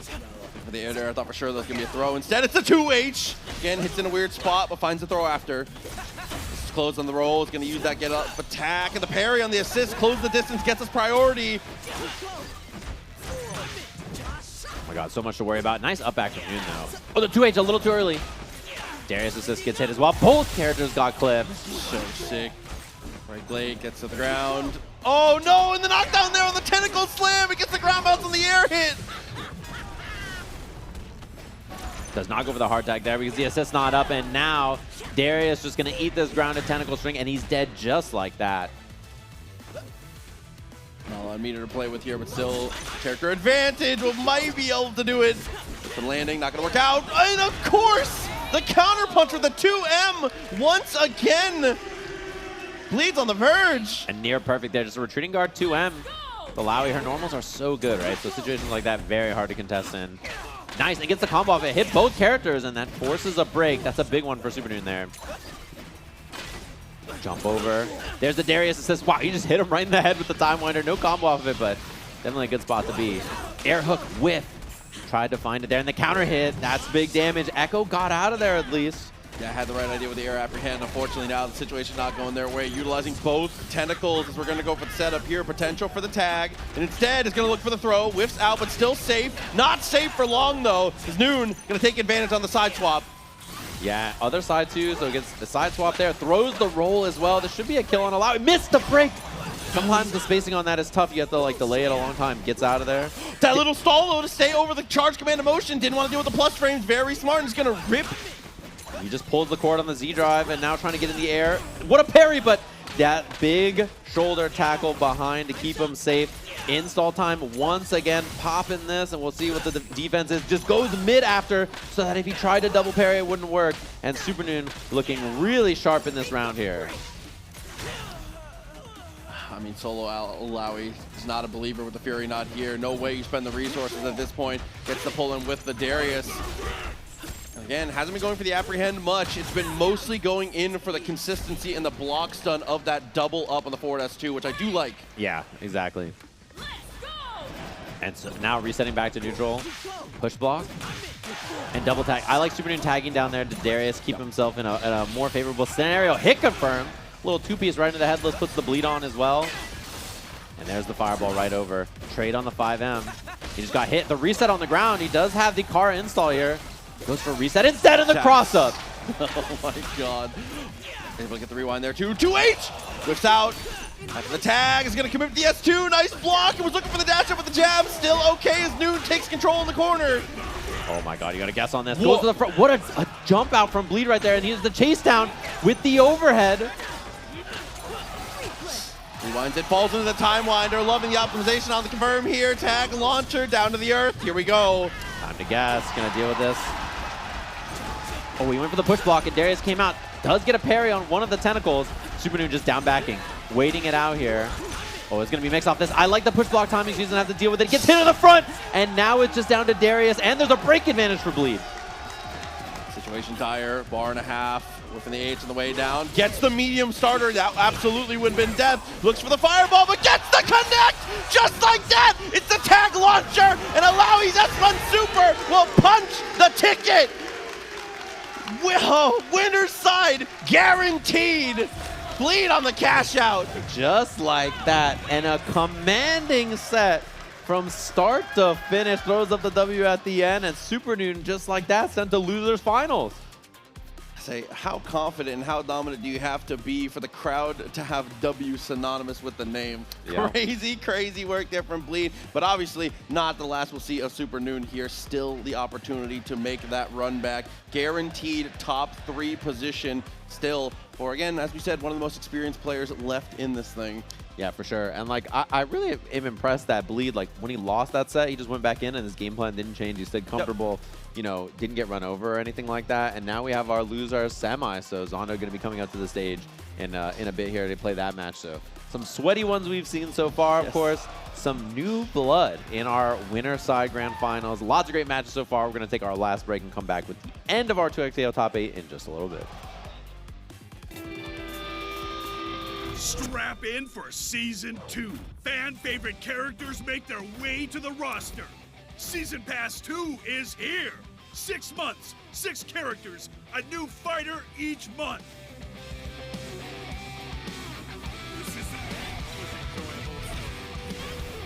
Legends Unleashed. Available now.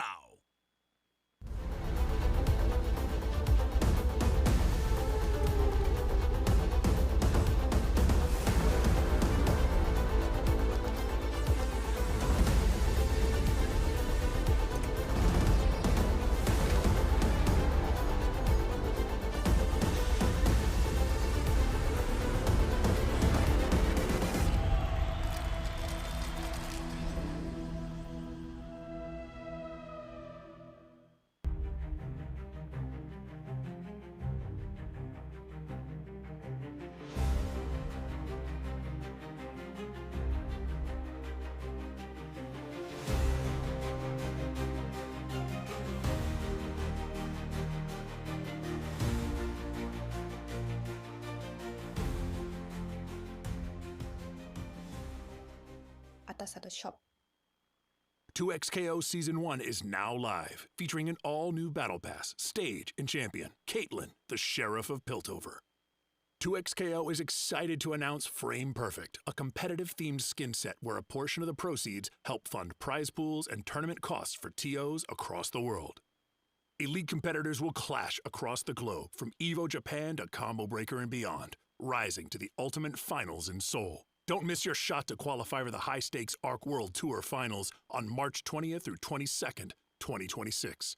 Kwanba x Atasa Collabo just dropped. Limited run sticks with that filthy Kwanba Wolf drip on premium Atasa Noir bodies. Loaded with Semitsu LS56 and Sanwa OBSF 24s for buttery inputs. These ain't your average customs. Hand-painted by Atasa Limited in Japan with Kwanba's signature teal flames and gold accents. With only 50 units worldwide. Paragon. Grassroots FGC since 2021. Mana Moon. TCG and apparel since 2010. Creators of the Dice Winder format and fully artist-owned, they've got everything you need and a little more. Check out their booth in the hotel lobby. This summer, chase away the cold with Boston Blue Beats Beach Episode. On July 18th and 19th, join the Massachusetts FGC at the Westin Waltham for the hottest event of the Northeast. Max Mode is back for Year 3 in Atlanta, Georgia, on February 27th through March 1st. Featuring SNK's World Championship 2026 Tour with Fatal Fury City of the Wolves and the King of Fighters 15, with them also being the first Jazzy Circuit auto qualifier. Registration is now live at start.gg/maxmode3. Don't forget to register before February 15th. Snake? Why are you at Frosty? I took a detour to buy a new sneaking box. A box? Not just any box. A Mana Moon box.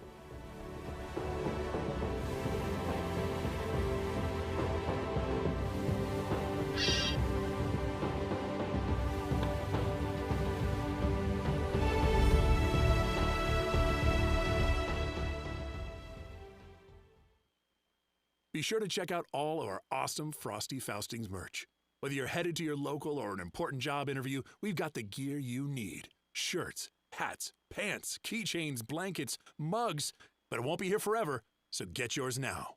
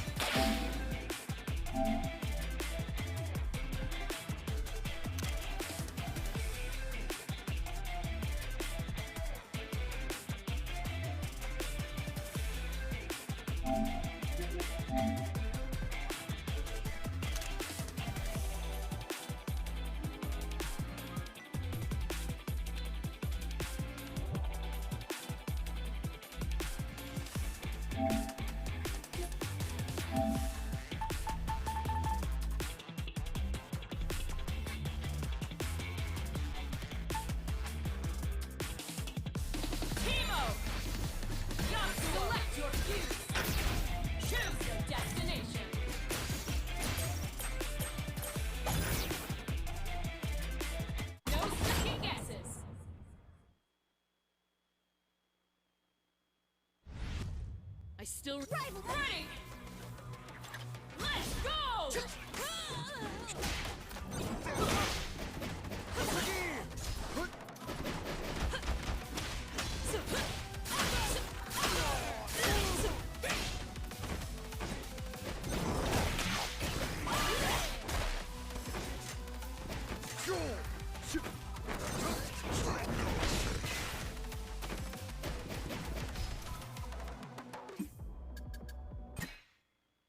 Select your champions. 5, 4 wins.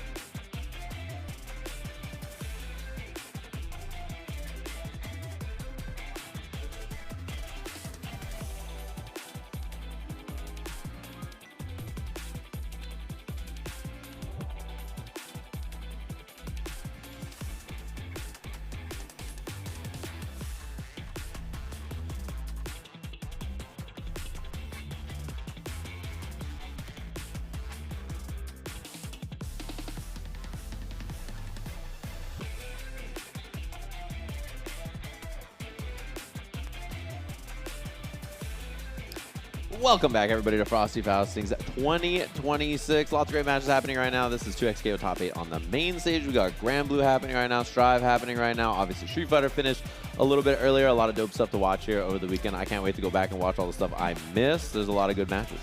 Of course, it has been top to bottom here. I mean, when it comes to Frosties, obviously here in the main ballroom, well, there's 4 separate ballrooms across the way, one specifically for casuals, as well as karaoke. There's an unbelievable amount of stuff to do here. I've been so sad I haven't been able to go tap in on karaoke yet. I was like playing casuals in the casual room, and then I just hear like Creed come on or something. I'm like, what's going on? I was like, oh, okay, it's karaoke time. I see.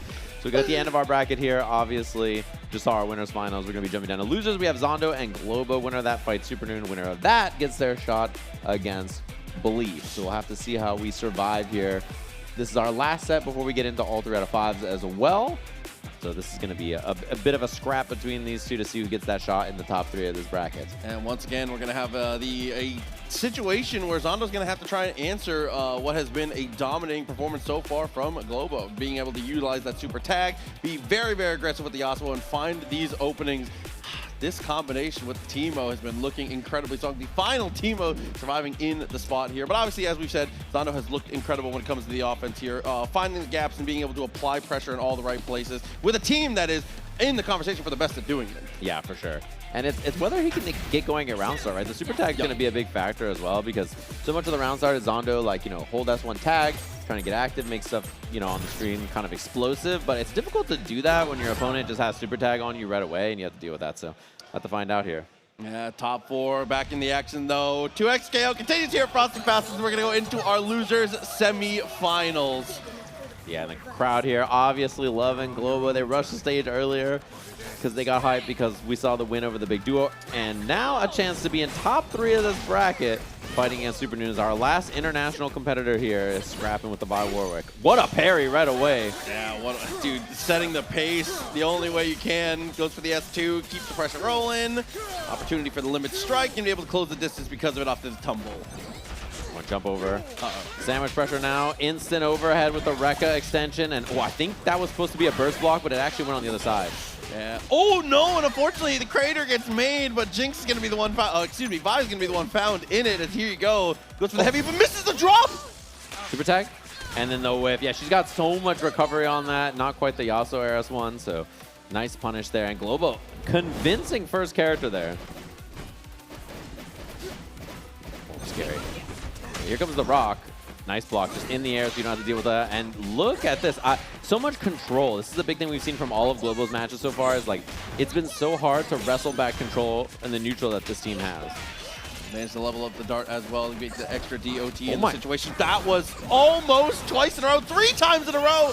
Near experience is here for Teemo, but after the super tag, it's still going to be locked down. Oh, try to go for the late jump 2H. Instead, just got the down H on the ground, so no mix. And what a confirm. Zondo immediately ready. That 1-button super, and now you get the Uki off this as well. Staggered low. There's the Yasuo. S1 tag out. Now he's chilling. Mushroom gone. And you have to be careful about floating as Teemo above Warwick, because he can just down S to you as well. So you have to be a little caught. Yeah, even that ended up hitting Yasuo in the front. He's got his feet on the ground. He's still in danger, bro. Yeah. Situation a bit dire here. Not going to look for the jab. Instead, just going to lean into the 50-50. There's the break. There's the tag. Teemo set up shop.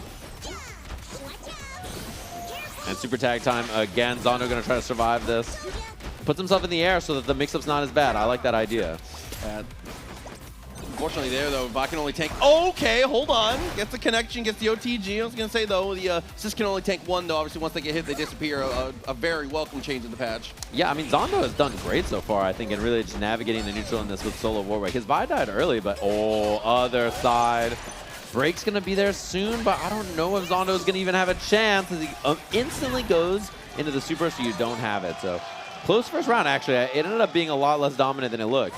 No, I definitely agree. The way that we were approaching with Warwick, the patience and the types of angles we were trying to take was working out well. But unfortunately here, it's going to be the super tag into the high-low. Does manage to weather the storm. Oh! Fuzzy jumps forward. And it's so hard to escape. What a stance backdash to get out of there as well. Here comes the darts. Other side, both characters getting clipped. Vi fell out there, though, so just damage on Warwick here from Teemo. Spin out into the mushroom. Guarantees the limit strike. Little mushroom at your feet as you look for the jump. Good push block and is able to get out of the corner at minimum with Vi. And Globo's defense and knowledge in these scenarios has been so good. The air throw as well. Has a lot of meter here. I feel like that has been the scariest thing. The threat of the super tag. We've talked so much about Vi charging S1 and being able to control the pace, control the tempo, and put these mix-ups on. It has not been a factor through a single moment of this. No, Zondo's been slowed down so much. Here comes the rock, and you get the OTG off this. Just taking the limit strike again. Try to build that fury up so you have a chance to spend it in this round. That's big stuff. And just commits the Rekka, sends it down S2. Nice block. The float cancel on the parachute and doesn't get a punish on this. You have to throw if you're too far there for Timo. That's something that's coming up with his short range lights. Oh, accident. Meant to be stance. Keeps it safe with Timo. Yeah, one of the greatest strengths there of the double down, having that safe super, but Navis2 finding the mark as it always does. Overhead, was going to flip into the corner, takes the positional win with the break. Oh my, man, Zondo's Warwick has been putting in so much work right here. Going to spend the level 3 to try to get the kill. And it's impressive. This Vi has died early, but his Warwick has really been scrapping in these rounds. He's into the 1v1. Can't be reckless with the way you lay out your traps now. Forward S1 will be a massive jump scare in the moment. Instead, it's going to be safe and simple with the down S2. Has the jump cancel, has the extension, and there's the cross up the Berserker Slash. So much to worry about. And if you don't have parry available, especially, that move is really hard to deal with. You have to like block to the other side, and it's an insanely fast move that's like very kind of like hard to see on startup. No super tag round start, and Zondo takes full advantage, by the way. He saw it, and he was like, oh, you're not super tagging? I'm pulling up. Optimize with the electrics, take your damage where you can. It's going to be a limit strike solo. You got to attack down. Yeah, super tag time now. Zondo putting himself in the air, so the mix-up's not as bad, but there's always another guess at the end. Oh, Yasuo S1 actually hit Vi out of that there. Oh, that's a punish. Yeah, still Tampa saving the day. Got the S1. Goes straight in for the denting blows. Doesn't want to mess around. Would rather just have the wall bounce. And again, runs past before the tag to get that flip into the corner. Very smart on the awareness as far as the confirms go. And the stagger pressure there to try to bait some kind of push block I like. So no break now as well. Oh, Vi took a bit of damage, got the poison on his. A nice snipe with the jump L. Gonna be a double side swap here. I love that tap of the parachute too to delay yourself just enough as we fall down with the dart and looks for the chase down. Nice tech though, a little bit late on the throw. And that is so evasive, so hard to deal with the darts. Such a strong assist. You can get it for the super here. Could be a hard tag or it could just be the combo after. There's the tag launch. And this is gonna be a 1-bar kill with Yasuo. Actually doesn't even need it. The limit strike at the end. Great spot for Globo in this first game. Again and again, the Warwick has been asked to make this comeback here, and it's been closer and closer. But this time, unfortunately, it's not going to be too close. The Fury is baited, cutting it short with the super, and there you go. Make him watch the full movie for game 1. Globo is so good. Just like perfect recognition of the scenario. Stance light, medium, jumps up, air blocks the break. I mean, it's just clinical.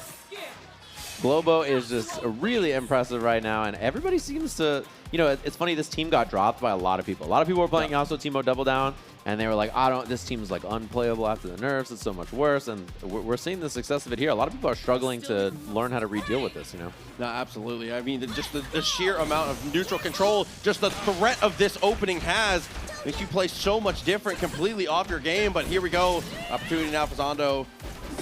The OTG, use that back assist, misses the denting blows, but finds the throw. Yeah, still has time to see it there during that freeze that the roll's happening, so you can get the punish. All right, Timo back in, has the brush up as well. I love that. That's a really good way to interrupt on Vi trying to approach you there. You know, she wants to clear out all the shrooms, but the fire is really nice to have. Air throw again, doesn't get the stance though. Push into the mushroom, push into the mushroom again. The darts come out too, and yeah, this jump L has been such a kind of a roadblock we've seen so far. Definitely a thorn in the side here. Medium connects, goes for the break there after the overhead super tag. Time to guess. Blocks in the air at least. It mitigates most of it, as well as the parry to be able to slice through. It's what you were talking about before, having much more options on the defensive situation when you do have that bar in the end. Yeah, it doesn't get a limit strike at the end of that because the combo got cut short because of the kill, but very good spot. Wow, the just run up, swing with the pan. Yo, unban the pan in Grand Blue, by the way. Talk to him. A little limit strike action and the wake up attack.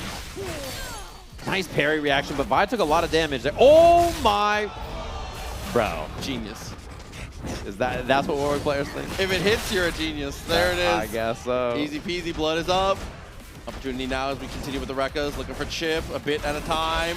There's the assist behind it. Oh man, there's just nowhere to go. Full chip string from Zondo there after the unsafe overhead canceled into the level 3. Yeah, minus how many? Doesn't matter. You don't need to know. Not my problem.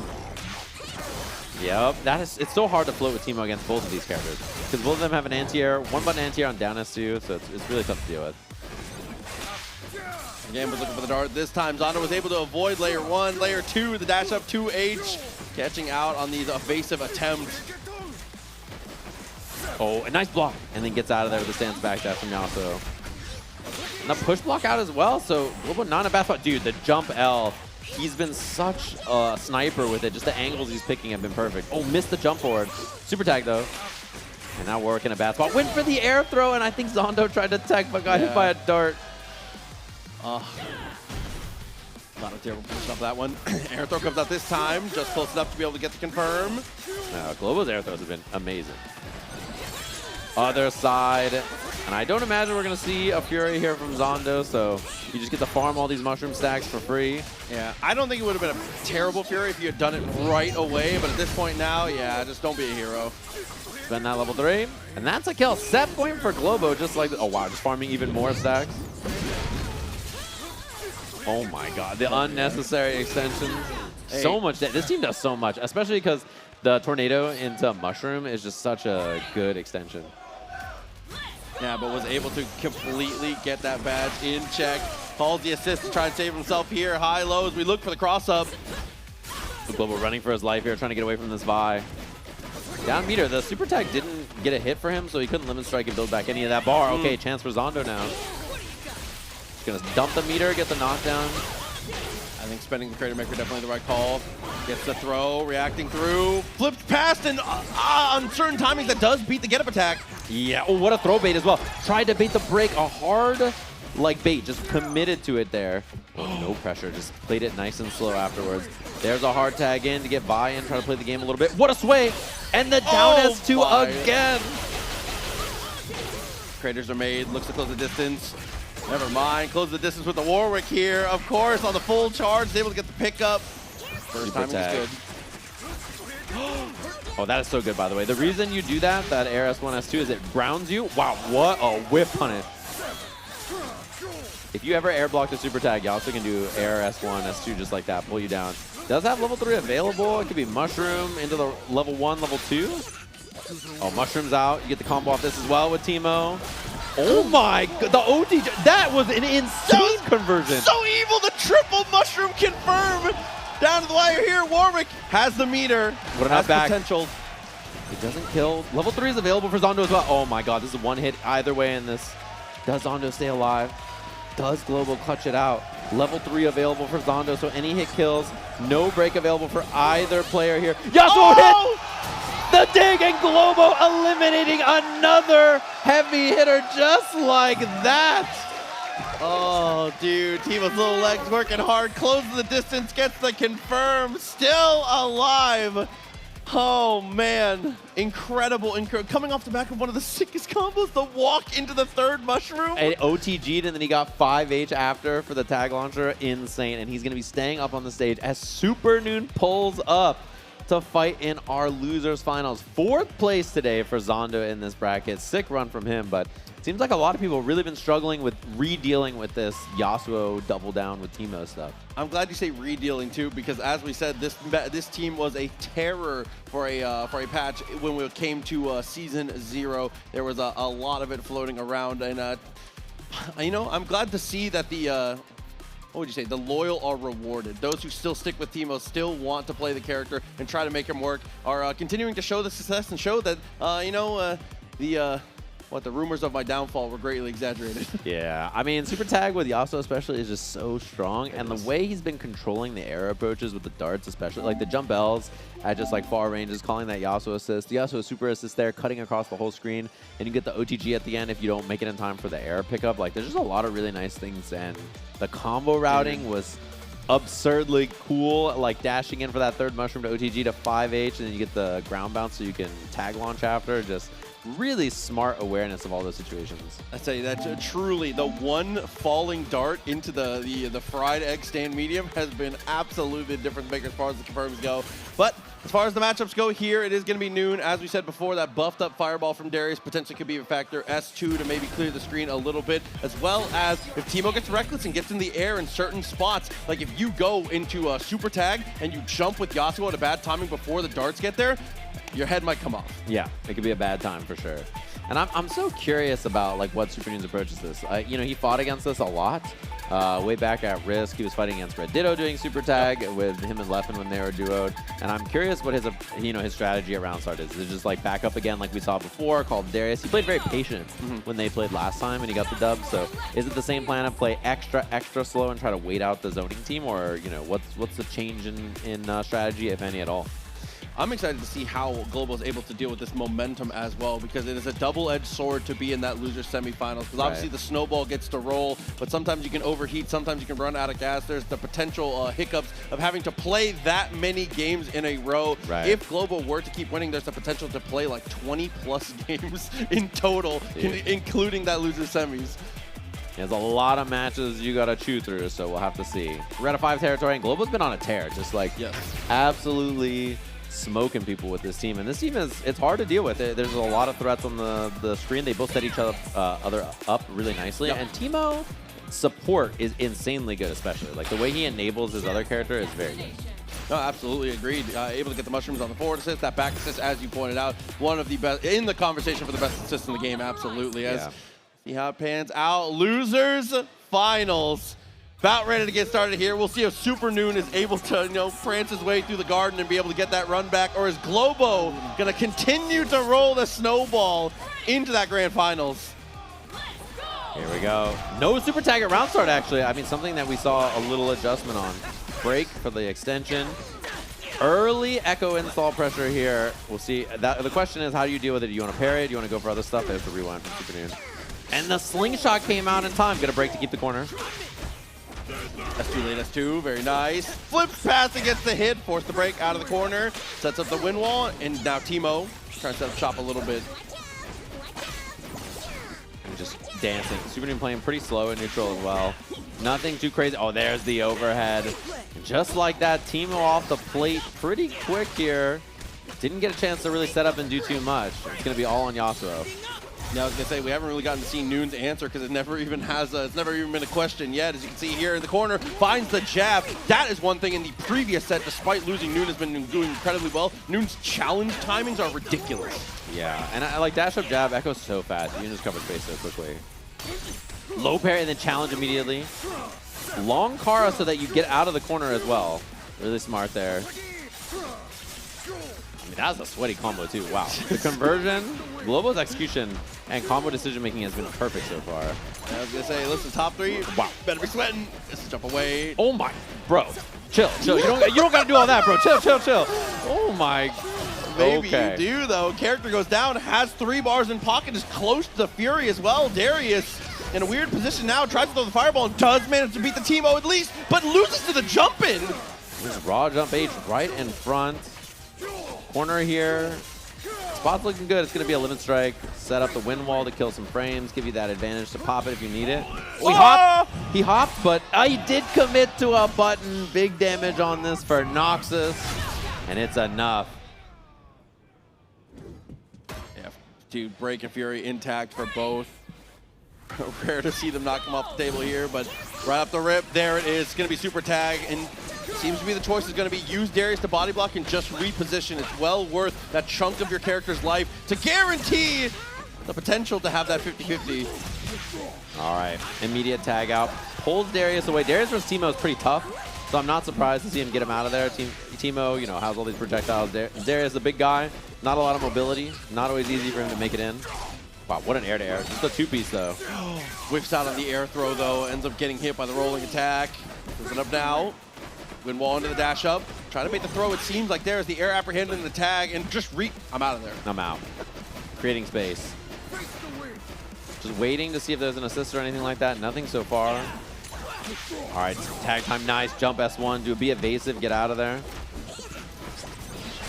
Wow, what a cancel off the mushroom. Hitting it and then immediately going for the fireball, but that dart again has been such a big problem. Jump light's going in the Hall of Fame. Yeah. This is... It's just Mag Blast. Just jump into it, you're like, what up? Dude! Oh my god, he has so much. He hasn't even double downed yet. Yeah, I think you're just dead. I think it's just Yasuo level 3 here. Yeah, I mean, that is more than enough to kill. As far as combo routing goes, it's been about as oppressive and impressive as it possibly could be. Fury Darius left for the come up here, gets the hit, and now things are starting to look a little bit better. Break and spent, it actually doesn't push him away, and he gets the air-to-air. Oh my god, the overhead plus the echo assist. Just like that, Teemo's gonna go down here, I think. Oh no, it didn't get the right spacing. No, misses the sweet spot. Here it is, super tag, tags late. Push block timing so you don't have to deal with it. Fireball comes out, it hits.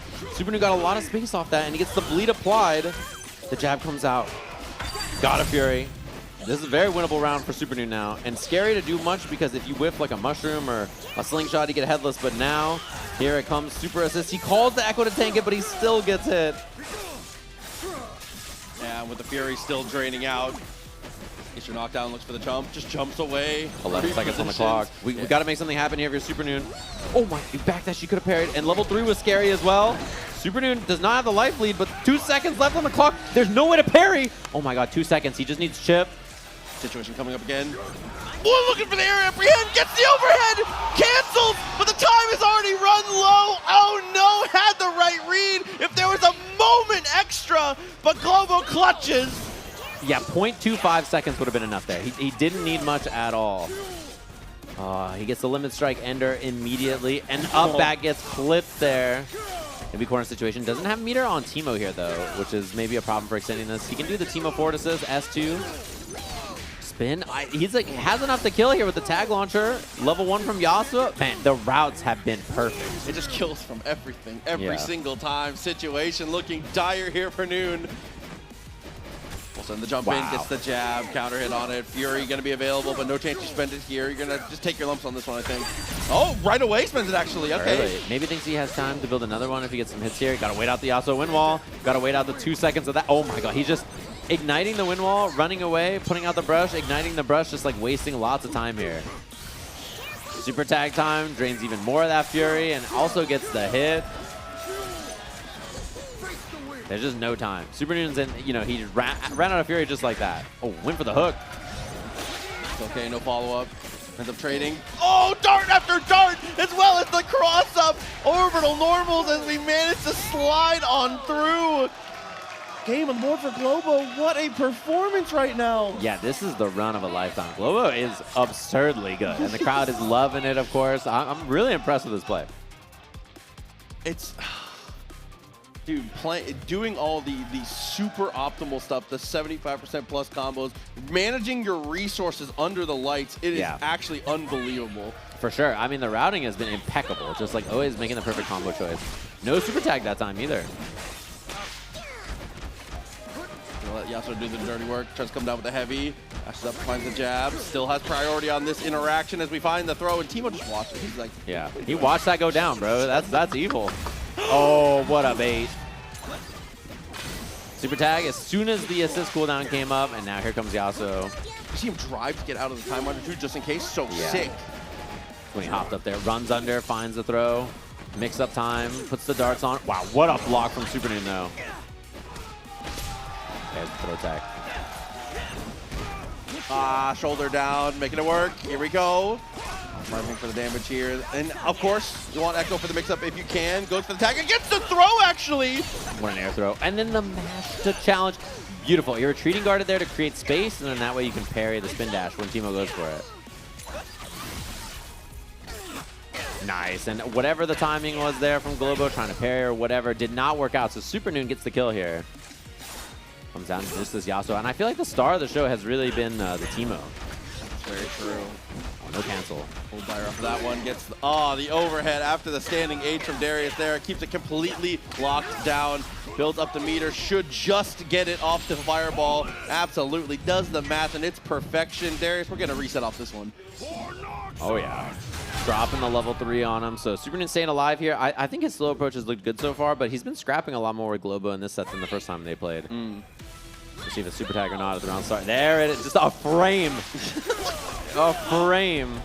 Oh, wasn't caught in the darts, though. Normally you can do that over and over again, but unfortunately it consumes the wall bounce. Just strings him up. Keeps it nice and safe. What an... Wow, that was absurd. Helmbreaker comes out. Gonna string him up. Tag here. Goes for the mix-up. Rewind back to the same side. Goes for it again and just clips him.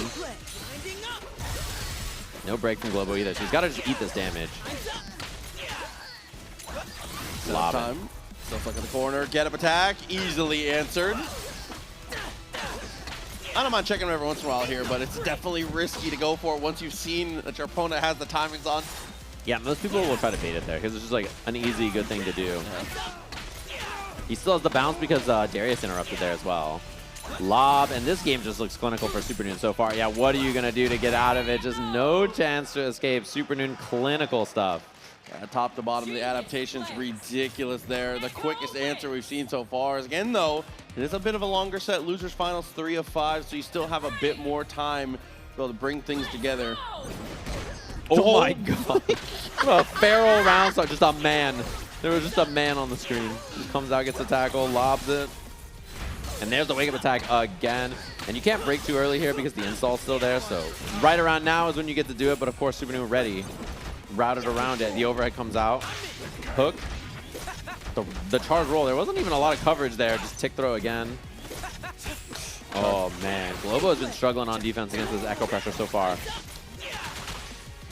Yeah, not looking too much better here. Breaks have been taken. Limit strike. Oh, too early. There's no time winder. But the chase down on the roll anyway. Rewinds it. That's going to be the kill here. So Super Noon Echo putting in a ton of work. Just there's been no space for Globo to work. Oh my god. Help! Dude, trying to serve breakfast, not going to work out. That stand M, nobody home. Noon on the warpath right now. A near perfect to get out of the round. Yeah. Halfway to victory. Interacting with Helmbreaker quite hard. Nice air throw. Oh, he adjusted the combo a bit there to, you know, make sure that the dart was still going to connect as well. Wow, that was unhuman. I cannot believe it was ready. Let's get there too. Got the S1, dashes pass, keeps them standing, and of course the reset doubles up on the reset actually. Sweep, and this is a big chance now. Baits the break, a really early break too. Globo did not want to see any of that in this round. Projectile comes out. Darius pressure in the front. He's not been doing a lot of the on block with Darius, right? He's just been setting up for Echo here. Baits it, and you have to combo with the light now, which Super Noon does. Dialed in, definitely looking ready. Jabbing it up. Install time, and he's building more break for himself. No wake-up attack this time. He's seen enough of it. There's the tick throw as well. It's so strong, even though you can't rewind it. It's going for the throw like that. Take a break again. Charge H. Does not kill, but because he's airborne, he couldn't even go for the parry. Yeah, pretty much guaranteed. It dies with 3 bars. You hate to see it. Teemo gonna look for the air-to-air. Jump heavy. Obviously dominant in the spot, and the delay.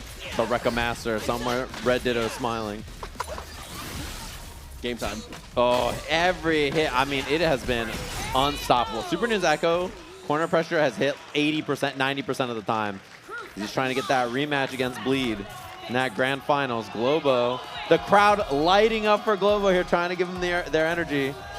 Yeah, I mean, it's got to be the super tag early. We got to take advantage while we can. Just going to utilize the dart this time. It actually eats up the assist at least. And that's one thing you can bet on. Noon is going to call the assist at round start whether you super tag or not, just in case. Yeah, you just have to do it now because it stuffs and interacts with super tag in a pretty favorable way, so you just have to commit to it. Immediate. I like that choice from Super Noon also, routing around the break just in case. Oh, now you got to guess. It's going to be spin, and then the Yasuo comes in. Both got hit for a second there, and then there's the break. What a parry.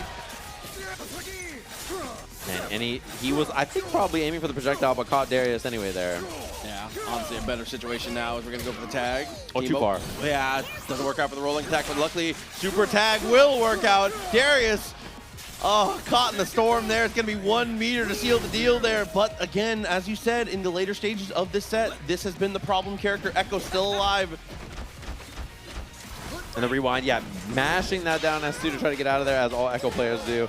Finds the hit with that dart again. And we'll see. I don't know if he can kill from this, but I feel like he's killed from wilder situations. So. My brain is poisoned at this point. Everything's killing. Yeah, I'm just so used to it. Like, okay, does not go for the kill there. Does get the dart badge anyway, which is a pretty nice find in this first round. And that's a much better look for Globo there. Answering back the way you need. As you can see, crowd lighting up just a bit. Hopeful or not dead yet. Here it is. Super tag just goes for the jump away. No assist to be able to block the darts. High-low finds the touch. Yeah, you just, I mean, even if you get away from the first scenario, there's more. There's more darts coming. Like, it's going to be something.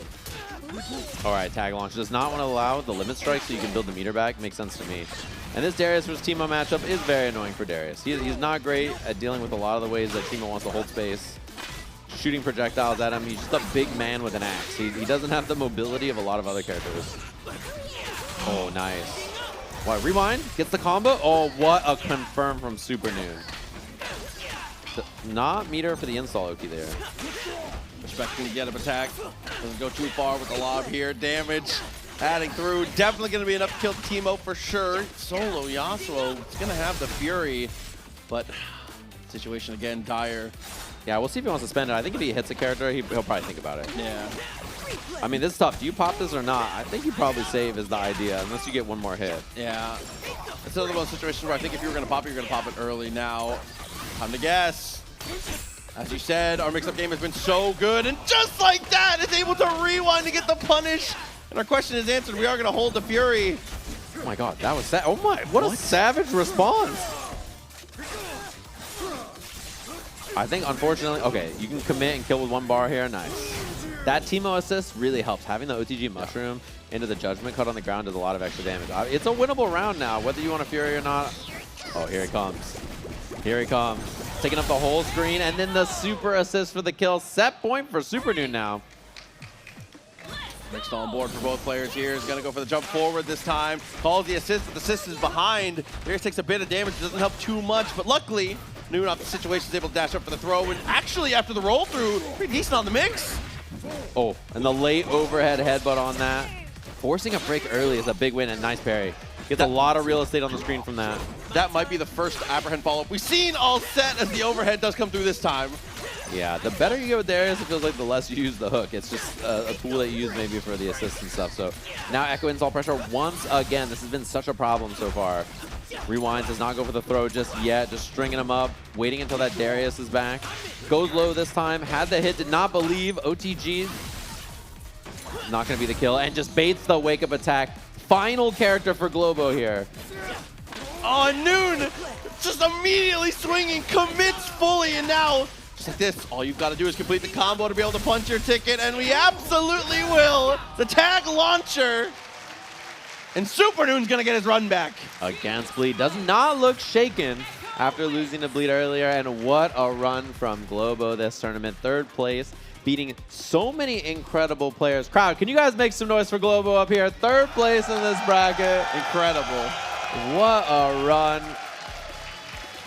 I'm gonna have to, this is a set I'm gonna have to go back to study for the routes too. A genuinely combo, like you said, combo theory-wise, one of the most impressive players I've seen. Bro, he's legit a technomancer. This guy's a combo wizard. Every time he hits someone, he's cheating. He's like hacking into the game's code. Like, I'm like, what are these combos? It's pretty wild. So that sets up a rematch of our winners finals. It's Super Noon trying to get revenge and be the one to win this first big bracket. As we have Bleed coming up to the stage. Going to have a winner side advantage, so you have to win 2 sets if you're Super Noon. It's a pretty big deal here, and we'll have to see if he's got it in there. I got to say, he looks very composed. Not looking too shaken despite the loss on the winner side. No, especially, you know, coming through a matchup like that, having to battle through the field of mushrooms, keeping yourself stable. Right.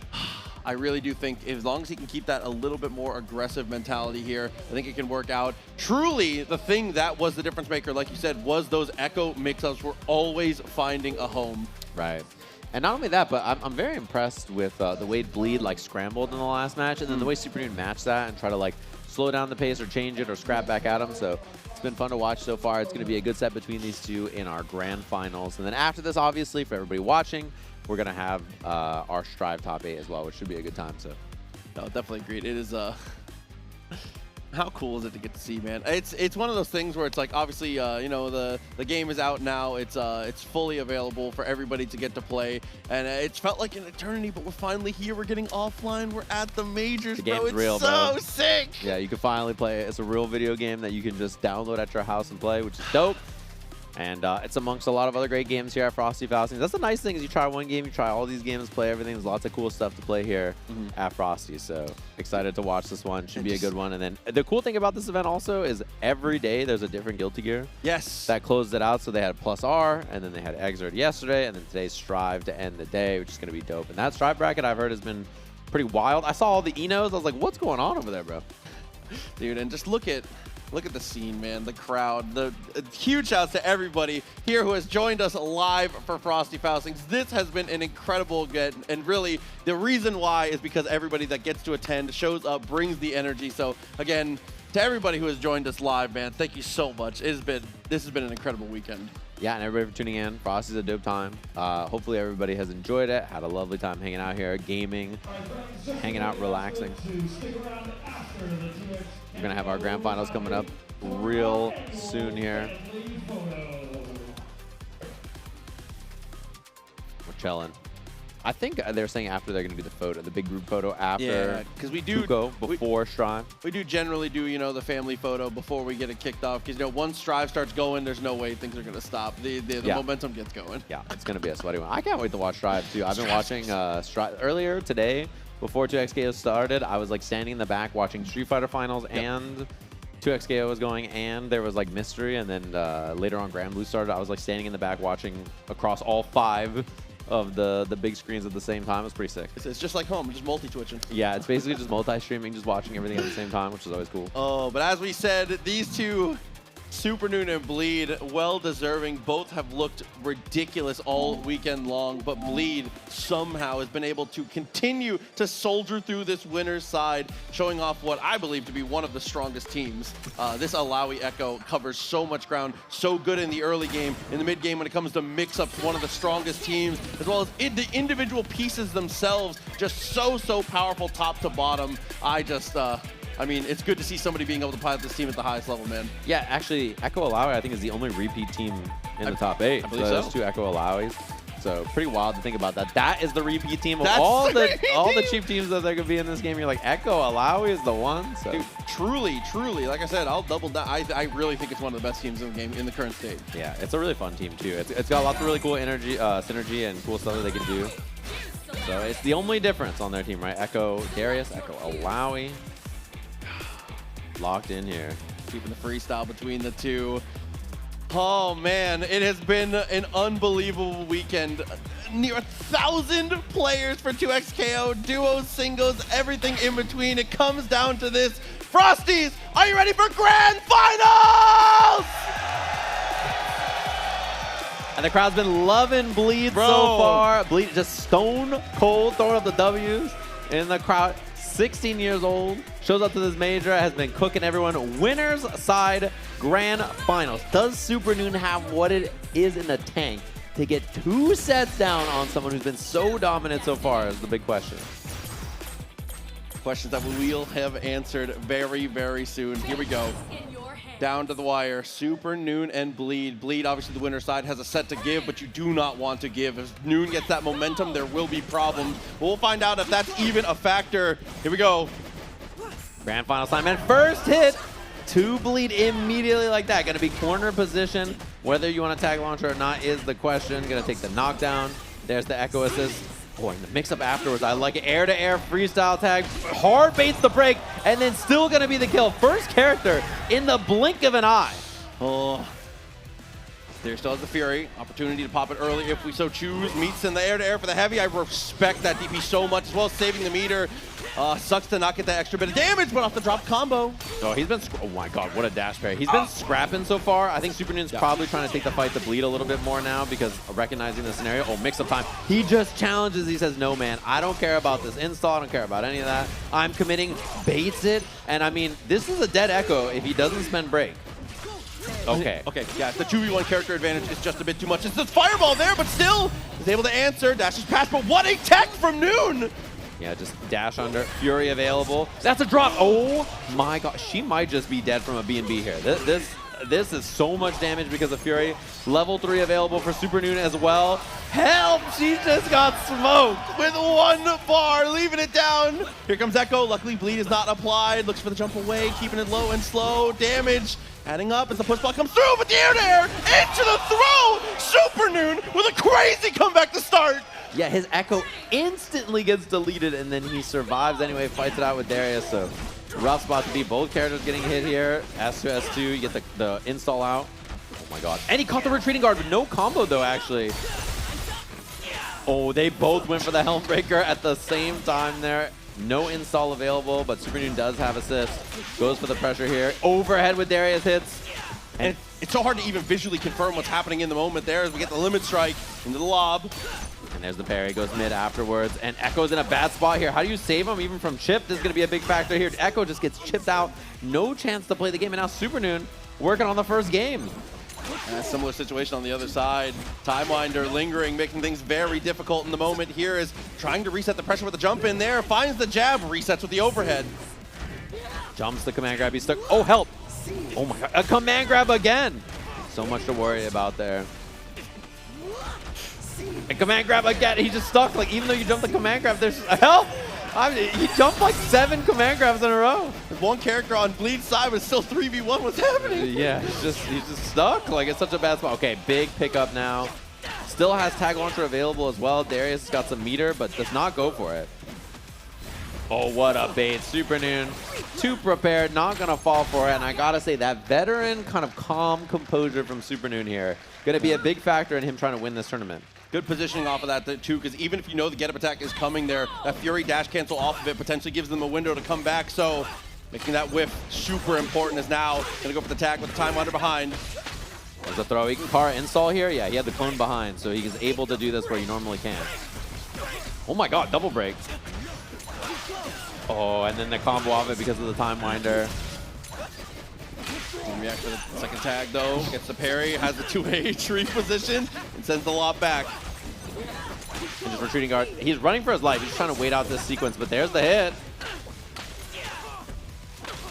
Tag launcher also available here. We just see the limit strike. Oh, and that's a punish. That's going to be an easy kill, and again, Darius going to come in solo. I have to try to get the job done. No Fury this time being the big deciding factor, though. Alawi not going to get one touch from this moment. The jump in the back hitbox! Holy moly! And he got the side swap on top of it. Oh, he rolled. And there's the punish back into the corner as well. Timewinder install. Nice combo choice there from Bleed. Bikini bottom setup. Just gotta survive, and there's the tick throw. Nowhere to go. Extra damage on that Bleed. Firing right back the W's in the crowd.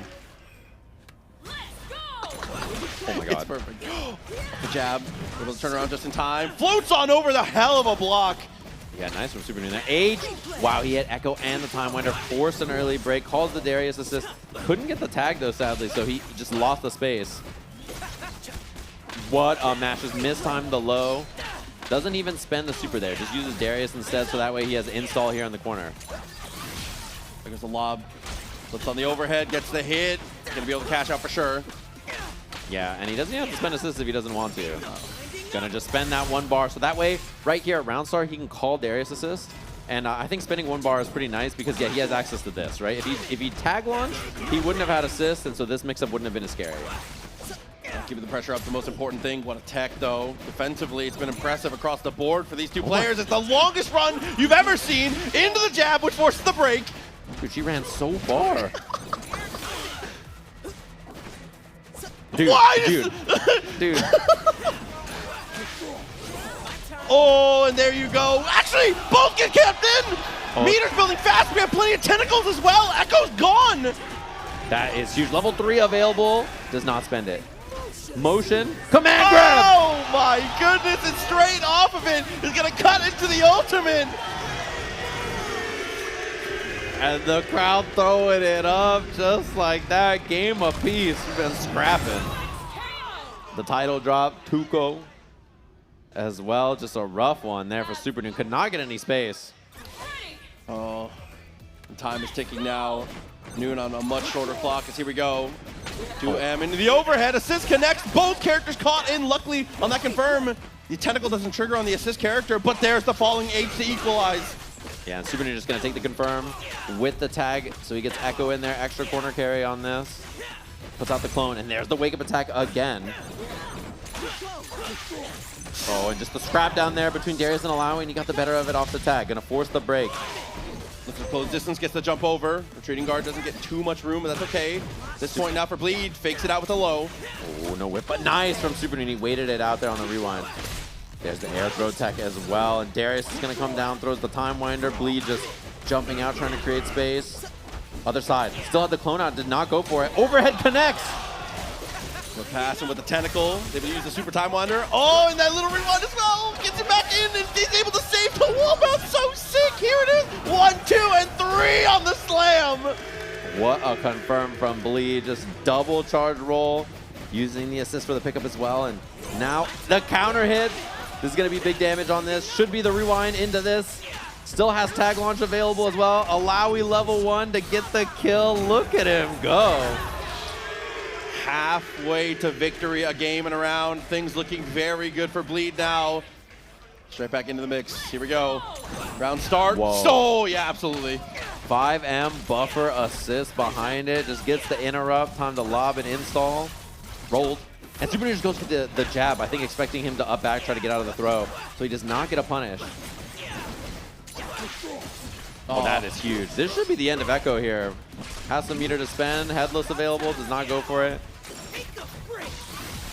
Oh, we're just going to go for the lob instead. Trying to chip him out. Ooh, that's a bad spot. Yeah, the push block does not really get you out because the clone is left behind. Ooh, Helmbreaker into assist. The tail as old as time. Back to it with the Fury available now. No way you spend it here. Just let the round go. Yeah, it is what it is. You gotta just eat it here at this point. Headless for the kill, and there was gonna be more after that. You hit the ground, and then he gets the fireball. The perfect for Super New with the answer back. This is maybe the most important round of the tournament here. Getting up, putting your opponent on notice. To have to win 2 in a row would be massive. Full resources across the board. Both of them waiting for their assist to come back. Bleeds will be back first, so you see that back assist. And anti-air on Echo means that you can't tag back. And now Super New can initiate. That was a good idea on the Wrecker one as well. It does have some anti-air properties, but unfortunately not going to work out, as here it is, the lob into the mix. Makes some room. No rewind from Super New either. Played it very safe on the install. He burst on accident. I'm pretty sure that wasn't on purpose, and that is a huge swing in momentum. With the drop! And there's the counter burst. Helmbreaker keeps it locked down, runs up with the heavy. Oh, Here God. it is, with the tentacle at your feet. Tries to double up on the overhead. Noon just jumps out. Just escaped and gets the grounded hit. Super Noon, the patience in that scramble, despite spending his burst on nothing, and now he gets the lob, go for the Oki, catches the low, no confirm. Break, and he whiffs, and he rewinds again. Drifting everywhere, still okay. Manages to get out. Tentacle place as we roll past. Once again, Echo able to low profile, but Darius finds the low. And the clutch from Super Noon there to scramble and scrap despite accidentally bursting and losing that invaluable resource. Went for the cross up, did not get it. The retreating guard whip punish again. Okay, this is scary. It's going to be coast to coast. Always taking the damage where he can. Chooses not to spend the super because we weren't quite into the corners. We get the hit and leave it down to the 1v1. Both of them could have Fury here. Depends on the combos. Air hook. He gets the interrupt. Back throw. No combo from this. Oh, you went for the hook again. What a 2H. Oh my God. Bleed gets a lot of damage off this. Does not set up install. Gotta watch command grabber now. What an air throw. Heart baits the burst. Does not go for an air throw again. Super Noon in trouble. Finally goes for it, and it's blocked. The punish from Bleed. And he goes up in the set just like that. The reposition to be able to, oh dude, the punish was absolutely ridiculous, and you can see one more. Keep it calm, keep it collected. The one more game champ from the crowd. No. Super Noon right back into it. Oh my God. Runs up, goes for the pressure. It's going to be double tag here. Roll or not, stays in the front. Nice block. Late cancel, and the parry whiffs. Oh my, only had one parry there. Pressed it one too many times. You hate to see it. There's the tag launcher. And gonna initiate. I like this. Keep control. OTGE looks for the tag. Echo finds the throw. No combo off this though. And there's the Darius. Clears a lot of the tentacles. Makes it out of the corner. A-OK. He took a lot of damage, though, sadly. And the throw for the kill. Another character off to the side. Here we go. Darius has the Fury. We've seen Noon do this exact situation once before. Apprehend doesn't work. Finds a throw, though. It's going to be a freeze on the Time Winder. He gets good damage on this. And he can Limit Strike if he wants. Oh, he gets Fireball here. Oh, a little too high. No, that summons the tentacle off the jab. Here it is. Armor's out. And he chases, gets the counter hit. You know, the thing is Super Noon's not committing there either. He played it pretty cautious despite having the hit.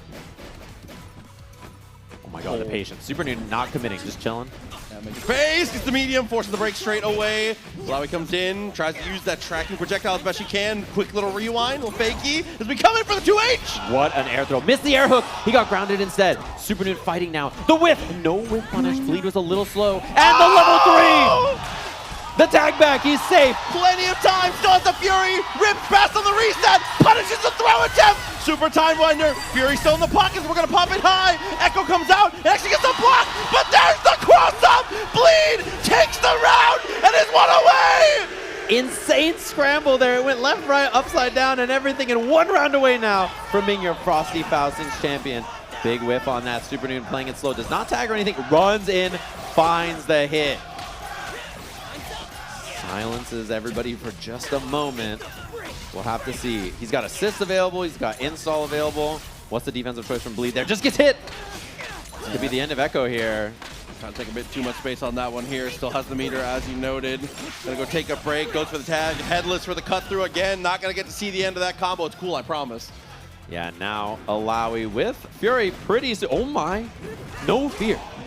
Oh, and goes for the parry. So that's meter off the table too. So there's no more parry, which means Super Noon can go for like charge S2s and stuff, but there is no fear from Bleed. Just running at Super Noon, despite being down a character, and you can tell Super Noon trying to play passive, but that gives Bleed a lot of space.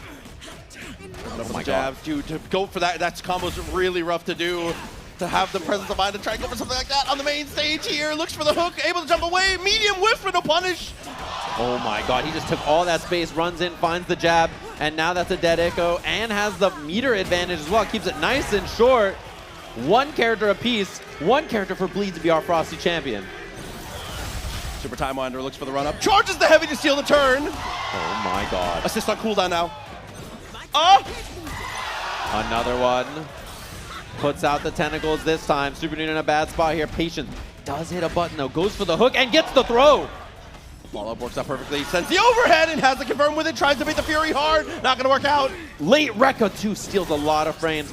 Goes for the jump back light. It combos with the air tech. Puts Super Noon into the corner. There's the throw once again. Still doesn't have meter though. Does have Fury. Doesn't want to pop it too early. You don't want to be the first.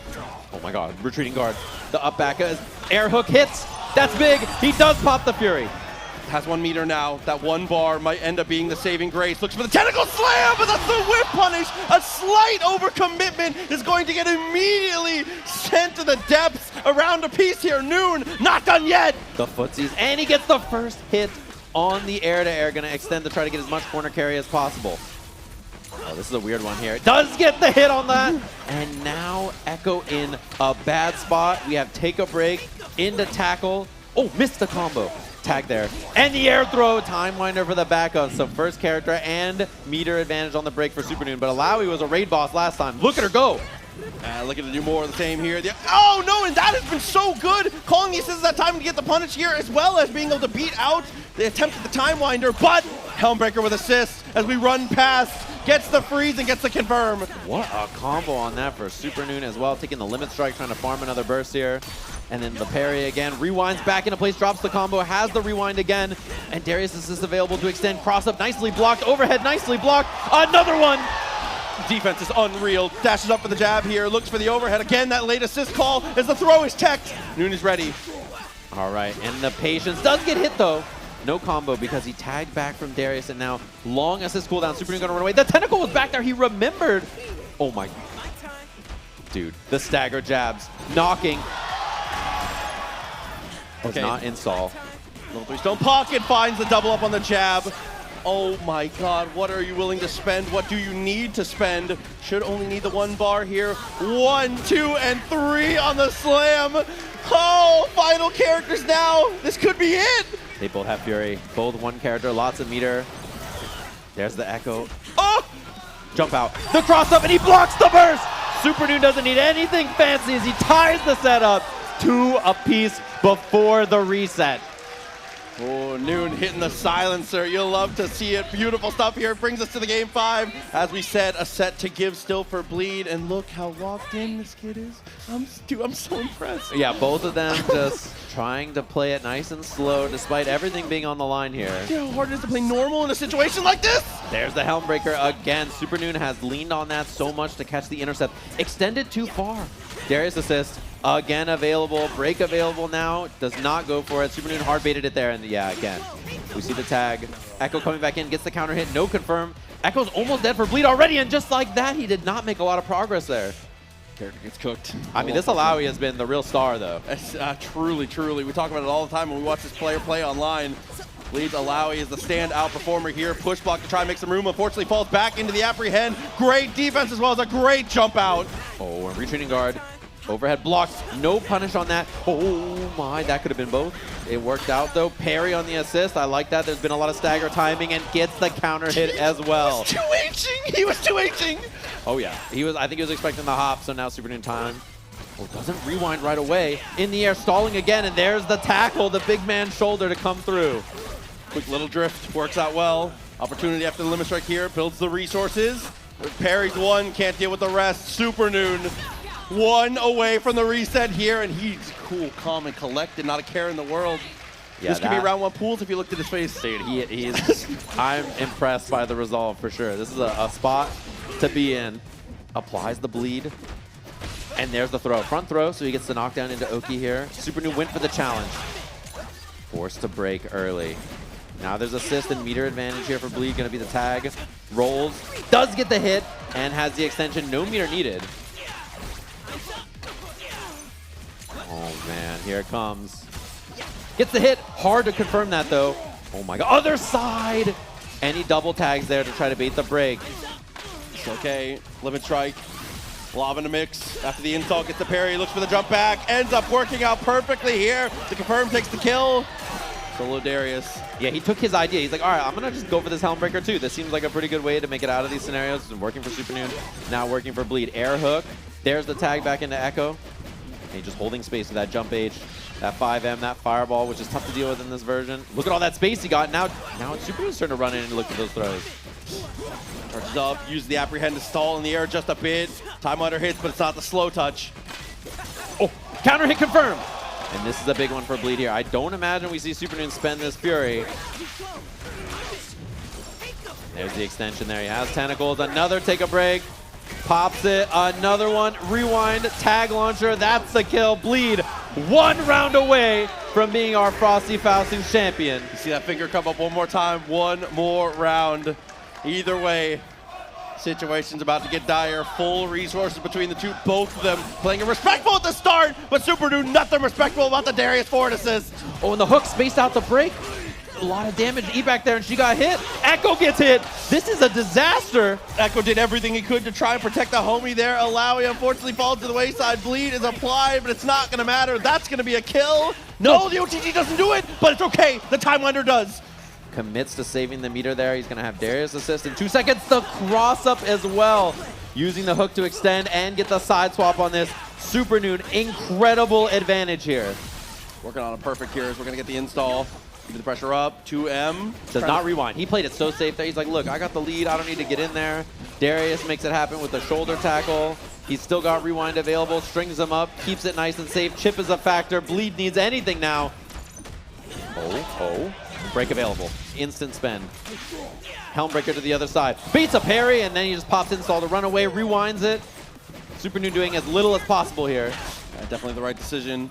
Don't want to be too passive, though. You'll give your opponent some options. You can see, willing to weather the storm, but there's their both! This is what we were talking about, an opportunity with 2 tentacles, a lot of damage to extend. Oh my god, Echo took so much here. Look at that, Echo might be dead! It's Echo's dead! 1-on-1. Back to the screen, please! Back to the screen! Oh my god, the air throw for that, and Super Noon with the clutch up. Holy, we got a reset in our grand finals.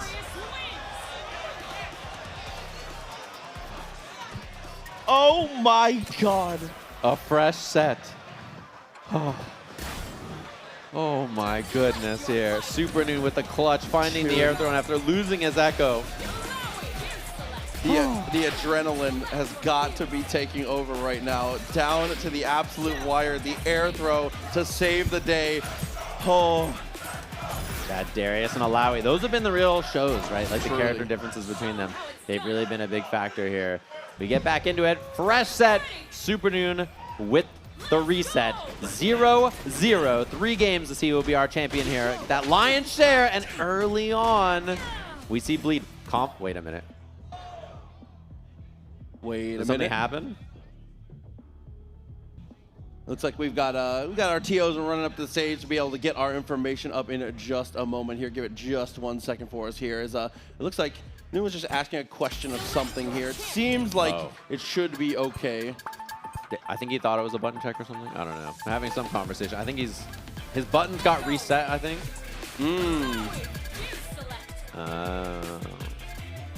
Okay. His buttons got reset when he went back to main menu. I see.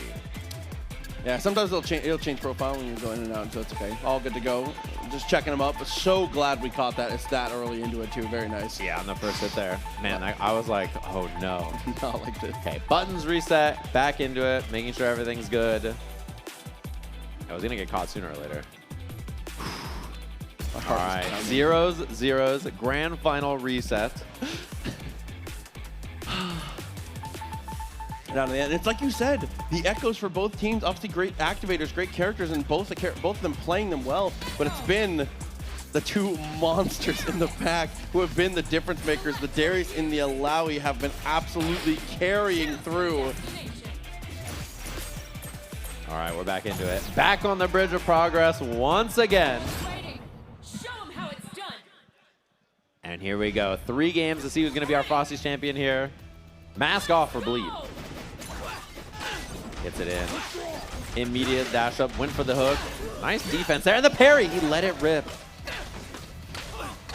All right, Bleed early first hit. Gonna take the corner on this. Lots of advantage with the install as well. Wow, other side, there's just so much to see. Okay, break in the air, checking the fireball, which does interrupt the assist at least. And gets 4-second cooldown by hitting the assist as well, which is a big deal. Oh yeah. All right, running H, push block. Oh, command grab was there, and what a challenge from Super Noon. Yeah, timing of the tag, I think just barely managed to help us avoid the activity, misses out as Noon gets a side swap. Keeps control in the corner. Gets the hit low too, has the install to extend. And this should be the kill here. Take a break, tackle, take a break again. Drops it. Same thing as last time. Chip is a problem though. Okay, gonna rip the super time winder. Manages to escape, but it's gonna be so long until you can get out unless you just rip a raw tag, which we do. Yeah, that drop, keeping Echo alive, having access to that tag is a big deal. Super Noon giving up a lot there. Other side. Wow, that was mess. She's so tall. That felt like a rewind for sure. Nice little mix up though. It ends up paying off. She's so tall. The top of his boot hit. That's the problem with being over 6 foot. And the OTG for the kill. So Super Noon looking good here despite not getting that kill on Echo earlier. It's all time on there. Yeah, could have maybe swung in a heavy, but better safe than sorry. Nice. Side swap. I mean, this is doable. Bleed's going to get Fury here. Limit strike. 1 hit to kill the Echo. 2 to kill the Darius.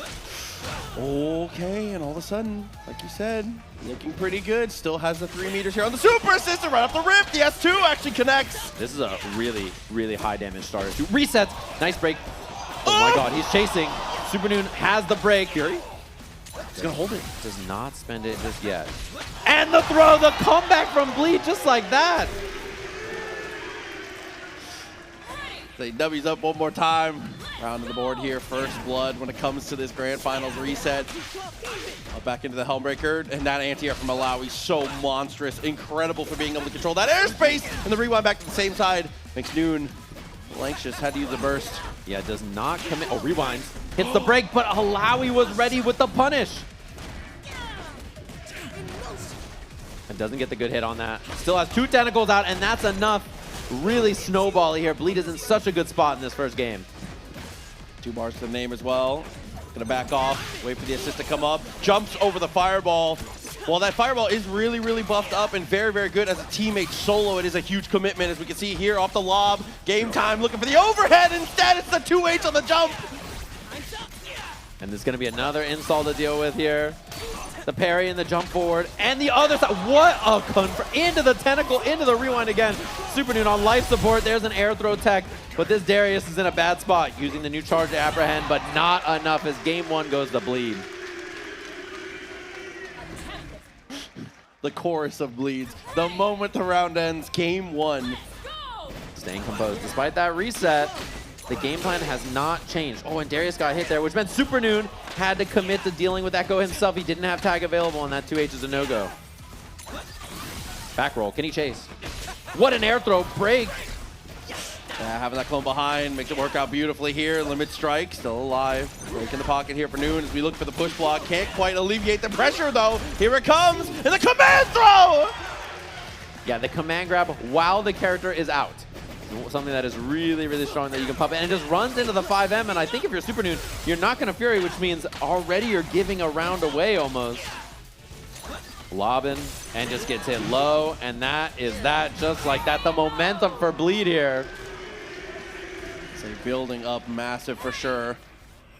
Round start, potentially deciding factors right away. We look to get aggressive here. I like that Bleed. Building up the confidence, has to spend the meter there. One parry, not enough to get through. Yeah, the patience from SuperNoon there. Good blocks, too. Oh, what a confirm, but doesn't get it. And the rewind. Oh, and of course, gets a grounded hit, gets the spin out, forces the break here. It's a great swing. Oh! Finds a throw, has a clone. This goes for the charge roll again, and the wake-up attack.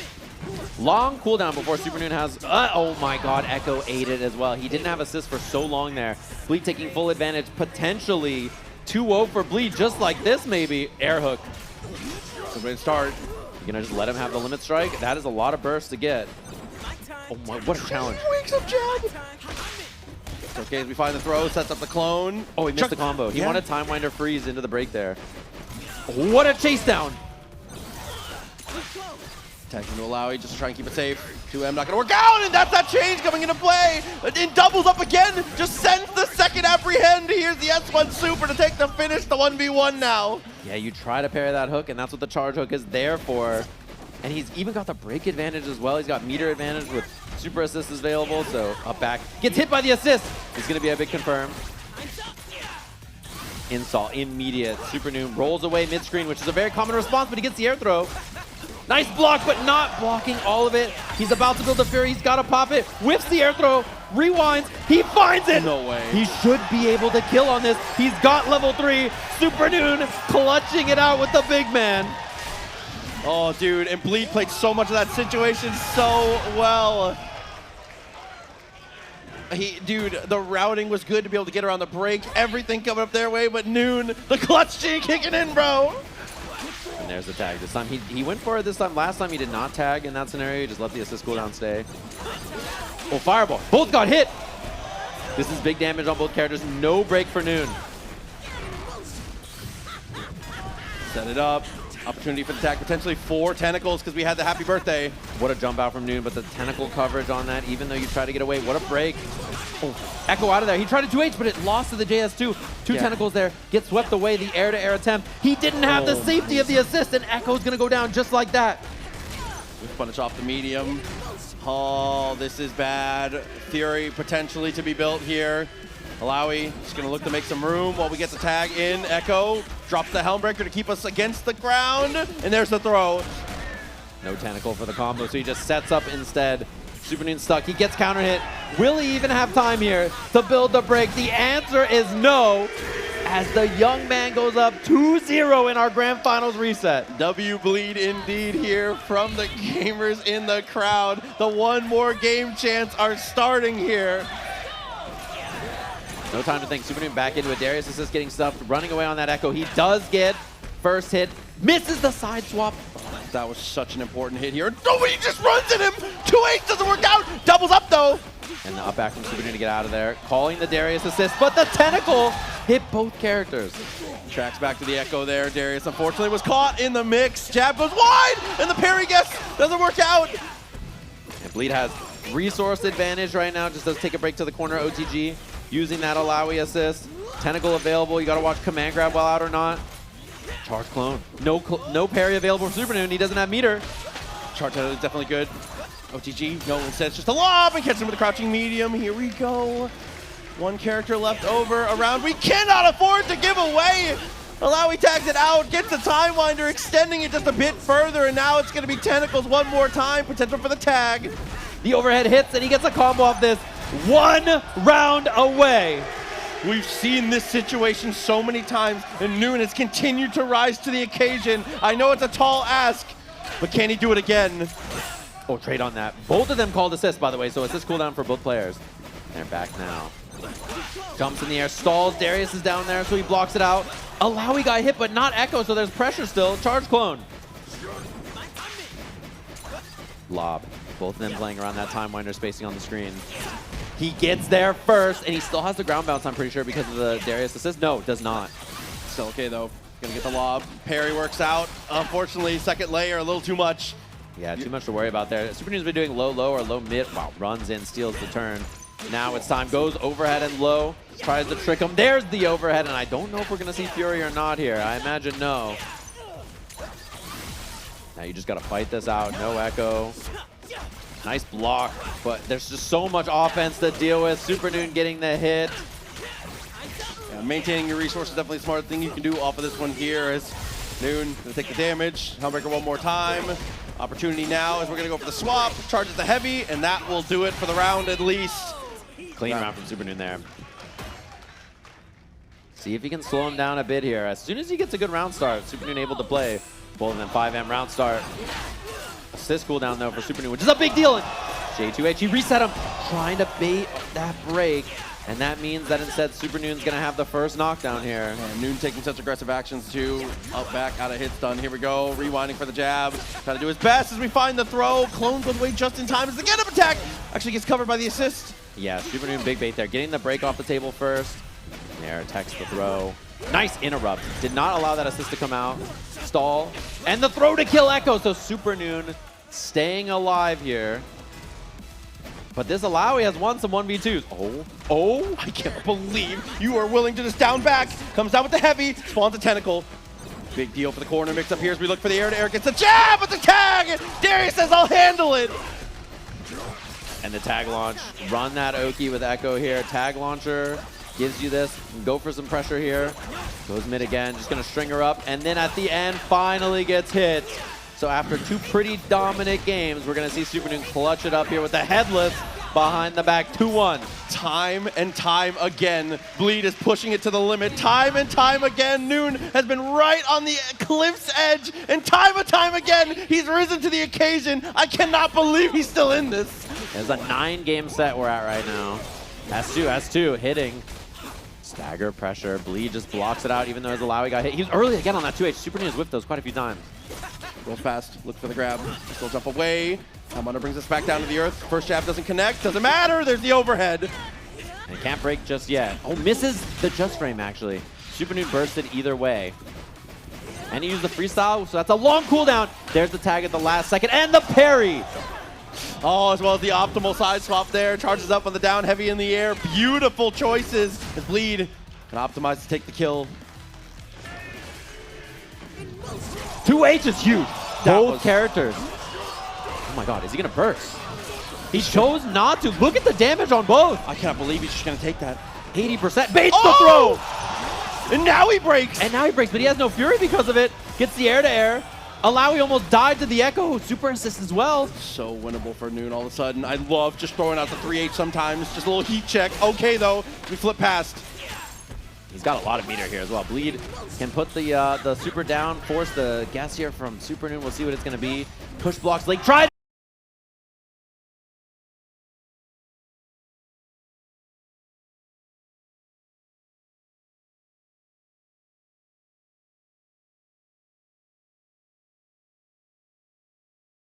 About it with the throw. Oh my god, that was so smart. He knew he had the clone there for the overhead. And Super Noon forced off the break. The replay not a factor. There's still a tentacle there. There's a time winder, but he finds an air hook. Air throw's incredible. Tries for Wreck a Run. 3H in response. Swinging big normals where we can, but there's the connection. Baiting that throw is huge now. Drops the combo. Super New with a chance, looking for the sweep. The hook comes out, rolls through, overhead, nicely blocked, but the left right. Back in the mix, 2 bars in the pocket, install.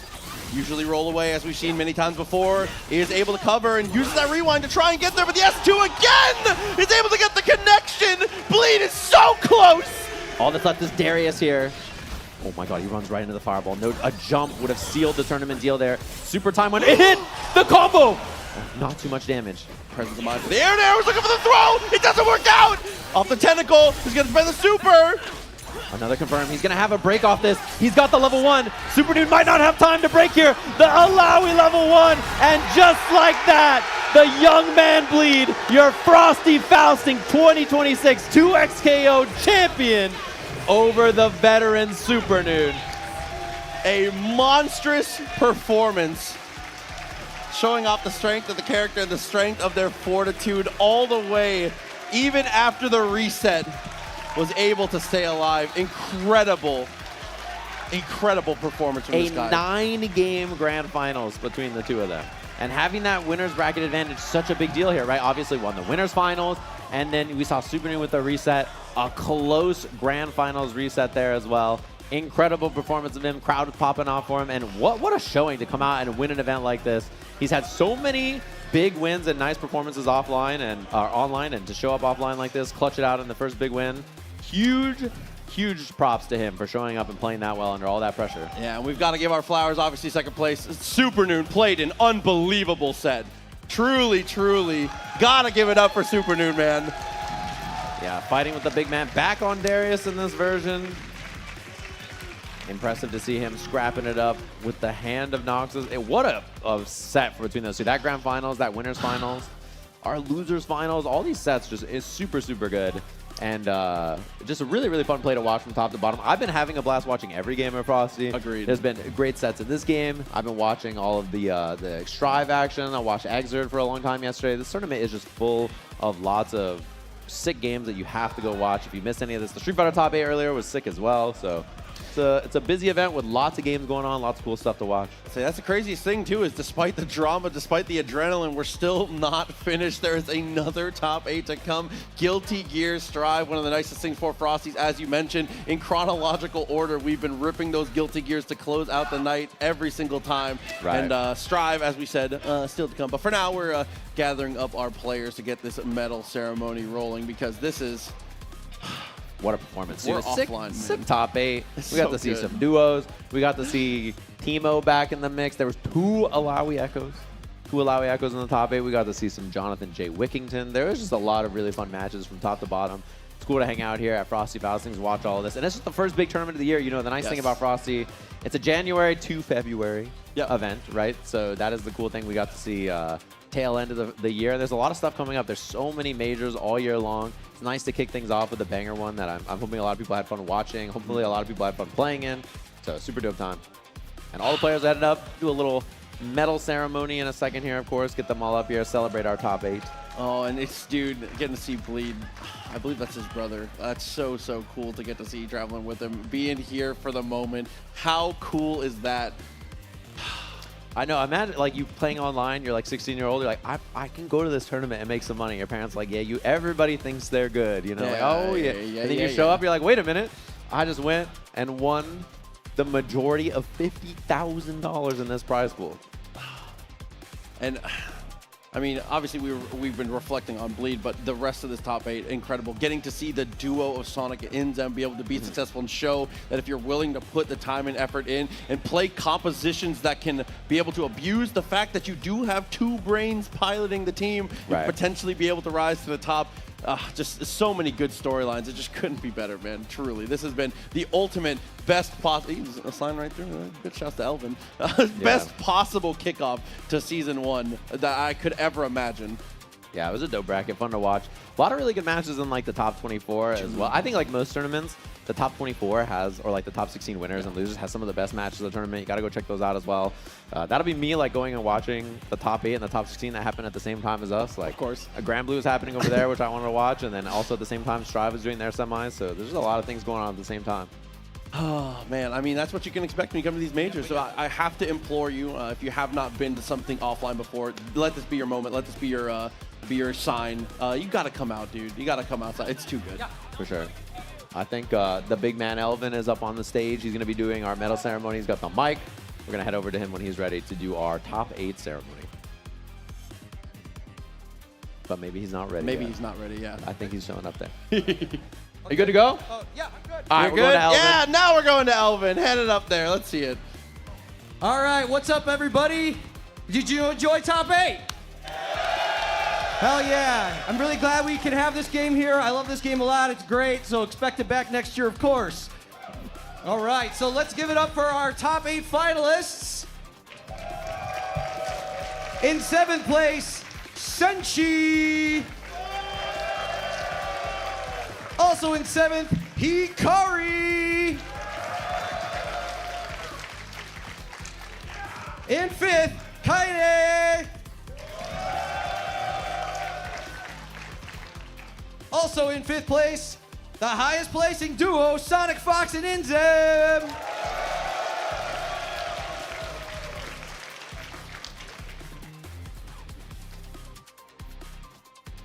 And in 4th, give it up for Zando.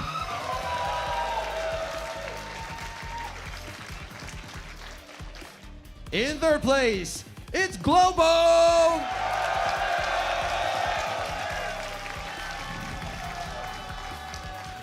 In 2nd place, with a really great grand final showing, give it up for Super Noon. And your very first Frosty Faustings 2XKO champion, it's...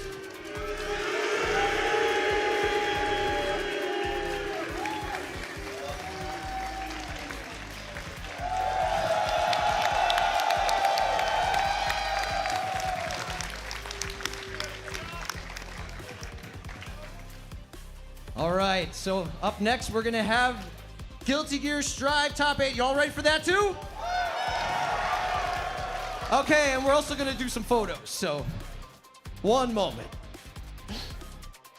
There you have it, folks. Our top 8, dope one. We have Strive coming up next. Street Fighter earlier was a blast to watch. I really enjoyed that as well. Sick performance, and it's a nice kickoff for the year. You know, it's not part of every Pro Tour, but it's part of quite a few. So there's been a lot of great matches. Everybody out here in Chicago in this cold, brisk winter to play some fighting games, so it's been a lovely time. No, absolutely agreed. And this is the start to a beautiful story. Obviously, the first time we're being able to have a massive, major offline event here for 2XKO, but certainly not the last. I just want to say again, thank you to everybody who played, everybody who watched, and everybody involved in making this happen. And to you as well, homie, for pulling it down. A lot of fun. But with that, as we said, 2XKO is over, but the night is far from over. Stick around. Guilty Gear Strive Top 8 will be beginning in just a couple minutes.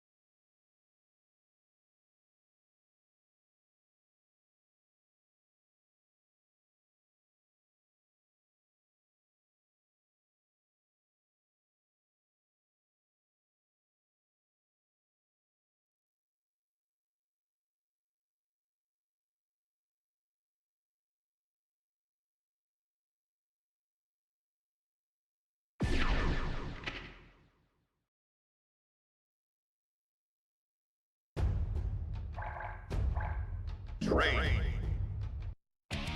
Who dares to enter the mayhem?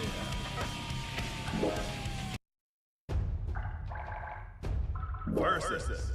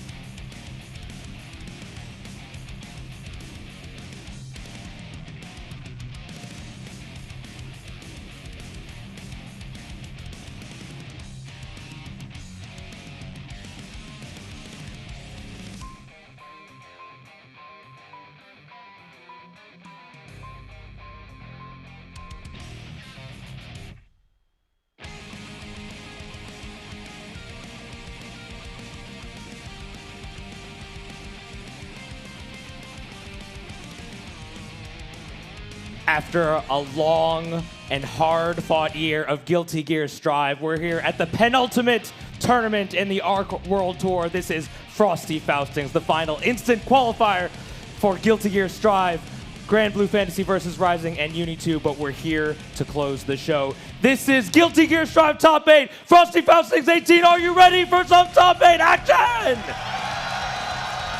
Now, Dostro, I don't think they heard you loud enough. Tell them one more time. This is Guilty Gear Strive. Let's hear some noise! Now that is what I am talking about. My name is King Jobber, joined here by Dostro, and we are going to be your voice for an immaculate Top 8 coming up. We have 8 Daredevils lined up. Went through hundreds of them, but these are the final ones who are going to fight through hell to try and make it all the way to heaven. And there have been so many great matches that we just haven't even gotten to see. There was a huge contingent of players just in the back of the room that were watching all those loser sets go on, and it was an absolute slobber knocker, Jobber. It was a slobber knocker. Indeed, and we have tons of killers here. One of the biggest killers going to be coming up first here, Danny El Maza, who actually took down Jack to qualify for winner's side Top 8 in a 3-1 set. Jack, one of the favorites coming in to win the entire tournament. Yeah, but he's still alive in the bracket. We can see our match right here. Both players very well decorated and high pedigree, but Umisho is actually a Frosty Faustings champion in recent years. I believe it was 2 years ago, taking it over Tempest. That is right. And of course, you can see this is Daniel Maza's first Frosty Faustings as well. It is going to be high up against Chip, actually. Interesting. Umisho has had tons of different characters in her arsenal, but coming into this late version of Season 4, rocking Chip's enough. Yeah, and Umisho is one of our players that are already instant qualified to the ARC World Tour Finals. Actually taking it down a combo breaker, but running the Sin Kisuke in there and actually winning over Jack. I'm glad that you mentioned that too, because on the flip side here, Danny is not qualified. In fact, he's so down on points that he has to win the tournament if he doesn't want to have to enter the LCQ. So there's a lot on the line here for Mr. El Maza. Yeah, Jobber, there's a lot of drama in this Top 8. There is drama in this Top 8, and the games will prove exhilarating as we get into it. It's going to be a barn burner. A barn burner indeed, but now here we go, getting our characters locked in. The eagle is flying. It is time for Guilty Gear Strive.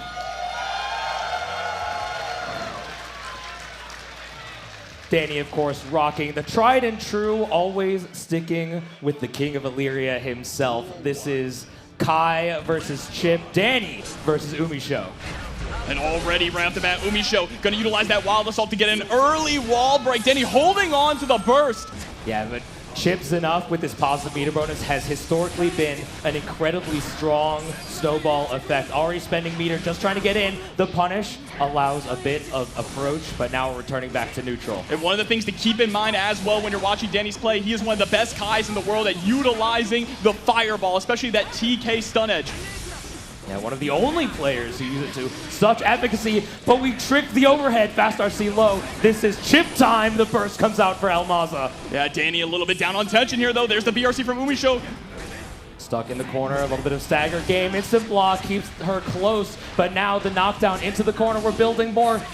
Can we get the confirm? Here comes the RC. Is this enough? We ran against the wall, but dropped the combo. Unfortunate there, and this is Danny's chance to come back. Able to catch the backdash into the 5H as well with the throw. OTG, no RC to close out the round. Umisho started that game at lightning speed, but Danny was unfazed, already showing the tournament pedigree. Oh, Fulltrey are getting behind the back. What a cross-up, and there's the Beta Blade. Give me some space. Here comes the mix-up situation, keeping them in the corner, staying on the same side, trying to fight out, but we're a little bit in and out, playing this red light, green light gameplay. Danny putting out the stop sign, goes for the delayed overhead, gonna turn this into the ride, the lightning. All the way through the glass and right on your ass. It is Danny now putting the pressure on. 5K is backdashed into the BRC. Not opened up though. A little bit of patience there. Goes for the throw, but just out of range. The burst comes out. This is my round with 100% tension. We've got money to spend. Trying to walk that tight wire, though, slowly but surely looking for some kind of a whiff punish, some kind of room, but instead gets caught by the far slash. Has to spend the burst to stay alive. Gotta be careful. Goes for the kick. Alpha Blade. Here we go. Back to neutral. Another 50. Spends the RC. Just returning back to neutral. Putting out these buttons. No whiff punish on the dust. The dust comes out.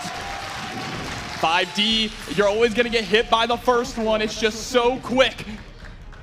With the pressure of tournament, with the pressure of money on the line, there's a little added excitement to these mix-ups. Even something like Dust has all the drama we need. Man. Oh, the dash block going right in, and the instant block adding to the efficacy. But now trying to push out of the corner, gets caught, spends the burst. Just needs some of that breathing room to send out these stun edges.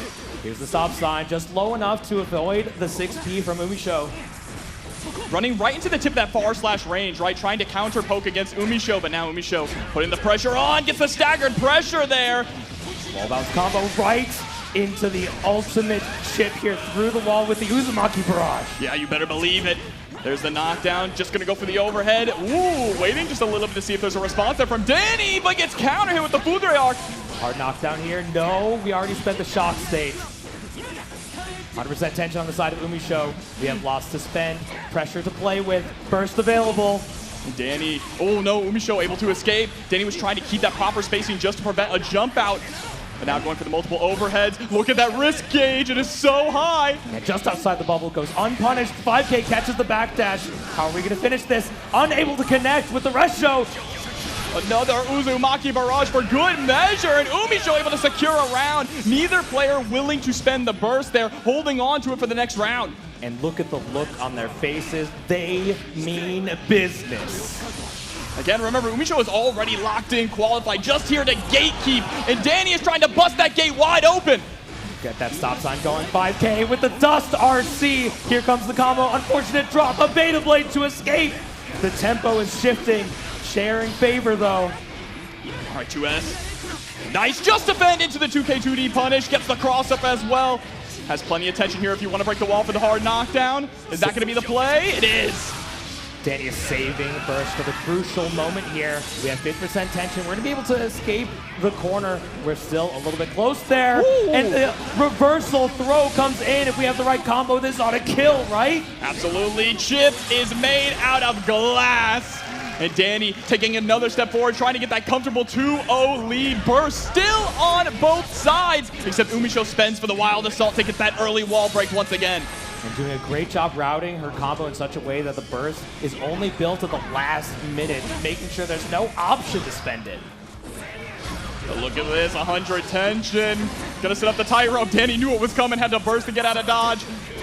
Patient play, the close slash anti-air against the J2K, right into the ride, the lightning. Here comes that positive meter bonus. Look at the damage on that Super 2. Gets the throw, heavy stun edge. Have to block for your life, there's the burst. Last chance. Danny's been using that dust to close things out so well, but now we're rotating options. Here comes the pressure. Umisho gets the knockdown, 50 on both sides. Watch out for the overhead. All right, it's blocked. Oh, but just eats the 5K. Rope is set up. It's overhead into low this time. Oh, and the punish! What a block! Umisho gambled, and it came up in favor of Danny. Now up 2 games to 0. Danny's defense is just so phenomenal. It is no wonder he is one of the players who is able to take Jack down, send Jack to losers up against Happy Chaos and a caliber of Jack who can open you up from seemingly anywhere on screen. Yeah, but Danny, a grinder in his own right, has played against the best players in North America time and time again, having repeat top performances in all of our online series and a fair few top performances whenever we get to see Danny show up offline, and this is no different, King John. Yeah, and not even just in Guilty Gear Strive either, also making top 8 in Fatal Fury City of the Wolves, an SWC qualifier, so a multi-game specialist coming here to try and dominate Frosty Faustings and is 1 game away from moving forward in this top 8. We'll have to see what Umisho has to respond with. All right, dash up 2K2D, trying to go for the mix. Keeping our distance here. These dash blocks from Umusho have been so good, but unfortunately, Danny's been able to escape and put on this pressure. Counter hit 2K is going to get this cross up, burst towards the corner, but not quite in. And now we have the pressure applied. Just look at the FDing, trying to push out and create some space, dashing right under the Fuji Arc into a clean punish, getting the counter hit. This is going to be a wall break for sure. That slight stutter to entice Danny to reach forward. The Super is going to put Umusho in a strong position here in round 1. Oh, 6P this time on the overhead. The overhead has either been blocked or challenged every single time here from Danny.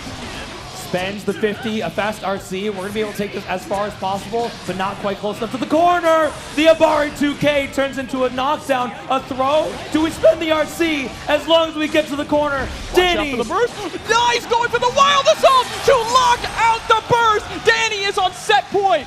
His eyes are laser focused on the screen right now.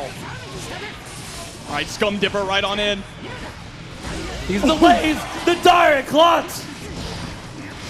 But the dash up throw all the way into the corner. Goes for the low option this time. Using that super jump to make it more ambiguous. Punish on the Vapor Thrust.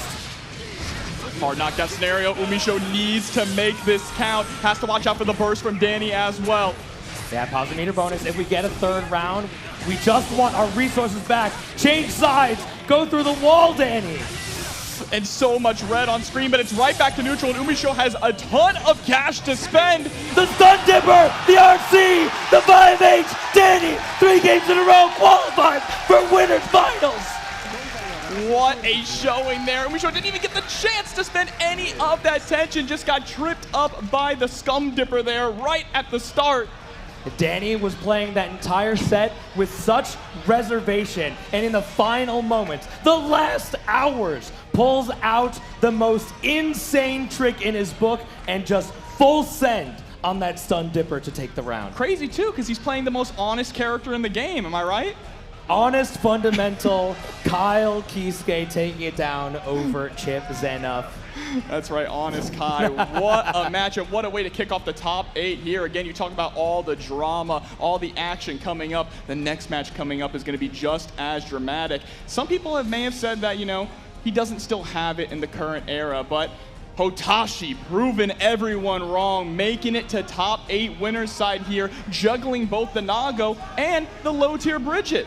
Yeah, Hotashi, another Frosty Faustings champion from the Chicago area as well, a hometown hero, repping my home state, my home area, my region, but he's going up against Walter, a Milia player who's just been on the up and up. Milia, ever since the beginning, has been a bit of an investment character, always getting a little bit better, and Walter has always been a player to show that they know what's going on and how to put on a performance. Yeah, and Milia is currently probably in the best spot she has ever been in Strive. Just no longer a death by 1,000 cuts character. She does damage, and it hurts. Best mix-up in the game as well. Maybe second to only Ino, you know, but the left-rights are obscene, and Walter has been stuck with this character since day 1.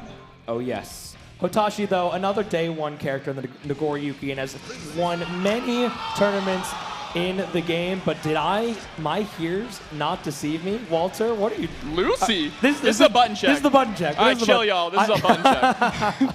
I heard the crowd freaking out. Don't get mixed up, all right? I also want to point out to you at home, Walter has the headphones on. Hotashi does not. He never does. Hotashi loves to hear the crowd. Isn't that right, Hotashi? But no matter what matchup you step up with, if we are going to be rocking the Nago, and it is possible that we choose the Bridget. If we do rock the Nago, though, Nago is one of my picks for a best-in-class tournament character. Yeah. Because not only does he just absolutely destroy you, he begins the game at advantage state with having so much threat in that mid-range. Yeah, even at this age in Guilty Gear's lifespan, it is so scary to try and challenge Nago around start. But of course, we're expecting to see the Milia going into the actual game. I would love to see the Lucy, though. I think Lucy is a bit of an underrated character, but Milia's better. That's pretty obvious. I mean, Milia's been the main squeeze for so long, and Walter has had countless performances with the assassin herself. Well, let's see, what's the play gonna be? I think we accidentally pressed the share button, so here we're gonna have to. That's fine. It's not in game. No, but of course, Millia, cannot say enough about this character. Really giving her Artemis is such a massive tool into her toolkit, right? The ability to just not only mix you up, but add so much damage with the wall bounce from it. Yeah, the benefit of that wall bounce, being able to take you away from the wall to add those extra hits, so you don't have to worry about the wall damage in the instant stick. That's something that really elevated her damage to such a level where she's a consistent threat now. And not to mention, once she's in the air, it is so hard to even touch her. She's had a lot of adjustments to really fine-tune it to where it is so far. That Capel being an absolute war crime of a move, even in its state which it is now, which is a little less good, but still quite powerful than it was maybe a pouch or two ago. I think that's why you're going to see Nago in this matchup and not Bridget, though, right? Because Nago has that really good anti-air close slash, 2H. If you hit Millia with that, you might as well just put down the controller because the round's over. But Nago is also in an interesting position where he's changed so much throughout the lifespan of the game, right? I feel like they finally keyed on and exactly what they... Oh, jack it off? Jack it off. We ain't Frosty no more. We're getting nice and hot here on stage. Heating things up. We got Walter fans in the crowd. How about Hotashi? All right, let's jump right into it. Second game here of top 8, winner's side. We are going to be seeing the Bridget coming out to Millia. And while you did mention the 2H to swat out Millia from the sky, Bridget has a similar action with that 2H. Rather than covering more of that diagonal 45 degrees, it covers more up directly above her head. And it's going to be very interesting to see how Hotashi not only utilizes 2H, but a lot of the other buttons to preempt how Millia wants to move in this matchup. Yeah, JS, JH going to be great tools here, but nice whip punish there to start things off by Walter. Oh, with Starship so early on, you know Walter's going to be thinking about that one. Oh, just spend that heavy slash. And then the JH, nice pickup here, goes to the bad moon, keeps the pressure up and catches the backdash. Yeah, and starting to juggle there with that close slash is going to be huge damage. Bridget, another character that just absolutely eats it, but not quite enough to kill her in this situation. Yeah, the benefit of Bridget in this matchup is the mobility, right? You can kind of chase Millia to the skies, but getting caught on the ground by the JH this time. Walter doing a great job of just moving in a way that is right outside where Bridget wants to have her. Oh, aggressive burst, but not going in, actually. Possibly trying to bait out that DP in response. Able to swap sides there, likely to not go for the combo and maintain positioning here. Delay JD, there's the 5D RC. We're going to be able to break the glass here. Ooh, with the air bear grab. Rock the baby. Putting out the yo-yo set, JH into the bad moon. We're going to get close to the wall here. How are we spending it? Let's break the glass. Let's build those meters back up. But it is going to go right back to neutral. Of course, Hotashi does have a ton of tension here to work with. Just sending out Raja, the killing machine. Jumps out of the command grab attempt, but Hotashi still finds the hit and finds the round. Tied up on rounds, tied up on resources, moving in with a full life bar and a full blue burst meter. All right, Bad Moon down there into the corner. Nice again with the whiff punishes. Walter is so in and out with this neutral game. Will be a little tricky with it. Artemis in the jump P gets counter hit and now taking the corner, just moving in and out. The gold burst. Hotashi goes to the positive meter bonus here. Oh! Look at this, we are scrambling. Hotashi just trying to find any hit, but instead it's Walter who gets the bar slash on the counter. Just trying to mix things up. The delay overhead. Starship comes out and takes the corner. Was sick of blocking this Capel, but eats the 6P, and Walter is going to close out the first game. Yeah, but they were going for hit here in this set. I wouldn't be surprised if Hotashi is feeling just a rematch right back up. But it's all up to him to decide. We'll have to see what the inner machinations say. And we're sticking with the Bridget. Wow, Iron Savior right off the bat. That's a gutsy move from Walter, unsafe move. A little bit too far away to get the punish there on the tandem top, but the Capel hits her out of the rolling movement.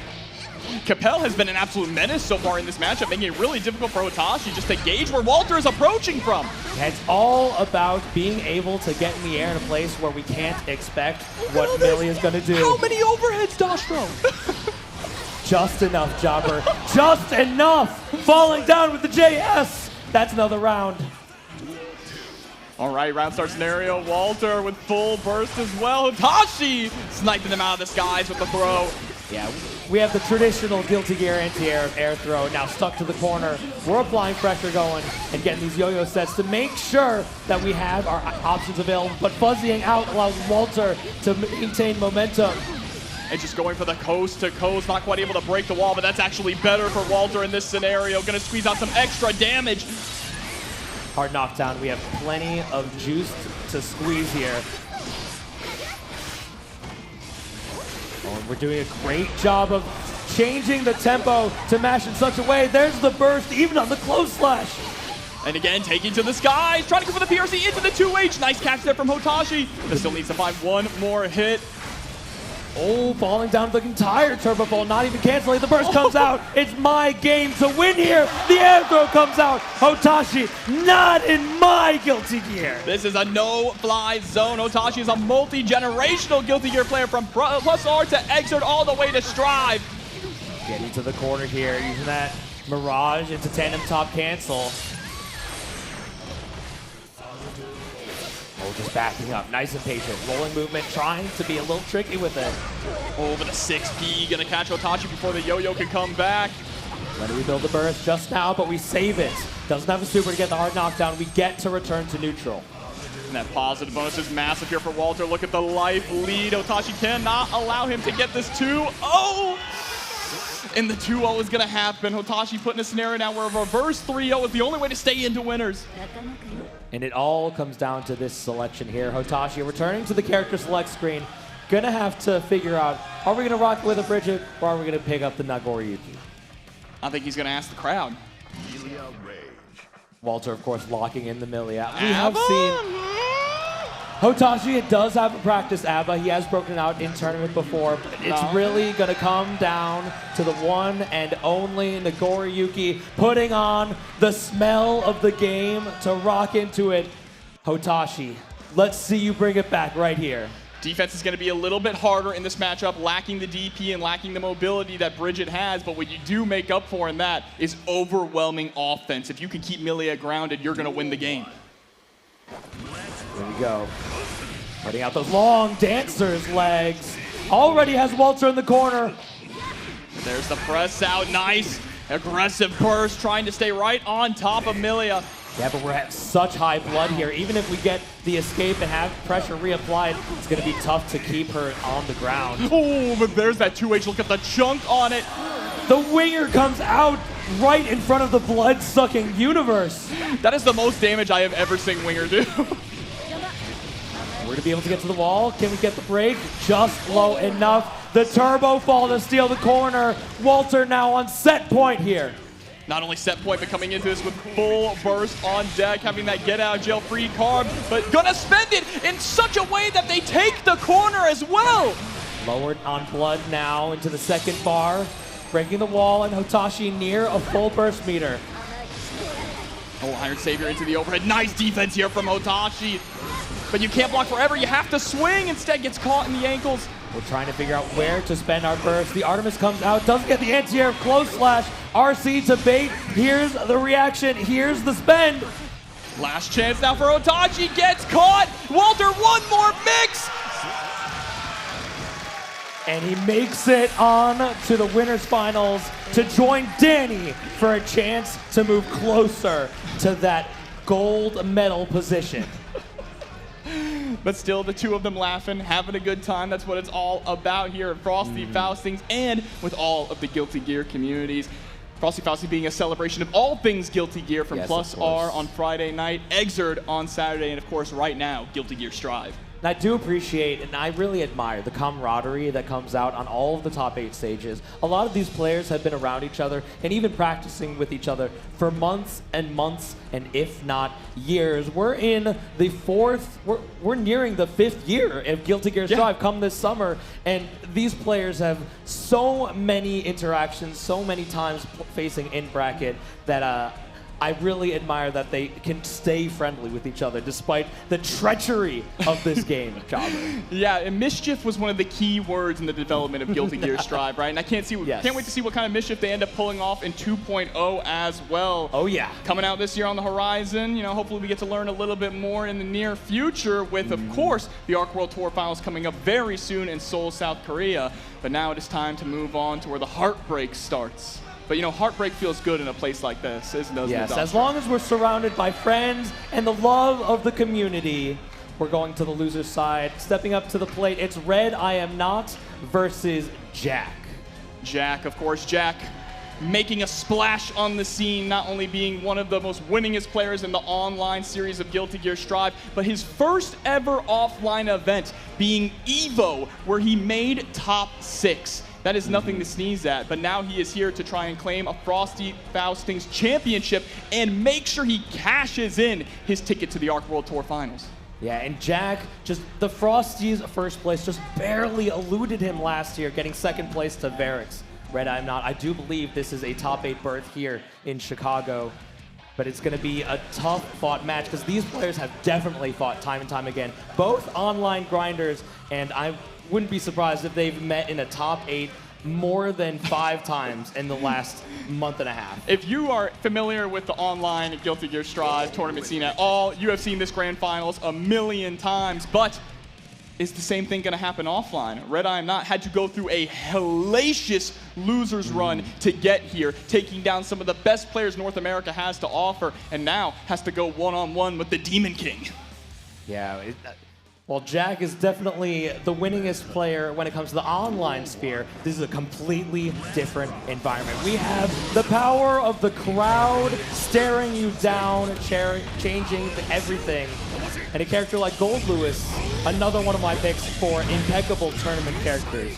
Because the Secretary of Absolute Defense, he's just gonna absolutely kill ya. But Happy Chaos, Chaos is right, has been running rough shot all over the meta of Guilty Gear Strive ever since he first released into the game. I know there's a lot of Happy Chaos fans out there, but some people feel really strongly about this character, you know, Dastro. Oh, yes.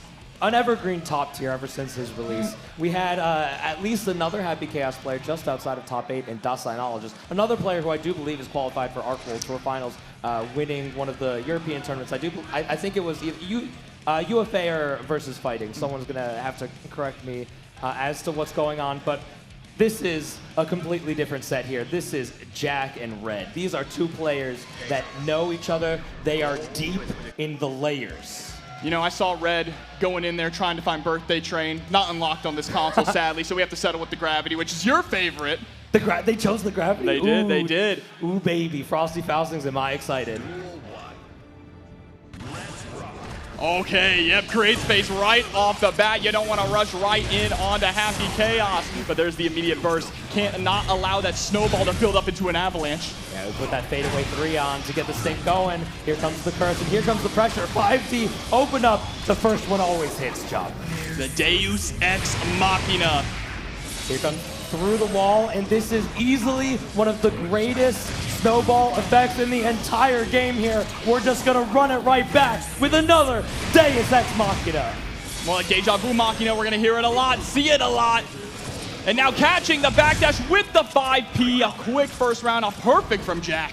That's not allowed here. Jack knows the timing on these. You cannot test it.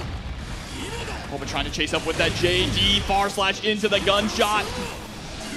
Set up the drone, but Jack is just able to avoid it while still locking down Red with that gun. Something that is always so impressive about Jack is he's so comfortable playing Happy Chaos without the gun. And Happy Chaos, the way his kit is built, it's just so fundamentally sound. His normals are truly best in class. Yeah, and this snowball is getting bigger and bigger, Dastro. First round was so quick. Jack looking like he's not sweating at all, controlling the pace of the matchup fully. Builds another 50 just to spend with another shot. We break the wall. Here comes one game up for the likes of Jack. But you know, like you have said, these two have played time and time again. And of course, Red has been able to take those sets, so just needs to dig deep, find that energy, find that spark, and fester it into a fire. Yeah, but here comes the rematch right in. The instant block allows us to maintain phase and maintain posture. Scared to cancel right for the low, but right back to the 684 just to send you away. Look at all of this pressure. One bullet left in the chamber now. Red smells the blood in the water. This is the time to get aggressive, but gets caught. Able to get the same side, but we're out of bullets here. Jack is going to have to recuperate them in some fashion. One in the chamber. Oh, catches the startup of the White Wild Assault, and another dust connects. Here comes the Deus Ex Machina.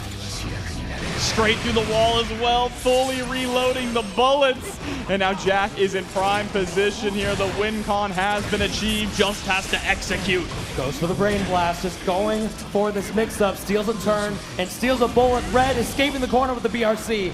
Oh, both of them going to the skies, just narrowly missing each other. Oh, had the reticle on you with the sleight of hand mix-up. Here's another roundup. Yeah, Red not spending the burst there. Didn't have any intention to try and make that comeback. Would have been too dangerous. Expect to see an early burst in this round. There it is, right on cue. Yeah, and a character like Gold Lewis, you can spend that burst as you like it. Because with the amount of health we have, we can build more and more and more.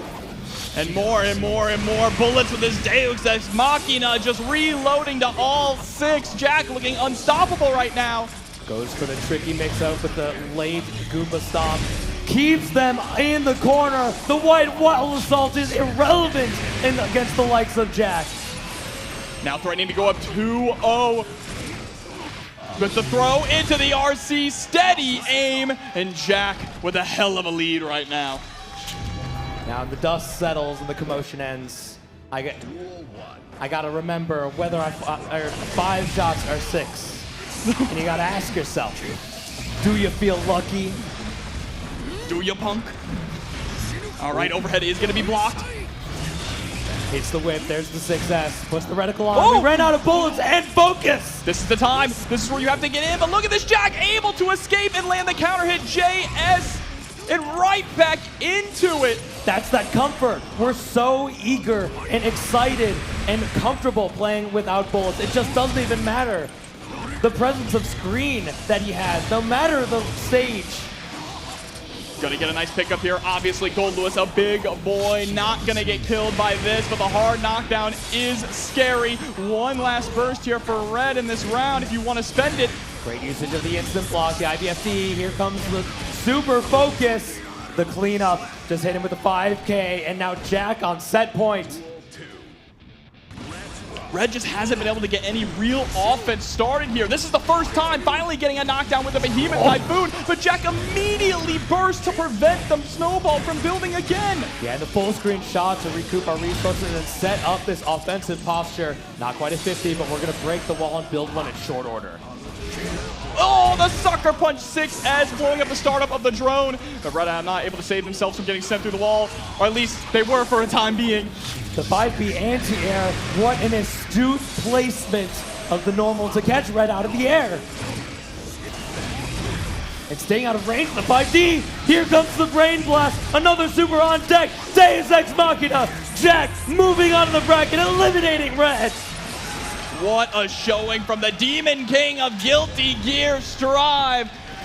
But let's give a round of applause for Red. I am not for the performance here this weekend. And Jack, also a Midwest representative from the state of Minnesota, I do believe, defending a bit of the home turf. Well, they aren't necessarily from Illinois. We extend the home here for the region when it comes to a big old major.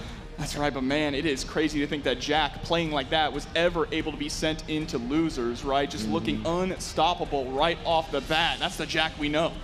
Yeah, but when we see who sent them to losers with the likes of Danny, it's really tough to believe that either of them could be sent to losers because they were both playing so on point when we got to see them here on the big stage tonight. Yeah, and the fact that they had to meet each other even before Top 8 is wild, so maybe we'll end up getting to see that rematch down the line. But our next match coming up, we have our reigning, defending EVO champion, Keishu What Da Moo, no longer on the Johnny, by the way, now picking up the guitar, the rock and roll witch Ino, up against our sole representative from Japan here in the Top 8, Bushin.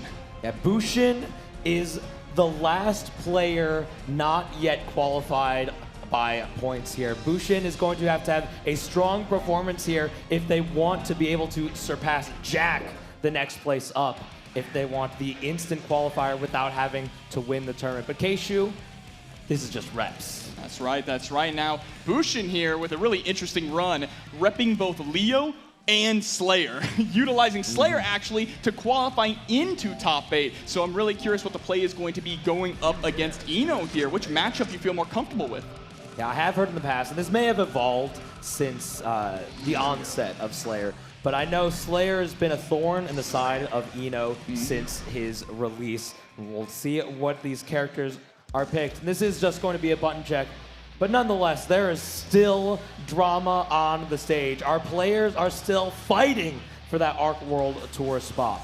That's right, and I think Slayer is an interesting pick in this too. He does have a lot of good tools to really blow up Eno for her approaches, right? Things like that 2H, things like that 6H. Just any stray counter hit is going to make Eno explode. While she's not the lowest health character in the game, she is definitely down there. Yeah, and that's the real crucial point that you bring up when it comes to this matchup. Any small mistake that Eno can make leads to a huge momentum swing in favor of Slayer.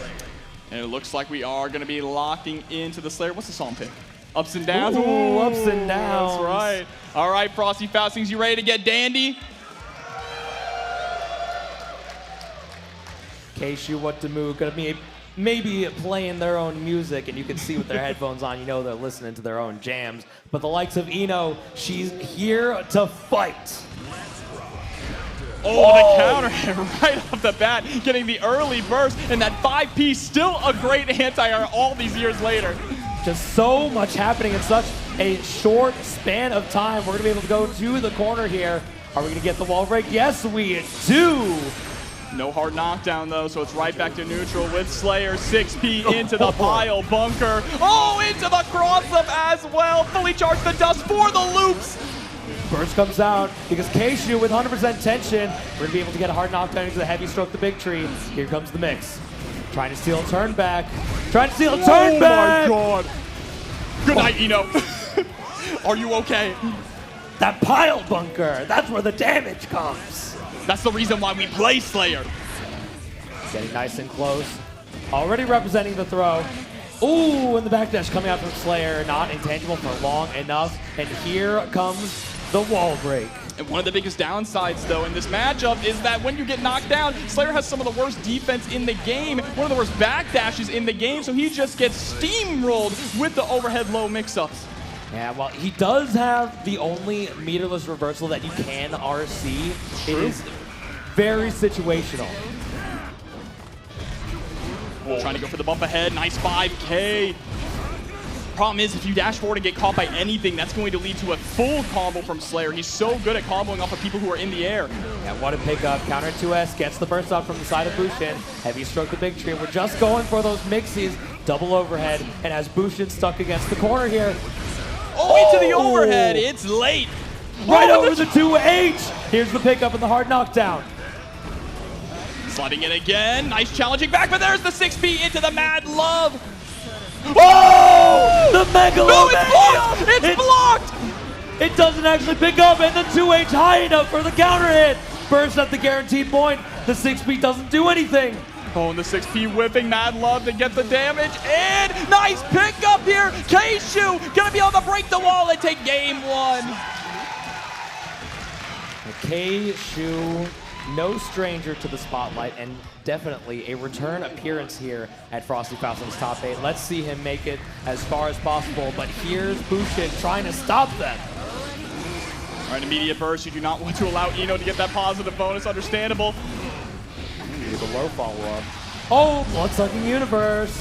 Going for the overhead. We're gonna get to the wall, not quite close enough. Oh, there's the YRC. Nice, just trying to jump out of it altogether. And with the RC here, should be enough to close out the round with the pile bunker through the wall. I swear that was like 2.5 hits to kill Keishu in that situation. This Slayer character is threatening. I love the use of 5K too here from Bushin, especially after every single special move. Feels like they're just using 5K as that measuring stick. Yeah, and playing against Eno, you'd be hard-pressed to find an option that covers more than one approach from a character like Eno. But with a character like Slayer, if you just guess right that one time, it's not going to matter. But speaking of guessing right... Wall break, it's right back to neutral, though. No super for the hard knockdown. Oh, nice in that forward dash over the 2H, but catches with the 6H. Oh, ultimate Fortissimo, not close enough to the kill. Just trying to get this chip out, but the green bubble just enough. The fadeaway jump slash. Keishu ties it up on rounds here. Bushin unbothered though. Still locked in. There's the burst immediately. Yeah, you're going to see early bursts a lot because of how snowball heavy both of these characters can be. Empty load. Keishu's been representing a lot of double overhead, but now introducing the low. It's putting him in a strong position. That was an insane pickup, by the way. They're able to convert with that wild assault. Gets the JD overhead and another wall break. Absolutely. Play that music, Eno. The sultry performance. Deflect shield into the dandy step. Ooh, the fast RC. Counter it off the Master's Hammer. No pickup of the Chemical Love. And Keishu with the move, able to secure a 2-0 lead here in this loser side. Bushin's gonna have to dig deep to figure out how we can stay alive and keep the hope of Arc World Tour in our eyes here. Needs a little bit of a music swap here. Oh, we're putting on theme. The swap to Leo, the king. Hey, why are you booing? If this is Guilty Gear, there's always haters out for whatever character's on screen. I mean, it's Leo. It's kind of understandable, but... Yeah, no. But it is Bushin, so we'll have to see what he brings to the table. Ooh, great use of the bar slash. Already going right into back turn from full screen with a counter hit jump slash. This is going to the wall. Well, now Keishu is going to have to play around that flash kick, right? Having a reversal is going to be very nice here for Bushin to try and avoid some of this pressure. But the 6P is going to come out first. Ooh, speaking of reversals, backdash BRC right into their face. Going to go right into the wall break here. Fortissimo. Here we go, hard knockdown. We have 50 available. Goes for the fuzzy overhead, and the second off the JS jump dust. Keishu now on set point. Unfortunately, this Leo pick not looking like it's working out here at the moment, but you can't count Bushin out. There's the flash kick, gets the counter hit. Ooh, check with the mash 2P. Here we go, the far-ranging back turn slash. Here comes the burst from Keishu and catches the guard point activation. Yeah, no, Mad Love is just too slow. Anyone charging the flash kick should be able to hit that. Now give me the back turn. Oh my god, this pressure! How are you gonna defend against the king, the lion, the berry? The call out gets the counter hit on the back turn S. It secures a round. Bushin's still in this. This is an intense switch here. And when I got to see Bushin earlier, he is unconditionable and his offense is unyielding. Now in the blunder here, tries to use the deflect shield to get out. But Leo's right back in. There's another counter hit into the axe kick. Still able to get that meat. He goes for the overhead. The patience on the sultry performance dive. Back dash, able to block time, tried to dash up with a 5P. Flash kick is gonna be blocked and punished accordingly. No burst to get you out of jail here. Ooh, impeccable routing. Strong positioning too, but Bushin close to 100% tension. Oh no, the delay on the JD just before the burst. Ultimate Fortissimo comes out. Not enough though. Bushin gets one more chance at life. Oh, goes for the YRC. The wild assault was smart play. And the blender. Back turn K cross up keeps Bushin in. Jobber, is this our first non-full sweep that we have on stage tonight? It might as well might be. It's looking like it's paying off. The switch to Leo and rocking the Hellfire too. Yeah, gotta have the music power up. Able to get put into back turn after that 6P. Ooh, far slash. Able to make it out. A little bit of a diss run on that one. The throw attempt. It's just the raw reversal. Not even heavy slash TP. And charging that Psycho Crusher in the air. Look at the routing here of the Wild Assault. It gets even more. What a punish! With the Megalomania command grab here. Unburstable. not even giving Bushin the chance. Bushin undeterred, still trying to swing back, gets caught low into the RC. Are we gonna hold on to the burst? No! Bushin wants to be a hero. Yeah, we have 50, but it's not gonna come into play here. Keishu returns to set point. This is dire straits now for Bushin. No burst here.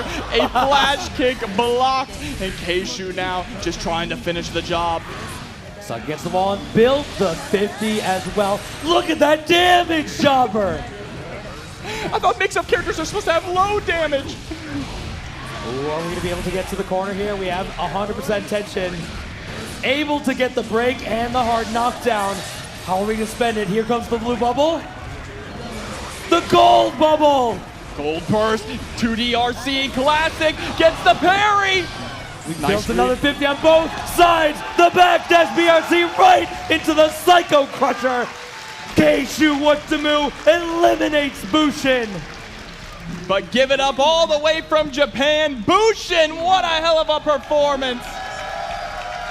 Our last player from across the seas to show up, but what a performance we were able to see, and yet the drama continues. The only way that I do believe Bushin can make it to the ARC World Tour Finals is if he sees Jack on top of that podium. That's right. That might be the only way because Jack is currently qualified with points. But if he wins the entire tournament, that means that Bushin qualifies through points. So I know who he's going to be cheering for, waiting for this. But we have plenty of more matches coming up. We're going to jump right into it after a short break. But make sure not to go anywhere because there's more Guilty Gear Strive coming right after this.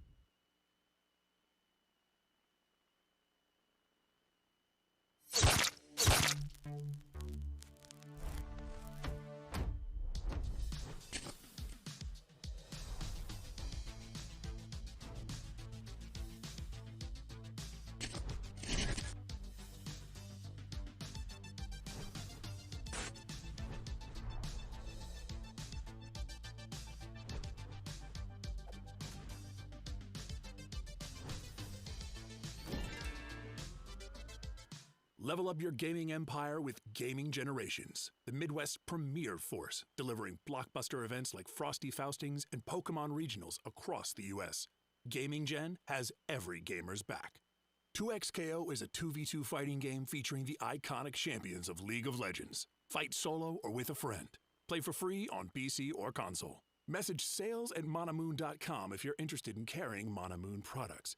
Almost 100 stores nationwide and a few internationally with above-average margins and fast customer service. We carry binders, deck boxes, trading cards, and many other TCG accessories. Okizeme Coffee brings you the perfect morning combo. Get launched by their Dark Roast, a smooth Guatemalan blend with powerful chocolate notes. Whether cold brew, French press, or drip, this bean tastes great even without sugar, making it a healthy way to avoid overpaying at the coffee shop. And if you want to optimize your routes, the Light Roast is a Colombian blend that's perfect for a pour-over. The citrus and plum notes will definitely improve your wake-up options. Unleash the next era of Fatal Fury City of the Wolves with Season Pass 2. 6 explosive DLC fighters dropping monthly from January through June 2026. Starting with Taekwondo Master Kim Jae-hoon.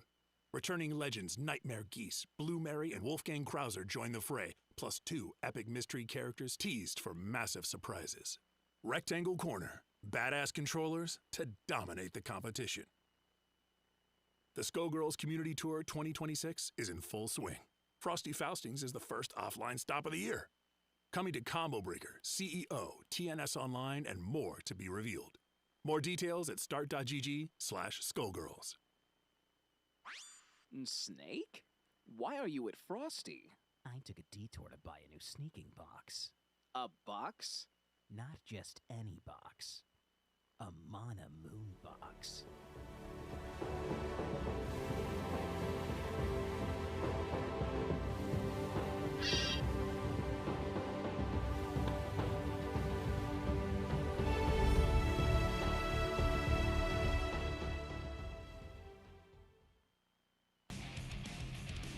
And welcome back to Frosty Faustings 18. We are here with Guilty Gear Strive Top 8. The first round already absolutely incredible, but it's only gonna get even more exciting. Isn't that right, Dostro? We are boiling down to the true essence of competition, pedigree, and championship, Jobber, and it's getting so special here. We're moving on to our losers quarterfinals. Already stepping up to the plate, we do have Umisho versus Jack, and this is a bit of a tale of generations. This is Happy Chaos of old, and while they are switched off to Chip here, Jack is the Happy Chaos of present day. So it's the strongest sorcerer of today versus the strongest sorcerer of history, right? That's what we're seeing here. We'll have to see what comes on. Both these players have an intimate knowledge of the character, but Jack definitely knowing a lot about Chip as well, having to fight the likes of Marvello and many other Chip players that show up to TNS every week. And shouts to, the pioneers of Chip as well. You mentioned Marvello, but of course we can't forget Bean. Yes. Bean, one of the best out there. Umisho, I do believe, formerly out of the Northeast where Bean was from, and I feel like I've seen those two fight time and time again. So there's a lot of different generations showing up, whether it be today, whether it be yesterday, whether it be several years ago. And we'll have to see how this shapes up. That's very fitting, right? Because Frosty Faustings is a generational, it's a story of generations. It's a generational celebration of Guilty Gear. Yeah. Friday we close the show with Plusar. That's right. Saturday we close the show with Exerd. And today we close the show with Guilty Gear Strive. And one thing to note is that a new champion has been crowned for each game as well. Well, we see that here. Immediate burst there from Jack. Umisho back on in. Oh, what a pickup using that 2K all the way to the corner. The burst comes out on both players now. Gotta watch out for that roll. And yeah, holding on to that FD is just a big green sign saying, please throw me. And Jack has some of the best strike throw game in the entire tournament scene. And here it comes. Deus Ex told you gotta get used to seeing it. I think the last time these players met, Umisho just dismantled Jack, but this is a completely different story to set the tone with. That is a hell of a way to start. Of course, Chip is so good on the ground with those whiff punishes, but trying to whiff punish Happy Chaos is a fool's errand, right? He whiffs and then punishes you. There we go. We're just playing this movement game, not threatening a lot of action, just at the spacing where both players are a threat, and Umisho trying to take that whiff as a sign to move in, but Jack just putting out the stock. Guns are out. Hard knockdown here for Jack. Once again, just trying to be as dominant as possible going into another game. Umisho finally getting a little bit offense started. 2K2D set up the rope. Empty low, right at the overhead. The rope applied means that we have so much more threat on the screen, but two hands say stop here. Still has one more chance. Not a whole lot of tension, but there's the beta blade rushing on in. You have to be so measured with the approach. Watch out for anything like a 2P or a 6P coming out from Jack. Resho into RC and gets spent. The Gamma Blade checked here with a 2P swipe. Just such a quick, safe option there to get out of pressure. You know, all these characters that do not have invincible reversals, 2P basically is their DP. Exactly, and the players that pick up Happy Chaos and take them to that next level, they truly build up that next level on their defense as well. You can't be a tournament level Happy Chaos to make it this far if you don't have some of the best defense in the game. And before we even, you know, talked about how great Jack is on his offense, he was always known as having the best defense of any player early on. Yeah, a player that was so immaculate with the instant blocks has shown it already in this top 8. Oh, there we go. The defense from Umisho. Immediate burst again. It's all about that momentum. Just the stopping and starting, the running and shooting. Okay, yeah, just mash it on the gun there. Maybe not the best idea. Now Jack out of bullets, able to reload 3 off of just 1 knockdown. Here comes the Beta Blade, catching the gaps in, right into the super, hard knockdown. We'll be showing a strong position here. Game 2, round number 1. Watch out for the overhead, into the RC, of course. That's the real mix-up, trying to go for the leaf grab, but still gets caught. Jack super jumping, making it a little bit easier for Umisho to get the anti-air, giving her so much more time. Ooh, yeah, we want the wall break. Want to prevent the burst as well from Jack. Good decision making there from Umisho. And using the car retros just build a little bit more meter by using those special activations. Backdashes. Umisho's so good at staking out of those repeated shots and finds the throw reversal. No super to break the wall, so it's right back to neutral. But Umisho poised here to close out the round in a very good position with this positive bonus. Goes for the fast RC low, overhead gets the backdash, and that's gonna be the game. Whatever Umisho did, she recentered and found the gaps. Here's the adaptation, and now we're tied up on games. Chip is built around that 5K 2D, right? Just putting out that fast normal to whiff punish a god here. We went back to character select screen. I didn't see it. Did we change the song? I know every time I see Jack show up on TNS, if he's on player 1 side, we're listening to Crawl. And that's right. A default song. What did I say? What did I say? There's the burst immediately. Yeah, so early, too. Umisho just doesn't want to give Jack that momentum. Oh, that slight stagger there, too, trying to bait out the Beta Blade, but Jack still finding the hit. Look at the red on Umisho's life bar. Yeah, and the shot wall stick means we get some focus back, and the focus buff burning on that heart down on the bottom right. 5D is going to be blocked. But it's not done until all the bullets have been used up. The relentless pressure of Happy Chaos. Pulling all the tricks out of their back pocket. Ooh, catches the backdash. Umisho, a lot of her escapes have been relying on escaping with a backdash. And that slight change in tempo sharks it out. It's so difficult when Jack can just shoot you from anywhere on screen. But wow, avoiding all of those gunshots, even with the curse of Collide. That's just the speed of Chip. Ooh, Umisho not believing that Jack wouldn't unload the clip, and we do it again to get the hard knockdown. Gotta block for your life here. There is no burst. Oh, it's just a run-up throw! A perfect from Jack. I like the run-up throw option. Wasn't maybe sure if Umisho had enough to get deflect shield, but if Umisho blocked, she absolutely would have, and then that would have been a massive counterplay against Jack. They're doing the dance of background music. Umisho picks the gravity once more as the counter pick. But Jack with a smile on his face, that diabolical smile. Well, he did it once. Let's see if he can keep that momentum while Asuka theme plays in the background. Oh, what a 2K. Are you kidding me? All right, straight back to neutral once again. Yeah, and Umisho not spending burst this time, just wanting to return to neutral because Jack not having access to that 50 means that he's less threatening, but now we spend it. Look at the tension here on Jack's side. Overhead with the RC, built it just in time, but not close enough. The far slash pushes him just out of range. And there's the BRC, gets the fuzzy with the J2K. Oh my God, are you dead off of this? Oh, you're so dead. Gets to the corner, unload the clip. Just like that, Jack sitting at set point.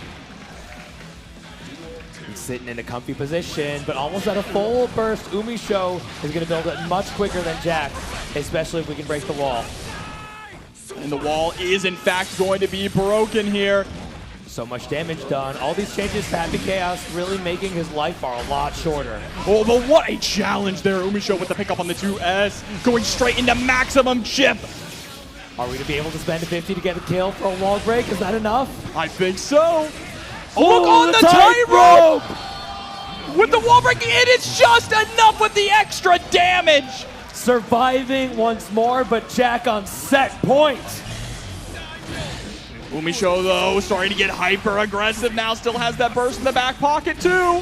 Ooh, Far Slash comes out and gets the burst out, and Jack trades with their own. Oh, just jumping in for the throw. Mixing things up a little bit. Taco connects. Go the mix-up situation, using that shot to keep them standing. Deus Ex Machina is going to put Jack in that snowball situation. Deflect shield is an option here for Umisho, though. Jack is definitely going to be looking out for that. Tried to stagger it just a little bit. 2P gets the pickup, and Jack eliminates Umisho from the bracket. It's going to be moving on to that loser semifinals, and who's to join them, we'll find out in just a moment.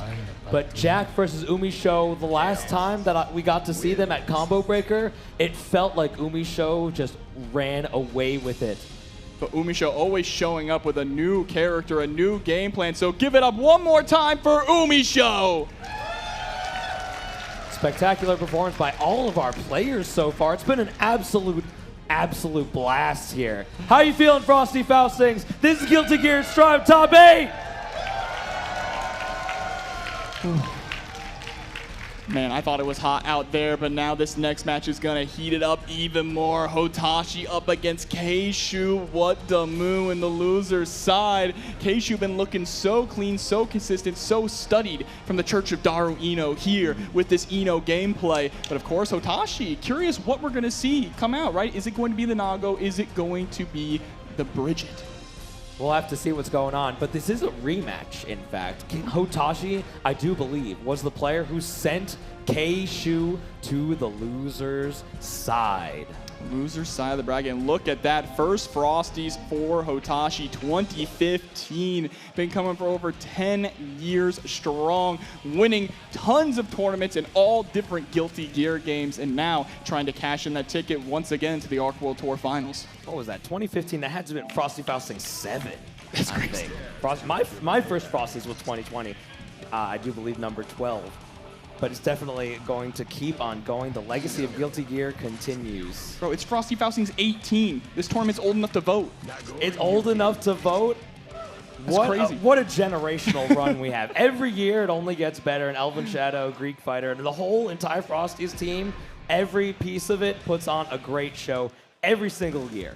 Took the words right out of my mouth, but this should be a button check jumping into this, making sure everything goes well before we jump straight up into the match. But I could see it being Nago in this matchup. I think that Nago has that kind of rock, paper, scissors in neutral, right? The 2S beating out Stroke the Big Tree, the 5H beating out the forward dash, and the HCL. There are a lot of options to play around with in neutral. Yeah, very early on, and even as Ino got better and better, this was truly one of her worst matchups. Being made of glass herself, as well as Nagoriyuki having so many buttons that can cover her multiple angles of approach, it makes it so difficult for her to even get in. But I do believe that even on the side of Bridget, there are a lot of different ways to maneuver around and make it so that Ino has a tough time in neutral. We'll have to see what the thinking has and what fruit it bears. It's looking like we're running back with that Nagoriyuki here. Just locking it in. I like that decision. Nago has carried Hotashi this far for so many years. He's really been showing up with it. And a character so explosive and so well-loved. Oh my God. Talk about explosive, right? Right off the bat. What a just defend there from Keishu. Yeah, but Hotashi going for explosivity themselves. The Gold Burst, Blood-Sucking Universe, and able to escape. Keishu makes it to the corner with a 50 in their pocket. Staying so airborne in that combo, evening up the health totals a bit here.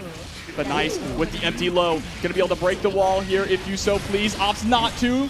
Was this a safe jump setup? Hotashi, do you have the 50 to back it up? Goes for the throw attempt and the trade combo as well. Straight to the overhead here as well. Gotta watch out. There's the burst immediately. Keishu still sitting on 100 tension. YRC catches the backdash. Hotashi with the full send means that Keishu just trying to stay alive, but making sure we chase them right to the corner. And then the immediate burst as well. Gets caught in the backdash there from the 2S. Nice, struck the big tree counter hit. Now you're locked down in the corner. How are you going to escape? Through the glass, that's how. Able to make it through, not quite a 50 built at that situation, but the fast RC after Chemical Love with high blood, that's a dead Nagoriyuki. And just popping the super to make sure for good measure. What a perfect. But look at those bars, Hotashi nearly a full burst, able to get through, catching the startup of Heavy Slash. Ooh, stay on the ground, Eno. Where are you going? That little check with the 5P, like that a lot.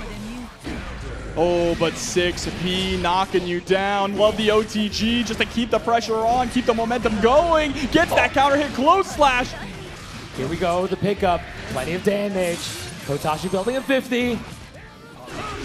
Oh, just DP right off the bat, trying to go for the BSU. Gets it the second time. Time for a Mario Party minigame. Keep it going. No more high-low in the game with Nagoriyuki, but we're still stuck against the corner. Oh, big whiff on the 2H, and that's going to cost Hotashi the game. And what immaculate conversion ability. Keishu showing every single hit matters with a character like Eno. All right, taking a bit of a breather. There we go, jumping right into the rematch. Right into the sultry performance dive, keeping us close. The Beyblade trades with the stroke the big tree. 2H gonna be blocked, but no punish on it. Nice burst. Hotashi with such a strong life lead here. Ooh, instant block. Get off of me. Ooh, no challenge at all to that forward dash. The way that Keishu moves is so confident. The way that they confirm, it's so terrifying. This routing is unreal here from Keishu. Gotta watch out though, Hotashi. Oh, not gonna get a chance here to spend the tension, unfortunately. Right into the ultimate Fortissimo. All right, round start scenario going again for the tried and true. Beyblade has won out so many times, able to Fukyo right through the HCL. You're dead, oh my God! Oh man, that's the Goriyuki for you. The one-shot character. Back to the screen, using that dash jump momentum to such incredible efficacy. Turns it into an offense, turns it into a wall break, escaping the Beyblade, but Hotashi is pushing them to the corner. You have to watch out for the BSU here. Oh, but we're just going to stroke the big tree right on in. Hotashi, every time he gets hit by a counter hit, immediately goes for the burst of the forbidden air dash. Gonna go coast to coast, Shane McMahon. That MLA fast RC, such a tricky movement option. Keishu just making sure every decision matters. And closing out another round. Even Hotashi is impressed by that one. Whatever happened between their first set and this one, it's a stark contrast, Jobber. The immediate burst there. Keishu just so confident with every single movement he makes here. Oh, but here's the blood pop. Are we close enough for the burst? It connects. Gotta watch out. This one's gonna hurt. Oh, the 1, 2. Straight into the next round. Hotashi. Full on burst. This is a good position to be in. 6H gonna work as an anti-air, but gets caught Fukyoing forward by that 2K, and oh no! Tragedy strikes the charge dust and the blood pop. No reason to spend the burst. It's just not worth it. Oh, we get the 5B mash, but we have a lot more blood to spend. Here's the all-in opportunity. Oh, pops again. What do you have to lose? The ultimate Fortissimo, 100% tension. We just let it rip. Set point now for Keishu. What the move? Both players coming in with full resources. The movement by Keishu, no matter where we are on screen, is so confident. You can't be scared. No hard knockdowns, right back to, there you go, the 2S beating out the stroke the big tree. That's what we've been wanting to see. We're close to the corner, but there's the ultimate Fortissimo and the blood pop. There's nothing you can do. The OTG, the best RC, that's the elimination. K-Shu off to fight Jack in losers semifinals. I mean, he is your reigning defending EVO champion for a reason. May have lost Johnny, but has not lost his touch. But let's give it up a round of applause for Chicago's own Hotashi. Well fought by Hotashi, coming out of the woodwork and showing us that he's still got it. But we're gonna have to go back to the winner's side and figure out who's making it closer and closer to that platinum qualification spot. That's right, of course. And I believe neither of these players actually qualified yet, either through points or through a Platinum Plus qualifier. So a lot on the line between these two, between Danny El Maza and Walter. Yeah, but as we've been saying the entire night, these players are all online tournament grinders. Danny and Walter have met many times, whether it's at a TNS top 8 or just showing up to tower. That's right, and this is both of their first Frosty Faustings as well. Of course, Danny El Maza representing Mexico, Mazatlan, Mexico as well. Yeah, but coming from Texas, just across the border, the likes of Walter. Milia versus Kai, and this is going to be a very interesting matchup because not only is Milia very strong in the air, but something that I think is very often overlooked. Kai has some of the best-in-class normals when it comes to having a presence in the air. When it comes to far slash, jump kick, heavy slash, even JD is so good at just representing a wall in the air. And Rising JS feels almost like the matchup, right? How do you use Rising JS to counter Milia from taking to the skies? Not only that, but close slash is quite the good anti-air as well. And if you can keep Milia grounded, you can win the set. We say that time and time again. So getting those knockdowns and setting up those heavy stun edges, that's the key to victory. And we'll have to see what moves through these players, especially being able to find those angles of attack. That's the crucial point of intrigue here. Oh, but Walter maybe queuing up with the chip. I have seen Walter queue up with many different characters. Has made top 8s online with the likes of Chip, even with the likes of Lucy in the recent history. But we'll have to. It's gonna come down to who they choose past this button check. Yeah, absolutely, a button check for sure. Lucy is just a bait pick. No one's gonna play Lucy.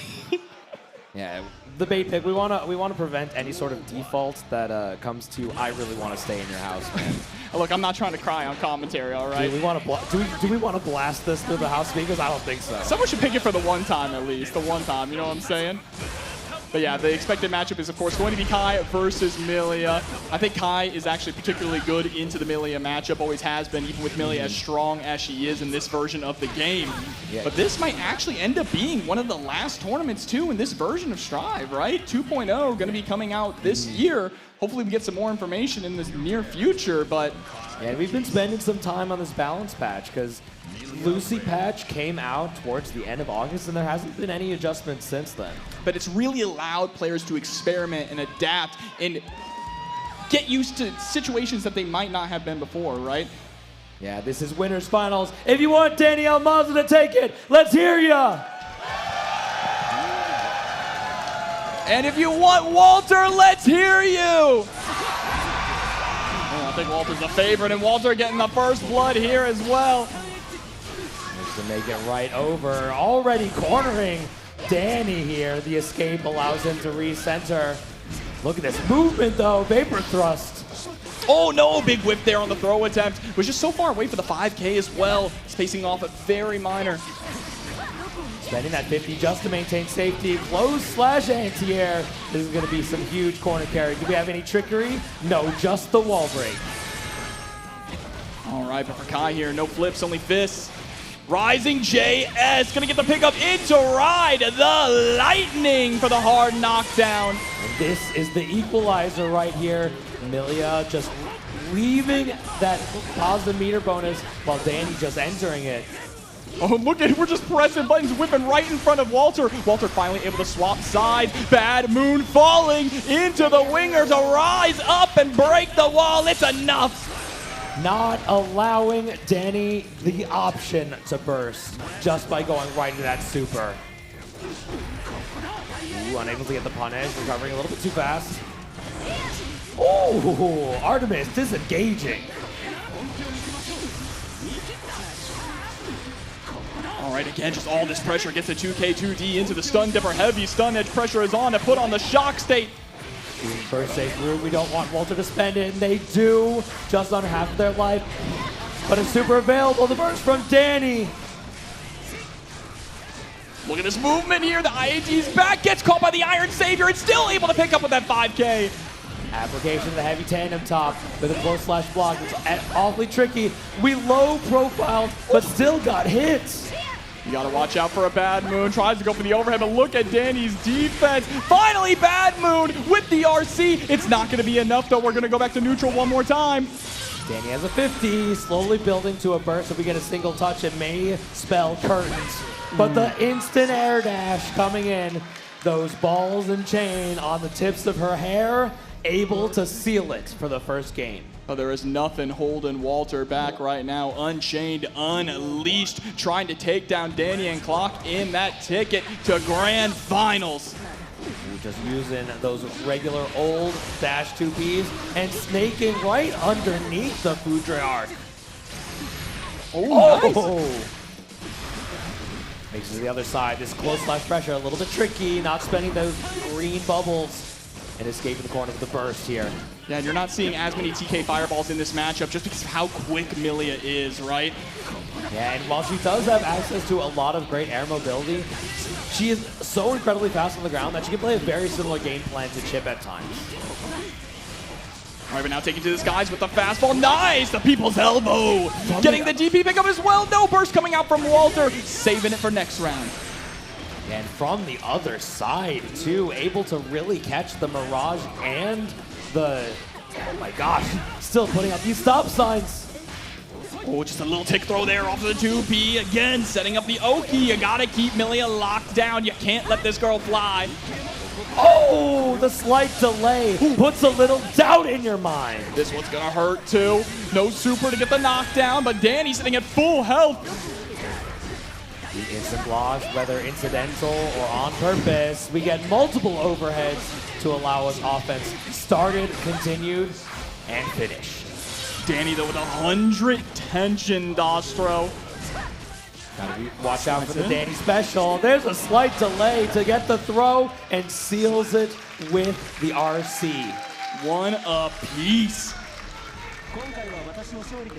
Yeah, I have a feeling this game has the potential to go all the way to Game 5 with just how consistent these two have been throughout this entire bracket, and especially today. Yeah, we have yet to see it even in this top 8. But these players are going hit for hit here. Burst there is going to swap sides. Big win for Danny, but Walter swinging off of the ropes and lands a big one. Great pickup using the counter hit, staying same side, using these multiple overheads many times, especially with RC on backup. Bit of a tick here, going forward. Able to secure the throw, setup. No tandem top setup, just jumps to the other side for the low 2S. So tricky, that setup. It's so simple, yet incredibly effective. Having access to same side overhead, cross-up overhead, and that cross-up low as we saw. Oh, we're pressing after tandem top. That was a fantastic just defend too to keep Danny in range for the far slash punish.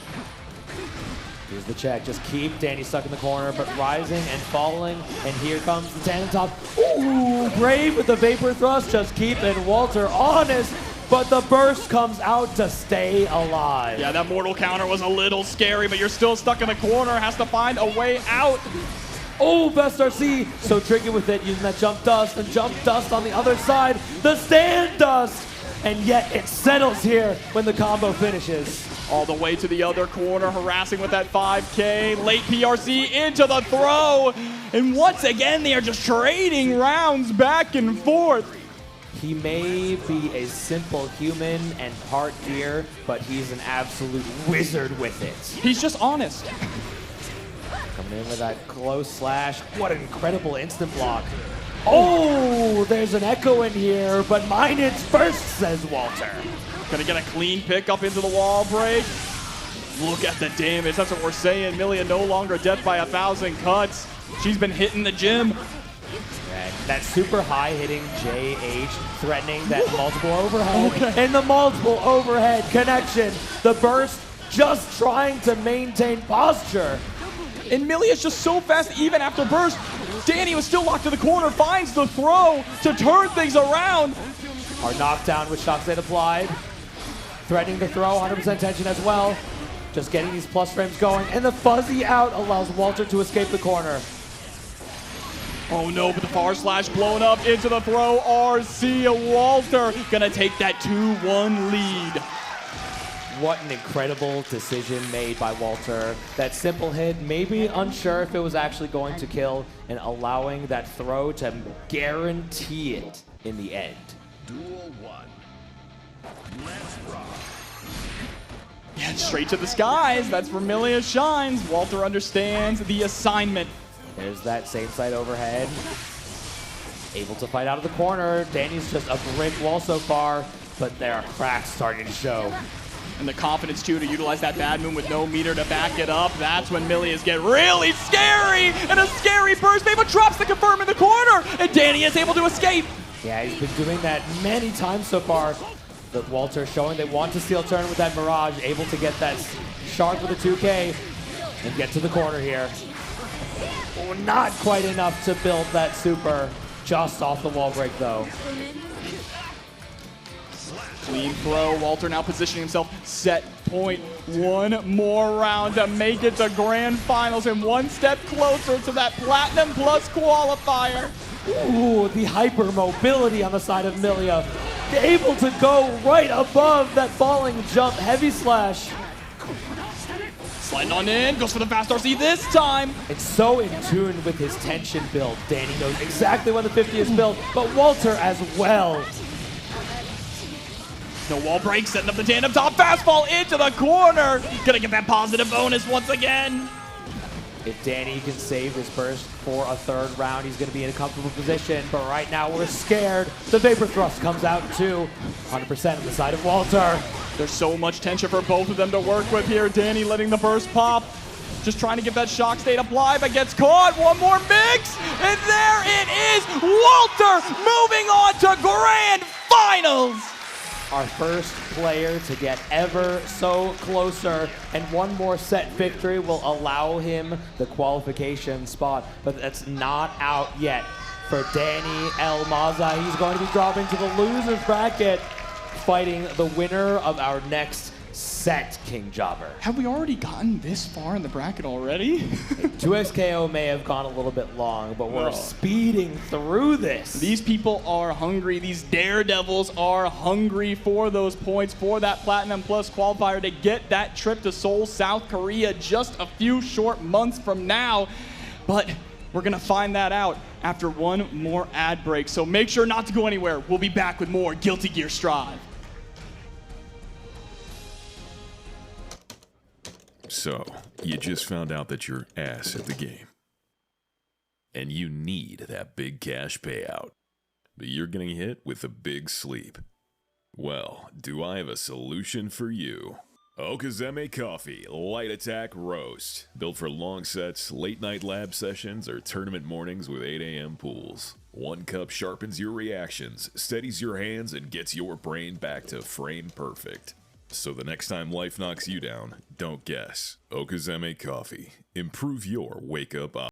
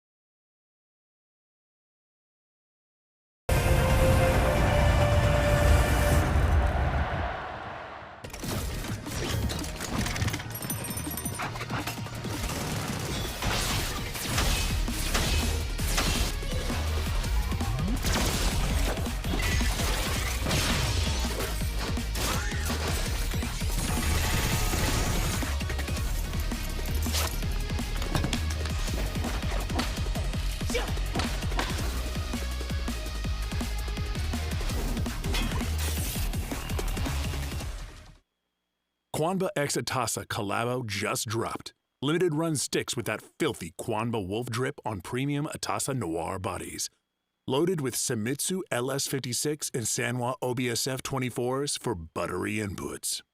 These ain't your average customs, hand-painted by Atasa Limited in Japan with Quanba's signature teal flames and gold accents with only 50 units worldwide.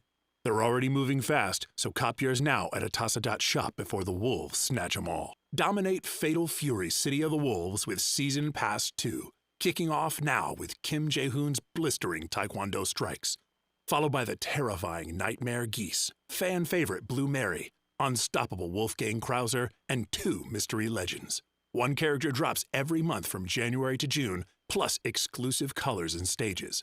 Grab Season Pass 2 on Steam or upgrade to the Legend Edition today. Evolve the Fatal Fury legacy and claim victory in the City of the Wolves. Paragon. Grassroots FGC since 2021. Ignite your competitive spirit at Midwest Battleground 2026, the ultimate Chicagoland esports extravaganza, exploding with Super Smash Bros. Ultimate, Overwatch 2, Valorant, Rocket League, and Rivals 2 action from March 6th through 8th. Watch elite collegiate teams, high school phenoms, and open bracket beasts clash at the Sheraton Lyle Naperville for glory and massive prizes. Midwest Battleground is where Midwest legends are born in epic battles. This year, 2XKO is partnering directly with community organizers on 20 Riot-sanctioned tournaments all over the world, also known as the 2026 Competitive Series. Learn more at play2xko.com. Now live for pre-order on manamoon.com. The Devil Trigger collection contains 2 deck boxes, dice, binders, and more. Art by Kainanat, Mana, and Kai E. With free-to-use tournament production and monetization tools. All 27 of Frosty Fausting's main games have Matcherino pages ready to support.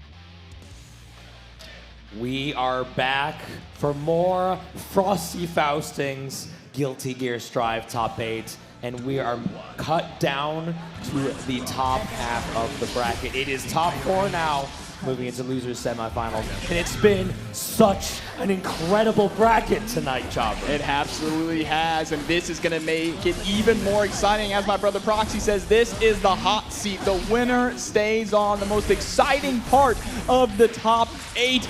These players fighting for a chance to qualify for that ARC World Tour Finals. But of course, one of these players already is qualified. Your Evo champion, Keishu Watamu, going up against Jack, who is fighting for either points or for that guaranteed lock-in by taking first place. Yes, but even if he makes it to first, there's a little bit of extra on the back end. Bushin, who we got to see earlier, the only way he'll be able to qualify is if Jack takes the #1 spot. And you gotta know that Bushin's out in the crowd rooting for that Happy Chaos player. That is right. But again, at losers semifinals here, going into losers finals, who is going to go on? to become our Arc World Tour champion? We got to find out now. Let's hear you, Frosty Faustings.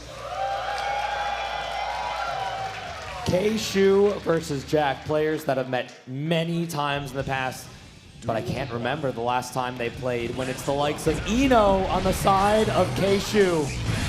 Eno, really interesting in this matchup, right? It's hard for her to move forward because of that steady aim shot. Her air dash, or her forward dash being an air dash. Oh! The burst bait comes out. Jack, an absolute artist when it comes to stealing your burst in Guilty Gear Strive. And putting you on your back after a wall break as well. Good defense so far. We saw the gun put away, tried to press, but it is not your turn just yet. The 2D counter hit allows Jack to take round number 1. Had to spend a lot of burst in the process here, so now doesn't have that get out of jail free card. K-Shu free to run that offense, but what a press out there with the 2P. Just sending K-Shu to the ground with every single touch and making it so hard to escape the offense. Able to backdash, but no hits knocked down just yet. Just trying to create that space. Ooh, what a clash! Jack ended up winning it, getting the burst out of K-Shu as well. That's incredible. What a whiff punish! That was a sequence of response and response. The kick catches the backdash. Blue wild assault just for the corner carry. And Jack can't believe it. K-Shu, though, stoic. Stoic and ready for the next round. You can't let situations like that throw you off.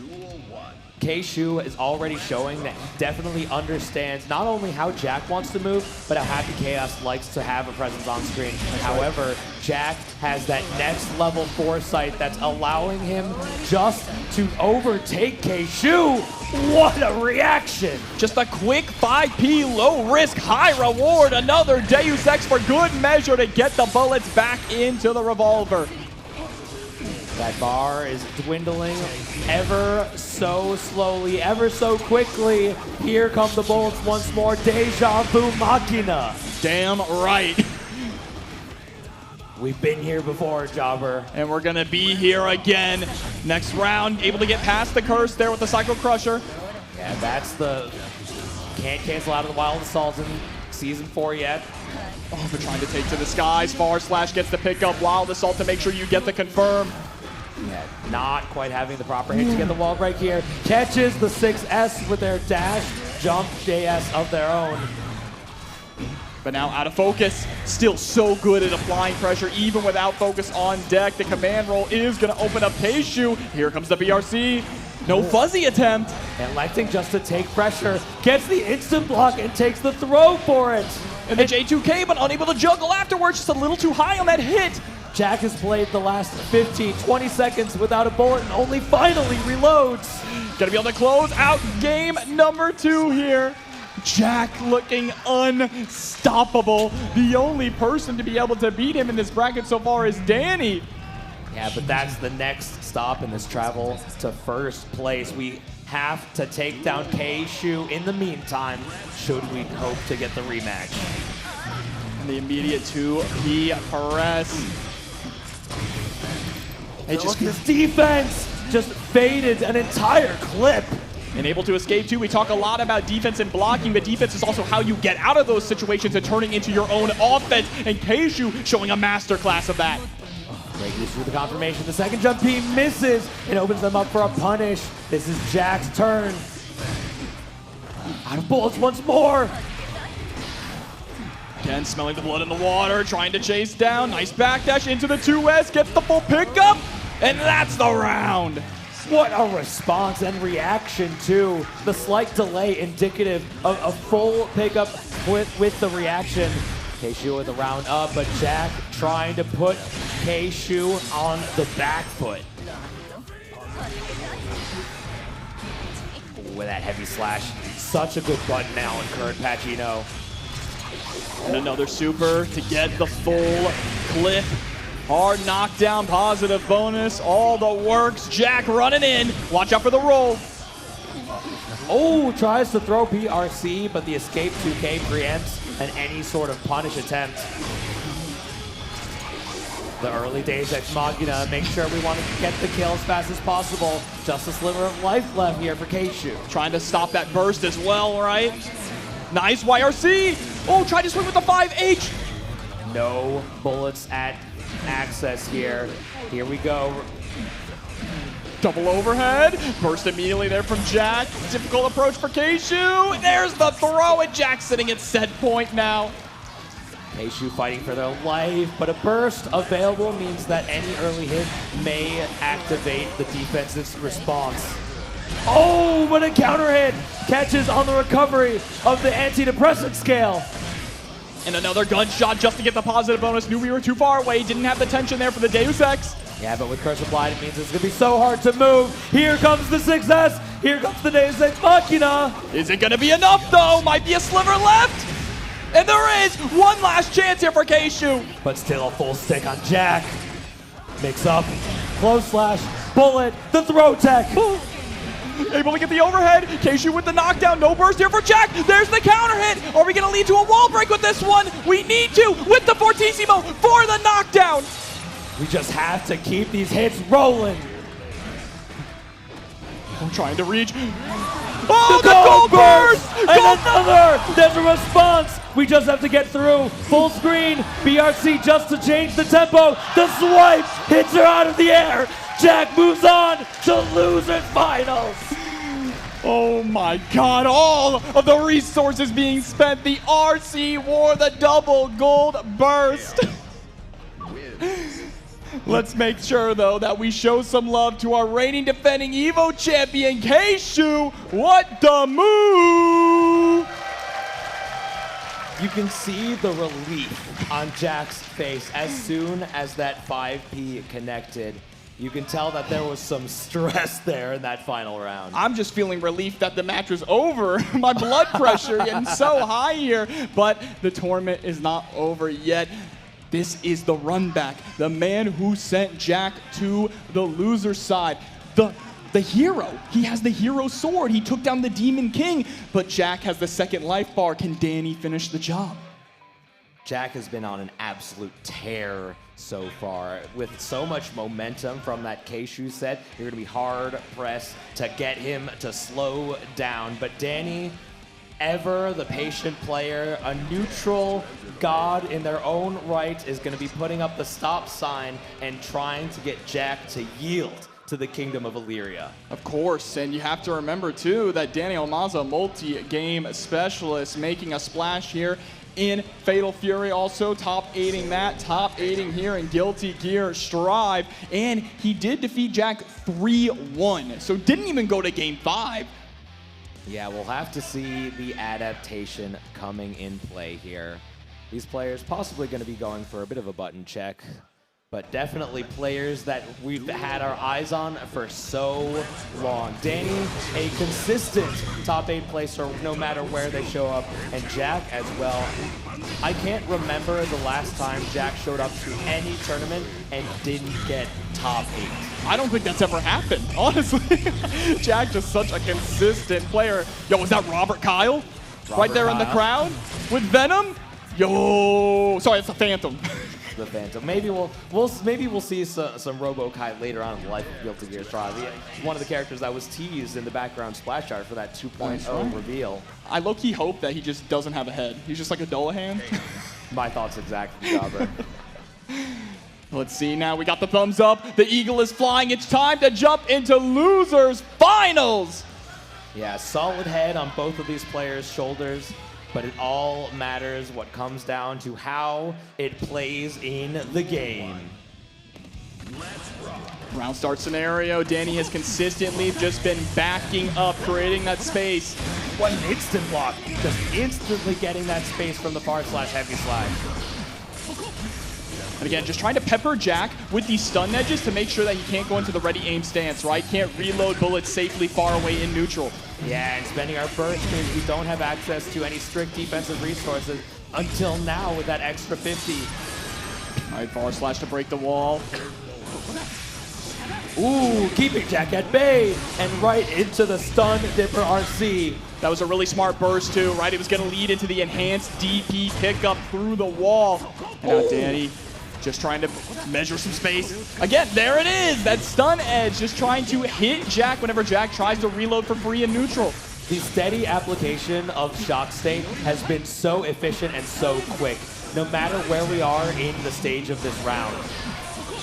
And that burst there, a hero burst from our hero Daniel Maza, but staring down the Demon King. YRC to negate the roll through mix-up.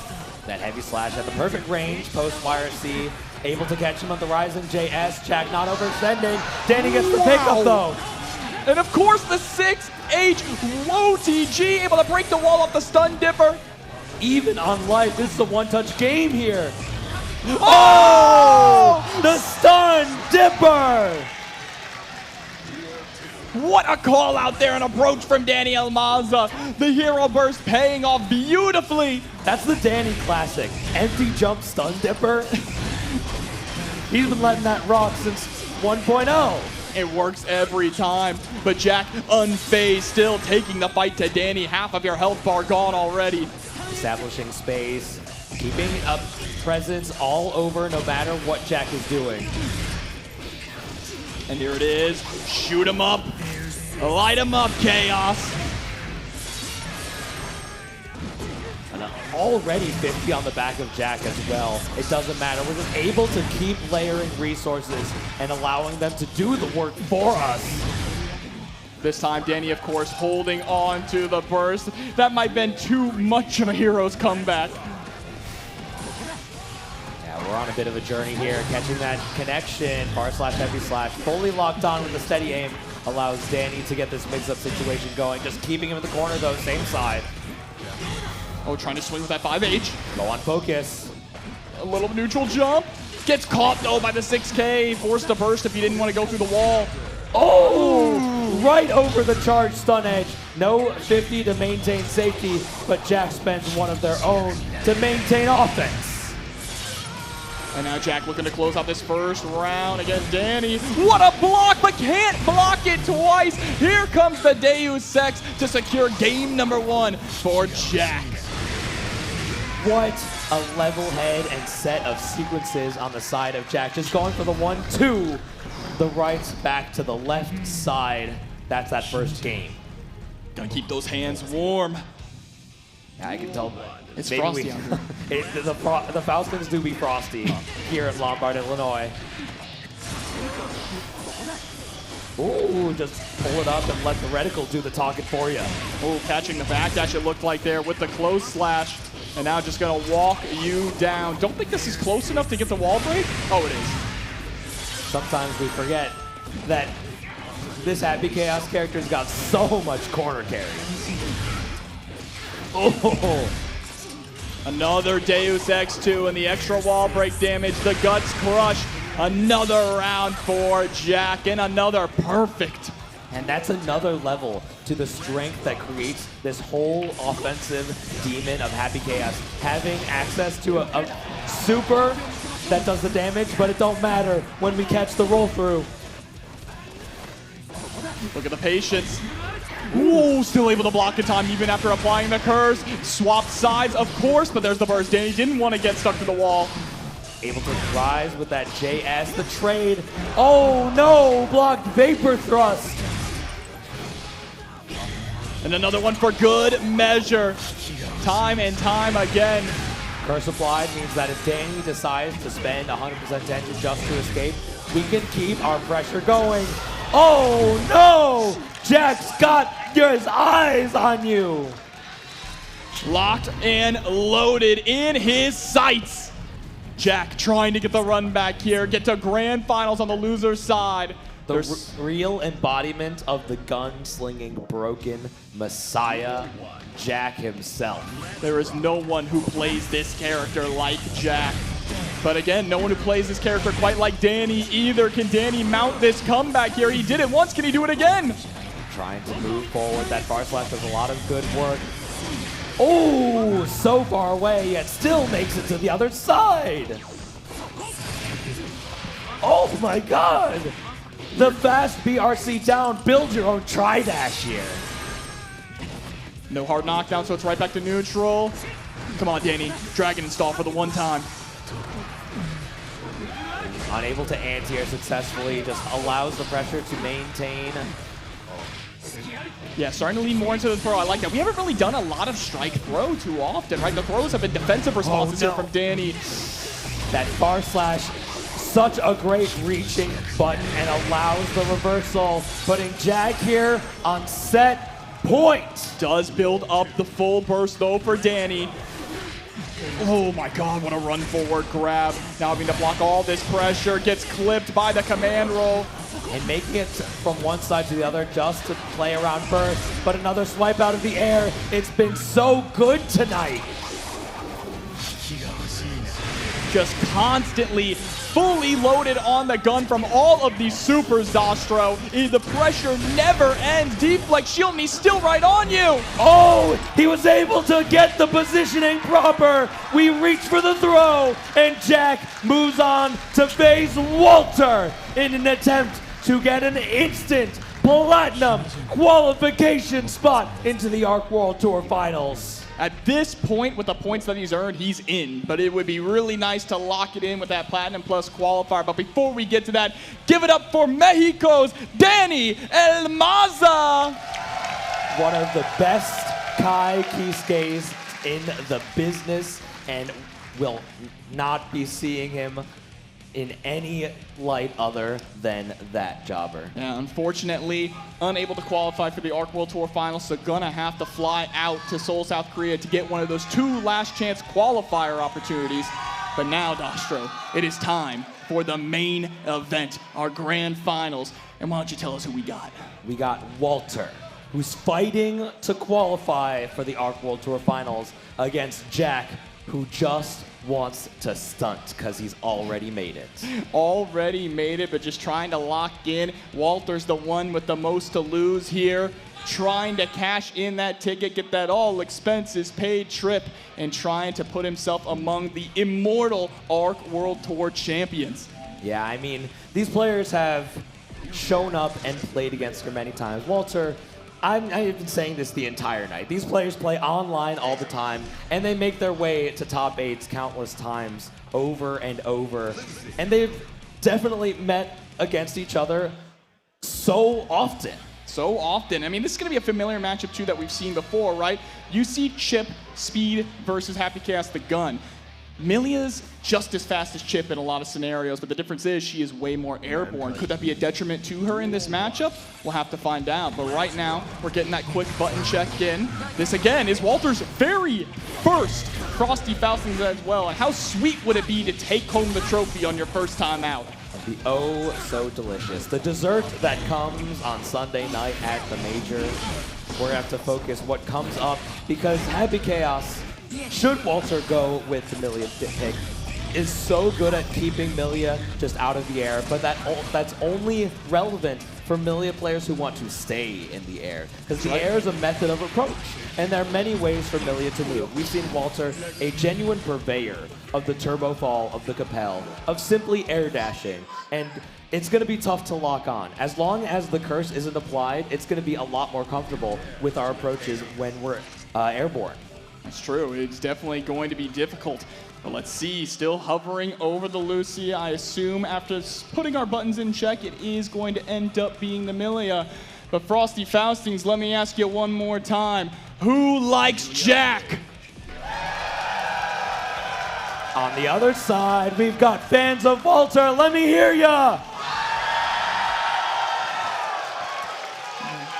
Both these players fighting for victory. Jack in a position already qualified, but he has yet to take down a major victory. Always the bridesmaid, never the bride. But Walter showing that he wants this as much as anyone else.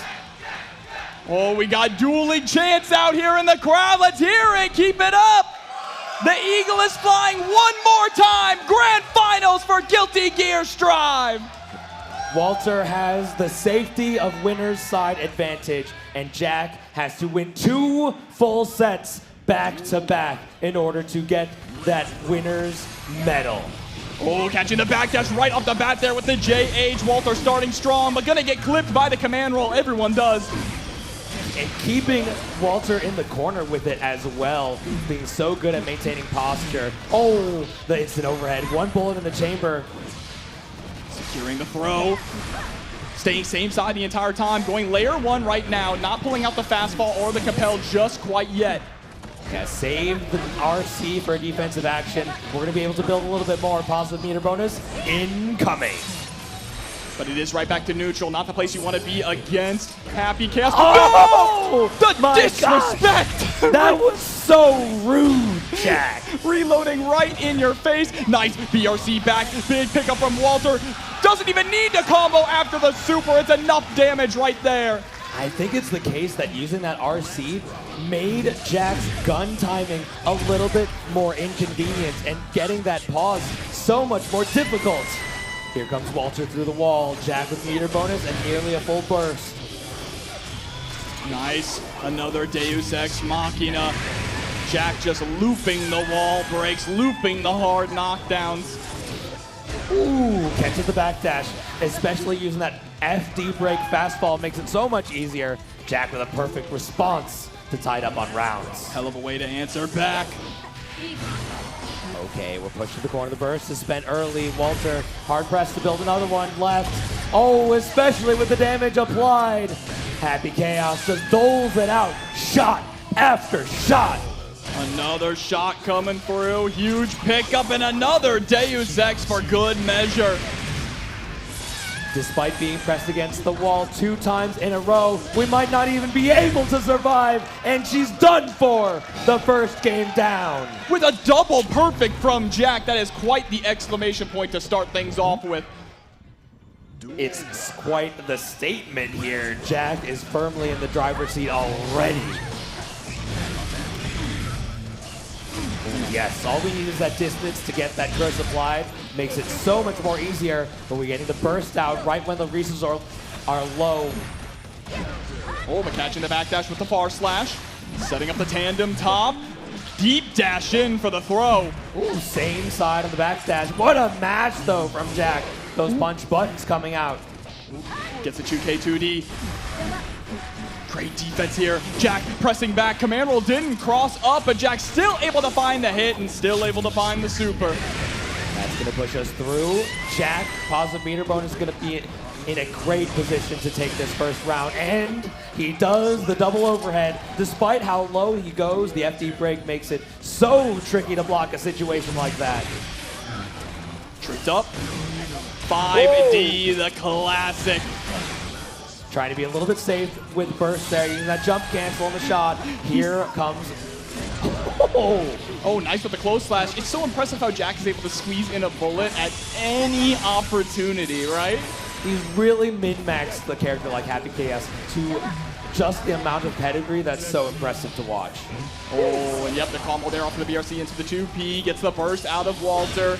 Oh, a little bit of a sleight of hand mix up there. 5K whip, match 2K, and that's another unload. Jack puts Walter through the wall and puts himself up 2-0. Fantastic work here from Jack. 1 away from a reset. Just still looking unstoppable, able to conquer his bracket demon, kill the hero in the form of Danny Amaza. Ooh, headbanger. Stay out of the air, Walter. And through the wall again. Not going to be a hard knockdown this time, though, so Walter gets a little bit of breathing room. Just 2 simple interactions. Oh, sent the Iron Savior, and the 2S of their own catches the backdash. Another unleash of the super to take the round, and on set point on first set of grand finals. Nearly a 3-0 here. Can Walter dig deep and stop this offensive from Jack? Oh, catches a little bit of a stutter. The burst comes out from Jack. He wants this as fast as possible. Here's the throw. Oh, empty jump throw as well. Another one! And able to get these hits going. Just right over with the fadeaway jumper. Deus Ex Machina here. Still alive. Even with the Guts Crush on that. Last chance to burst here for Walter as well. Catching the backdash, just trying to put some pressure on, take the fight to Jack. Oh, the counter hit. Jack caught mashing. And a character like Milia, if you block one single mix, it's going to be tough. No super though to break the wall, which means it's right back to neutral. Terrible situation now for Walter. Dashes in with the 2P, beats out the burst with the super, and Walter staying alive. The bravery to aggress in a situation like that when you're one touch from death. Oh, nice escape there from Jack. Able to avoid the Capel mix-up. Look at these dashes going right underneath, but the Artemis gets caught by the steady aim burst. Comes out from Walter. Oh! Jumping out, avoiding the 6P. Tons of damage with that confirm as well. Beautiful IBFD twice in a row, but still gets caught by the hair car. This is how it starts. Mix after mix, we continue to lay it on. Deflect shield only to block the mix. There's the tie-up. He gets the round. One on the board. Walter fights back. And the crowd firmly behind Walter here. Wants to see this go the distance. Here we go. Right over the 2K. Oh, that command roll so difficult to deal with. Hit twice in a row. Get off of me, please. Pops that burst.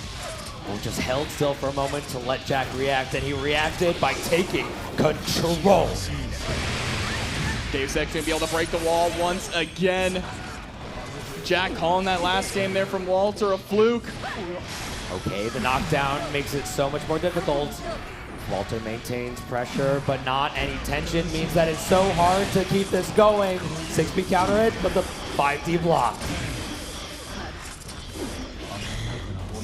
Another applied. Look at this, just running away after the curse is applied, trying to force Walter to overextend. But now it's Jack who's overextended, out of focus. Lost Shaker, there's the delay to catch the frame trap, the // counter hit. Once more on set point here for Jack. Oh, trying to go for that close slash. Nearly got punished for it, but was able to follow up with the far slash. Stuck to the corner. Abari 2S counter hit gets the response from Walter. Ooh. Just a dash of 2K, tripping you up. That's the pickup. Jack finally builds a burst. Walter's going to send it with the hard knockdown super. Gives him an opportunity to maintain pressure here and build some resources of their own. This is exactly what Walter needs. Jack, not the kind of player to burst while this low on life, so just needs to close out the round here. Another winger. Jack very far ahead on the burst economy, though. The swiftness at which Walter eliminated Jack in that round made it so much more difficult to build a burst of their own. Whoa, what a deflect shield. Didn't save you, though. That 5H reaching so far. Catching the backdash. Jack getting antsy on defense perhaps, and Walter getting a read for what's going on. You saw Walter has been leaning way more into these 2Ks as well, Dostro. There's the throw and the 6H. Fast RC, we're going to another game. This is game number 5 here. First set of grand finals. If Walter can take it, he's gonna be our champion. Leaning into these 2Ks, these dash-up 2Ks has helped so much. Really quick option here to trip him up. We can hear the crowd all the way from home. They're cheering for Walter. They want to see the happy chaos go down. Walter is one game away from qualifying for the ARC World Tour Finals. I have to think, did we put on Crawl here by going back to character select? We had Love the Subhuman Self on before. Let's see. No, it's Let It Rock. Fully locked in here. Walter's got the mix already started. Delay overhead, catching the backdash once more. And there's the counter hit, which gets the burst reaction. Again, the command roll has been a thorn in Walter's side. Nice press, though, on the 5D attempt. That 4-framer has been so crucial. A little bit of sleight of hand trickery once more. Cross up overhead. The poke out from Jack's gonna get the Abare. We get the full reload off the Deus Ex Machina. Still, Walter, though, with the life lead here, sitting on 100 tension and 100 burst in a good position. Gotta be careful how you spend it. What a mash. This 2P is really paying off. The YRC gets connection. Here comes the super. They spend it. What a victory. Set point, tournament point here for Walter. Jack on full burst, catches the air throw. Bit of a stutter on that burst. Just trying to chase down with that 2P, leaning to the 2P, not as good. Those 5Ks were working out so well before. All we need is for Walter to get blocking, and the blocking gets the hit. Jack trying to even it up here. 5D hits its mark. Jack with a dominating round, fighting right back. This is set point and tournament point and reset point here. We're on the final game, final round of our first round grand finals. Could be the last round grand finals if Walter has anything to say about it, getting the early burst out of Jack. Yeah, but the offense starts and it snowballs so fast. Walter just about a burst built, trying to bait a burst right here and gets the block. Gonna be able to maximize, but not enough to kill. Not quite. One more interaction here. Walter is in dire straits. Oh, we get the 2K. The stutter allows Jack to reset it here in grand finals. One more set between these two daredevils, these two titans. What a hard-fought match. These players are tooth and nail here. A bit of a breather here. Jack asking for a little bit of support.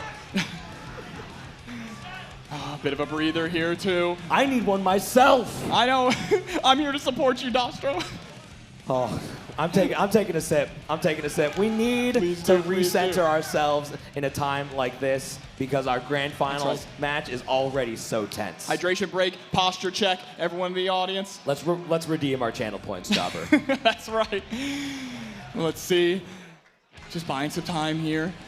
Getting both players some water as well. These players are adapting so incredibly well to each other. And I know it's a cliche, and I know I say it all the time for those of you who listen to me. I love when I get to see two players playing the fighting game, Jobber. That's right. I mean, going all the way to Game 5 and a reset. Would not be surprised to see it repeat here. But the question is, who is going to come out on top? Who is going to be a brand new Frosty Faustings champion? All three generations of Guilty Gear crowning a brand new champion here at Frosty Faustings 18. Jobber, it's poetry in motion this weekend here in Lombard, Illinois. Immediate burst there. Ooh, close slash stagger. What a fuzzy out. Million players always trying to find that opportunity to become airborne. Ringer's gonna get this hard knockdown moving. Oh, look at that damage. Like we said, no longer death by 1,000 cuts. Milia is real. Oh, this might be able to do it here. Can we spend enough? We have 2 bars. Happy KS, a pretty flimsy character in themselves, and it does. This is the life cycle of Guilty Gear. The worse Zato gets, the better Milia does. Moving forward. What a great spend with the dash cancel off the 5K, keeping Milia back to the corner. Defense finally broken. Oh, the stop sign 5K. Oh, and gonna get the punish, of course, with that 2S, reaching so far. Another Deus Ex. Close up in the corner for a wall break. Here we go. Just game 1, but already close to round number 3. And yes, it is. Prophecy fulfilled. We're tied up. As tied up as possible. Of course, Jack coming into this with the burst advantage and getting the first blood once again. Oh no! That was definitely a deflect shield attempt. Ended up getting the Wild Assault snuffed out. That's one of the powers of these cross-up, and characters like these are so good at mixing up your defensive options. And Jack trying to get another perfect here in this set. There have been so many already. There's the throw late on the PRC. Deus Ex Machina. No burst can save you here. And that was such impeccable awareness by Jack. Not having the RC when they initiated the throw and using the positive meter bonus for the PRC to get that pickup in the end. That guy in the crowd is me right now, man. I can't believe what's happening. Dog, I'm Happy Chaos Focus Super. I've got a brain blast going. This is a slump situation without 50% tension. Jack likes to go for the reset. The defense, we just keep going low. How many is enough? And here's the pickup, here's the kill. Jack takes the lead here. You have to block for so long. That was 2K into all 6 gunshots. Not only that, but having access to that focus buff after doing your 214P means you're stuck blocking for so much longer. Oh, but Walter on the attack now, getting the knockdown with the tandem top in the corner. Millia's got some mix of her own. Yeah, Jack's been doing a great job of utilizing that green bubble to push her away with the FD, but Walter's really keying into that at the moment, and he's stealing turns back. Yeah, you saw Jack try to go for that 5P2 on the tandem top, expecting for a Capel or a fastball, but instead is just going to eat a counter hit, allowing Walter to answer right back with a perfect of his own. These players are really fighting tooth and nail. They are pulling out all the tricks here. It's a barn burner, it's a slobber knocker. Oh, runs right into the 5K though. Oh my gosh, no one is blocking that on purpose. J2K Fuzzy and Jack, one more mix, stuffing out the 6K attempt. Oh, what a poke. Catches Walter trying to approach and takes the second game with 2 games in a row. Now up 2-0. A familiar position though. Walter was able to climb back from this deficit before. Can he do it one more time? Yeah, but crucially, he wasn't able to seal it just yet. Walter trying to get the elimination as fast as possible. Has to fight it 3 games in a row here. Immediate burst there from Jack, but runs right into a steady aim shot. Oh, no anti-air. The J2K Pogo Op not far enough reaching. Look at this, a mix letting the tandem top do all the work. Spread your wings and fly. When Walter gets the hit, boy, does he make it hurt. Oh, we got a little too tricky with it, and there was space for the cross-up. And the backdash there immediately into the far slash lush shaker into the RC, able to get the whip punish around for Walter. The stutter step to catch Jack reaching with that 2K. What a punish. And again, running into that 5K. Please put some shoes on this man. Jack's been doing a great job of mixing up these offensive positionings and making sure there's always something new to think about. Full reload here on 6 full shots put back in. Walter. Oh, the backdash, but he didn't punish it. Walter in a difficult position, not gonna burst, doesn't even get the chance to if he wanted. A perfect from Jack, and once again at tournament point. Jack is putting himself in such a strong position. Walter is scared and spends the burst immediately. Oh, the backdash with the curse applied. It makes the movement so much more difficult. And there's the throw. Tire straights. One bullet. We represent the throw once more. We're able to get more shots. Just needs to open up one more time into the throw, and there it is. We're gonna see you in South Korea, Jack, the Platinum Plus champion. And finally, Jack is able to clinch victory at an ARC World Tour major. So many times have we seen Jack in grand finals in top 8, but finally we can see him hoist the trophy high. The Demon King sits high on his throne underneath all of his subjects. And he's able to rule and rule comfortably.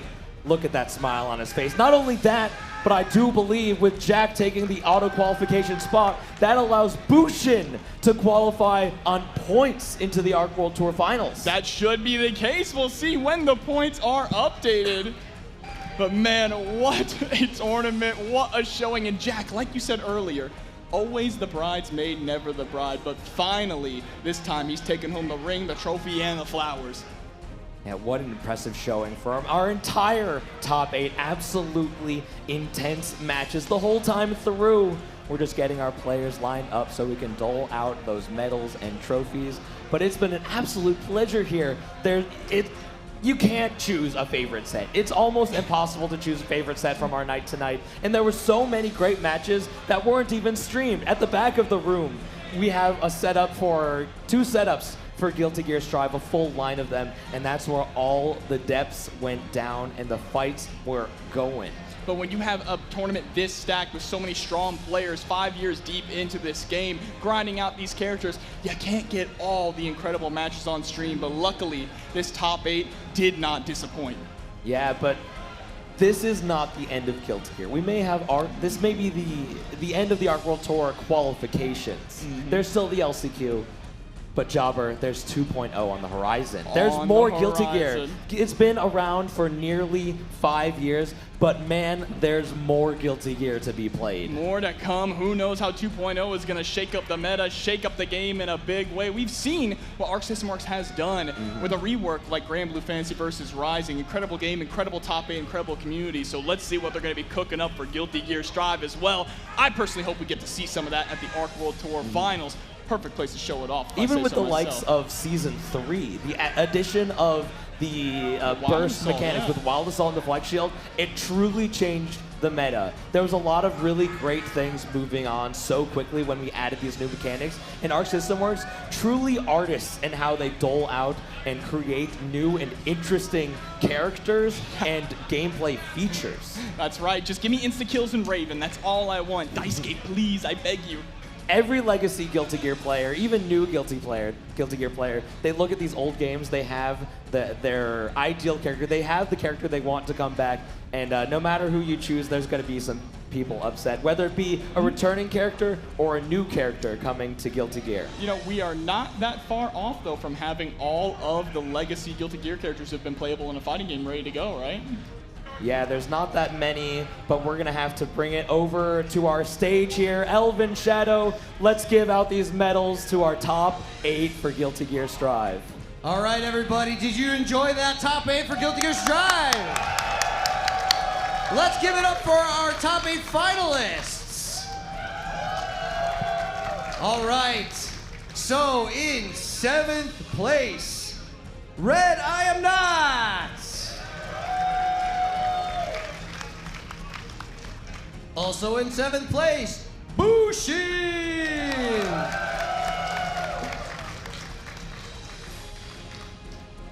In 5th place, Chicago's very own Hotashi.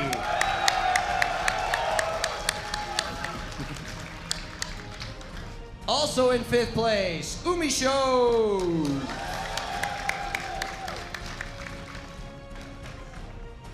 In 4th, Keishu, what the moon?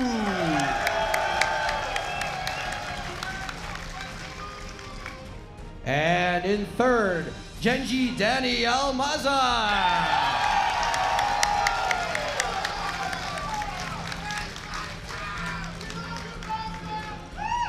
In 2nd place, Odie Walter.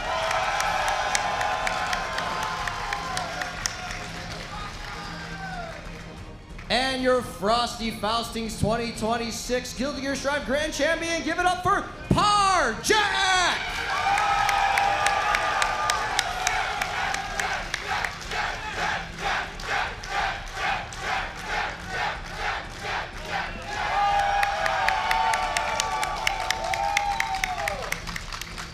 All right, that was great. I want to thank you all for coming to the event this year. Did you all have a good time? Was it pretty good? Y'all coming back next year? All right, that's what I want to hear. So this is all we've got for tonight in the Grand Ballroom. We're still open till 10 o'clock, so go have some fun, play some last-minute casuals, have a few drinks, grab a bite, go do some karaoke, but enjoy the rest of your evening, and we can't wait to see you all again next year.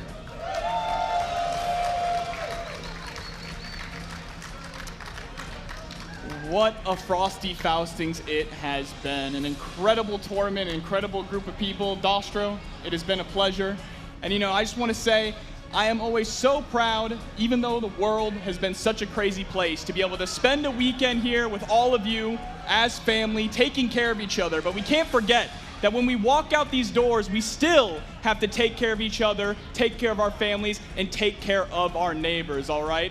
And don't forget, Guilty Gear, Frosty Faustings, forever. We'll see you next year. Strap in for Season 2. Fan favorite characters make their way to the roster. Season Pass 2 is here. 6 months, 6 characters, a new fighter each month.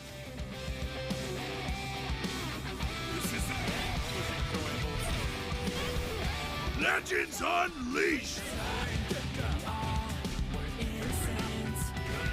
Available now.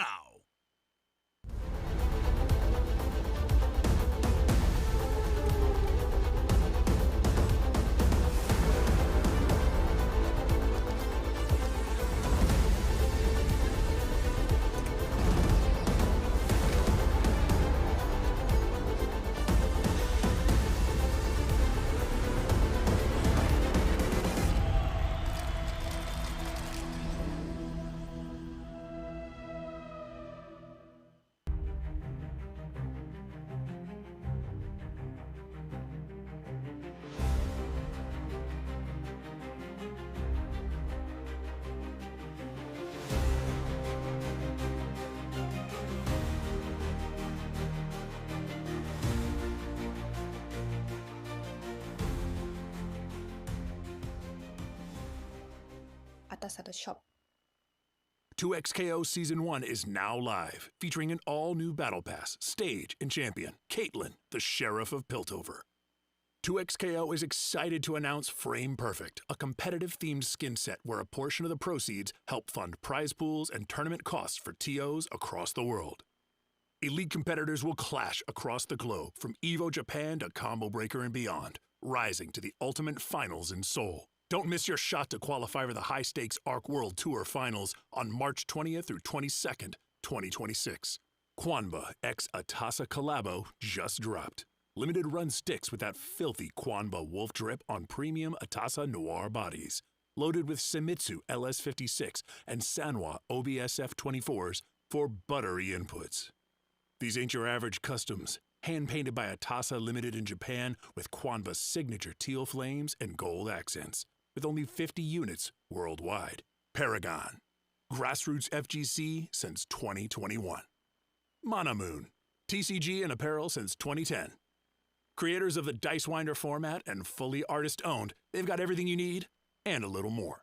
Check out their booth in the hotel lobby. This summer, chase away the cold with Boston Blue Beats Beach Episode. On July 18th and 19th, join the Massachusetts FGC at the Westin Waltham for the hottest event of the Northeast. Max Mode is back for Year 3 in Atlanta, Georgia, on February 27th through March 1st. Featuring SNK's World Championship 2026 Tour with Fatal Fury City of the Wolves and the King of Fighters 15, with them also being the first Jazzy Circuit auto qualifier. Registration is now live at start.gg/maxmode3. Don't forget to register before February 15th. Snake? Why are you at Frosty? I took a detour to buy a new sneaking box. A box? Not just any box. A Mana Moon box.